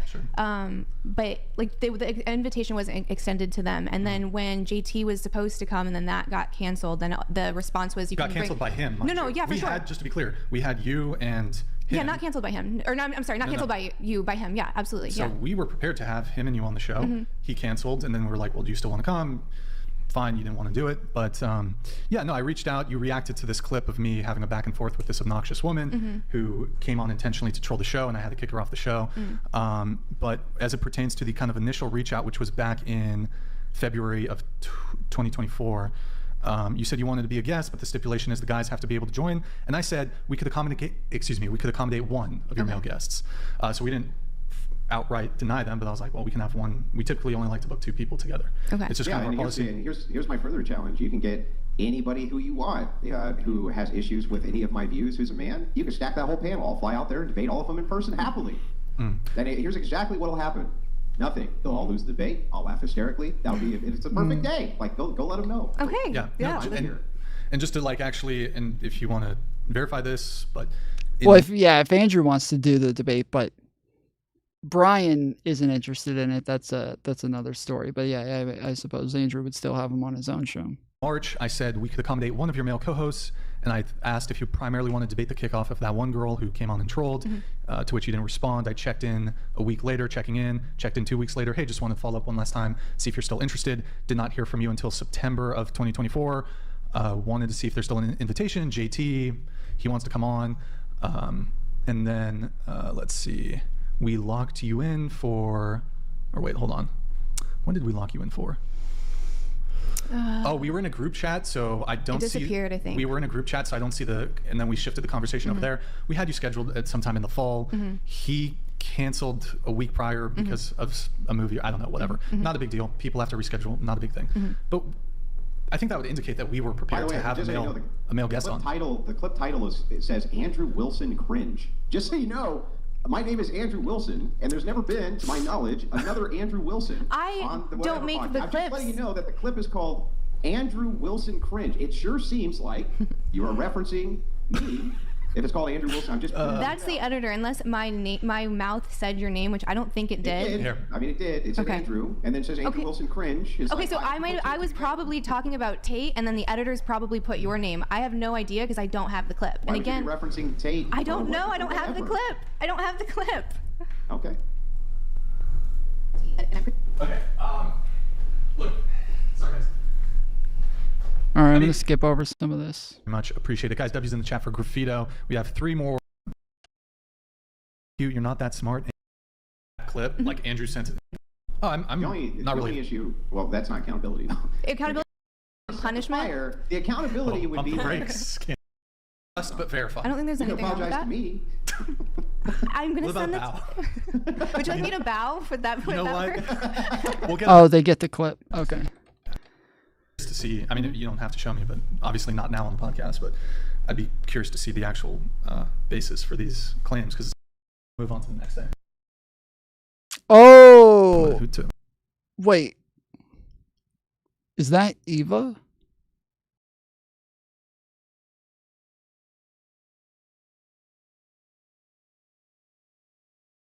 Is that Eva Longholio?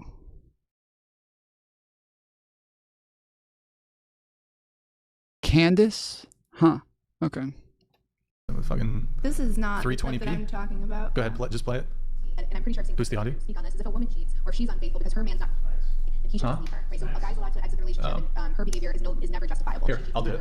If he cheats, nothing but compassion. She deserved it. So just super hypocritical. Duty sex is terrible, but also don't weaponize it. So it's a this and thing, and you have to check in with it. And I'm curious how long any of these people have been married and how many children they have and how happy they are, because there's also this idea that no matter what, you have to stay in a relationship, especially if there's kids. And I don't know that that's true. I think that they deserve to see their parents in love, and if you can't make that happen, I think there are way worse things by sticking it out for the kids. That's something I've kind of come around on as well. So I don't know. I hate this person so bad. We were actually supposed. Wait, hold on. She is talking about that one. She's talking about sticking around for the kids. Right, so a guy's allowed to exit the relationship, and her behavior is never justifiable. Here, I'll do it.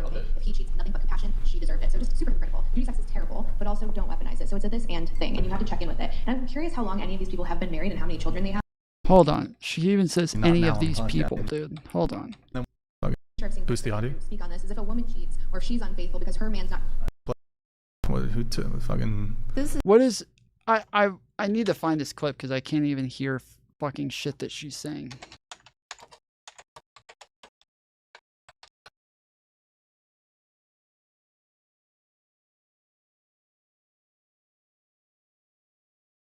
Yes, that is her. That is her. Hi, I'm Candace Torb. That is her. Back. And if you're like me, you know the best way to get to know someone is to get intimate. That's why on my show, Chatting with Candace, you get to hear real stories from famous friends, former colleagues, as well as professionals and experts. Isn't her name, like, isn't her porn name, like, Eva something? Who join me to share their incredible stories that make them the groundbreakers and influencers that they are today.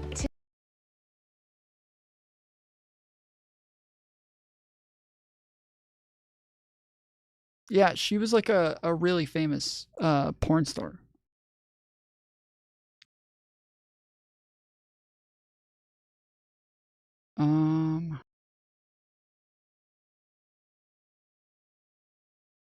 Damn, this might be like a really old clip.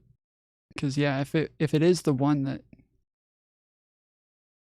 they're talking about, yeah, this would be like well over a year ago.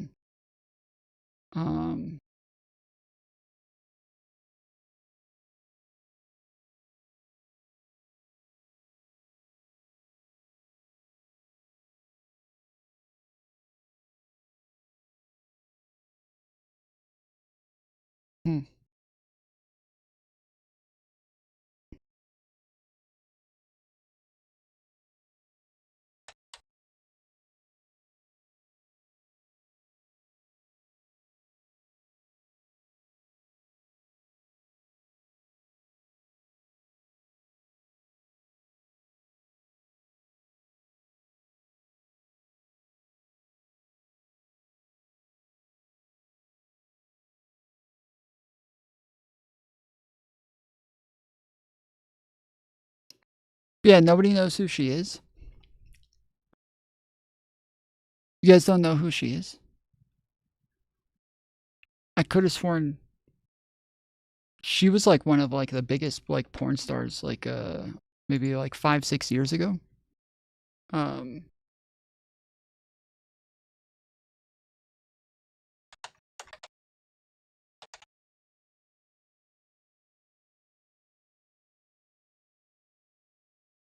Damn, dude, everything is coming up with shit about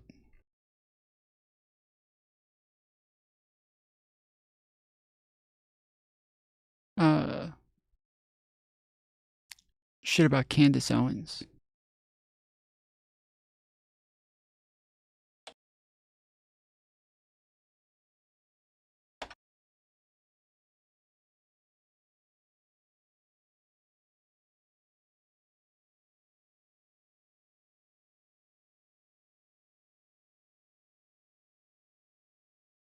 This is not the clip 320p? that I'm talking about. Go ahead, just play it.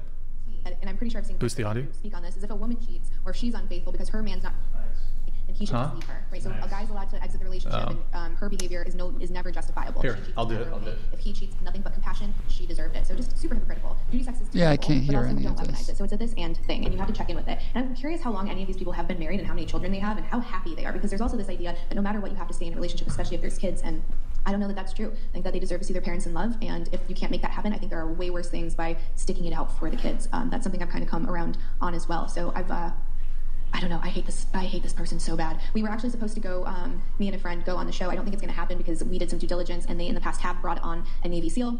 He flies all the way to Northern California to do the show. Knock, knock. Actually, we don't want to have you on. And it's because if you bring on a man, especially an alpha, these guys cannot stand it. They cannot stand it. All they want to do is sit across from women and bully them and badger them and dunk on them. And it's just an excuse to exercise actual sexism. And I don't use that word a lot because I don't think that it is as prevalent as it used to be and as much of a problem. But with this community, it absolutely is. Please don't get your relationship advice from there. Like, look for healthy, healed, whole, masculine role models. This is not it. If you are blaming half of the population for all of your problems and the answer is it's always just women, it's always just e-girls, it's always whatever, you might be the problem, buddy. So this was on duty sex. This wasn't on the beating or the divorce or cheating. I think that was in reference to a duty sex tweet. Yeah, got it. It was. That's not what we were talking about earlier, though. We weren't talking about duty sex earlier. It's referencing me, and the position is actually incorrect. Again, the referent is wrong. Do we have your tweet on duty sex? Incorrect. What's that? Do we have the tweet that was on duty sex? Yeah, so this is what you're referencing is we're talking from a Christian paradigm. So from a Christian, it's not a statement that women have or don't have duty sex. statement from the position of the Christian or the Muslim paradigm, or let's say, X paradigm, that within that paradigm there is a duty that women have to fulfill the obligation of the marriage, and part of that would be sex. Yeah. Yeah, okay, yeah, it just seems like we're talking about we're talking about different things, because initially we were talking about abuse and cheating and divorce, and then now we're circling to duty sex. And then when I see... Yeah, so it does, I think because yeah, the other one would obviously have, sounds like it likely would have been about the other thing that we were talking about, but duty sex is sex that just really sucks, and it's just completely duty. So, nobody likes to have duty sex. Or I think it's where you put it in the butt, and then you get duty on your junk. I think that's duty sex. Rachel Wilson in the comments, I don't make... No, I think duty sex is like a Christian thing where like they're saying that like a wife has a duty to have sex with her husband. She has a wife to like she has a duty to make sure that that he's pleased, like those sorts of things. So my titles, I don't think anyone does. So when it says that, that's not me. So I don't know. Yeah, no, but you said you did your due diligence. We did our due diligence. We checked into this, and the whole thing's bullshit. What due diligence did you do? I'm commenting on a tweet on duty sex. That's what I was doing. Yeah, no. You said we did our due diligence when it came to the Navy SEAL and this type of thing. Oh, my due diligence was asking references that I trusted. So, I mean, Why if you're didn't you saying... ask Brian? Wouldn't that be your due diligence? Well, no, it wouldn't, because if I don't believe that he's an honest actor, or that, right? But we've never met before, and all I've seen is like Wait, can I ask you one? Yeah. Can I ask you one question?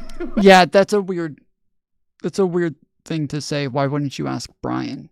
Brian would obviously be like a biased source in this, but I suppose so would the actual people. So, like, it's not ridiculous to take somebody's word on what they say, but if you actually say it, this is something that I try not to do. Is like, yeah, if somebody tells me that something happened, right? Somebody comes and tells me something happened, I try my best not to repeat it on my show, because yeah, if I don't know that thing happened, if I didn't see it myself, if I haven't been able to confirm it myself, then yeah, I don't like repeating what other people tell me about things. Wait, Tomfoolery Show, if Andrew is a Christian and believes that duty sex is part of being a Christian, doesn't it just follow that he believes in duty sex? Yeah. Wait, I don't think he said that he doesn't believe in it, right? Did he say he doesn't believe in it? They initially hit the thing that he accused her of saying initially is not what she said in that clip. That they're saying that it's a totally different thing, and so I don't think that he's disagreeing with that. He was saying earlier, I never said that that a man should divorce a woman if she's unfaithful, but a woman shouldn't divorce a man if he's unfaithful. That's what he said. He never said, but I don't think he said that he never said. Can you guys can correct me did anybody hear him say that? I could be wrong. Every time you ask me a question, I get cut off, and then if I try to talk, then you guys are like, no, let me finish. Look, so you've it's different talked rules way for more everybody. than we have, just so you know. But go ahead. You're asking what my due diligence was, and I was saying that I asked people that had said that they were either on the show, came on the show, their experience. Mm-hmm. So it's people that I would know or trust. So to reach out to someone that I already kind of see as a position of being in an adversarial position, like there's not really there's not trust built. So if you say something, I don't know you or your character. Yeah, so that's totally it's not fine. gonna... I mean, just one question though. Did you hear it directly from the said Navy SEAL? I can't say. I'm not. No, but like sometimes throwing people under the bus. A friend told you that they knew somebody who knew a Navy SEAL. Like, was it? I can't, because it's going to give people away. I know. I'm sorry, but it's not. I'm not asking who it is. I'm just asking. Did you hear it from the person? I know, but the line of questioning is going to like throw certain people under the bus, and I'm not. I mean, they threw me under the bus, but that's fine. Whatever. In any case, don't even like reporters When they I'm not a when they have reporter. a story that they're commenting on, I've don't never they claimed to be a try to contact reporter. the source and verify it? Like, just ask them, hey, did this even happen? Like, how hard would that have been? If it's due diligence, like, how hard would it have actually been to just say, hey, did this actually happen? I guess we disagree on how I should have approached it, and that's fine. Yeah, like I said, I generally don't repeat things. Like, even for people that I trust the most, I say this all the time. Like, I don't really trust anybody like that much. Like, I don't because not that I think people lie, and not that I think people are dishonest, not that I think people are gonna mislead me. It's that my reading on things may be different from other people's readings on things, and so if somebody tells me something happened, I always want to like try to go verify it first. And if I haven't verified it, then I will always say, like, someone told me, or someone said, I heard X, Y, and Z. I'll say it like that, right? And so if she had said instead here that, like, yeah, I heard that this happened, and then, like, cap it off at the end with, like, but yeah, I don't know. I wasn't there, or, I'm not sure. Something like that. Then, like, it gives, like, a lot more plausible deniability for people listening, to where they're like, oh, okay, well, at least, like, this is just hearsay or something like that. But when she states it as a fact, as, like, this thing happened, then yeah, it's a bit worse. He was bringing up that she was talking about him online, and that she wasn't very nice, to gently confront her on this episode. I believe she originally was crap talking towards his wife back before. I mean, I don't think that he's, like, mad that she would say something disagreeable. I think he's just trying to tell her that he disagrees with her, because she even said, like, well, yeah, you're talking on the internet, you're giving opinions, so I'm going to have an opinion back. And he's like, no, that's fine, but you're lying about me. That's what he wanted to disagree with. Well, yeah, I mean, I'm guessing that you would not appreciate me putting a video out to hundreds of thousands of people, which was filled with besmirching lies about you, if I didn't do my, quote, due diligence. And maybe, like, I would have just DM'd you. I would have been like, hey, is this actually true? Like, is this actually what's going on? And then I get the other side of the story, right? I'm sure you would actually appreciate that more, wouldn't you? I mean, I would, absolutely. But if I have full trust in someone else and they tell me something and they've done nothing to allude to the fact that, like, I need to be doubting what they're saying, then, like, why wouldn't I believe them? Because you did your due diligence. I guess, that's what it means, right? Due diligence. But anyway, all right. I mean, also just to, like, I guess, provide you with an opportunity to potentially even verify the story. Mm-hmm. Like, if you want to get up and, like, text the individual and be like, hey, is this, like, do you have any evidence for this? Like, what were the I can ask, and then I can ask if he's willing for me to share it. Sure, I could do that. I'm happy to. I mean, I feel like it would be important for a Navy SEAL to, like, that seems kind of like a position of I don't know. For a Navy I think it's SEAL. just the narrative that that exists and has existed for so long. You said you ran girls and drugs. Yeah. Ran them. What do you mean ran girls? You're a pimp? For a little while it was. What the heck? Okay, you said girls. Think that that's the only way, and I know some girls who can do it, like, sober, and, like, they're vivacious. Have, like, a debate if you're down. I do not like his debate norms because I don't trust him to be truth finding. Seems more like horror. But I'm down for a truth finding. Oh, really? Yeah. Well, okay. No. Just give me a descriptor for what truth is. Oh, no. Is truth subjective or objective? Like, that's a great example. Yeah, that great example of what? Of your debate norms. Yes, this is. I've talked about Andrew's debate styles a lot. That, like, his debate styles are never actually truth finding. They never. Like, you can go watch any debate that he's ever had. I've never seen him in a debate where it is truth finding. Even some of his debates end up getting into presuppositionalism about, like, this, like, what is truth, or what is your moral system? If it's not objective, then I just can't believe in it. It's if it's not objective, there's no way that anything you say on this topic matters at all, because you don't have an objective morality. Or you know, it's or it gets into the semantics, and so it always like goes down into like a fundamental aspect that is normally like somewhat presupposed. Like he wants to go past like the presupposed part, and that's a fine thing to do for a topic where that's all you're doing, right? So if you guys say, hey, I want to have a debate with you about what is morality, like, okay, sure, yeah, that is like a great debate to have. But if we go in and we're supposed to have a debate about whether or not it's okay to have an abortion, and then you come in and you're like, well, I think it's wrong, and they're like, well, I don't think it's wrong, and you're like, well, but what does wrong mean really? And they're like, well, it just means that it's immoral, and you're like, yeah, but what is morality? They're like, well, it's where you decide like what is right and wrong, like, and how do you decide what's right and wrong? Well, I'm going to do it based on harm. Like, but what is harm? Well, harm is where there's some sort of like negative outcome that we would consider to be like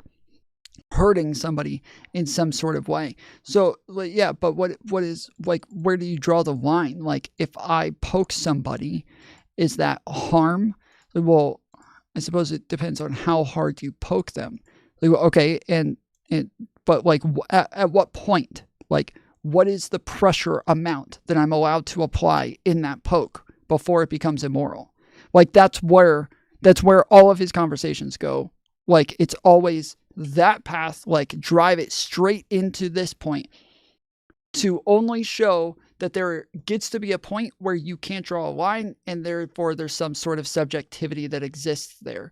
But, and I don't remember what it's called, but there's an actual term for the fallacy that exists there, but it's the idea is that if you don't know exactly where something starts or begins, you can't really believe in that thing. You can't really believe in it. If like, you know, if you don't know where the color red goes from being red to orange, like at what point does it stop being red and it starts being orange? Oh, you don't know? Well, yeah, God of the Gaps. Yeah, or maybe no, it's not God of the Gaps. God of the Gaps is where you put God in place of everything that you don't know what it is. Continuum fallacy? Yeah, maybe that's what it is. It might be the continuum fallacy. But yeah. The idea that, yes, like, yeah, you can't tell me exactly where orange stops and red starts. Well, then you don't believe in orange or red. Like, that's kind of the idea, but it's not No True Scotsman. No, it's not No True Scotsman. No True Scotsman is where you use like a very like subjective thing to say someone is not a thing based on something that isn't actually required. So like, in order for you to be a Scotsman, you have to be from Scotland. That's it. That's all you got to be. If you're from Scotland, you live in Scotland, that's what makes you a Scotsman. But then they'll say like, oh, you can't chug a whole pint of beer at once. That means you're not really a real Scotsman. You're not a real Scotsman, because a real Scotsman would be able to chug a whole beer at once. Like, you're using like totally random things to try to define whether or not they are a thing, when that's not really what defines a thing. So yeah, that's a No True Scotsman fallacy. You literally just summed up every debate Andrew has ever had. It's debate, pervertry, bad faith, and pathetic. His wife should be ashamed of him, the way he clearly is of himself to behave like that. Okay, yeah, I mean, like, I wouldn't go that far, but yeah, I would say that, like, yes, this is why I would say that I've never seen him have a debate that is truth-finding. I mean, I've never seen him have a debate that is like a truth-seeking debate that is meant to actually get to the truth. It is a debate like to win, and I think that is what people mean when they say like debate pervertry, or like a debate pedophile or something like that. Yeah, they're saying that this is somebody who's like so obsessed with debate that they're just there to win, and they're just there to like be a hardcore debate bro, and they'll bring up the fallacies that you're using, and they'll bring up the, you know, oh, this is obfuscation of the 10th degree of on a, like in the, yeah, like they have like all these debate terms that they want to use all the time. And it's just, yeah.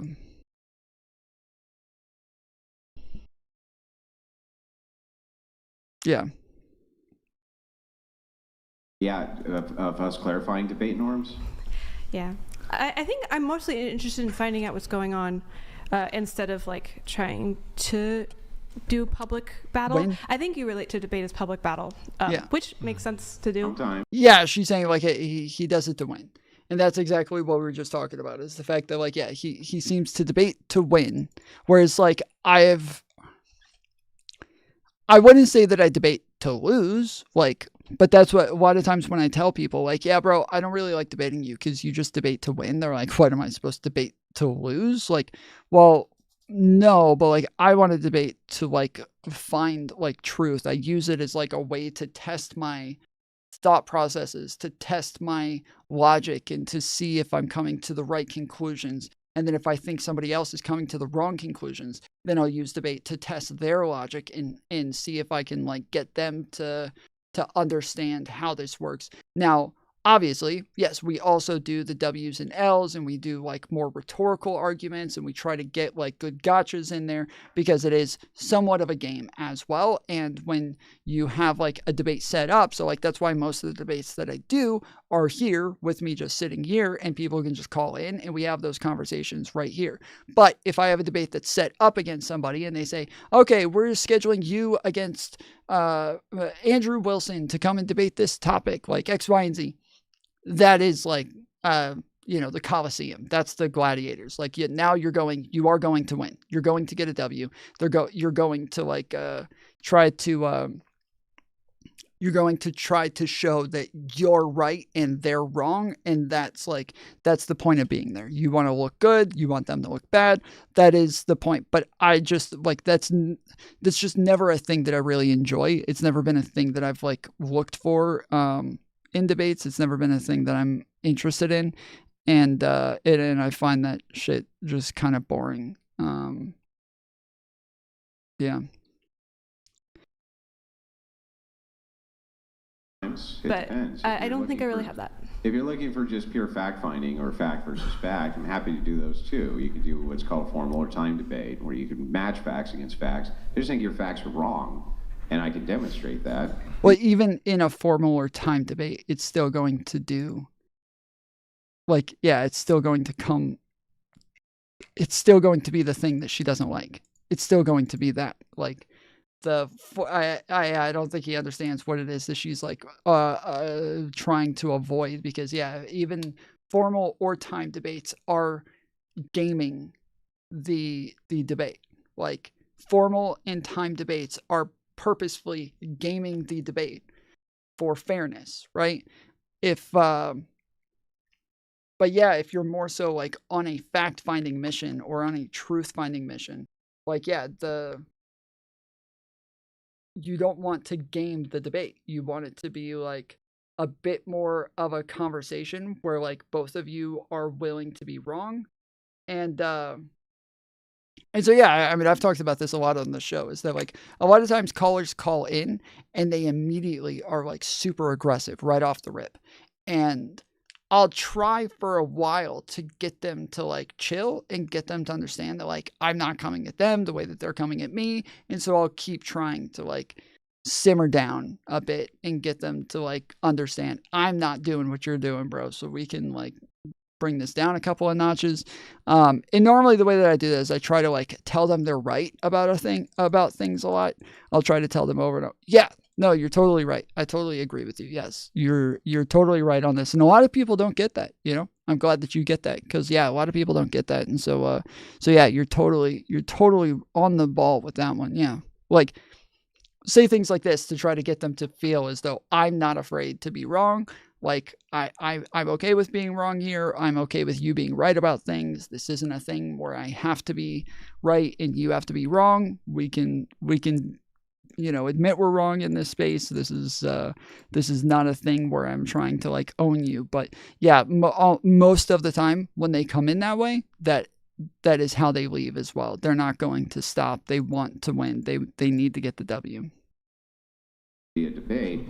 If you prefer a less adversarial form of debate, then we would do a formal I would debate, which would be like to fine. know if I'm wrong. Redbox tipped $10. Hey Tom. I appreciate you engaging with your YouTube chat more than any other political streamer I follow. Happy Friday, smiley face. Thank you, Breadbox. Appreciate it, homie. Let's freaking go, boy. We at 12:50 for round 3. Or wait, are we on round 4? We're on round 4, aren't we? We are. My bad. My bad.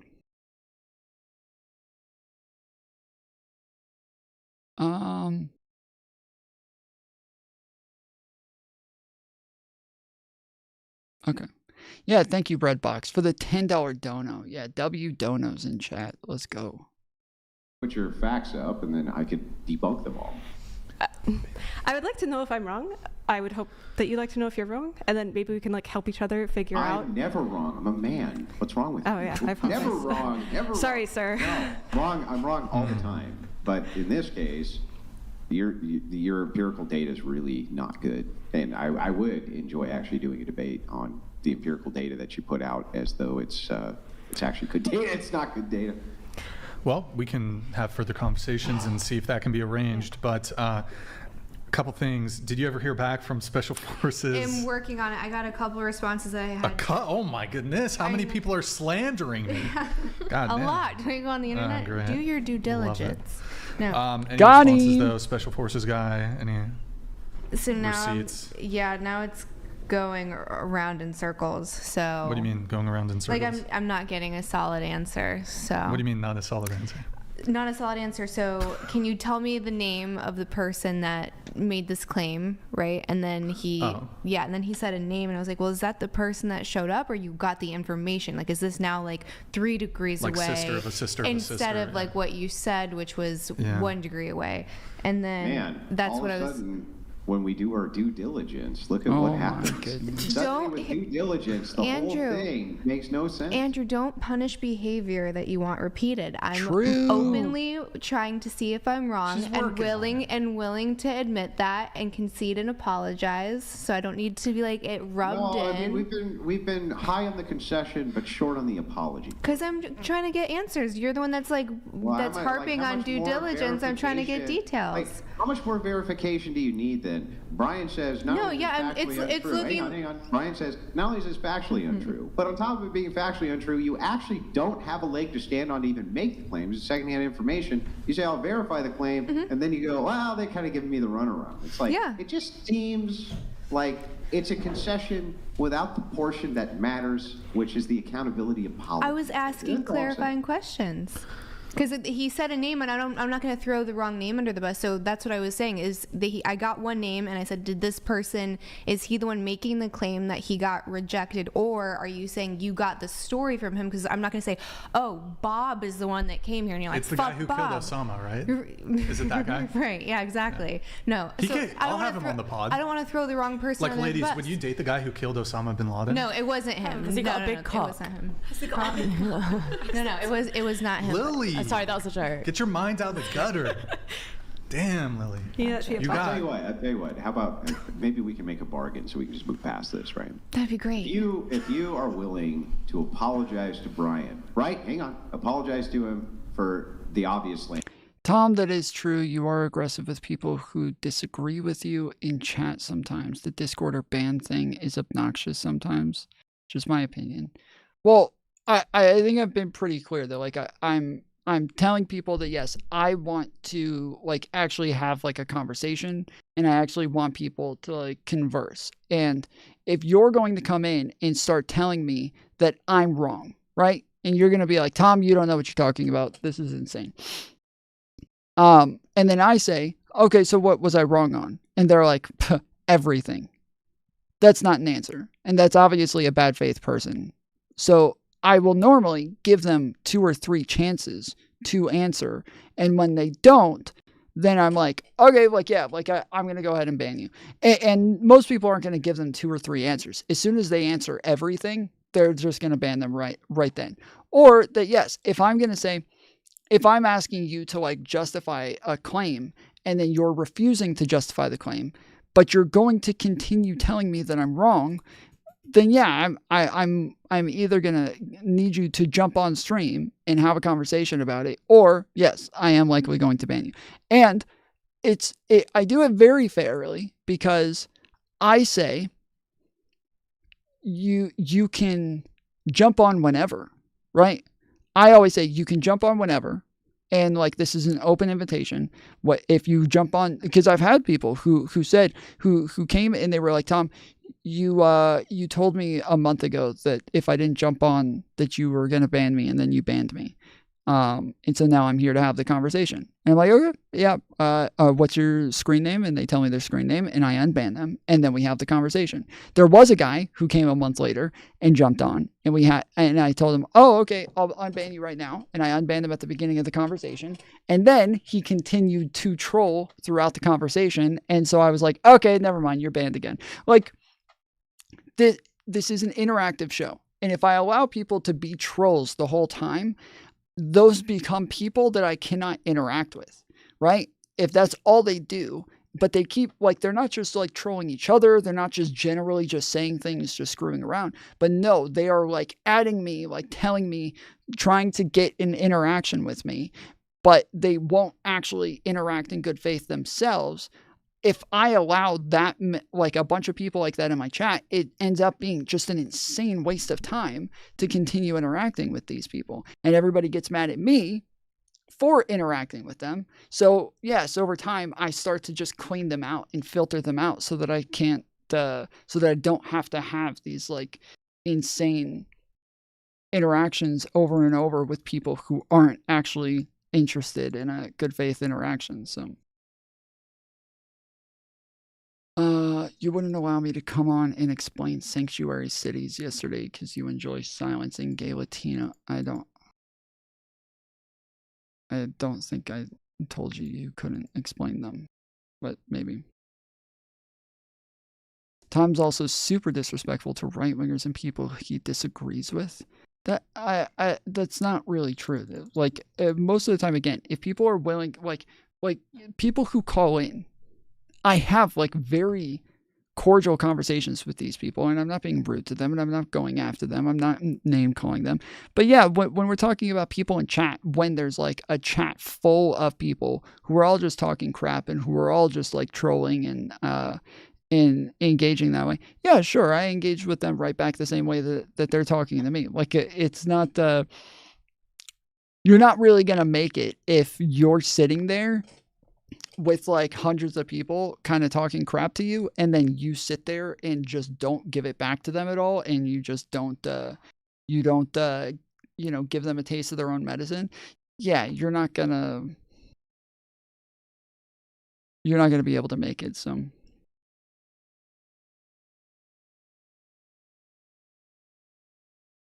just wait till I get President Sunday and Beckett to drop a nuke about this hot topic. Oh yeah, it's crazy. I actually disagree. Like, Tom's really tame compared to like Joa, who literally just trolls right-wingers who he doesn't like. Yeah. And he hangs up on people very quickly. He bans people very quickly. He like, it is anybody who does like a debate channel where they are the debater, right? So we're not talking about like, platforms where all they do is just like host debates or something like that, where they are the debater, where they're not just bringing on a bunch of other people for you to watch, but you're there to watch them. When those people, all of them, I don't think that there is a single person that you'll find who is willing to engage with chat that will be half, and I'm serious, not even half as patient as me. Like, you will not find them. You will not find them. They don't exist. There's already probably nobody who engages with chat as much as I do. There's already not streamers who engage with chat as much as I do, which is why things like this, like putting up like dono goals and stuff like that becomes necessary, is because when like most streams, you have to send a dono and get TTS in order to get the streamer to even know that you've said something, right? And so here, when I do just talk to everybody in chat and engage with chat the entire time, regardless of how many people in chat I have, I'm pretty consistent in engaging with chat, that it gets to the point where, yeah, donos never come in because nobody has to donate to get their voice heard. Nobody has to donate for me to know that they said something. And so, yeah, everybody kind of gets like, yeah, very laxed in donoing. Whereas, yeah, if you just ignore chat the whole time, you make way more money because everybody's willing to donate to get their voice heard. So yeah, it's just when it comes to like this style of stream, I have to ban people in order to have an interactive stream. And then once I have an interactive stream, like there's a lot of like different dynamics to it that kind of play into it, but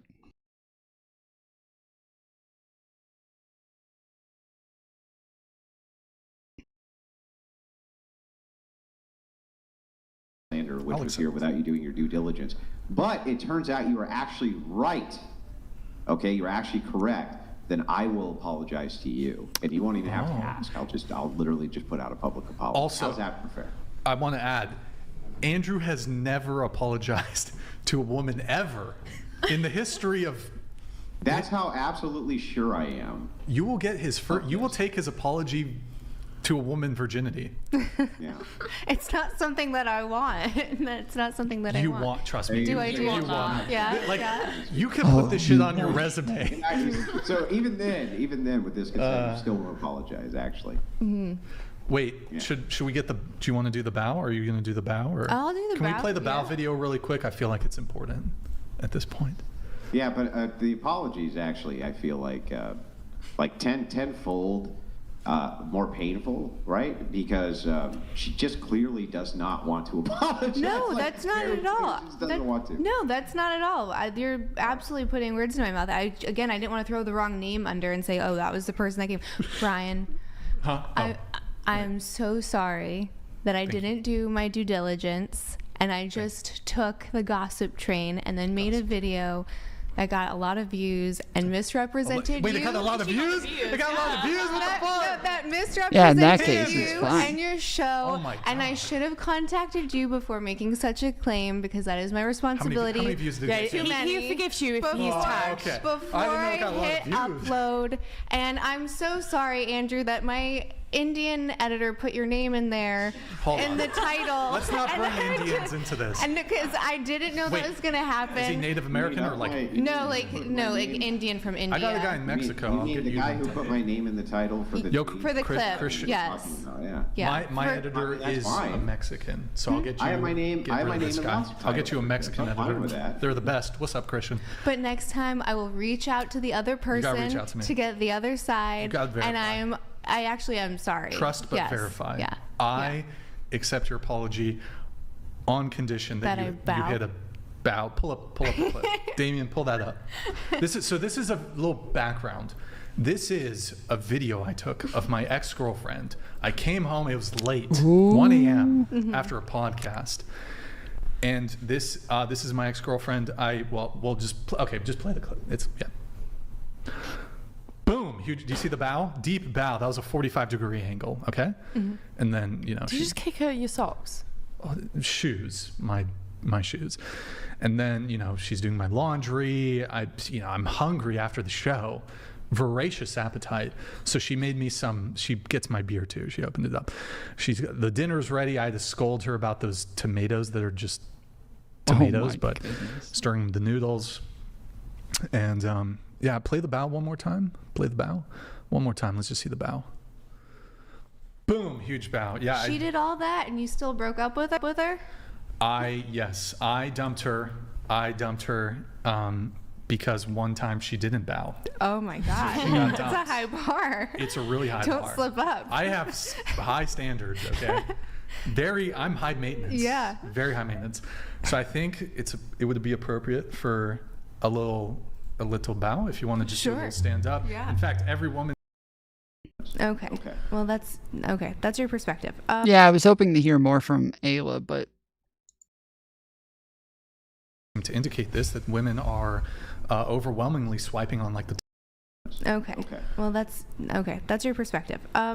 But then you're gonna also have the ones that are see it as a trap. So they're gonna go, I'm gonna be modest and go low, so that no one thinks I'm egotistical. Like there's no winning by picking a number, essentially. Like either like, oh, she picked low because she doesn't want to. Oh wait, this is the rating guys thing. I didn't want you to think it's being around the bush or fine. trying to make inferences or implications that weren't there. I'll just flat Call out it. say it. Got it. You definitely are a feminist. Okay. Well, that's okay. That's your perspective. Putting a number onto it, you're gonna have most women that are going to either, like Aella said, there's gonna be a disproportionate amount of people that are delusional and look at themselves like a really high number. But then you're gonna also have the ones that are see it as a trap. So they're gonna go, I'm gonna be modest and go low, so that no Yeah, one it sounds like they're talking about rating people or rating themselves or something. thinks I'm egotistical. Like there's no winning by picking a number, essentially. Like either like, oh, she picked low because she doesn't want us to know that she's a narcissist, or she picked high, look how delusional she is. It's just not a game I'm interested What in. if she picked a number that was, if you polled 1,000 people, was fairly commensurate with what those people polled and what she actually That could be thinks? accurate, and if it was like, what if she thinks she's a 6, and then a bunch of people, some give her 7, some give her 5, a bunch of people give her 6. I don't know if that'd be loose. Leftist streamers are refusing to cover all the fraud being uncovered. I have talked about Doge almost every single day, but I'm not a leftist. And then also every single time that I've talked about them, they haven't actually shown any fraud. So whenever they actually show some fraud, let me know. That'll be great. Losing. I mean, she thinks she's a 6, and nobody's like, oh, okay. Oh, you're overrating yourself. Like, I don't think, we don't like typically, like it's when a girl who's clearly not a 10 claims 10. Like otherwise, if like a girl's like ranks herself like 1 point higher, we don't be like, I don't care, whatever. Well, yeah, and then the feminist nod was like, he was like, beauty is saying that I was going to think that beauty is subjective, and to a point, if you're talking about art or something, sure, but I think when you're talking about a person, there's the golden ratio. People are usually attractive or not attractive across the board, and then there's both ends of the spectrum that'll be exceptions to that rule. But yes, I think that beauty traditionally is objective. So that was just a false. Yeah, I mean, I guess the reason we asked the question is because I think in the dating marketplace, you need to have a sense of where you stand in it. Like if you have a house and you think it's worth $5 million, you put it on the market says, and this is $1 million, you're not going to sell the house. And I'm not saying that women are houses, it's purely an analogy, but I do think that there is a something going on whereby I mean, if you look at a woman's Instagram, for example, all her friends are gassing her up in the comments. Oh my God, you're so beautiful, blah, blah, blah, blah, blah. You're amazing, slay queen, etc. This woman could be fairly, Guys do this too, though. Guys do this same crap where like they, guys definitely, especially gym bros, these guys gas each other up nonstop about like, dude, you look so big. Have you been bulking? Have you been taking that new protein powder? Bro, it looks fucking awesome. You look so great. You are killing it lately, dude. Like this is a thing that like guys will do as well, but it's way more common within like gym bros culture than it is elsewhere, because yeah, outside of gym culture, most guys are the exact opposite, where all they do is talk crap about each other and they kind of make fun of each other and they just kind of tear each other down, and like in a fun, like, kind of just like negging sort of way. Who is Tom hanging out with? I don't hang out with gym bros. I'm saying that this just is the way it is in like gym bro culture, that like that is what they do. I'm sure there's got to be there's got to be tons of videos on it.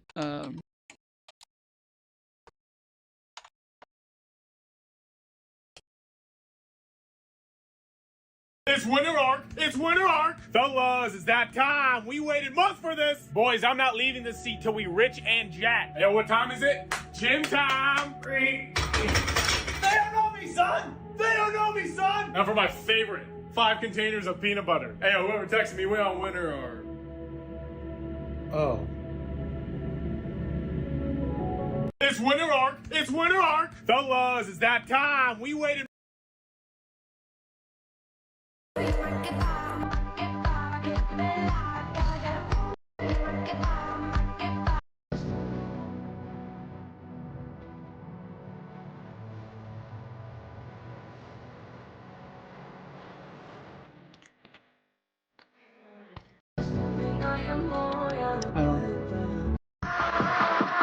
Most of this is crap.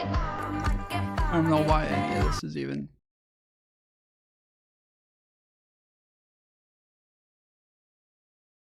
This guy got cheered on by a random person at the gym when he was attempting to lift 661 pounds. And although he failed at first, this stranger still believed in him and is about to give the motivation he needed.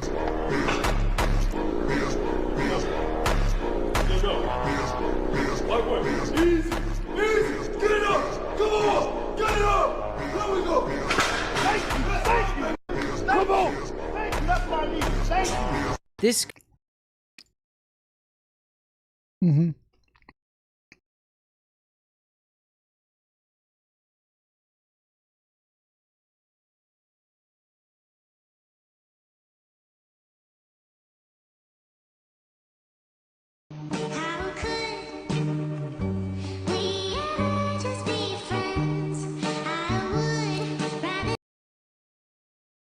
Because yeah, this is the way people see gym bros. Is like they're like gay lovers.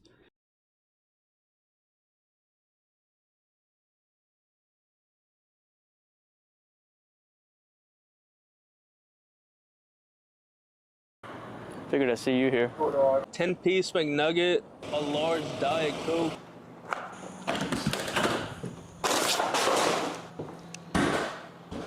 What you doing there? Oh, I'm just getting rid of stuff we obviously don't need. No point of having healthy food if you're gonna be eating late night McDonald's. I'm not saying this to be mean to this hypothetical woman. She could be completely unremarkable, not particularly attractive. She could be just average, right? Women tend to gas each other up. And there's another component here that I think is really interesting, is that like if I approach a girl, and let's say she's just like obviously more physically attractive than me, I'm getting instantly rejected. Like I don't. Not with me. Huh? Not with me. Not with. Okay, Lily, chill out, man.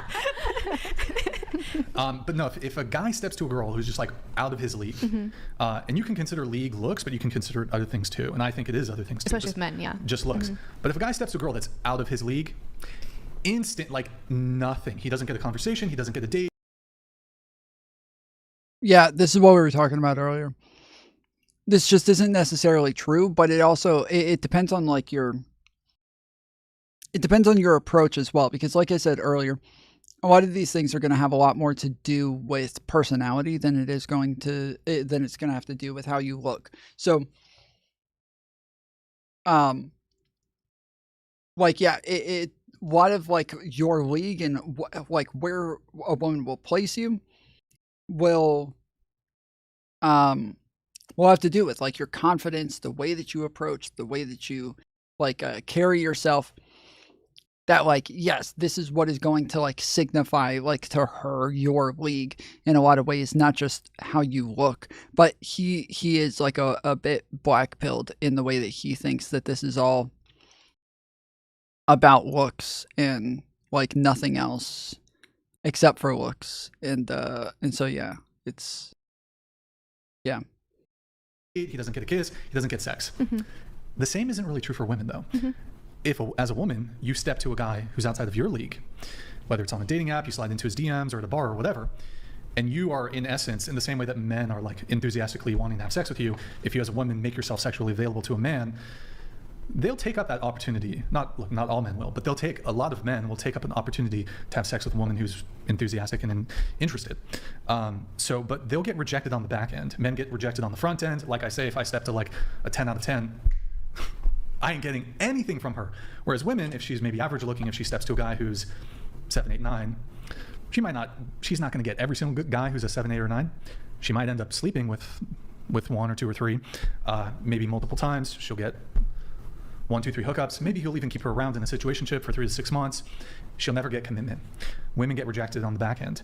And so what ends up happening, though, is, I mean, if you have these women who are getting sexual access and they feel like they're so close to getting that relationship with that really attractive guy, oh man, and they keep chasing after him. A couple things happen. One, they are getting that sexual satisfaction with somebody who's out of their league. How are they gonna feel when the guy who's actually willing to give them commitment, they're gonna be less attracted to him? The sex is not gonna be as exciting, or she's not gonna be as immersed in the sexual experience. She's gonna be thinking about like this other really hot dude, or like the 10, 20 other really hot dudes that she had casual sex with that just were unwilling to give her a relationship. And so what ends up happening, well, a couple things end up happening. She has an overestimated sense of her looks because she, oh, okay, I can sleep with a guy who's an 8 or a 9, ergo, I must be an 8 or 9. No, not how it works. Sorry, I'm losing my train of thought here.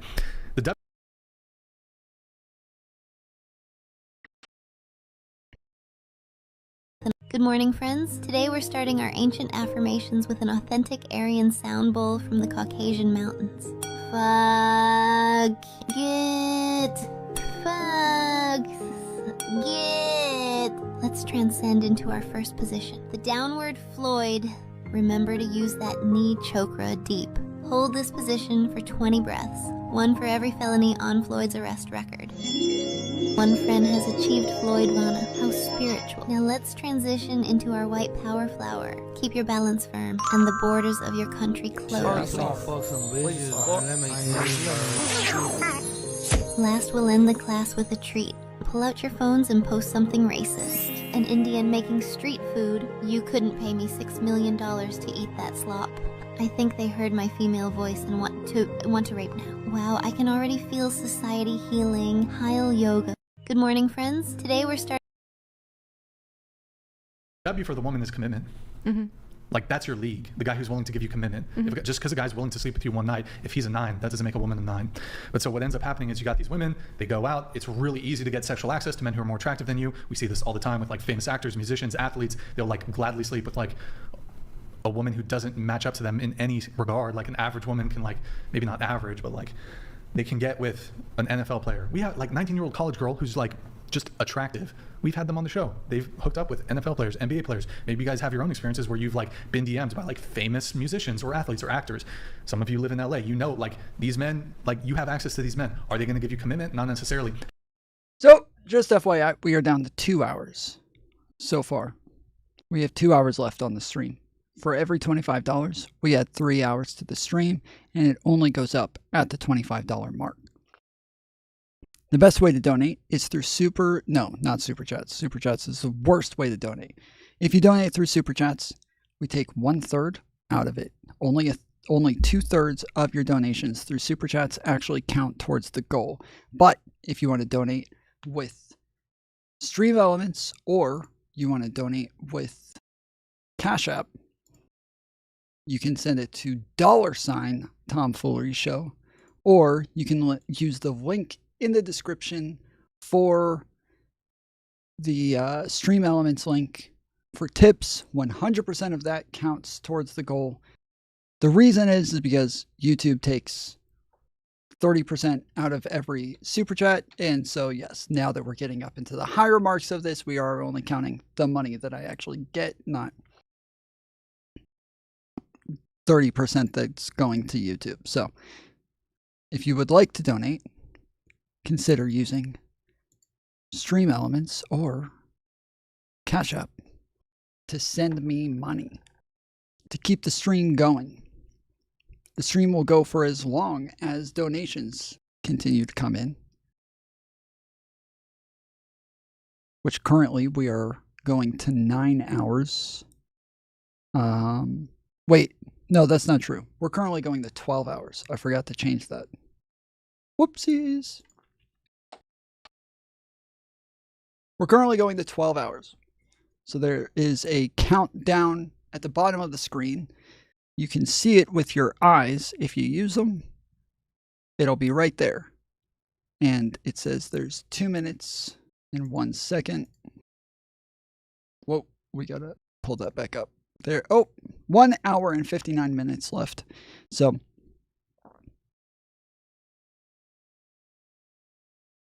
with 2 hours left, we have almost half of the donation in to add another 3 hours to finish off round 4 and to start round 5. The stream will go for as long as the donos keep going. If you'd like to see me stream for 5 days straight, make sure you send those donos. How are you going to go like date Leonardo DiCaprio and then end up with like a normal dude? Like your brain is totally fried. Like I don't think in the same way that if you lived in a luxury apartment and then you're going to go live in a dorm room with 3 other people and share a bathroom, and it's really hard to like have that certain level. I got to use the potty real quick. So I will be right back if I can find the other. There we go.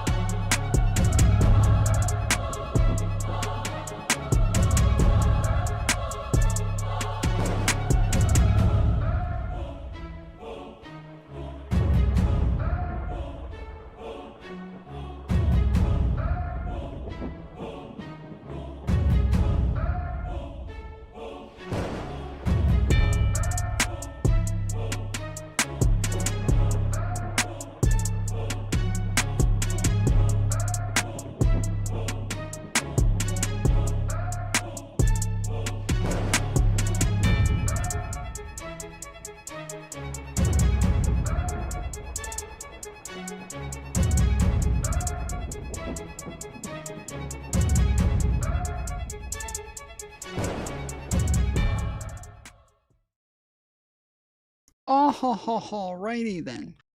All right.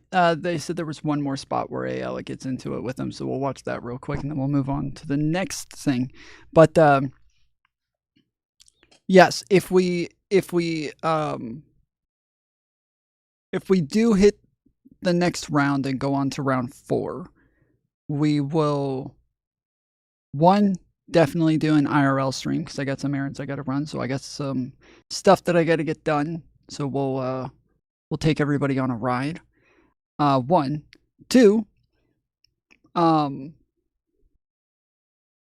we do have to like end stream once it gets to 12 hours and start a new stream because YouTube stops recording after 12 hours and it'll only keep the last 12 hours of stream. So it will stop keeping the stream up. So yeah, we would have to move on to a new stream anyways, and so that's why we would move on to a phone stream. But yeah, anyways, let's get it. Level of treatment or experience when these women are dating really attractive men, and then be like, oh, okay, here's the guy who's actually here's a cohort of men who are actually willing to commit to me, but they don't like, they're not as attractive as the men who are willing to sleep with me. They don't have as much status as these men who are willing to sleep with me. So I do think like 17, 80-year-olds, I don't know like how material that would be to like sort of the modern dating landscape. What age would you be interested in? In dating? No. Like to have the information. Sample size and have it be representative of something. But in this case, are you saying that this? Sure, but I think that there are more important questions to ask if you're trying to date someone or if you're trying to figure out if that's a good match or not. So again, there can be, and coming from the industry, I was in there for plenty of years. I've seen women that go in and they treat it like a business and they're making decisions like in alignment with what. Aella's making so many faces, dude. It's tried Aella. I always call her Aella, but it's spelled Aella. But yeah, Aella is she's making so many faces that it's like hard to tell if she's like disagreeing or if she's just like bored or what. Whatever their values are or goals are. And then I've seen train wrecks go in and they're like very much there because of like a survival reason, right? So I'm more curious as to like why you're doing that action and to dive deeper into the behavior instead of just looking at the behavior and saying that is that's indicative of like this personality trait across the board. And it might be true, like there might be certain truths that are linked to that. Absolutely, I'm not denying that, but I'm just saying if you're going to investigate someone as a partner or a life partner, there's deeper questions that you have to be asking. I agree. Like, are they in therapy? What psychoactive medications do they take? Those are important. Absolutely. I've had people, not romantic relationships, but like employees lie about like mental health stuff or like they're not on medications. And I mean, I know that HIPAA and all of that, but that's important information to know. Sure. You did also indicate, I think this is the last thing on body count. You said there was no correlation to faithfulness and fidelity when it came to body count. Yes. Yeah. I mean, I did want to challenge you a little bit on this. There's a bunch of, at least from what I've seen, there's a bunch of studies that seem to indicate that there is a correlation. The sample size with those is really off, and then I don't know what a delta was. I was giving it to someone who's much smarter than me that can actually read stats, and I sent it to him, and I was like, can you like tell me, because this goes against the argument or the conversation that we were having the other day, and he said there's a really high delta, and I don't know what that means in that. Like a span, like a standard deviation? Well, yeah, like there was an issue with the delta in those research papers. Or like the gap? I don't know. I'm not a statistician or a researcher. Wow. Or a journalist, as we established earlier in the podcast. Shut the heck up. Any update, by the way? Wait a second. Hang on here. I'm sorry. I can't let this go. How can you take issue with the stats if you don't know what your issue with the stats is? No, I'm saying the sample size was my issue, is that it was like a really small sample size. Well, if it's super small, then you can't apply it to the masses, right? Well, it depends on what we're trying to study and what the controls are for the sample size. If you take 20 people, you can't say, well, these 20 people did this one thing, so then that's indicative of anyone that commits that behavior. Depends on what we're trying to study. I just don't think 20 is accurate. You could take 20 as a sample size and have it be representative of something. But in this case, are you saying that the sample size, hang on, in this case, are you saying Yeah, it could be indicative of something, but she's saying to the general public. So like, it's true that yes, if we have a classroom of 20 people and we poll those 20 people, yes, we're going to be able to say that that poll is indicative of what those 20 people think, right? That's obviously true. But and so when he says, well, it could be indicative of something, it depends. Well, yes, it does depend, but she's saying that it wouldn't be indicative of what the general population thinks or feels. And so I don't even know why he's arguing with this or even like pushing on it at all. The sample size was 20. No, I don't know. I remember it being small. I think it might have been. But what does that mean, though? So it's the problem, right? When you get into the details, like the gal who's next to you, she's actually going to literally agree with everything I just said. She has no choice. Hang on. This is stats. This is how they work, right? No, of course. You can't have sample size which are small, but they do have some kind of statistical relevance or significance. In this case, you just saying, well, the sample size from my view was small, doesn't actually mean anything.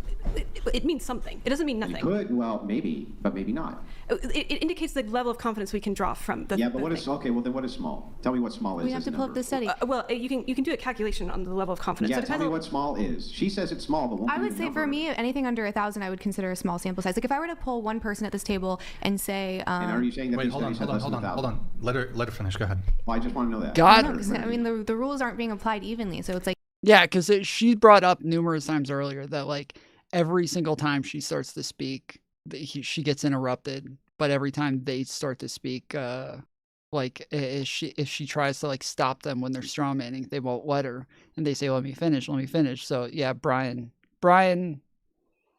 stopping him that time was W. Brian. Like I can't interject at all, but then I keep getting interrupted, You can and that's definitely not. interject. No, because you're like, no, let me finish, but then it's different rules for me, and then that's not Well, fair. I did just. I know, I appreciate that. Thank you. Thank you. Yeah, because No, it's lightning, the reason that I interject very quickly is just for quick clarification. but when I do it, it's not allowed for quick clarification. It is allowed. I'm happy And that is for one it. of my critiques about the show, right? It's just like I'm all for debate and like having ideas proven wrong, but there's a way to do it that's like out of curiosity and in good faith and doing it in respect, and then there's like a way that you can do it with tone and intent that is like it's bad Okay, faith. well, there's literally 8 people on the panel. I've spoken very little. I'm having a lightning round with you. I'm getting clarifications quickly. You popped in. I didn't even know this was a debate. I thought we were just like going over topics, and then like you popped in, and then We are it's- going over okay, topics. Yes. If you're saying that there's not. It seems like what they're doing is it seems like kind of the way the show works now, and wasn't always the case, but now that they have Andrew on, it seems like the way that the show works is Brian tries to like bait a bunch of different topics, and then Andrew like decides whether or not he wants to debate those topics. That's like kind of just the way that the whole show works at this point. Is it's just like Andrew fishing for, or sorry, Brian fishing for debate topics for Andrew. That just seems to be the whole show at this point. Every time I've watched, that's just what it looks like. It looks like that Brian's just like trying to find something for Andrew to finally step in and debate on. And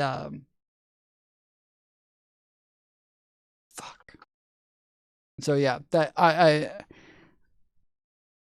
don't disagree with her analysis at all, because yeah, that seems to be the entire show.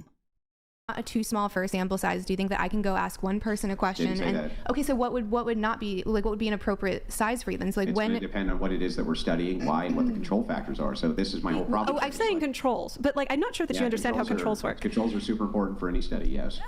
Wouldn't you agree? Like controls are important for certain types of things that you're studying. You can't just throw out.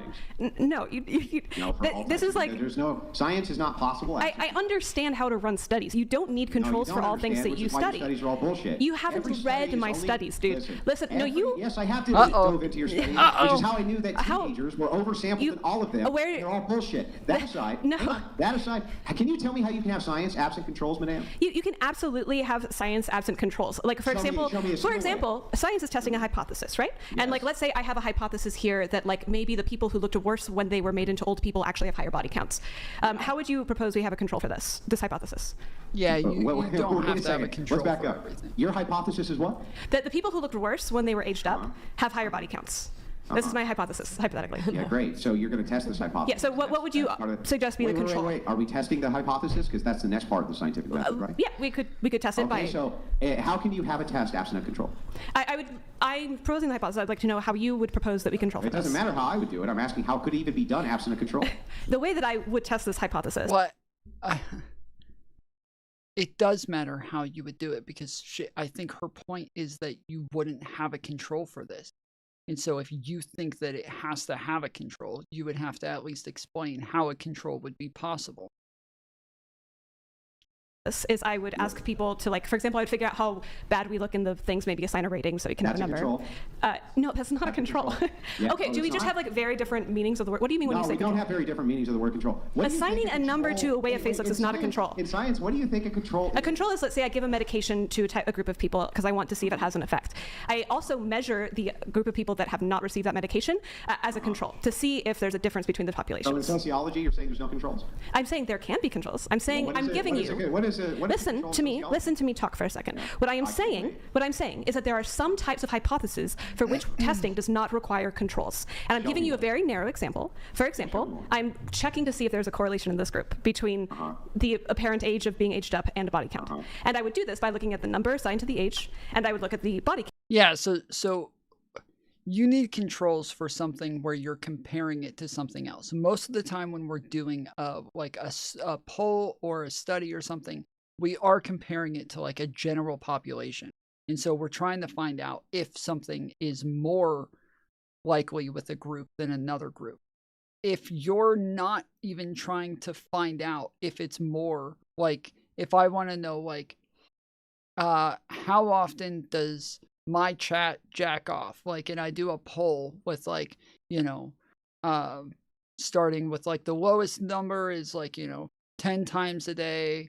Then, you know, we have like 10 to 15 times a day is like the lowest one. And then we have like, you know, 16 to 20 times a day, 21 to 25 times a day. Like, I don't need a control to know how many times a day my audience jacks off. I don't need a control for that. I only need a control if I want to know how that compares to like the general population, and know if they are jacking off more because they're watching me and just because I'm so good looking, or if they're jacking off less because I'm so unattractive, right? There's reasons for having control, but you don't have to have a control in everything. Count, and I would run a correlation. What you've done is you've created a control ruling other things out.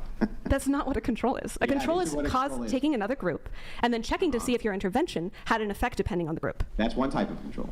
The other thing you talked about is another type of control. We are measuring two variables. All the scientific. Are you using the word control? Stop. All the scientific control is doing is controlling for a variable. The very first thing that you gave me was a variable control. You fucking dummy.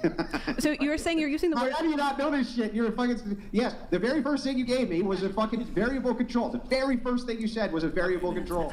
So what you're saying is that if we are testing the correlation between two. Sorry, everything's happening suddenly. It's so embarrassing for you. I can't even believe that you just said that. But go ahead. Well, like, how are you feeling right now? Do you feel like you're like having a fun time dominating? Oh my god. Yeah. So this is like what she was complaining about earlier. So the fact that he was saying like, no, I'm capable of doing that. I don't mind doing that. I can do that. But then like immediately after, like the smallest thing, he's like, oh, you're so dumb. What a dummy. Do you not know how dumb you are? I can't believe you just said that. Do you not know? Like, this is what she was complaining about earlier. And yeah, he was saying that like, oh yeah, I can do those too. I can do those. But then, yeah, literally the next argument over, he's doing the exact thing that she's complaining about. Because I really think that maybe you don't know how science works. How does my mental state help you explain what a fucking scientific control is when the first thing you said was a scientific control ruling out X thing? That's a control. No, a control is when you make sure that you're testing a group to make sure that it is not being affected by your intervention. It's a control group. Form of control.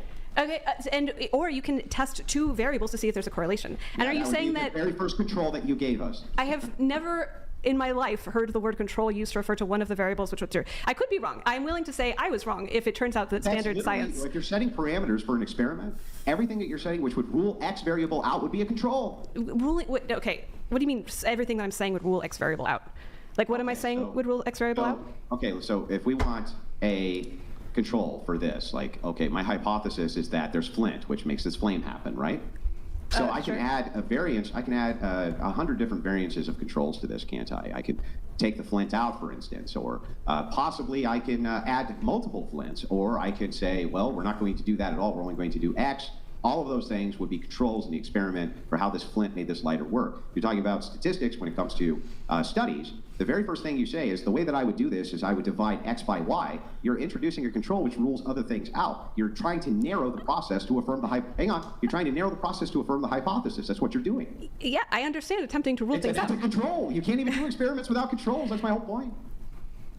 I think you're coming from an extremely different type of science than I am, or else you don't understand how the science that I'm doing works. I'm not sure which one is the case. I can't wait to hear this. Tell me how we can have science absent a control for an experiment. All experiment by itself is literally inferring that there's controls, or we couldn't have an experiment. Okay, let's think of a slightly simpler example. Let's say I want to see if there's a correlation between height and weight in a population. How would you propose that we test this? Between height and weight? I don't know. You tell me. Well, I told you my strategy for the last one. Can you tell me your strategy for this one? Why would it matter what my strategy is? Just so that I know how you're thinking about this. I don't know. I mean, I have no idea.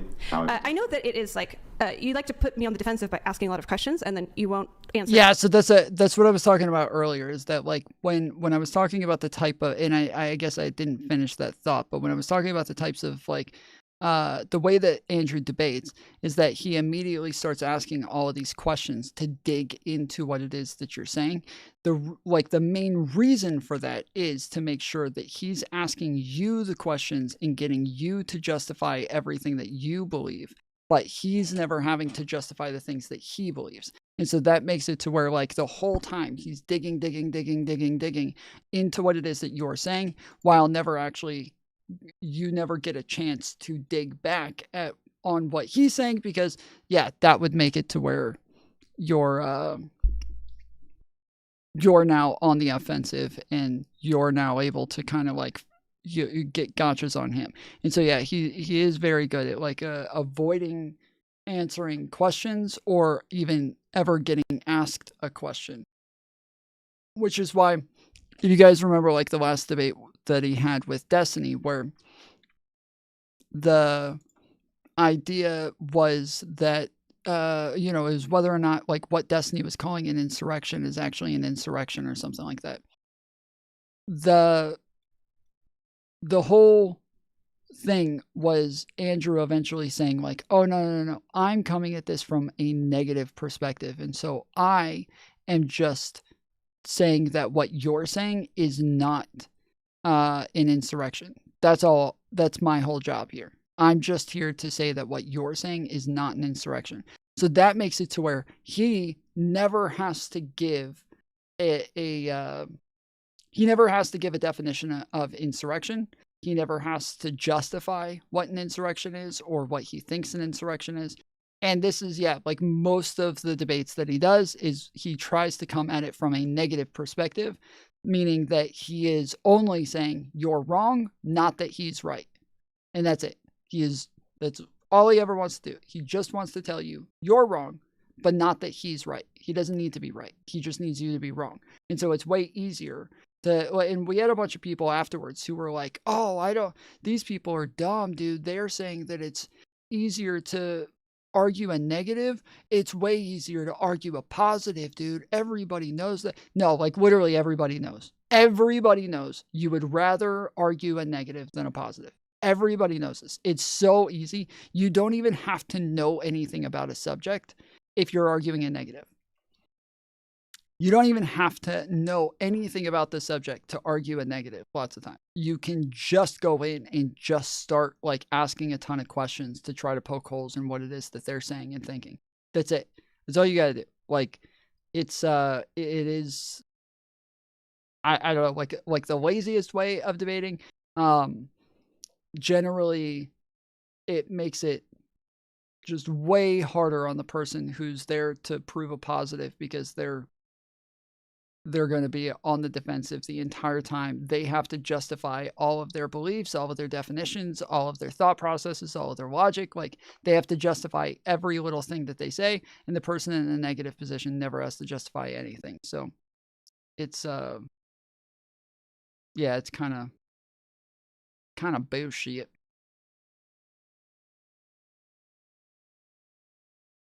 Questions, because that would put you on the defensive. I don't know how I would conduct such a study. Why would that matter? What do you mean, why would it matter? Well, just think.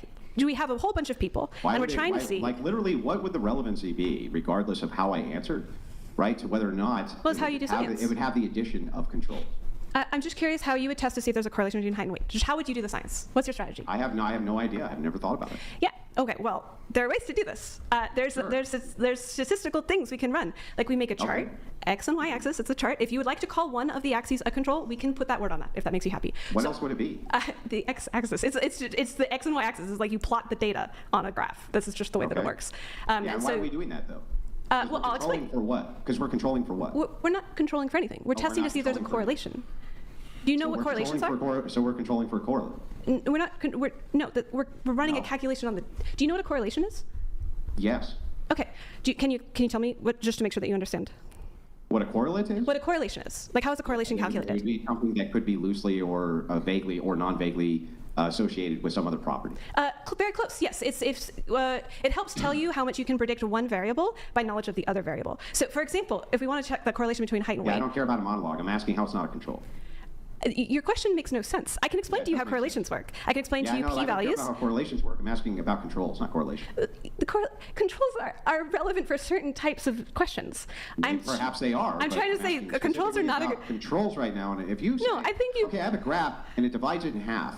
And it's putting this half over here, this half over there. You have now introduced a way to control what your experiment's going to be. I can continue. So if we have a graph, X and Y axis like this, and then we plot everybody's height and weight along it. So like one axis is height and the other axis is weight, and you have a whole bunch of dots on this graph. What you can do is you can run basically do a calculation that shows you a trend line to see if the dots slowly kind of increase with the Y axis the higher you get on the X axis. And then you do a calculation of the square root of all of the points from the trend line, and then basically from that you get what's called the R value.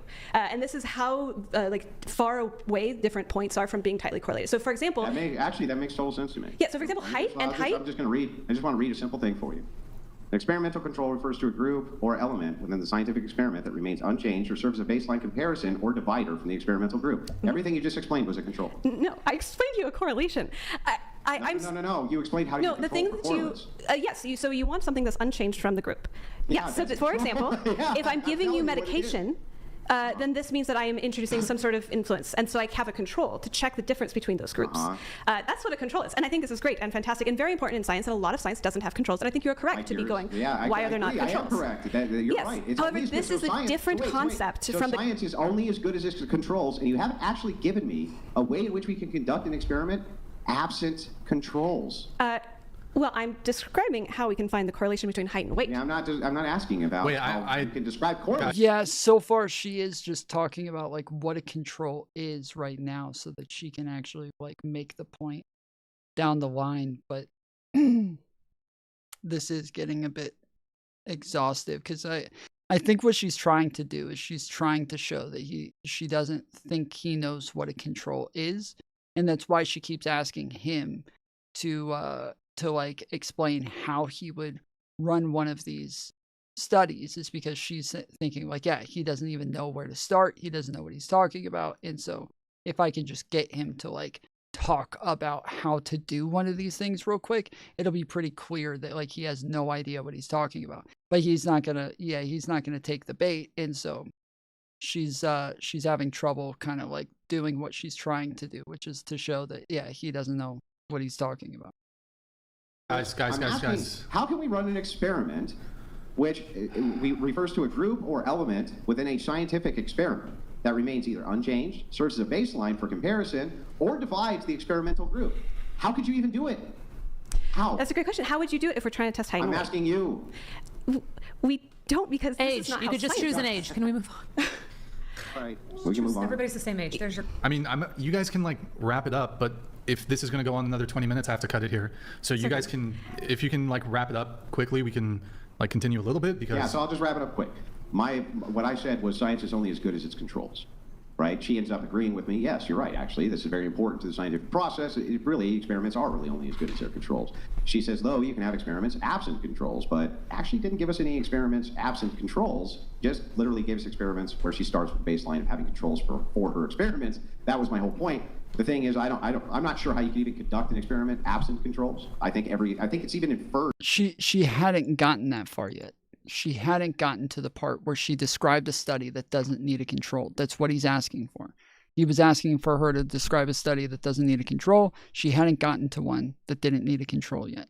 So that's That's what that's what I was explaining, is that yes, she did. Which one?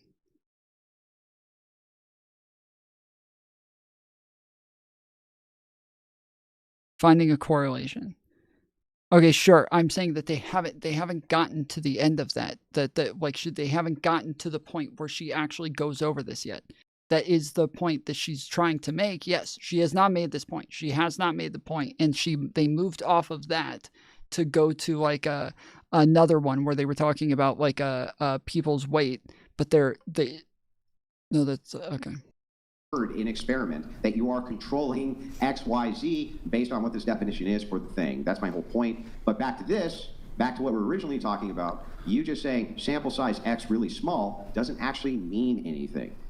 Small is not a scientific referent. Mm-hmm. It's a referent to like a mind state of like, is this cell phone small? Is this cigarette small? I have no fucking idea what small means here because it's not a scientific referent. A scientific referent would be anything under X would not be appropriate due to, fucking X, Y, Z, whatever. Small doesn't mean anything. Is there like a preferred amount of people for a survey though, for research that scientists like? Is there like a golden number that people try to get to, or at least a minimum?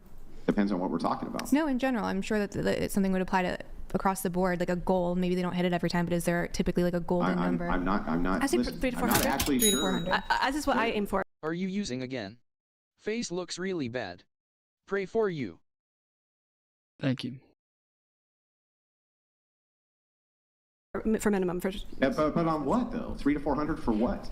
We're trying to establish what small means. So I'm saying that I'm sure that there probably is a minimum that scientists would like to get in order to be. It depends on what it is that we're studying and what it is.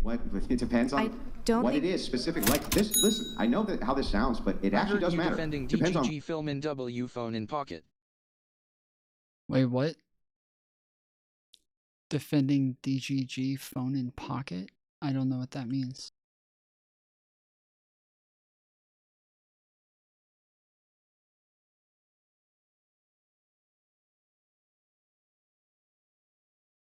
I don't know how he's saying correlation is an example of a control. Yeah, it's not.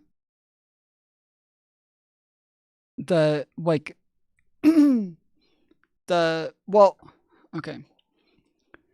Like the control is generally though, like you are trying to show that there's not a correlation with it, and so I think that that's the point that he was trying to make. But yeah, that if there is a correlation with the control, then your study shows that like there's not a real difference. The left down so bad I love it. Crying 24 haha. And so it is like a control is there to look for some sort of like correlation. That is the point of a control.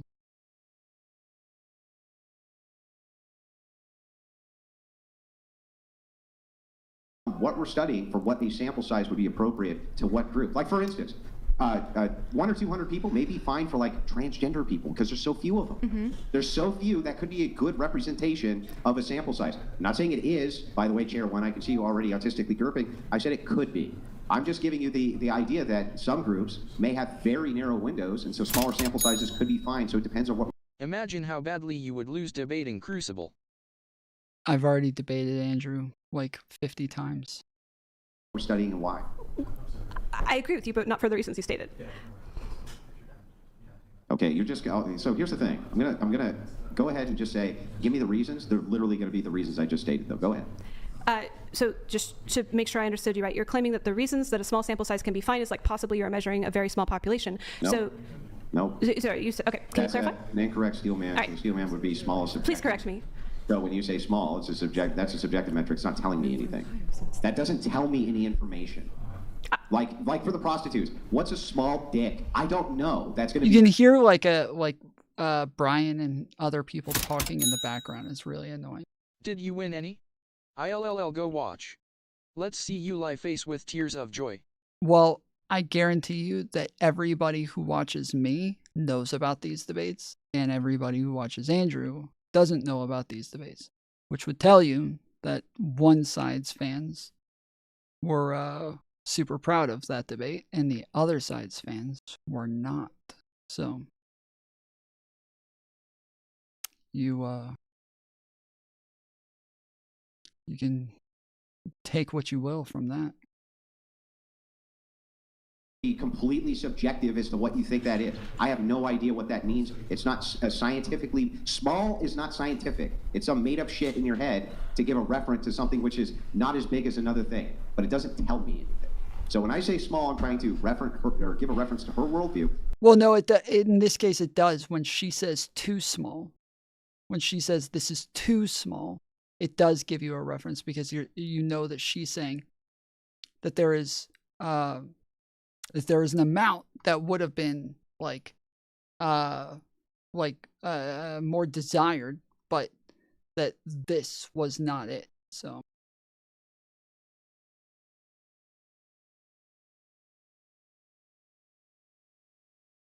this is too small of a sample size, this is too large of a sample size, but you're not actually telling me anything. Well, I'll say how I agree with you, and I agree with you. Michael Jones donated $200. A scientific control is a part of the scientific method that involves using a standard for comparison to minimize the effect of variables other than the independent variable. Jesus is Lord. I totally agree. I don't know how an experiment can be done, which is part of the scientific method. Absent a control, she said she did, never could give us one. So glad we got to the bottom of that. Fucking hell. I could keep talking about statistics all night. Well, look, I mean, I did propose earlier if you wanted to do a 1v1 conversation. Absolutely not. All right, this is your chance, Andrew. Keep going. No. Oh, boy. I don't understand. Did you say nar? No. I said no. Nar. No.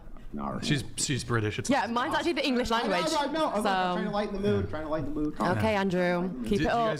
Is there more to the statistics? Anyway, so look, I'll just tie it off here. Very. Not fan of Crucible face with tears of joy. You can't name them. Haha. What?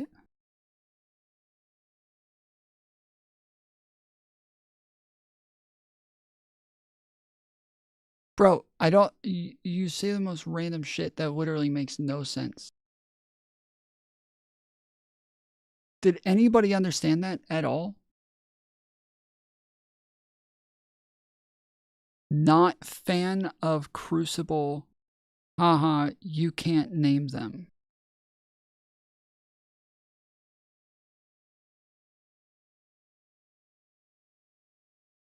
Quickly, right? I understand you don't want to do a debate on this stuff. I don't blame you, right? Because that would go bad for you. But the point is like, you really haven't actually demonstrated how you can run an experiment. I do want to actually know if that's even possible to do. Because to me, it infers controls. Just the experiment itself, the word infers control.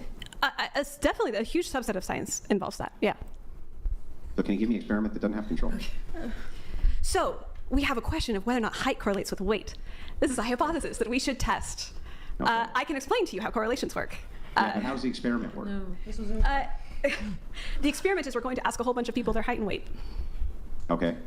And then we're going to see if there is a relationship between those things. Are we going to ask people about what color their dog's fur is?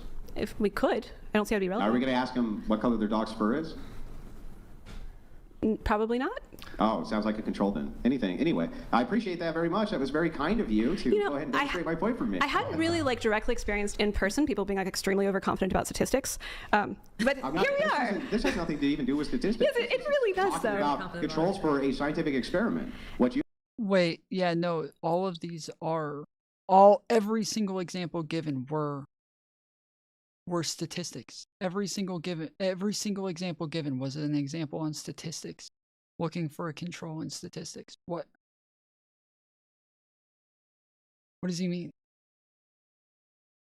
You have done is you have now narrowed that you indeed in your experiment are going to immediately add controls to it. Just by ruling out the things you won't ask, you're now adding in, by the way, the definition. Yes. Right? Unchanging. This is an unchanging. We can't control for things. Element within the scientific experiment that remains unchanged that serves as a baseline for comparison. You immediately are introducing something which is an unchanged element. Right? No, because you're not asking about dog's fur, you're asking about the height and weight. That is a control. We can control for things. For example, if I ask about height and weight, maybe we should control for gender.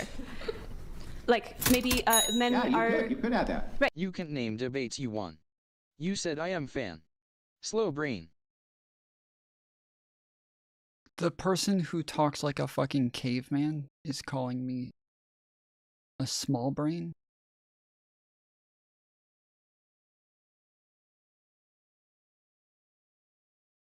Interesting. All of them. Just any debate. Me and Andrew. Gender is one. We had another one on like immigration and like Trump getting into office, and one on whether or not what happened on January 6th, or sorry, whether or not Trump committed a coup. We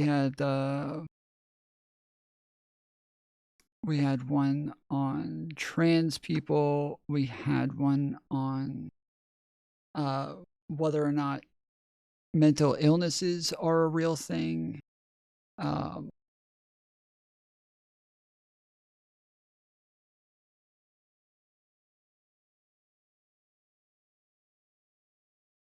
So yeah.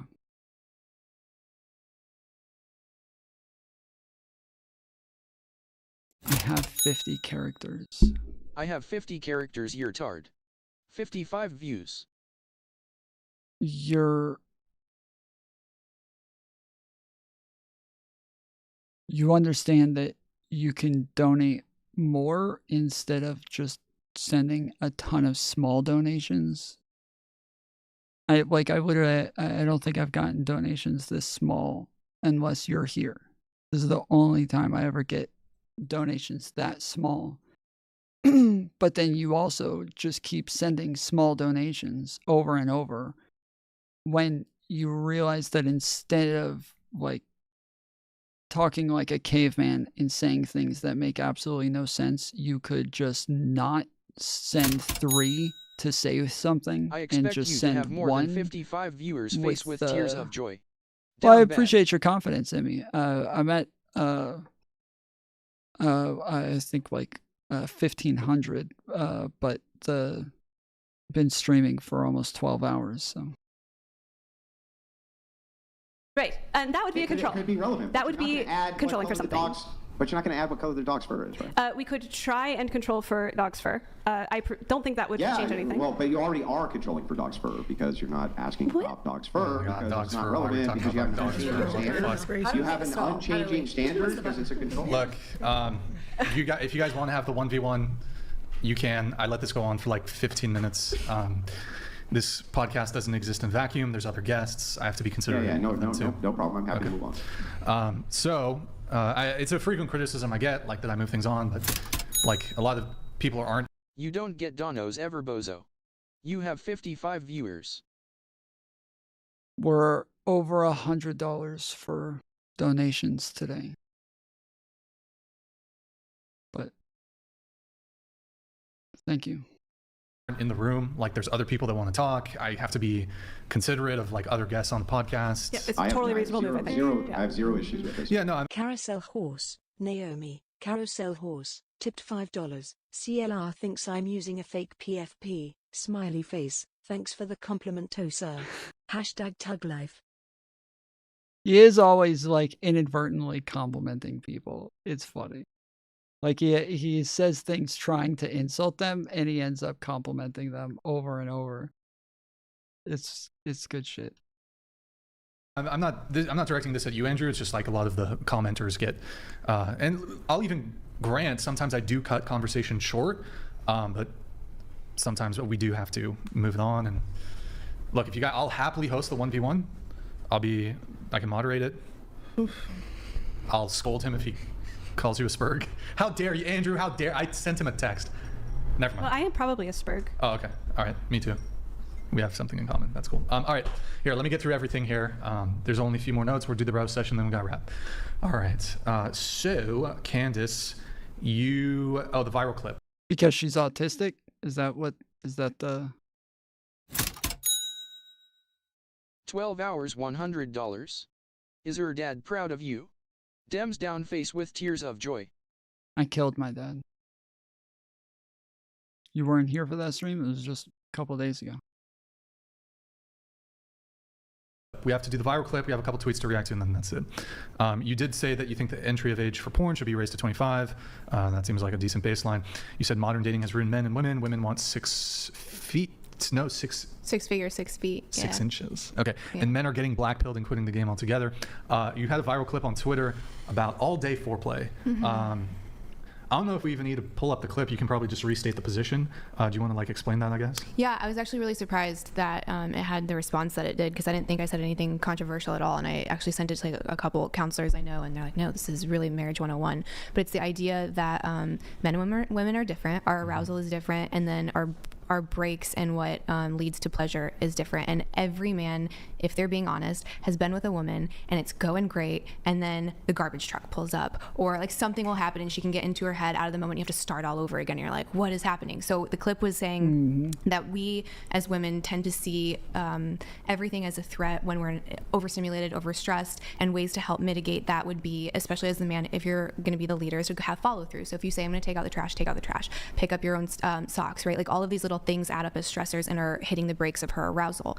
And it was, I think the thing that got people mad was equating trash to like a tiger, but most like psychologists or neuroscientists will say it's absolutely the same effect. If you're getting chased by a tiger, or if you're experiencing stress, chronic or acute, it's very, very similar. So how can you help your women achieve more pleasure? It's just like follow through, because if you're not following through, if you make these promises that you're going to help contribute, help out around the house, help with the kids, whatever it is, and you don't do that, that's now seen as unreliable. And then in her subconscious, I'm not even saying it's active, she's like, oh, is he going to be a good leader? Is he going to be able to protect? Is he going to be able to provide? Because if you're not doing these things that you say you are, and I think that that's that is like the sign of being a healthy, mature masculine, right? Is being a man of your word. If you're not doing those things, she and her body are saying unreliable and shutting down. And that was it. It wasn't like a dunk on men. It's not saying that women should have the right to nag, and like people were saying that too. I don't think women should nag or emasculate. Like there was a lot of straw man arguments being brought into the clips, and then I fell into the trap of trying to defend it. I'm like, just watch what I said, because I didn't say half of the stuff that everyone's accusing me of. Okay. So like, how does that look like though from the guys? Like, what's the guy gonna do? It's going to be different in every relationship. So there's kind of, and this is going to be really like rudimentary, but in a lot of the relationship books that I've been reading recently, and this is, it's going to be dependent on what school of thought you go into. There's like 3 different stages of relationships that people tend to fall in. One is going to be more traditional, and you have like very strict assigned roles, and this will be like the man is the provider, he does everything out of the house, the woman is more domestic, everything inside is her domain, and no one should really expect the other one to pick up the other one's slack, like real clear division. The other one is more feminist, and that's where you get into like partnership, 50-50, unclear boundaries and unclear leadership, unclear assignment of tasks, and that's where you get into a lot of trouble, especially when it comes to intimacy and sexual relationships. Wait, so is it like the guy kind of like helping take care of the house and stuff? And, it's more like, well, no, because that can actually go into the third one too. So the first one, like the man's not expected to do that, right? Like clear defined roles, he's not touching the trash, that's her job, unless it's like heavy or something, right? And I'm sure every man would concede to that. The second one is like, it's like this weird place that no one wants to establish dominance because they automatically think that that's bad. So no one is the leader, no one is in charge. It's a perfect 50-50 relationship, and that's where like most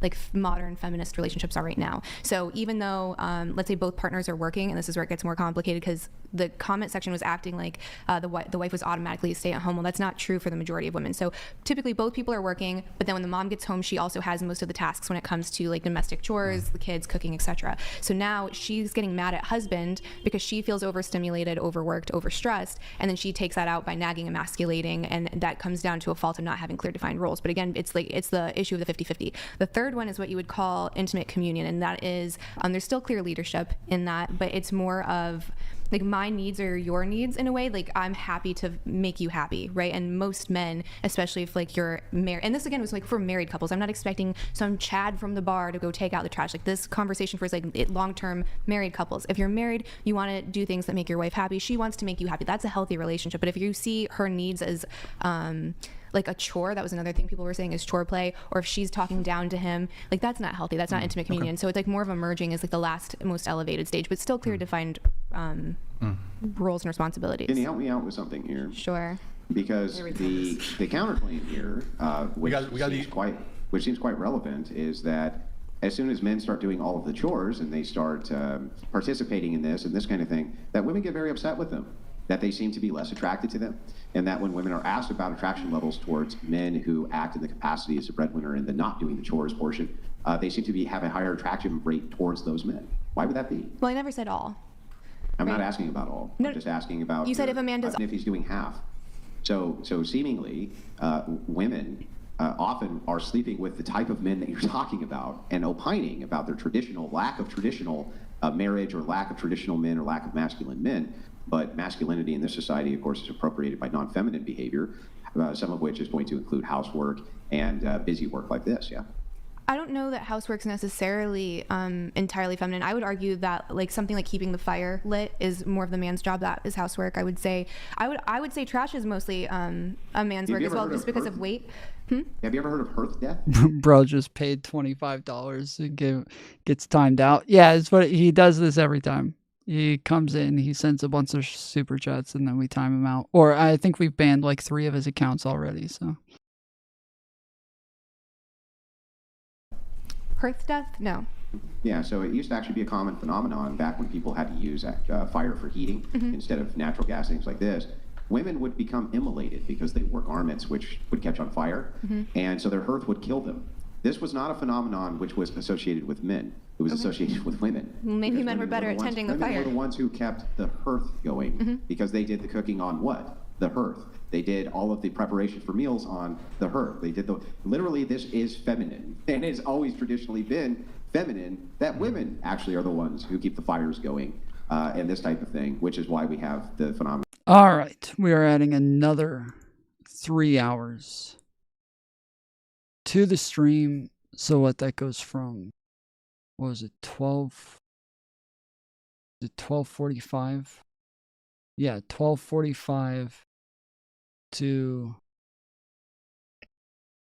3:45, I think. Yeah, 3:45. Okay.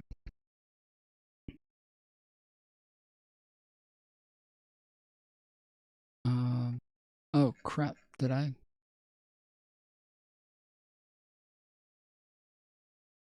There we go. Of hearth death. But you don't think that we can redefine like roles? I've not entirely, but specifically with fire, like men, and especially if you have boys or little boys, they love fire. Like they go through a phase where they love nothing more than fire, and I do think that fire in general is like more of like a masculine essence. So I wouldn't say like seeing a guy light a fire and be like, oh, he's a bitch. Like, no, it's actually really sexy. Masculine? I just because it's like powerful, it's deadly, right? It's something that is supposed to be like. Yeah, but look at this. So we're not talking about fire. I'm like lighting a fire. Who puts the logs in and keeps the fire burning in the hearth? Well, that's going to be associated with cooking, and who's associated? Well, with not cooking? Anymore. It's not. So that's what I'm saying. Like maybe that's redefined because I know a lot. And then grills. Now grilling is entirely the man's domain, and that's the more direct flame usually. Yeah, but when you're talking about traditional norms that people are adhering to, meaning the attractiveness of a traditional man seems to be higher than the attractiveness of a modern man. That's the case. We're talking about tradition. We're not talking about the subjective interpretation of gender norms changing over time. Otherwise, we would just be destroying what traditional means. So the idea here that men going... What? You should sleep. Want me to start my cam and stream while you take a nap? No, I'm good for a while more. I'm good for a lot longer, so... like I said, I got some errands to run, so we're gonna get to 12 hours in an hour. So the stream will be at 12 hours in 1 hour. Because we're at 11 hours. Right now we're at 10 hours and 54 minutes. So yeah, once we get to that, I'm going to restart stream on another on my phone. But yeah, currently we're going to 15 hours. So. Remember when you used SMUFACCT to message yourself? Yeah, that was cool. With tears of joy. That was fun. But yeah, the stream's going to 15 hours. Right now we're at 11. And so we got at least 4 more hours to go right now. And I see no reason why. I can make it much longer than that. So, we Gucci. And doing the fucking laundry, and sweeping the floor and doing all these things, because by your own metric, you're actually at the mercy of your own metric in another way, which is that who the fuck is going around the fireplace now for heat? Almost nobody, right? Well, no, Almost it's nobody. not for the purpose of heat, it's the aesthetic. Yeah, so even if that's the case here, that now this is masculine, that you stoke the fire, almost nobody's sitting around their hearth for warmth anymore. That's not the way it works anymore. Well, I literally, I haven't heard like the 5 girls on this side. So like there's the Asian girl who was sitting here. This chick, I heard this girl talk once, but she was just talking about like pimping, it sounded like. And then these 2 girls here, I heard her talk for like a moment when we were skipping through, but that was just a second. Outside of that, like 90% of it has been Candace, and then some of it Aella, but that's about it. There really hasn't been much talk from like Lily or, yeah, I say these 5, but yeah, it's these 6. So yeah, the 6 out of 8 girls here are just not really talking at all. Of natural gas and propane and electricity. The and argument was everything that else. it's just not feminine. I don't think that lighting a fire is inherently feminine. I don't think any single woman is going to see a man light a fire and be like, he is a bitch, I no longer want to have sex with him. And Yeah, zero it could be women. neutral. Sure, it could be neutral, but the point Michael is Jones donated 200. When you did that, did you think you were pathetic? Why don't you just lie like you do about everything else? Yep. How did you get caught? This is CLR face with tears of joy. Dems ban me. Yep. I got caught by telling everybody. I came on stream and cried, and I felt really bad about it. $100. There are only 3 reasons to debate. 1. The outcome of the debate directly affects people's lives. 2. And you think you can ooga booga. change the mind of your opponent. 3. There's an audience. Jesus is Lord. Michael Jones, thank you, man. I kind of agree with a lot of that, but yeah, so the point here is like whether or not, even if I were just to kind of grant that fire itself is more masculine, that's not a fucking chore. Last Dono, your mods don't understand how to make dollar face with tears of joy face with tears of joy. Damn. Maybe you should teach them. Like when people are referencing chores, they're not referencing, oh my god, I have to look. I think we all know he doesn't know how to make money. That motherfucker doesn't know how to make money. You can tell by the way he talks, the way he just keeps making more and more alt accounts and more shit. He just, he does not know how to make money. Fireplace and light it in modernity. Like, it has nothing to do with anything. Well, I also We're talking about laundry, washing socks, sweeping the floors, vacuuming, scrubbing dishes, shit like that. We're not talking about putting logs in a fire and lighting them. I was talking about taking things off of her plate to help reduce her stress or overstimulus. And if both people are working, how do you assign roles within the house? Because most women are working. Ah, this is great. So we came to this question early. Yeah, it's pure fatherless behavior, dude.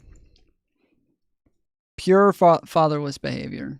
That dude is pretty obviously some fucking leftist loser who probably grew up raised by like 30 men in a commune or some shit. Earlier when I was saying that you have a feminist take. So now we come full circle, which is great. So I gave this same hypothetical back, which is who ultimately is going to be in the position of authority. So if you have a deal breaker, threshold breaker, something like this, who ends up in authority? You said, well, it's equal, right? So there's going to be sometimes the man has authority, sometimes the woman has authority, depending on what their tasks are that they do. When it comes to choring, though, right, most men, they seem to be fine with women doing the choring, right? And the thing is like you could say, well, most women aren't fine with doing the choring. The problem is that why do they find it so attractive when men won't do the fucking choring? So your idea here that, well, and this is your summary of your argument that I wrote down. Women are. I think because I think she's talking about like a generalization that like this is just an example of something that a woman would find unattractive, because it is generally true that women are going to do more chores than men. Like that just is generally true that women do the majority of the housework and are normally going to do the majority of like washing dishes, doing laundry. Like they do the majority of that shit, and so.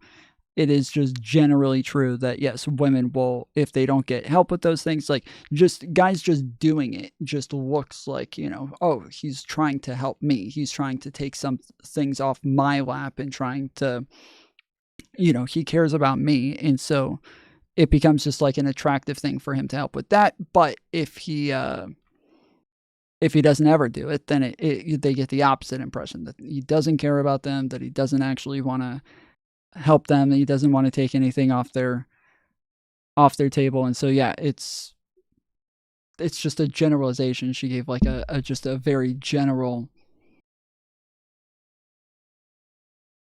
example that would fit most of the time. Men who do chores so that they are less stressed.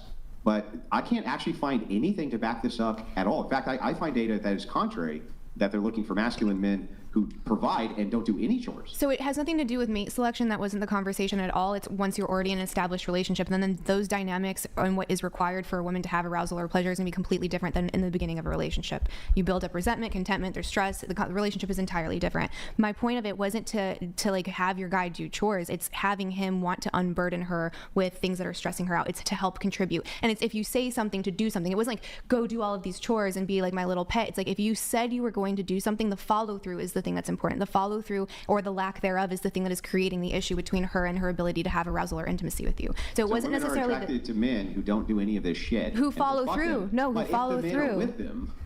But if the men are with them, then they expect a change of behavior to do chores? No, to follow through. The chores was one example. So it doesn't have to be taking out the trash or doing the dishes or any of that, especially if that's not what's agreed upon in the relationship. It's doing what you said you're going to do. Like one example in a lot of relationship books, it's like this guy comes home and he just like made a killing. Like he just got a huge promotion or just like made a massive deal. And he goes to his wife and he's like, I just landed this deal, and he's so excited. And the very first thing that she says is, well, you forgot the milk, right? Because like, and that has probably happened to so many men. It's like an immediate nag. How do I take away his win and bring him down a level? That's an overstressed woman. And what I'm seeing in that, it's not necessarily true, is a pattern of behavior, a pattern of lack of follow through. So it's like she doesn't care what you just did that you see as a success, and she would if you were actually being a man of your word and following through with all of these things. It's she's pointing out how she sees you as unsafe or unreliable because she doesn't see you doing the things that you're going to say, even if it's as tiny as getting the milk. So it has nothing to do with chores. It's more of just like this has to be final word. It has to be final word. I actually understand the position really well. I'll just steel man it very quickly because it's about follow through. Right? This has nothing to do. Chores were an example that you were making, and only an example, which comes to the follow through. And the reason that kind of the breakdown happens is specifically because they're not seeing the type of follow through that they would want. Yes. Right? Yeah. Okay. But don't you understand that there's an inference here? That's kind of funny when you think about it. This would mean that if men said, I'm not ever going to do any fucking. Yeah, apparently I'm able to enable another aspect of stream elements that's going to make it to where anybody can use just like any old credit card instead of having to use PayPal. So, but it doesn't allow me to just do it. And I don't know what it's saying, that I have to like contact support or some shit in order to get it enabled. So yeah, I'm going to see if I'm able to get that enabled real quick. Fucking chores ever, and I'm going to essentially not do X, Y, and Z. That if they compromised on that for the relationship, they would be showing a lack of follow through. Like, so basically, if they set the parameters, I'm going to remain in a Giga Chad for the rest of my life and not do shit, and bitch, you're going to fucking clean the house and do the dishes, and that's the thing they're attracted to. That if men never backed off on that, that would actually show that they have follow through. No one's dating that guy. Yeah, but that has nothing to do with the point, right? No, and I think that's not necessarily a fair analogy either, because you can always elevate, grow, or like do something out of love, like, right? And that was part of the clip too, is little touch points of love and showing that I care throughout the day. So it's like if I see that you need the slack picked up, I'm going to be here to support you. So again, it's not chores. It's how are you showing up to support the person that you decided to like build a life with. These are two different arguments. So the first one is it shows a lack of follow through, and this builds resentment. And then the second one is, well, wait a second, no, it's really about the conduciveness to the differing needs that the various two things can be true at once. That change over time. But here's the thing. If one person's needs change over time, right, and the one man hasn't compromised or done anything, he is actually showing follow through, right? No, and your needs absolutely change over time. I think in any relationship, especially long term, you're constantly evaluating. Needs don't change over time. I'm talking about follow through. If the one man does not change, and the woman changes her No, follow through is I'm saying I'm going to do something for you and I don't do it. Changing your Okay. I wanted to play that until I finished this, but it's way too obnoxious. So I need to turn it off. All right.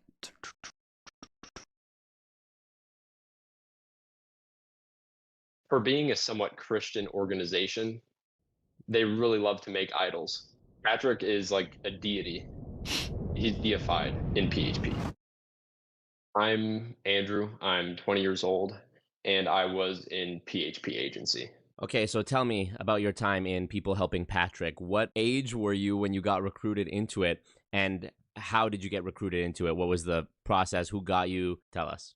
Starting out, I mean, early on, I was a pretty ambitious kid, you could say. I was watching Patrick's valuetainment content for quite some time and was interested in that. I was thinking I might want to like start my own business at some point, just cool ideas that I had, I guess. But I was watching his content. I had a LinkedIn. I followed Patrick on LinkedIn. I think I liked one of his posts, and I got a message on LinkedIn, and it was one of the PHP agents. He reached out to me and basically asked me the typical spiel of, hey, do you keep your work options open, all that.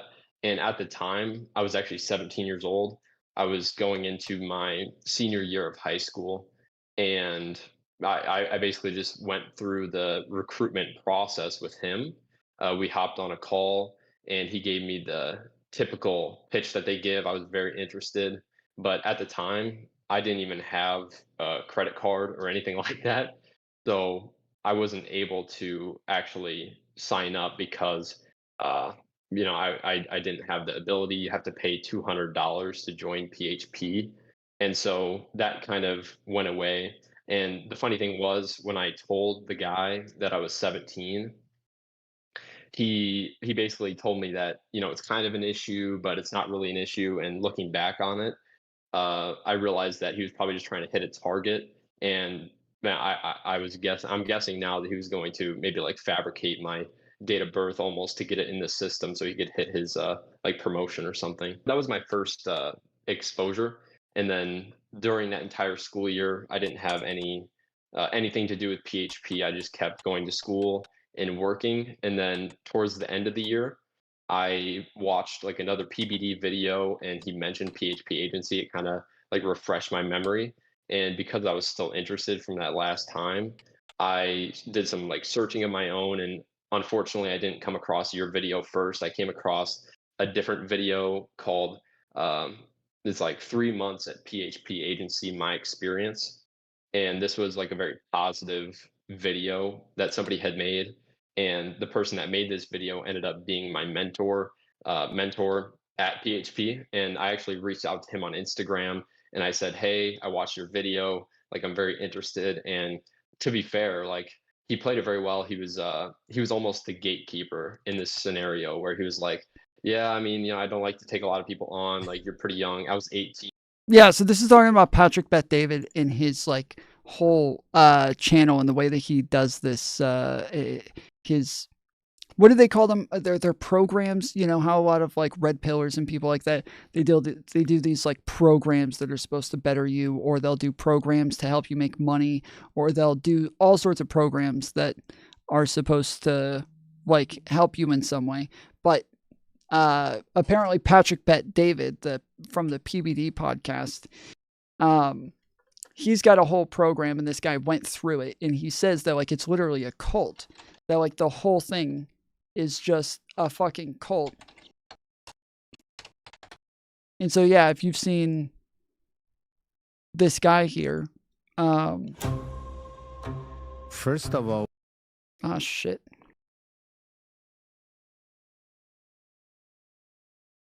Yeah, this guy here on the left, that's Patrick Bet David. And so this kid went through his program and said that like the whole thing's a cult, and they even call it a pyramid scheme. They say it's like a multi-level marketing scheme for them to just try to like keep you stuck in it once you're there. That doesn't actually help you. It doesn't actually better you.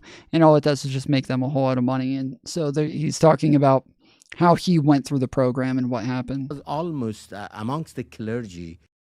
Now at this time, and pretty much just graduating high school. I was 18 years old, still in school, and I did a couple. Can you compare it to the Destiny cult?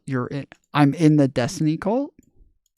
I'm in the Destiny cult. Yeah, totally, dude. Makes a lot of sense. I think generally people who are in a cult don't call it a cult. I think that generally people who are in a cult, they don't ever call it a cult. Because when you call it a cult, you're kind of like downplaying your own beliefs in existence and admitting that you're kind of stuck in something that you can't get out of. And that wouldn't really make sense for me to call DGG a cult if I'm part of the cult. You know? Yeah, you're right. We can call it a cult, but you can't. Well, it's not about whether or not I can or can't. It's about the fact that I do, meaning that I just obviously am not part of I'm not part of DGG. So, yeah. Calls with him. I had got my own credit card. And so this time when he gave me the pitch, and I actually have some of the questions that they ask when they're trying to get you on board. So they pretty much start by saying, what are some of the dreams and goals you have? What's the amount of income you would need to make those dreams and goals a reality?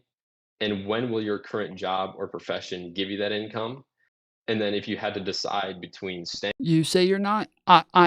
What makes you think that I'm part of DGG? What makes you think that I'm in with DGG at all? What possible thought process brought you to that conclusion that I'm in DGG?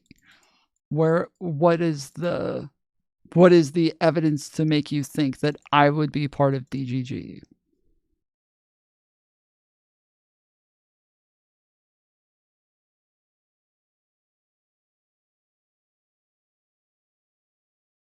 Staying at the current job or going after your ideal life? If your job isn't going to get you there, which one would you choose? Yeah. These are the kind of questions. I mean, to many people, those questions might seem innocent enough, but when I see that When's your documentary you spent over a year on your leader coming out? Wait, is Candace Owens also my leader? Or what about Richard Spencer? Are those also my leaders? Destiny, Candace Owens, and Richard Spencer. Those are my 3 leaders because those are the people that I'm doing documentaries on. I already did the one on Candace Owens, but you think Candace Owens is also my leader because I did a documentary on her. And then the one on Richard Spencer and the one on Destiny. These are all of my leaders. This is the thought process. Yeah.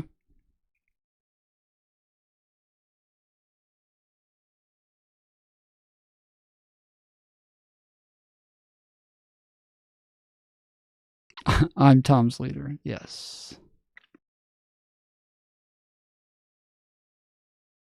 First question, what's your dream? What's your why or whatever? I see, okay, this is the emotional hook to get them to start thinking in a fantastical way. And then what was the next one? How long would it take your current... Spend over a year obsessing over a man's personal life. His personal life? What are you talking about? When did I go over his fucking personal life in the documentary?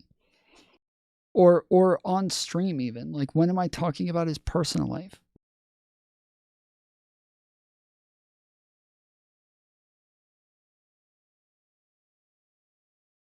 You spend hours a week talking about him?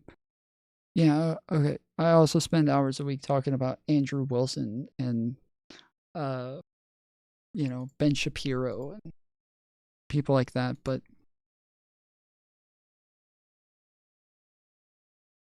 you spent an hour today watching his ex-wife? I didn't watch Molina for an hour today. What are you talking about?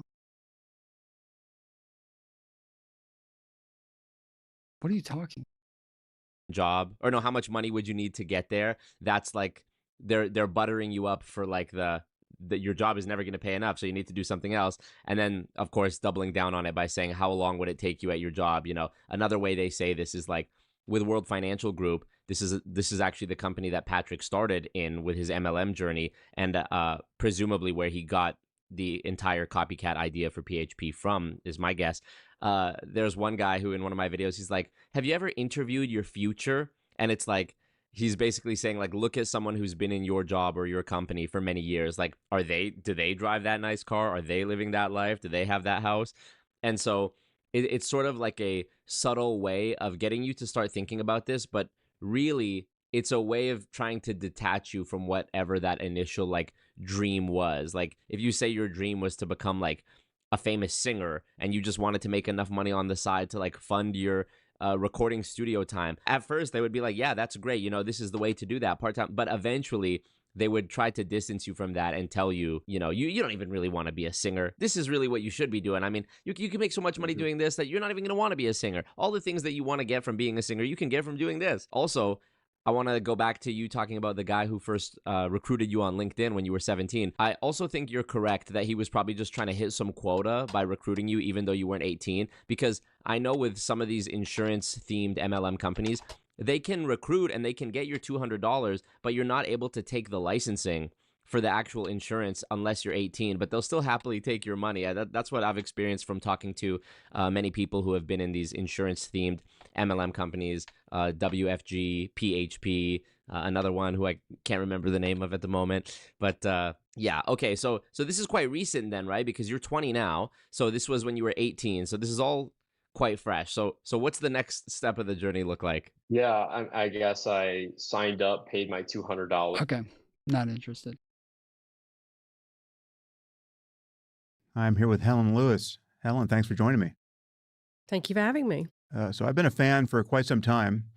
I have not read everything you've written or heard everything you've said, but I've been following you. I think it's been has been 4 or 5 years or so. How long have you been at the Atlantic?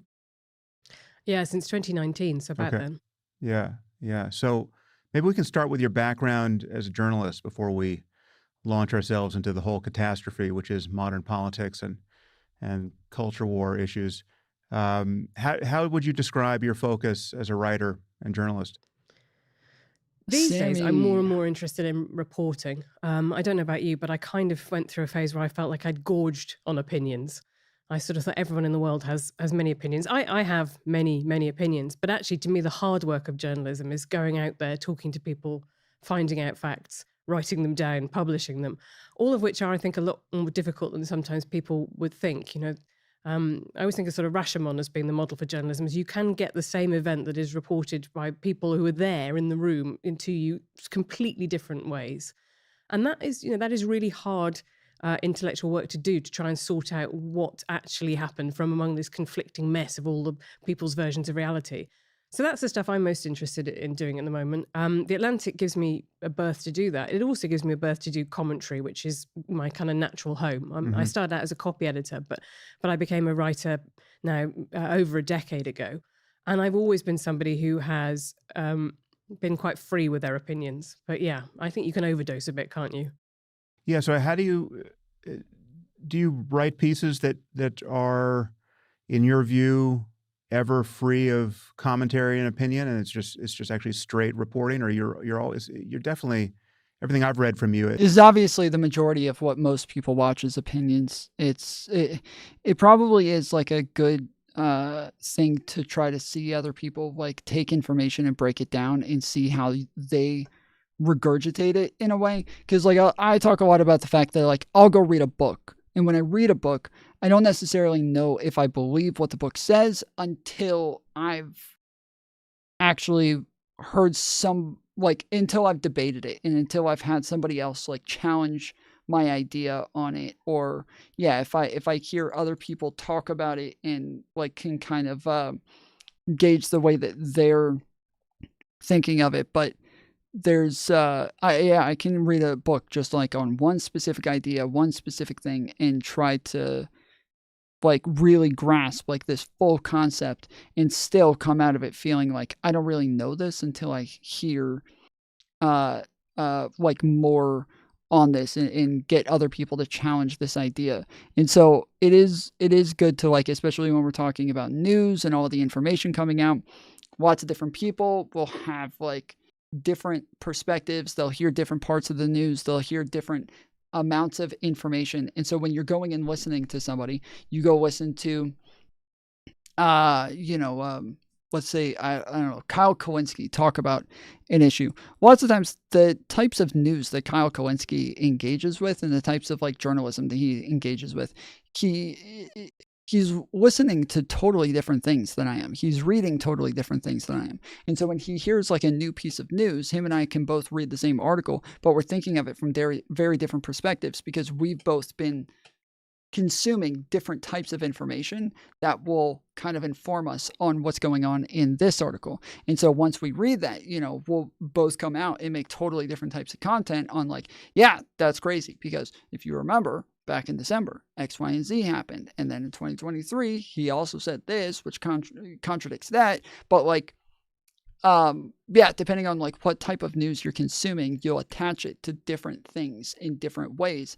And so which is why like a bunch of different journalists will write an article on the same exact thing and all come away with totally different stories in their minds. They'll come away talking about it in a completely different way because, yeah, they all have different perspectives on what it is that's going on. And so it is good to like watch some people watch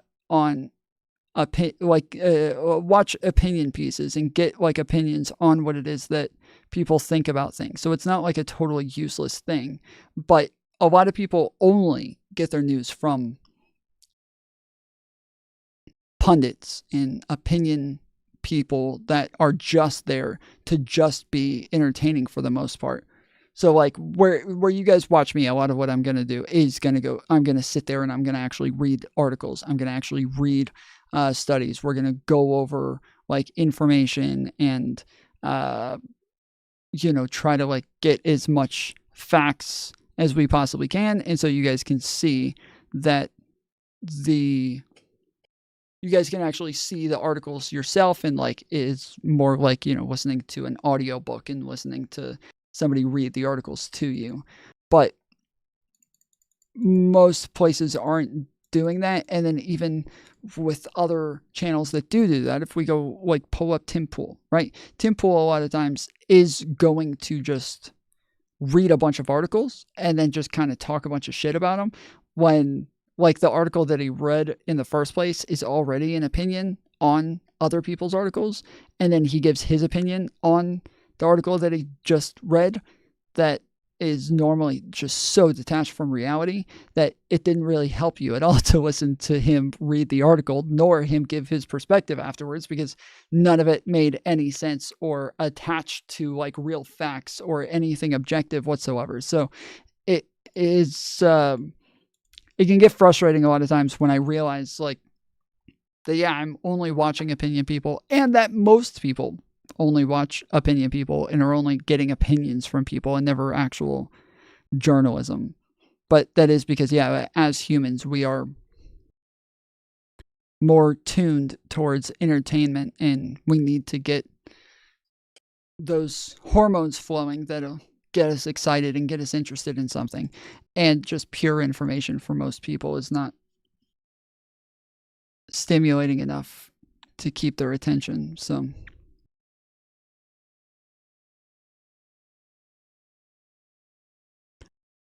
Tom uses debate to get to the truth, unlike other people. Yeah, unlike those other people. Those fucking douchebags. It seems to be on at least it has a foot in the opinion side of the journal. Yeah, I can't do that. I really respect people who are just hardcore reporters, and they really work a beat really hard. And they go in and they just, try not to put any of themselves into it. But I've never managed to do that. I think, my natural tendency is often towards snark. So quite often snark creeps in there. But I don't think that's necessarily a bad response. My model of journalism is being the boy in the emperor's new clothes, right? You're the one who has to stand in the middle of everyone else. Myron and Candace are on Tim Pool right now. Oh, brother. Like they're live?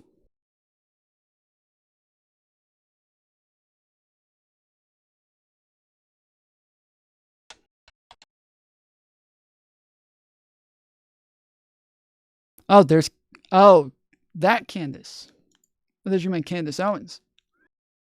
The future for a lot of guys because we got an enormous amount of men that have a reproductive ended 2 hours ago. Problem. Bro, I think this is the end of feminism.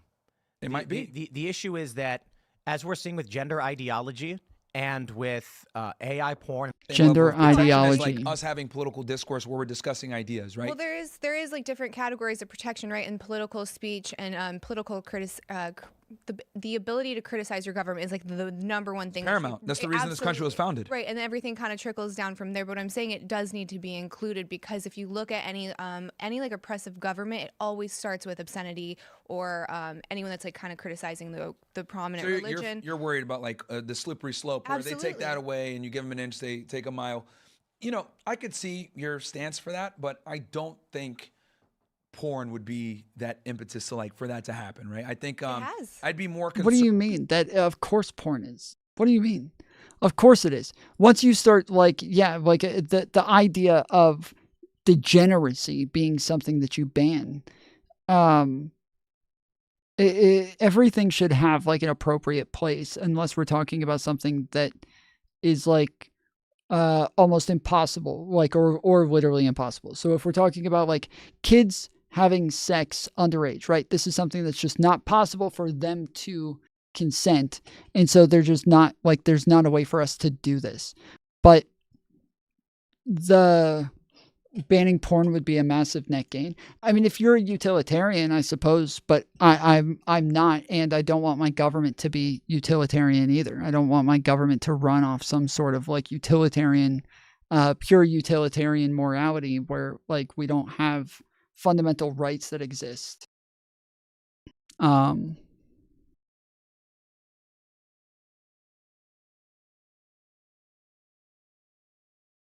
never mind. So yeah, it's banning porn, like whether or not you think it's good or bad, like it shouldn't really matter. Like I think it would be good if people didn't say the N-word anymore. Like doesn't mean that I want to take away the right to say the N-word. Like you still have to have the right to call people the N-word if you want to, and that is a fundamental right that you ought to have. It's yeah, it's kind of fucked up if you allow like the government to start deciding what is or isn't degenerate, and they start banning things like porn. Like yeah, that there is like a slippery slope that starts to exist there, and yeah, that's not good. Like even the idea that like porn is something that's controversial, that a lot of people don't like, or that a lot of people don't want. Those are the types of things that are most essential, right? Unpopular speech is the only type of speech that needs protection. You don't need protection for the types of speech that everybody likes.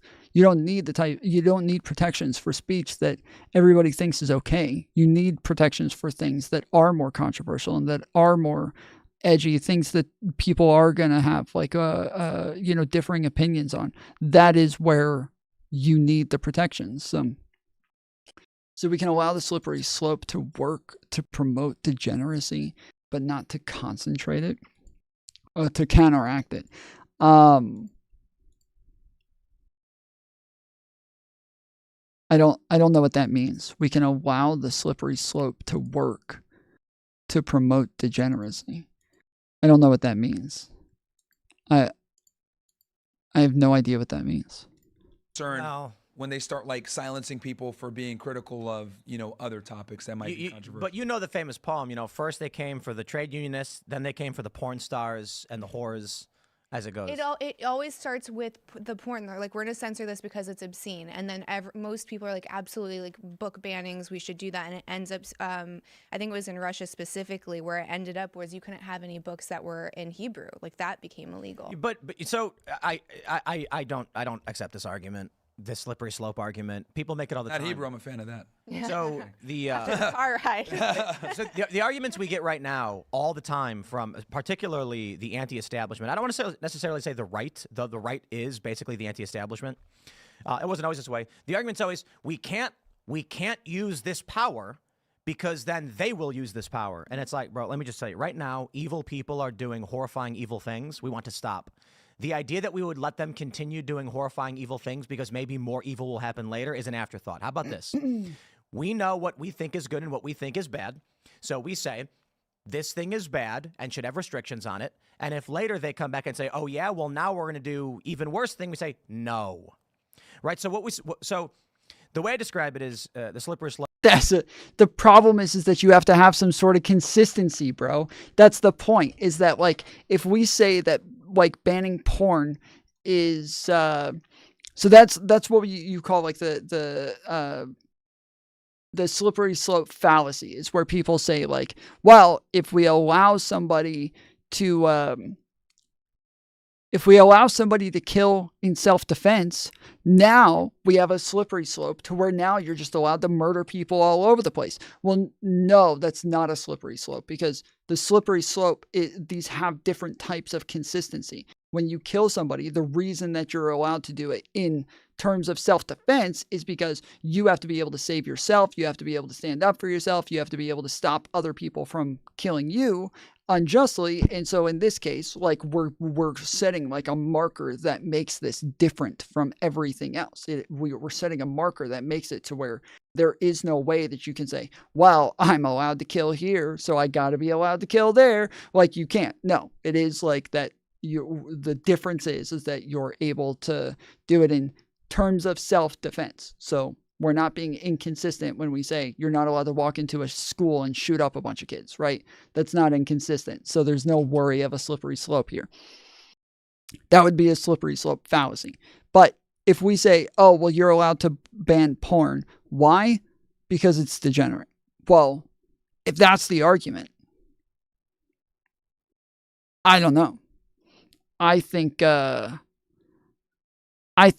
wearing any sort of shirt where you can see a woman's cleavage is also degenerate. So okay, well now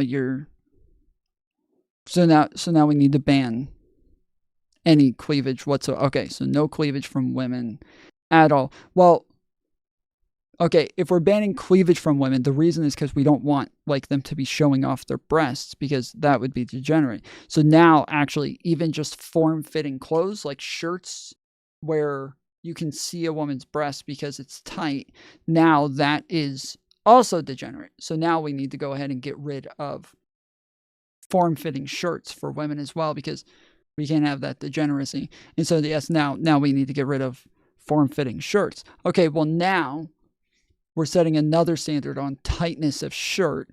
And, now even times where somebody wants to wear like surfing gear, that's all really tight. So you can't wear that anymore either, because that would be consistent with tight shirts. And so now we need to get rid of all surfer gear and scuba gear.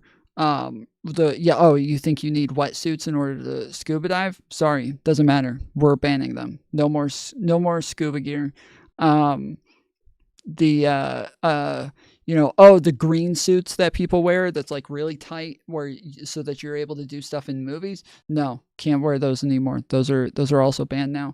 And now we just keep setting like more standards to where anything that's consistent with that is now also banned. And that is the slippery slope that people are talking about. It's the fact that like you banned this, well now you're setting a standard, you're setting a precedent that is now going to have like a bunch of other things that are consistent with that. And so now that you have this new consistency drawn, you will just have to ban all of these other things. But as you ban all of those other things, you're also getting new standards that are banning more things. And so this is just kind of the way that it works, which is why we try to have the most amount of freedom possible. The idea of America is that, yes, we want to have the most amount of freedom possible. We want people to be able to do the most amount of things. We want them to have and when we say freedom, we're saying freedom from the government too. Like that is the main thing that we're talking about. We're talking about negative rights that say that the government is not allowed to stop you from doing this thing. And so, yeah, it's important that you have these rights from the government, that you have these rights to where you're not forced. They're never going to stop you from doing anything, because that's not what lefties believe at all. Wait, are you talking to me? Jesus Christ, Tom, we aren't dumb. We understand slippery slope arguments. When you say we, I think you're getting a little I think you're getting a little too broad there, but this motherfucker here does not understand him. Slope moves in every single direction. The argument that we can't... But yeah, I was talking mainly to the guy who was arguing with me in chat just a second ago about this, so I don't know. Can't regulate or restrict porn because, heavens, they might come back and censor something else. It's like, okay, well, now they're giving kids porn, right? Which slippery slope do you want to take? And I got to be honest, how about we just try and fight to defend the area where we are? That means if a kid wants to go to an adult bookstore, you're not going to let him in. Check for an ID. You want to have a website where it's going to have this stuff? Okay, fine. Got to have an ID. Got to prove your age. X is a public platform. People can access. Restrictions. So in order to, if there's an account is flagged as not safe for work, it's got porn or other adult content or extreme violence, it is blocked off unless you can verify your age and you get a verification check with your ID and all that stuff. How about we do that? Yeah, no, I'm agreeing with that. Again, I'm very anti-porn. I think it's toxic. I think it's extremely problematic, especially nowadays where it's extremely influential. You got women running around saying, I'm going to bang 100 dudes in a day, 1,000 dudes in a day. That sets a very bad precedent because what ends up happening, right, is women by nature are just very easily influenced. This is why advertisers target women significantly compared to men. So if we got women doing stuff like this, deplorable things like this, they think, well, I can make a bunch of money going on OnlyFans, not knowing that like the average female makes like $100 a month on OnlyFans. And then what do? They end up destroying their life in the process. So my issue also is that the ubiquity of porn is also created negative cultural ramifications where, you know, again, I love America. This is a capitalist country, and I understand people being capitalists, which is why I'm saying, like, okay, maybe making it illegal might be, antithetical to our capitalism mantra, but I do think that we need to be as close as possible to making it illegal and just putting severe restrictions on it so that we don't influence the public, especially young, impressionable women, into getting into this career field. We ban drugs.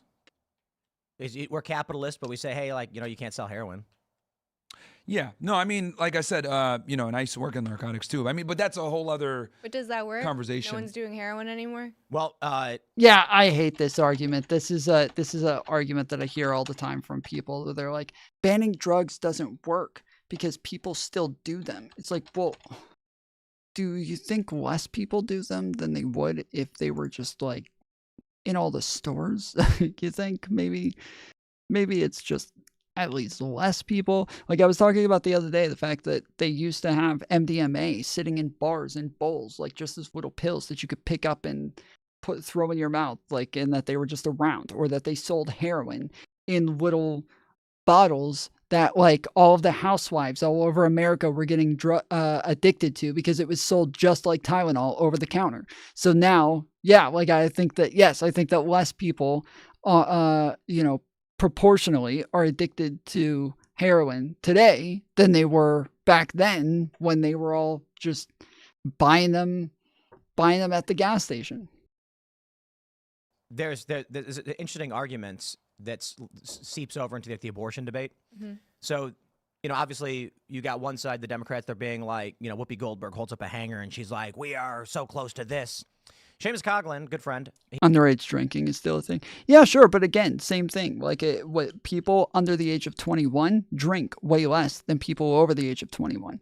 Like people under the age of 21 who drink aren't drinking every day. But there's tons of people over the age of 21 who are drinking beers with every meal. They're going to bars on a consistent basis. They're doing, because it's a lot harder for them. There's a lot more roadblocks that you have to go through. Just the same for getting drugs that are illegal and sold on the black market. It's a lot harder. It's a lot, there's a lot more like obstacles for you. And so it totally changes the amount of people who are doing the thing when you make it harder to do the thing.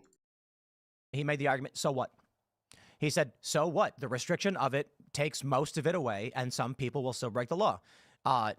There's ways to restrict and regulate things to prevent black markets and violent crime, but making something free, available, and ubiquitous increases its use. And that's the problem. Yeah, and that's the main problem is that it's easily accessible until the states did this whole thing. Well, people can just use VPNs, but yeah, the ubiquity of porn was the biggest problem, and how influential it is, especially when this like internet culture.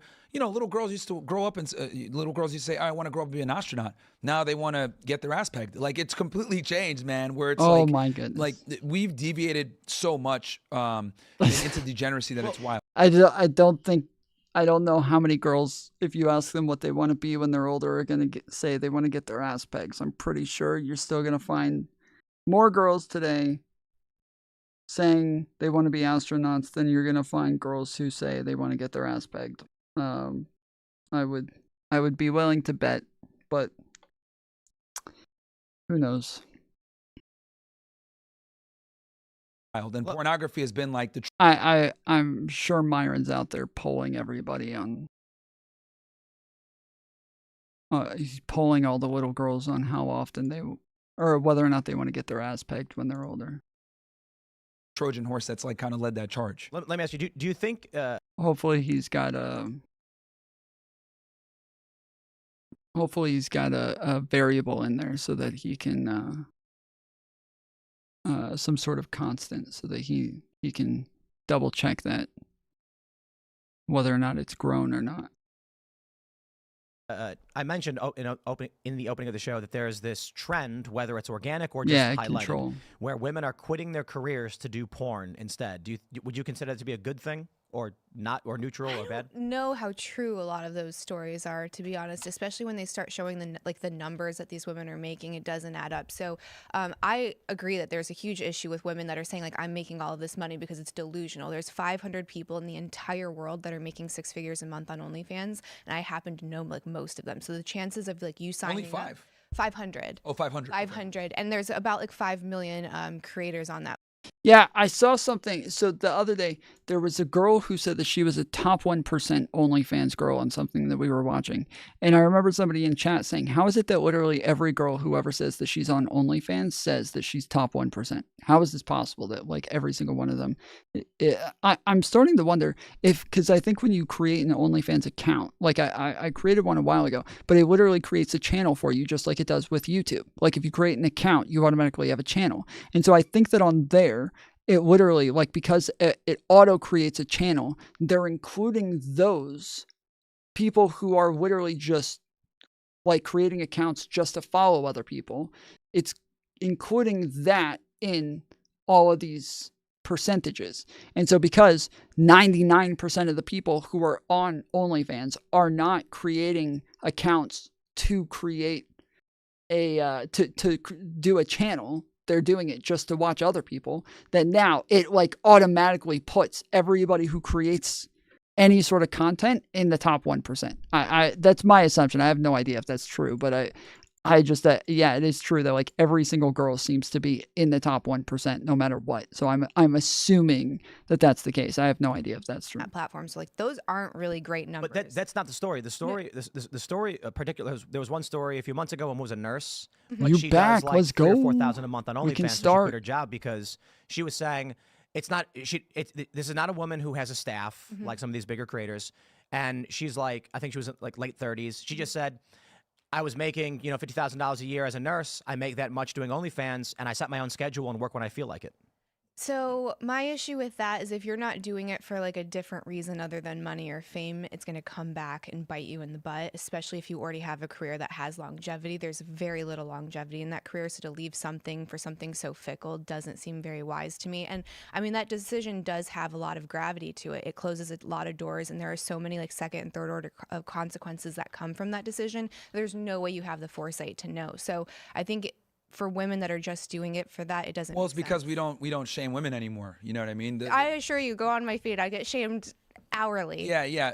Here's the thing. Like, yeah, you get shamed because of your past, and obviously it's the internet. But I would argue that we've removed a lot of the social training wheels that kept women in line, right? And we can talk about feminism and how that's influenced it. But the problem is that we really don't shame women for being hoes. That's just really what it comes down to. Yeah, you might. I'm sorry, but the social training wheels for women, maybe to an extent, I would say that that's also true for men, though. Like men are definitely guilty of like losing social training wheels to the point that they don't get stigmatized for being deadbeat dads, or for walking out on their families, or for having a bunch of different baby mamas.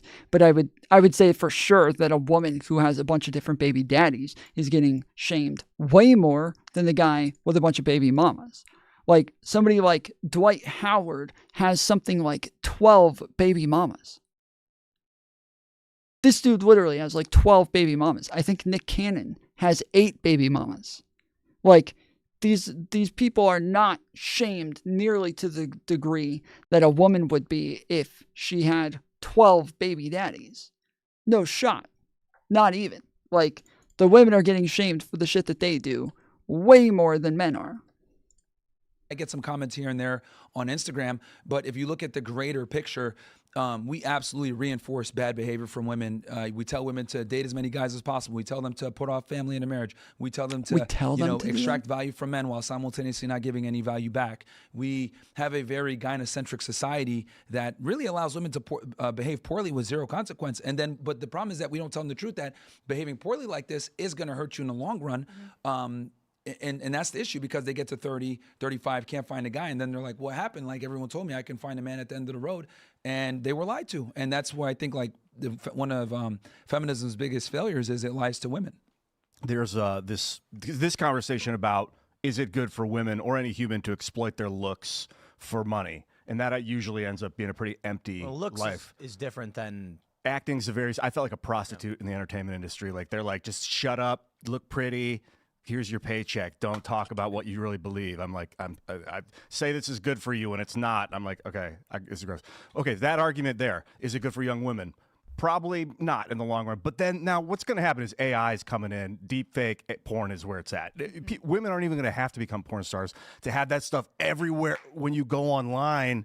Like, I've seen the hottest VR women, like fake digital avatars, deep fake humans. I bet you can even find Marge Simpson. She was so hot. I'm like, it's not a real girl, dude. Marge? So, like, let me tell you this.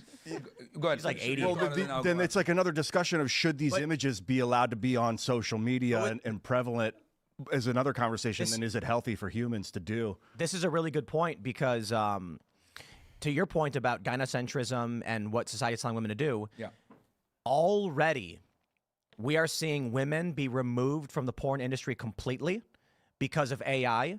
It is now becoming guys. Like, I mean, come on. Everybody knows the story from Andrew Tate. I could be wrong, but I'm pretty sure he was saying that he would go on the messages and talk dirty to guys to make money. Yo, with the internet and now with AI, there's some dude who's going on OnlyFans, and he's like, you're so pretty. And it's some guy sitting there and be like, yeah, tell me more, babe. So let me kind of, because this is like my wheelhouse. Just dudes getting other dudes off. That's pretty gay. So this is what I've realized from analyzing the sexual marketplace, modern women, modern men, etc. The bottom line is this. Feminism has created a very unstable environment for men and women to create families and, children, etc. The nuclear family has been destroyed through feminism. But what's ended up happening through feminism is women are earning more money than ever before. They're more successful, more educated than ever before. So women no longer need the provisioning and security that a man used to provide in the 1950s. They can go ahead and make their own money and, their own success. So since this institution exists, women's standards have went up. Well, here's the problem. Their standards have went up while they're simultaneously still promiscuous and not necessarily worthy of a marriage or a long-term relationship. So what's happened is we have a lot of guys that are quite involuntary celibate, having a tough time meeting women, getting girlfriends, etc. So what do men do if they have a reproductive problem? They solve for it, whether it's pornography, it's, fleshlights, or, you're talking about this AI, etc. What I predict is, if this continues on, where young men are being ostracized from dating and modern women in general, because modern women just don't see a majority of modern men as viable candidates, it's going to be what's going on right now. Top 5 to 10% of guys get all the girls, and the guys, the nerds, and Revenge of the Nerds, they're going to go ahead and start getting sex robots. And we're already seeing this happening right now. Lamar Odom went viral for getting a sex robot. Feminism that allowed represent, I think, girls to get educated. Yeah. So one of the Khloe Kardashian, right? And everyone was like, what the hell? This is weird. I think that was a marketing ploy. But it's a big problem, too. The main point I want to say is this. We already see guys disconnecting from the dating marketplace. We already see guys addicted to porn. We already see guys playing video games all the time. Because a lot of guys, the juice isn't worth the squeeze to deal with women that, quite frankly, are hoes. So they're going to go ahead. I think this robot industry is going to take off within the next. I don't think guys are playing video games because they don't want to deal with women. This guy is a fucking joke. I truly can't believe that somehow, like, he is consistently talking about this stuff with people and having conversations about this on his show every day, having conversations with other people who were supposed to be like at the top of the industry and shit like that. I cannot believe that he is somehow somebody who is consistently even like, you know, has even had a couple of conversations. Like if I talk to somebody like this, I would immediately just be like, I'm sorry, dude, it doesn't seem like you've actually thought about this. And I don't really, not even interested in having a conversation with you if you've not like even really thought through this even once in your life. So I'd rather not. But yeah, when you're saying, oh yeah, guys are playing video games more because women just aren't worth it, so they don't even want to try. Like, give me a break. Give me a break. He literally plays Overwatch. Damn. Yeah, he's just giving up on women, bro. Fully black-pilled. Next 50 years. And I know people are like, Myron, what are you talking about? Well, keep in mind, what, 10, 15 years ago, if you met a girl on the internet and you said, oh yeah, we met on the internet, people laugh at you, right? But now, if you say, oh yeah, I met her on Tinder, I met her on Instagram, that's way more viable now. It's socially acceptable in just 10 short years. So I think with robots, that's going to probably be the future for a lot of guys because we got an enormous amount of men that have a reproductive problem. Bro, I think this is the end of feminism. It might be. The issue is That's that it. as we're seeing That's with it. gender ideology and Gender with ideology, AI of porn course. OnlyFans, men are better at being women than women are. Mm. And I mean that from a capitalist financial standard. Zed King tip $2. Myron, homies over hose, musical notes. True, dude. Bros over hoes. Thank you for the $2 dono from Zed King. Yeah, I'm trying to sign up for tips link where you can make it to where anybody, they don't have to use PayPal, they can just use like a debit card straight up and just pay straight through. But every single bank that I've typed in, it doesn't allow it for some reason. I think it might just be glitching because yeah, it's not allowing me to put in any banks right now. So I might be just completely at a loss for this because even initially I went to go sign up for it and it said that I didn't count. It wasn't that I didn't meet the minimum requirements. And so I went to check what the minimum requirements were. And it said to have 100 followers or 100 subscribers to stream consistently within 30 days and to be over the age of 18. I'm like, oh man, how do I not qualify for this?